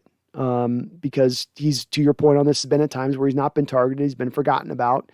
And that's not the way most quarterbacks would probably go in that direction of things, even with, like you said, the preponderance of double teams that DK draws. TJ says, I liked Wilson more than Lawrence, and I still do. It's fair enough. Lawrence has got a lot of proving to do, too. Oh, no, you like Kyle Wilson. Russell Wilson then. Both of them have had a rough first year, but both of them in the same place. You're not exactly neither have been put on a stacked team necessarily. Eric99, can you imagine if the craziness if Jim Harbaugh gets signed as a head coach when we play the 49ers? How would the 49er fans react if he brought us the ring and he couldn't get it in San Francisco? A lot of bitterness in our 49er troll contingent would raise instantaneously the second Harbaugh was brought aboard. You better believe there would be every stream we've got at least 5 to 10 Niners streams and Niner fans in the chat. That would be the fallout. Regardless, Randall says Chase is a beast. That's what the bottom line matters, right, Randall? At the end of the day, the man is a beast and going to be one of the better receivers in this league going forward, and young as hell. He's only like 21 years old.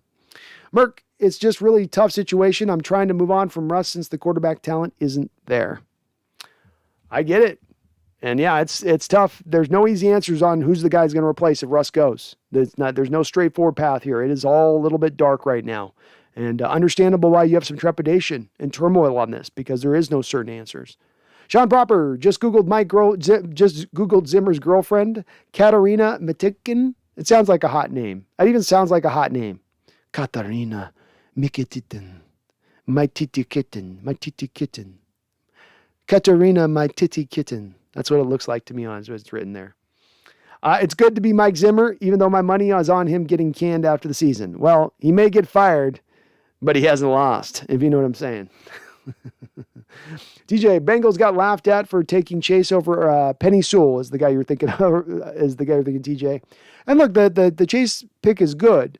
The one argument you can come back and make on that a little bit is, is this a better Bengal team this year with Penny Sewell at left tackle and Taj Boyd and T.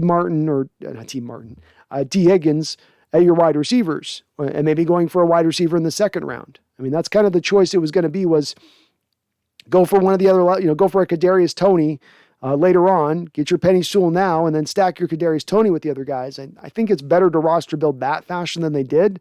But again, Jamar Chase was my favorite player in this last draft. So I say that with loving the guy. Kyle says, did you see Ramsey and Rapp getting into it today? This is a wild season with everyone. You never know who's going to throw a punch this season, and I love it. I love it too. Feisty, emotional, letting it fly. I have not seen very often in football history teammates punching each other in back-to-back weeks. We have it. Pretty odd year, that's for sure. Emmett says, Braves already won the World Series, so it could be a Georgia year, but Kirby Smart does love to play scared, stupid versus Saban. Hopefully he doesn't this week, Emmett. And they sure look good against Michigan, man. So just give them a game, man. I just want a good competitive championship game at least. Don't have Bama just go in there and blow it out. College football does not need that. DJ says, Burrow has got sacked like 50 times this year, and I'm not exaggerating. Yeah, it's just not a good method of approach. And just because he didn't get his ACL torn this year, it's like, guys, get the offensive line right. And teams just don't do this in the right fashion, and I don't know why. I guess it's like it's not their ass on the line getting beat to hell. But boy, it's just not good for your franchise long term. Eric99, if Zimmer gets fired, we should hire him as our defensive coordinator. Yeah, I'd be open to that. Gox, I hate Zach Wilson as a prospect. He just doesn't do anything for me other than some mobility. I'm with you on Go Hawks 05. I did not get the Zach Wilson hype at any point in the process last offseason. I watched more tape on him than any other quarterback because I was trying to talk myself into what it was people were seeing exactly. Yes, he's got a little bit of mobility and he can make that crazy throw from time to time. Just never did it for me. Merck says Dwayne should take Pete with him after the season. He should, Merck. The NW Vikings aren't playing Kellen Mond. They have Sean Mannon playing. Can we trade for Kellen Mond for our third rounder? I'd be happy with that once trading Russell. I'd be okay with that, Daniel. Merck, Zach Wilson has a solid arm and mobility. Give him some weapons and an O-line. He will be a problem. We'll see. Gox 05, Bengals have only one good O-lineman. Yeah. And it's going to, hopefully they don't get Burrow broken. Hopefully they don't break Burrow, which is a possibility. TJ says, do you want to see the Steelers get destroyed tomorrow or win? I always want the Steelers to get destroyed. You stole a Super Bowl for us. You deserve now, at my point, my unending hate, whether you had anything to do with that or not. So I'm a little bitter like that. James Watson, if the Giants do offer 3 first-rounders and a player, which player are you choosing? I would go with Barkley. James Watson, Barkley is going to be a free agent after this year, so he's not in the control of the Giants to be able to move him. The guy that I would actually look to go get would be Leonard Williams of the Giants. That would be the guy that I'd want sent in as a kicker on that trade. Kyle Mulkey Burrow came out and begged for Chase. That's why the Bengals took him. They want to make their quarterback happy. Seems like quite a few teams do that now, except Russ and Carroll. Laughing out loud. I see what you did there. And yes, Burrow was a big guy to push for Chase, both of them being former college teammates. But that's as well as where you got a young quarterback like that, you got to kind of sometimes, to me, a little override him a little bit on it. We're going to protect you. We're going to get you a good offensive line. Merck, nobody thought Mahomes was going to be good, but he has weapons and a great system and a great coach. Yeah. People thought he'd be good, Merck. That's how you get picked that high in the first round, is there's a good contingent of folks who think he'll be good. Did they know he's going to be this good? No. That's true. That's for sure. Coax, Big Ben going to be blown out in his last game at Heinz Field. That's the way it looks. Eric99, I pray that if Russ goes to the Giants, we only get picks and Danny Cents isn't part of the deal.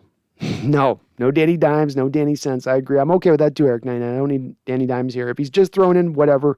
But I certainly don't want the draft returns to be lessened because of the stopgap quarterback you're bringing back in return. Kyle says, imagine having AB quit like that during a Seahawks game. How do you defend that? I don't defend it in that a player should never do that. You handle yourself like a professional. I will say that I understand where he's coming from. If they tried to bench him to get around paying him incentives, and from his standpoint, he would already come back to the Bucs the last 2 years and given him a bit of a discount for his services from his standpoint. And now you're going to try to take more money out of my pocket. I can understand maybe where Antonio's coming from and being upset with that, and there not being any sort of recourse for him in that moment to do anything about it outside of what he did. Again, not backing him on it, just I get it.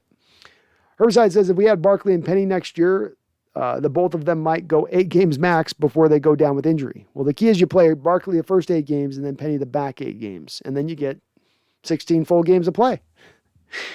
Colin says, if you watch Zach Wilson's highlights today, you will see that he's going to be very good quarterback soon. He can throw lasers into tight holes and evade defenders, plus he's on a horrible team. And I fully admit this with this, Collins. This is just a thing where I will probably be proven wrong with this because there are a lot of people like yourself and people that are draft analysts and pundits who very much were in favor of Wilson, who said this guy is a special talent. He's going to be like what you thought today, like what you saw today. I couldn't quite... The puzzle pieces didn't quite come together for me on him. And that's just me being honest. So I totally will own that I'll probably end up in some way or another wrong on this one. I just can't change my evaluation because I've just not seen enough to change that evaluation of him yet. Maybe it will come down the pike. Maybe there'll be some light bulb over my head. He's year 4 and I'm like, oh, I see it now. I get it. Emmett says, is there an old quarterback vet who's got a hose? I'd love to have our version of Randall McDaniel to pair with our version of Moss. Just have a stopgap slinging it 70 yards to DK. Is there a guy like that?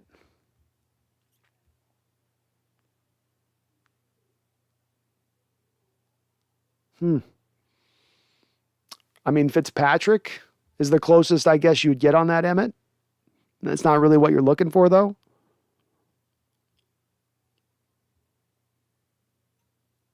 I'm thinking.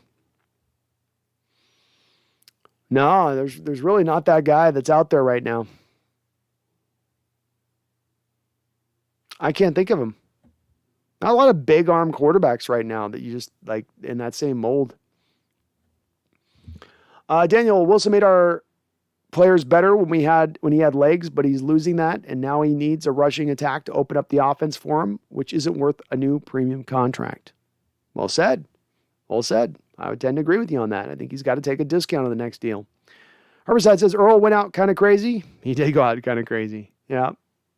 Middle finger crazy. TJ Wilburn, give me 3 firsts and James Bradbury. Bradbury's a great corner. He's a great corner. He's played a lot of zone in his career, TJ, so it'd fit. Gohawks, next year running back room, Penny, James Cook, and DJ Dallas. Sounds good to me, Gohawks. Merck, Daniel Jones and Sam Darnold are the 2 biggest busts in the last 5 years. Boy. Yeah. I say that's right. I think Baker, I know we got our Baker guy in here, but Baker might be in that spot too a bit. GoX05, give me 3 firsts and Williams. I'm glad I got another Williams guy with me. Leonard Williams is a beast. I like him. TJ says, well, Giants have so many wide receivers. They got some, yeah, they got a couple guys. Merck says James Bradbury's bad.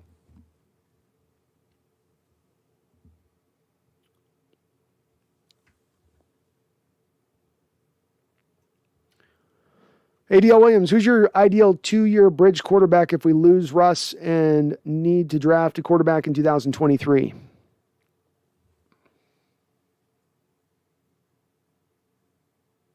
My ideal. I don't know if I have an ideal. I've got guys that all kind of rate about the same place for me. There's no guy that would get me really excited bringing him here. Is there a really keynote difference with me between Gardner Minshew, Jalen Hurts, Danny Dimes, there's really not a guy that gets me excited, so there's not really a way to separate all those guys because I think they all basically ADL give you the same level of play on the football field when it's all said and done. I don't know if there's a difference maker there who really separates himself. In fact, I don't think there is at all. Emma Brown says, I take Lorenzo Carter from the Giants. Okay. Helps you out with some pass rush there. Makes sense. Herbicide, I think Russ can still scramble. Don't know why he's scared to. Me either, but it's definitely, whatever the reason is, it's gone away from his game. It's completely left his game for the most part. Coax05 says, biggest bust in the last 5 years is Rosen. I don't know. I think Sam Darnold, the other guy they mentioned, was probably a little higher. Rosen, I think, was picked in like the 20s of the first round. You have a little more room with those guys as far as their bust date goes. Wasn't he? Or was he picked higher? I might be misremembering. Maybe he was picked in the 12s. Kyle says, do you think once Russ gets traded, do you think he goes on multiple interviews saying unhappy he was and spills the tea to the media, or does he keep it classy? No, he'll keep it classy. The only reason that Russ went on the media tour he went on last year was to drive change, the eventual change that will come this offseason. Once the change has been driven, there's no reason for him to do so. So you'll hear nothing about how he loves Carroll, loves everything. It just they just had a split, but no way he throws him under the bus. No, not now, not ever. After moving on. Merck says, or we could just get a running back at quarterback like the Ravens. That's a way. Just get out as much as you can out of the guy on his rookie contract, right? Hope he doesn't get injured. Cross your fingers. TJ says Earl's last game was against the Cards, and now Russ's last game is against the Cards. Let's prepare for Russ flipping off Pete. Sean Proper says big arm. Winston, Brissett, Trubisky. I think Winston's got a big arm. I don't know if those other two guys have a big arm. I wouldn't say Trubisky has a big arm, but Winston's got a big arm. I think, Emmett, there'd be your guy. There's your near equivalent as far as being like nowhere equivalent to, of course, Randall Cunningham, but that might be as close as you get as Winston. Go actually live. Brooks will be a Bobby clone at middle linebacker, marked by words. I agree with you, man. I think he'll be a beast at middle linebacker. It was my issue with the draft when Jordan Brooks was taken in the first round. Wasn't the fact that Jordan Brooks could eventually be a good player. It was that his best position was at middle linebacker, and he was going to have to wait his first 2 years to get to that position, and that's not the best way to utilize your draft resources is playing a first-round talent out of position for his first 2 seasons. ADL says, how about a vet bridge quarterback who can get through 2022 and mentor your 2023 quarterback pick? It's not super important to me, ADL, because it's more to me about making sure you're just committing to the bridge. Just commit to the bridge. And it can be kind of anybody at that point. It's waiting to get the right quarterback on the next quarterback. Coax05 Rosen was a top 10 pick. My bad. Then that is the biggest bust. John Doe says, has anyone commented on how Wilson wore gloves for the first time in his entire NFL career? I saw that as well. Yeah, comment a little bit on during the live stream. I haven't mentioned here in post game. But yeah, wearing gloves. Carroll's been trying to get him to do it for years, especially with the rainy, wet weather, which we had today. Seemed to help him out a little bit today. A little bit less of the misfirings we've seen in recent weeks out of Wilson. Maybe the gloves become a permanent thing. Russell 2 gloves. John Doe says, I have to wonder if he has some custom $500 gloves that somehow stabilize his busted mallet finger. Shame on the broadcast team to not pick up on that. Yeah. I was picking up on John. If you were tuned into me here, I broached the subject with it, but it did seem to help him out. He was improved. Kyle says, Russ's PR game is strong, though. He literally plays the victim in everything, and I want to believe him. He has a strong PR game, that's for sure. Collins, when I saw Bobby go down the first play, I thought that was it. I thought for sure it was a major injury and he would retire. Definitely glad to see him. He seems fine, and we will see where he goes from here. Very true, man. Collins plus Cody Barton and Brooks played amazing today. Finally, all the linebackers were drafted were being used. I also met Cody Barton before, so he holds a special place in my heart. Those guys played great today. Brooks and Barton were awesome. Awesome. Kyle, I really want to take Colt McCoy that way. We don't have to worry about losing to him every year. That's one way to avoid a certain loss every season, right, Kyle? Because we know that Colt will be back around again, right? We know he's coming back around again next year on some other team. Cox survive. Russ had a fingerless glove on his throwing hand.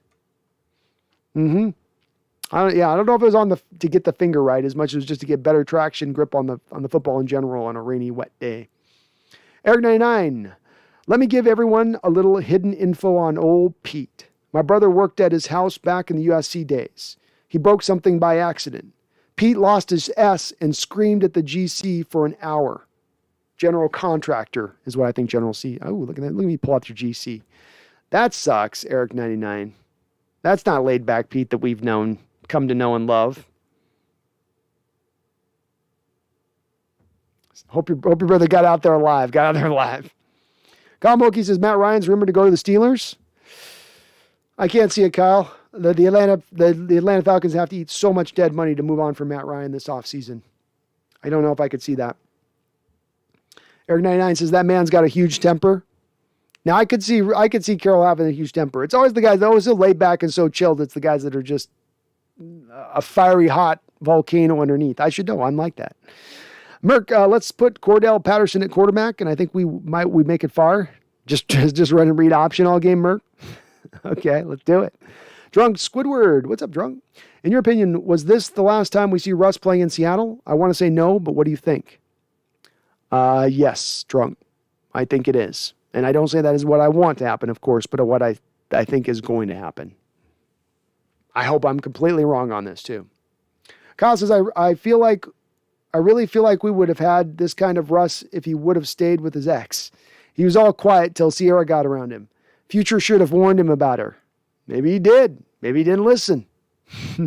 Maybe Russ doesn't care because it's just so good. We don't know. But things did seem to go a little bit more sidewaysy or start to head that direction once Russ got hooked up. I'm not blaming her. I'm just saying it happened around that time. Going so 5, I think the Titans are dangerous. Henry will be back for the playoffs. If he's around 100%, that's a team you do not want to face in the playoffs. That is for sure. Yeah. And he is going to be back. You're right. Emmett says, funny, Jacob Eason has a cannon, but I'm a Dogs fan and can confirm he's a mental midget who thinks he's more athletic than he is. He's not good. No, he's not good. It's part of why, Emmett, you'll watch me shut down most of the folks that want to. What about Eason? What about Eason? No, not Eason. And also why I say, Emmett, while I do favor first and foremost arm strength and an ability to make all the throws in a quarterback when I'm evaluating him, that is not everything, and you got to have more than that, just than that. That's where I start, but I need more in addition to that too. And mental midgets you need to avoid above all else, even more than lack of arm strength. John Doe says, Eric, Nolan R. Vance, thank you for the $10 donation, or the $5 donation. Thank you, Nolan. You're awesome, brother. Always coming in, finishes off right. Says, gonna have to catch the replay. Power was out until about 10 minutes ago following a decent afternoon at Lumen. Wish we could play the Lions more. I wish we were in the same division with the Lions. It must be nice if I'm Aaron Rodgers getting to play them twice a year. Just 2 instant dubs that you put up on the schedule every single season. We don't get that in our division, do we, Nolan? But yeah, please do check out the replay through. Sorry you're catching me right now, and we're going to be wrapping up here as I'm 7.5 hours in. So the voice is definitely starting to go here a little bit, but thank you for the donation, Nolan. It's been a good day here, man. We're feeling good. Got the W. Makes us feel a little bit better. Russ reminds me of Turkey when he be running around, says Merck. Yes, he does.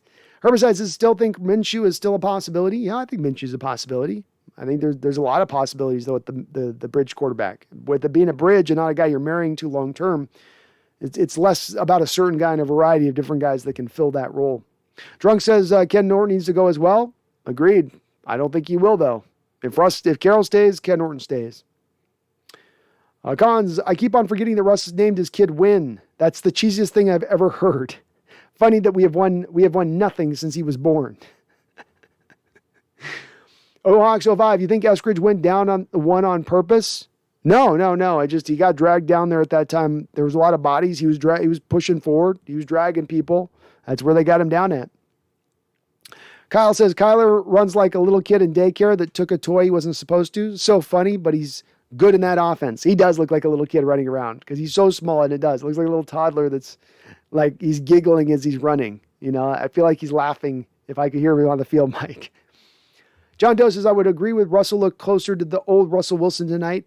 I would agree Russell looked closer to the old Russell Wilson tonight ever since his injury, or maybe even before the injury this season.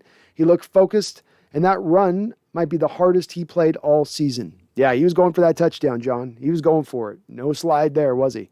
All in on that one. And yeah, he looked at his best this week. Maybe his best game all year, John. He's had a couple of good games. This one might be his best. Emmett, famous Jameis could be the best we got. And we got the crab legs for him, right, Emmett? I mean, the crab legs alone might bring him in. TJ says, 5 hours in. All right, guys, let's wrap it up. 2 hours later. John Doe makes me wonder if the glove helped him physically, but maybe even more placebo effect. It could. It could. I've often wondered what sometimes on those gloves with those quarterbacks, if it's a little bit more of a pride thing, like it doesn't look cool. I mean, Teddy Bridgewater, the one guy that does it, and he gets called Teddy Two Gloves and mocked endlessly for it. So maybe that'd hold back some quarterbacks from being willing to do it. But he looked better today. TJ says 24 hours is nothing. Yeah, we only got a mere 16 hours left. Merck, we've solved it. Russ's family has been brainwashing him to play bad and leave Seattle to be in a bigger market. I think you're onto something there. Sean Proper, any ideas on which division Seattle plays in 2022? Benefit of a last place finish in 2021 is a last place schedule in 2022. Yeah, Sean. I think Jets are one of those teams that we're going to get to play. That's not a good team that's outside of our normal run of things. So let's see. We get to play I think it's the AFC West next year. So we got the AFC West, if I'm not mistaken. And then you have the NFC North. NFC North are the two, I think, that you're playing next year. It's a little easier schedule looking at the first view of it when it came out like a week ago on that, Sean. So it's definitely going to be a lot easier than this year's schedule, I'd say. Larry says Russell faced an easy team.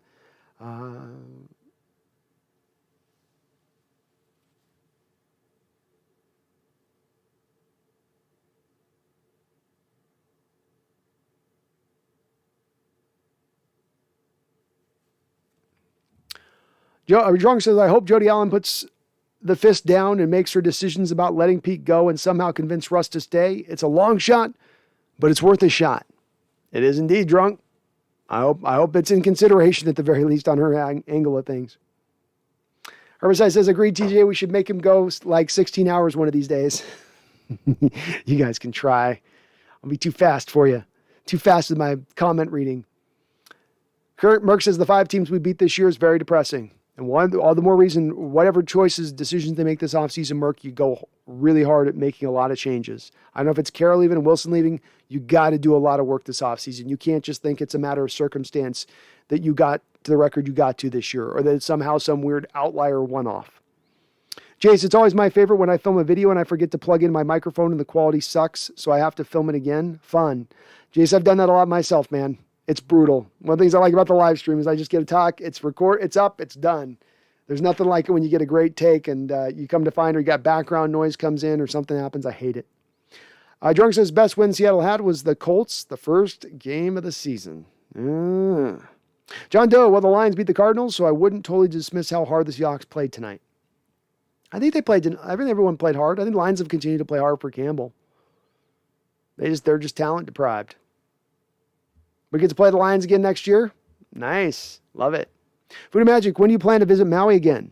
I don't know. My mom's asking me to do a trip out there, and probably in the heart of the winter, I'll probably wake up one day and be like, Mom, can I come out? I'm going to come out to Maui.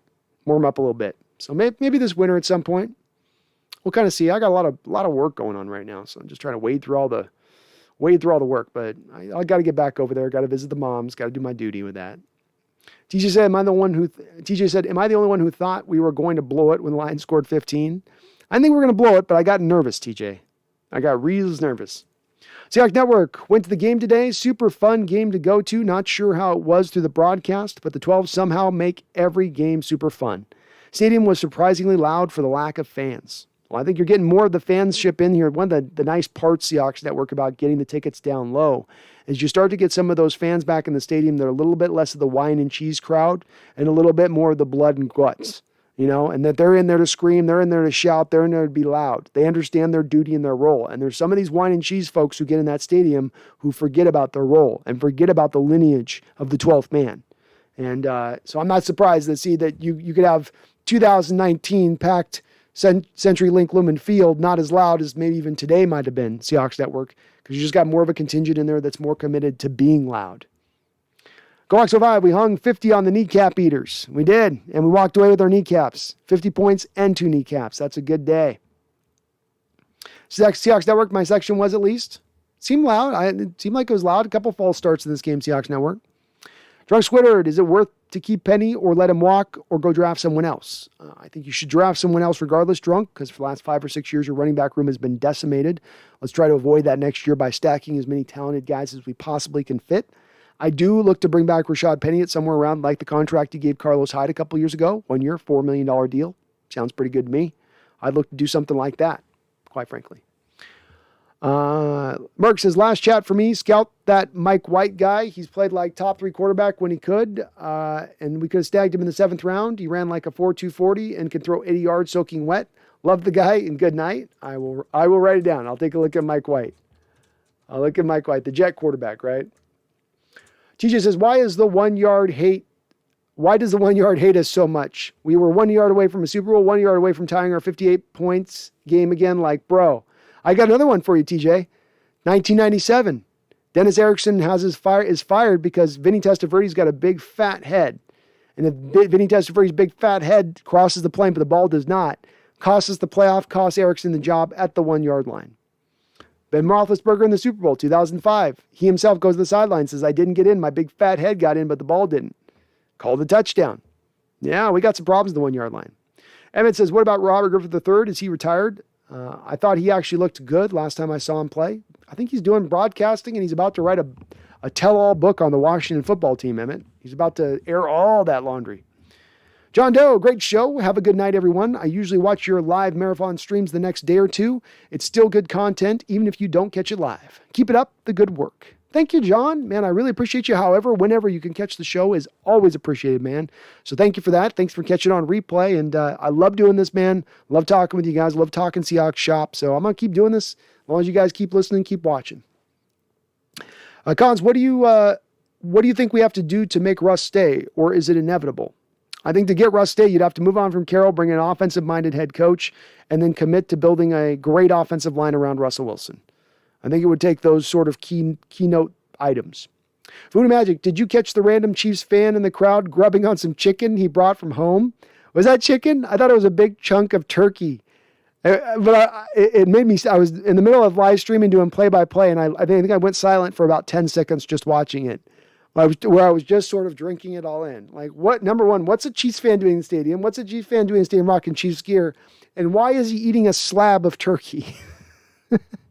So many questions, so few answers, Voodoo. Go Oxo 5. DJ was due for a turnover, and he pulled 2 as well as Ugo. And those are 2 earned interceptions, right? Go Hawks tips one up, makes the interception. And on the other one, jumps the route by reading the quarterback's eye. Playing zone, just reading the eyes.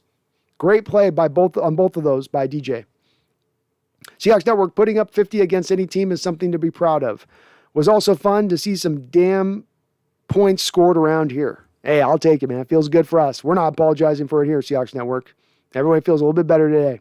Sean Proper, looks like the Hawks played the AFC West and the NFC South, along with the NFC North. Lions, AFC East, Jets, and the Giants. Not too shabby. That's an easy schedule, isn't it, Sean? A lot easier of a schedule there. I mean, even the Jets, Giants, and Lions do a lot of work this offseason. Still hard to see any of those teams in a contender state. AFC West, that's going to be a little tougher. Chiefs will be tough. Broncos might have Aaron Rodgers. You might have Justin Herbert. There might be 3 tough games there with them on that one. The NFC South, where are the Saints? Where's Carolina had a bad year? Where's Atlanta? I think overall the schedule looks a lot better in this next year's schedule. Evan says Russ is a big Michael Jackson fan. Put some rhinestones on that bitch. Consumer 104, damn, you still going? You have alligator blood. It just is. I just go, man.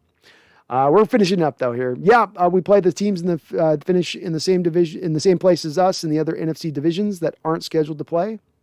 Makes it a little easier. Eric99, all right, Brandon, going to head out. Thanks for doing what you do. Really appreciate the long stream and the play-by-play. Once again, I didn't get the game as I am in LA. Have a good night. I'm happy to provide you some play-by-play, Eric99, and we're going to be doing so in the future. So this is going to be a permanent fixture here of this channel as we do continue to expand and grow this thing. I appreciate you appreciate you watching, and let's just keep it going. TJ says, how did Ugo fumble that INT? He started looking at the end zone, and his hands got a little slippery, got a little sweaty. You know, TJ, the hands got sweaty. It went through the gloves. Ball fell out. Annabelle says, Carol said in a press conference, this is how we're supposed to look. Like, wow, what am I missing? Laughing out loud. Yeah, it's like, duh. Annabelle says, it's the damn Lions coach.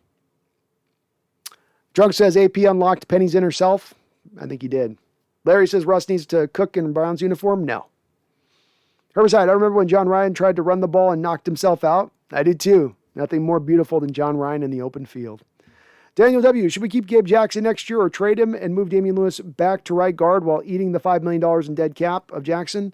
Unfortunately, you probably have too much work to do, Daniel, across the other board that it just doesn't make it, to your point, this doesn't make enough sense to really release Gabe Jackson. I'd like to see it, but I just don't think it's with only saving $3 million basically and still having that dead money cap hit that you're going to have to sustain, already needing to deal with the left tackle, the center, and the right tackle position. You just go, okay, fine, we'll just run it back the same way. But I'm not happy by that, and I really wish we had not moved Damian Lewis off of his natural spot. Consumer says, damn, DK has 12 touchdowns in 5 or 6 weeks without one.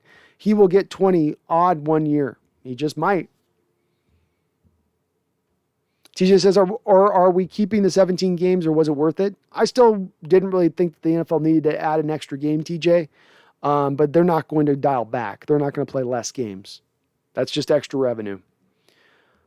Seahawks Network, I was going to say, Adrian Peterson's biggest impact was his off the field. Seems to have done something for Penny, that's for sure. Daniel says, have a good night. Thanks again for the True Romance recommendation. Anytime, Daniel. Anytime. I got some good ones every once in a while. Food Gamer subs Hawk Nest. It's been forever since I've been on the stream. I'm not going to lie. I cried after the game today just thinking Russ might leave. Jody Allen is as stupid as F if she picks Pete over Russ. I definitely don't want to see her go that way either, Food Gamer. I'm with you, man. It's a sad spot to think this might have been his last game in Seattle, and it's tough. It makes everyone a little bit emotional to contemplate that. I do think it's going a little bit in that direction of things, unfortunately, and that is sad. But I think Jody's going to pick Pete over Russ the other day. DK will have 175 yards and 4 scores next week. I love it. Who do we need for the offensive line for the Hawks? Larry Coleman asks. We need a left tackle, a center, and a right tackle. Consumer says DK will need surgery after season's end on his foot. He will. And we will be giving him props in retrospect for the toughness he displayed, fighting through that foot injury, not missing one game, still being very consistent in his play. TJ says a new FNL team is coming soon. I do. I think expansion's coming really soon, TJ. It makes sense. Probably something in Canada. Maybe they'll do London. We know they want to. Seahawks Network says, I don't want to hand over the starting spot to Curhan. Would rather see a competition. Me too. I think you give Curhan a shot going forward, but you look to make sure you've hedged your bets a little bit. You don't just go all in on Curhan and then get a Jamarco Jones-like backup for Curhan. No, you go get a guy that can push him to start and let the best man win. Get back to that always compete mantra of things, right? Phil Gamer says, also it's sad that Bobby got injured on the first play. We really saw the last game of Bobby and Lumen Field. We might have seen the last game of Bobby and Lumen Field, the last game of Russell and Lumen Field. It does make it very sad. Sad end of an era. What about defense? What do we need? Defense, we need 3-tech defensive tackle. We need another pass rusher. We probably need a Sam linebacker. Depending on what we do with the scheme, we might need another couple of corners, and we're going to need a free safety. TJ says Posick was the best center we drafted, but damn it, it didn't work out. Well, we didn't draft him at center, of course, TJ. We drafted him at right tackle and then moved him right guard, then moved him to center. But he's been the best center we've had since Max Unger. I'll say that. Posick's come along and played pretty solidly since he's come back too. He's not been embarrassing. He's done all right. Drunk, what would a DK contract look like to be fair on both sides? The key is you have one more final year of him on his final rookie deal at about $1.5 million. So what you do is you go to DK and you say, okay, on average, you're being paid at $25 to $27.5 million per year, but your first year cap hit is actually only going to be about $10 million. Your second year cap hit's only going to be about $19 million, but you'll be paid on average at $27.5 million per year. So 5-year, 4-year, $100 million deal with $45 million guaranteed. But the thing not get caught up on is the average yearly rate, but to get caught up on the first 2-3 years of that cap hit, which not till about year 3 does it really come in and start hitting the pocketbook. But actually, in the first year of the deal, you'd actually be able to go very, very cheap with it. Voodoo Magic, we better see the Sonics back before we see a Vancouver football team. I would hope so. Herbicide says only a light sprain for B-Wags. It's good to see. Joe Boy Michael, what's going on, Joe Boy Michael? Good to see you on in here. Randall says we need a new coordinator on D. Hell, a new scheme too. I think you're going to need a new scheme, Randall, because you could bring any defensive coordinator in you wanted, and it still is Coach Carroll's defense at that point. You got to get the whole new scheme. You got to get Carroll chained out. That's why I've always said I'm not as much a guy that throws much fire and flames at Ken Norton, because I think that it's really Norton who has more of a say over things and a guiding direction over things. Food Gamer says, I would say move Gabe to left guard and move Lewis back to right guard. I feel like that's the better option. And then get the left tackle from Georgia who bullied Aiden in the bowl game. Yeah, I think that there's a reason that Gabe Jackson was moved originally from left guard to right guard. And that was probably because he was getting older and losing some of the athleticism and quickness you need at left guard. And I think Damian Lewis may have a little bit more of that than him at this point in time in his career. It's a bad situation. You have 2 right guards on your team, though. I mean, that's really what it is at the end of the day, right, Food Gamer? So it's not an advantageous spot to be in. Food Gamer says, also draft Lindstrom from Boston College. I think he's going to go in the first round, Food Gamer. I like him a lot, too. If you picked him, if we end up with Lindstrom out of this draft, I would be hella happy. He's probably every bit as good a player as what Creed Humphrey was. Little different a player, but just every bit as good. Tobias is almost 8 hours and still going. You are the man, my brother. We're just about wrapping it up, so I'm about to hit my end point here soon. TJ says, why don't Pete just become the defensive coordinator publicly? We all know he's the real defensive coordinator. Well, he wouldn't be able to create patsies if he just took on the defensive coordinator role, would we, TJ? And he has a lot of other hands in a lot of other places on this team that he likes to be a part of. Special teams, offense. So he doesn't want to just be a defensive coordinator specialist. If he's the defensive coordinator, there was another guy here, he'd have to be that. Animal says, where are the kitties? It's been 7 hours laughing out loud. They've been eating on the back a little bit. One's laying there waiting for me to be petting her here. Jaboy Michael, okay, I don't want to trade Russ, but if we do send him to the Giants, get 3 first, then you could trade back a bit and acquire more picks and then draft Sauce Gardner and David Ajobi. Good players. I like it. Randall, going to bed. Have a good night, Randall. Appreciate you, my guy. Hope you do sleep well. Have a great week. The fact that Carroll thinks we don't need a rebuild is scary. Hope Jody Allen sees differently as a consumer. Me too. George Quitter says, Brandon for head coach. I'd take it. TJ Singh says, 8-hour stream for a 6-10 team. Hey, man, 8-hour stream for you guys. You know what I mean? You guys come in here, you watch, you keep this chat bubbling. I'm going to stay on here and ride with you guys. And I love doing this. All right. Well, let's get this wrapped up. With that said, we are 7 hours and 45 minutes in, and I'm getting hungry. But it's a good time to finish up. Larry Coleman says, rebuild, I don't see it. I don't know. We'll see. In my opinion, I think defense is good. Just need more time for each other in Dunlap. Fair enough. TJ says, if we trade Russ and don't come out with 15-plus picks this draft overall, then what the F? We better pick and trade down for picks. Well said. Food Gamer says, Dwayne Brown said in his post-conference that he wants to get extend. I laughed at that. Like, dude, you've been S on this. You've been S this year. And to think people got mad at me for wanting to move on from him. No, you were proven right on that one. And you're not getting extension this year, Dwayne. I mean, he might get somebody to pay him some money this offseason, but it's been more bad than good from Dwayne Brown this year. He's had some times where he's brought it together for a couple game run, but just not been the same player we've seen throughout his time here in Seattle, quite frankly. MJP, what does a three-way trade Russ to Saints look like and Giants? I don't think a three-way trade's going to work, MJP, with Russ. I don't. It's going to be already hard enough to get the draft capital back you want for trading a Hall of Fame quarterback when that has so few often happened, if never happened in NFL history. I just don't think you're going to get, I don't think you get a lot of return. It's not going to work that way. It's going to be a one-to-one type trade situation, I would think. Herbicide says Muse will be good at Sam. Sam, he was a safety in college.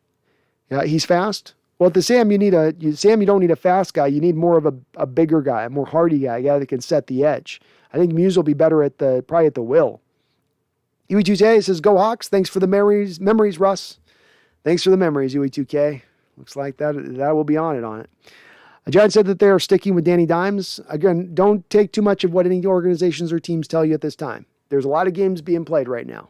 A lot of games being played across the NFL right now. So it's if the Giants wanted Russell Wilson, would we expect them to come out and say we're out on Danny Dimes and we're all in on Russell Wilson? No. There's going to be some cloak and dagger on this stuff to a degree. We'll see. Jason said, I thought the NFL banned three-way trades. I don't think they banned three-way trades. I mean, maybe. MJP, who do you like, Alabama or Georgia? I'm going to go with Alabama. I went to Georgia initially and somebody talked me back in Alabama. So I never go against Saban. Never go against Saban. D-Nugget, can we trade Russ for picks, but do we trust John and Pete to make good picks? Look at the last 2 to 3 years. I don't, but that's why I ride with Russ first and foremost, D-Nugget, because I don't have as much trust that you're not going to duplicate the same mistakes that you've made prior.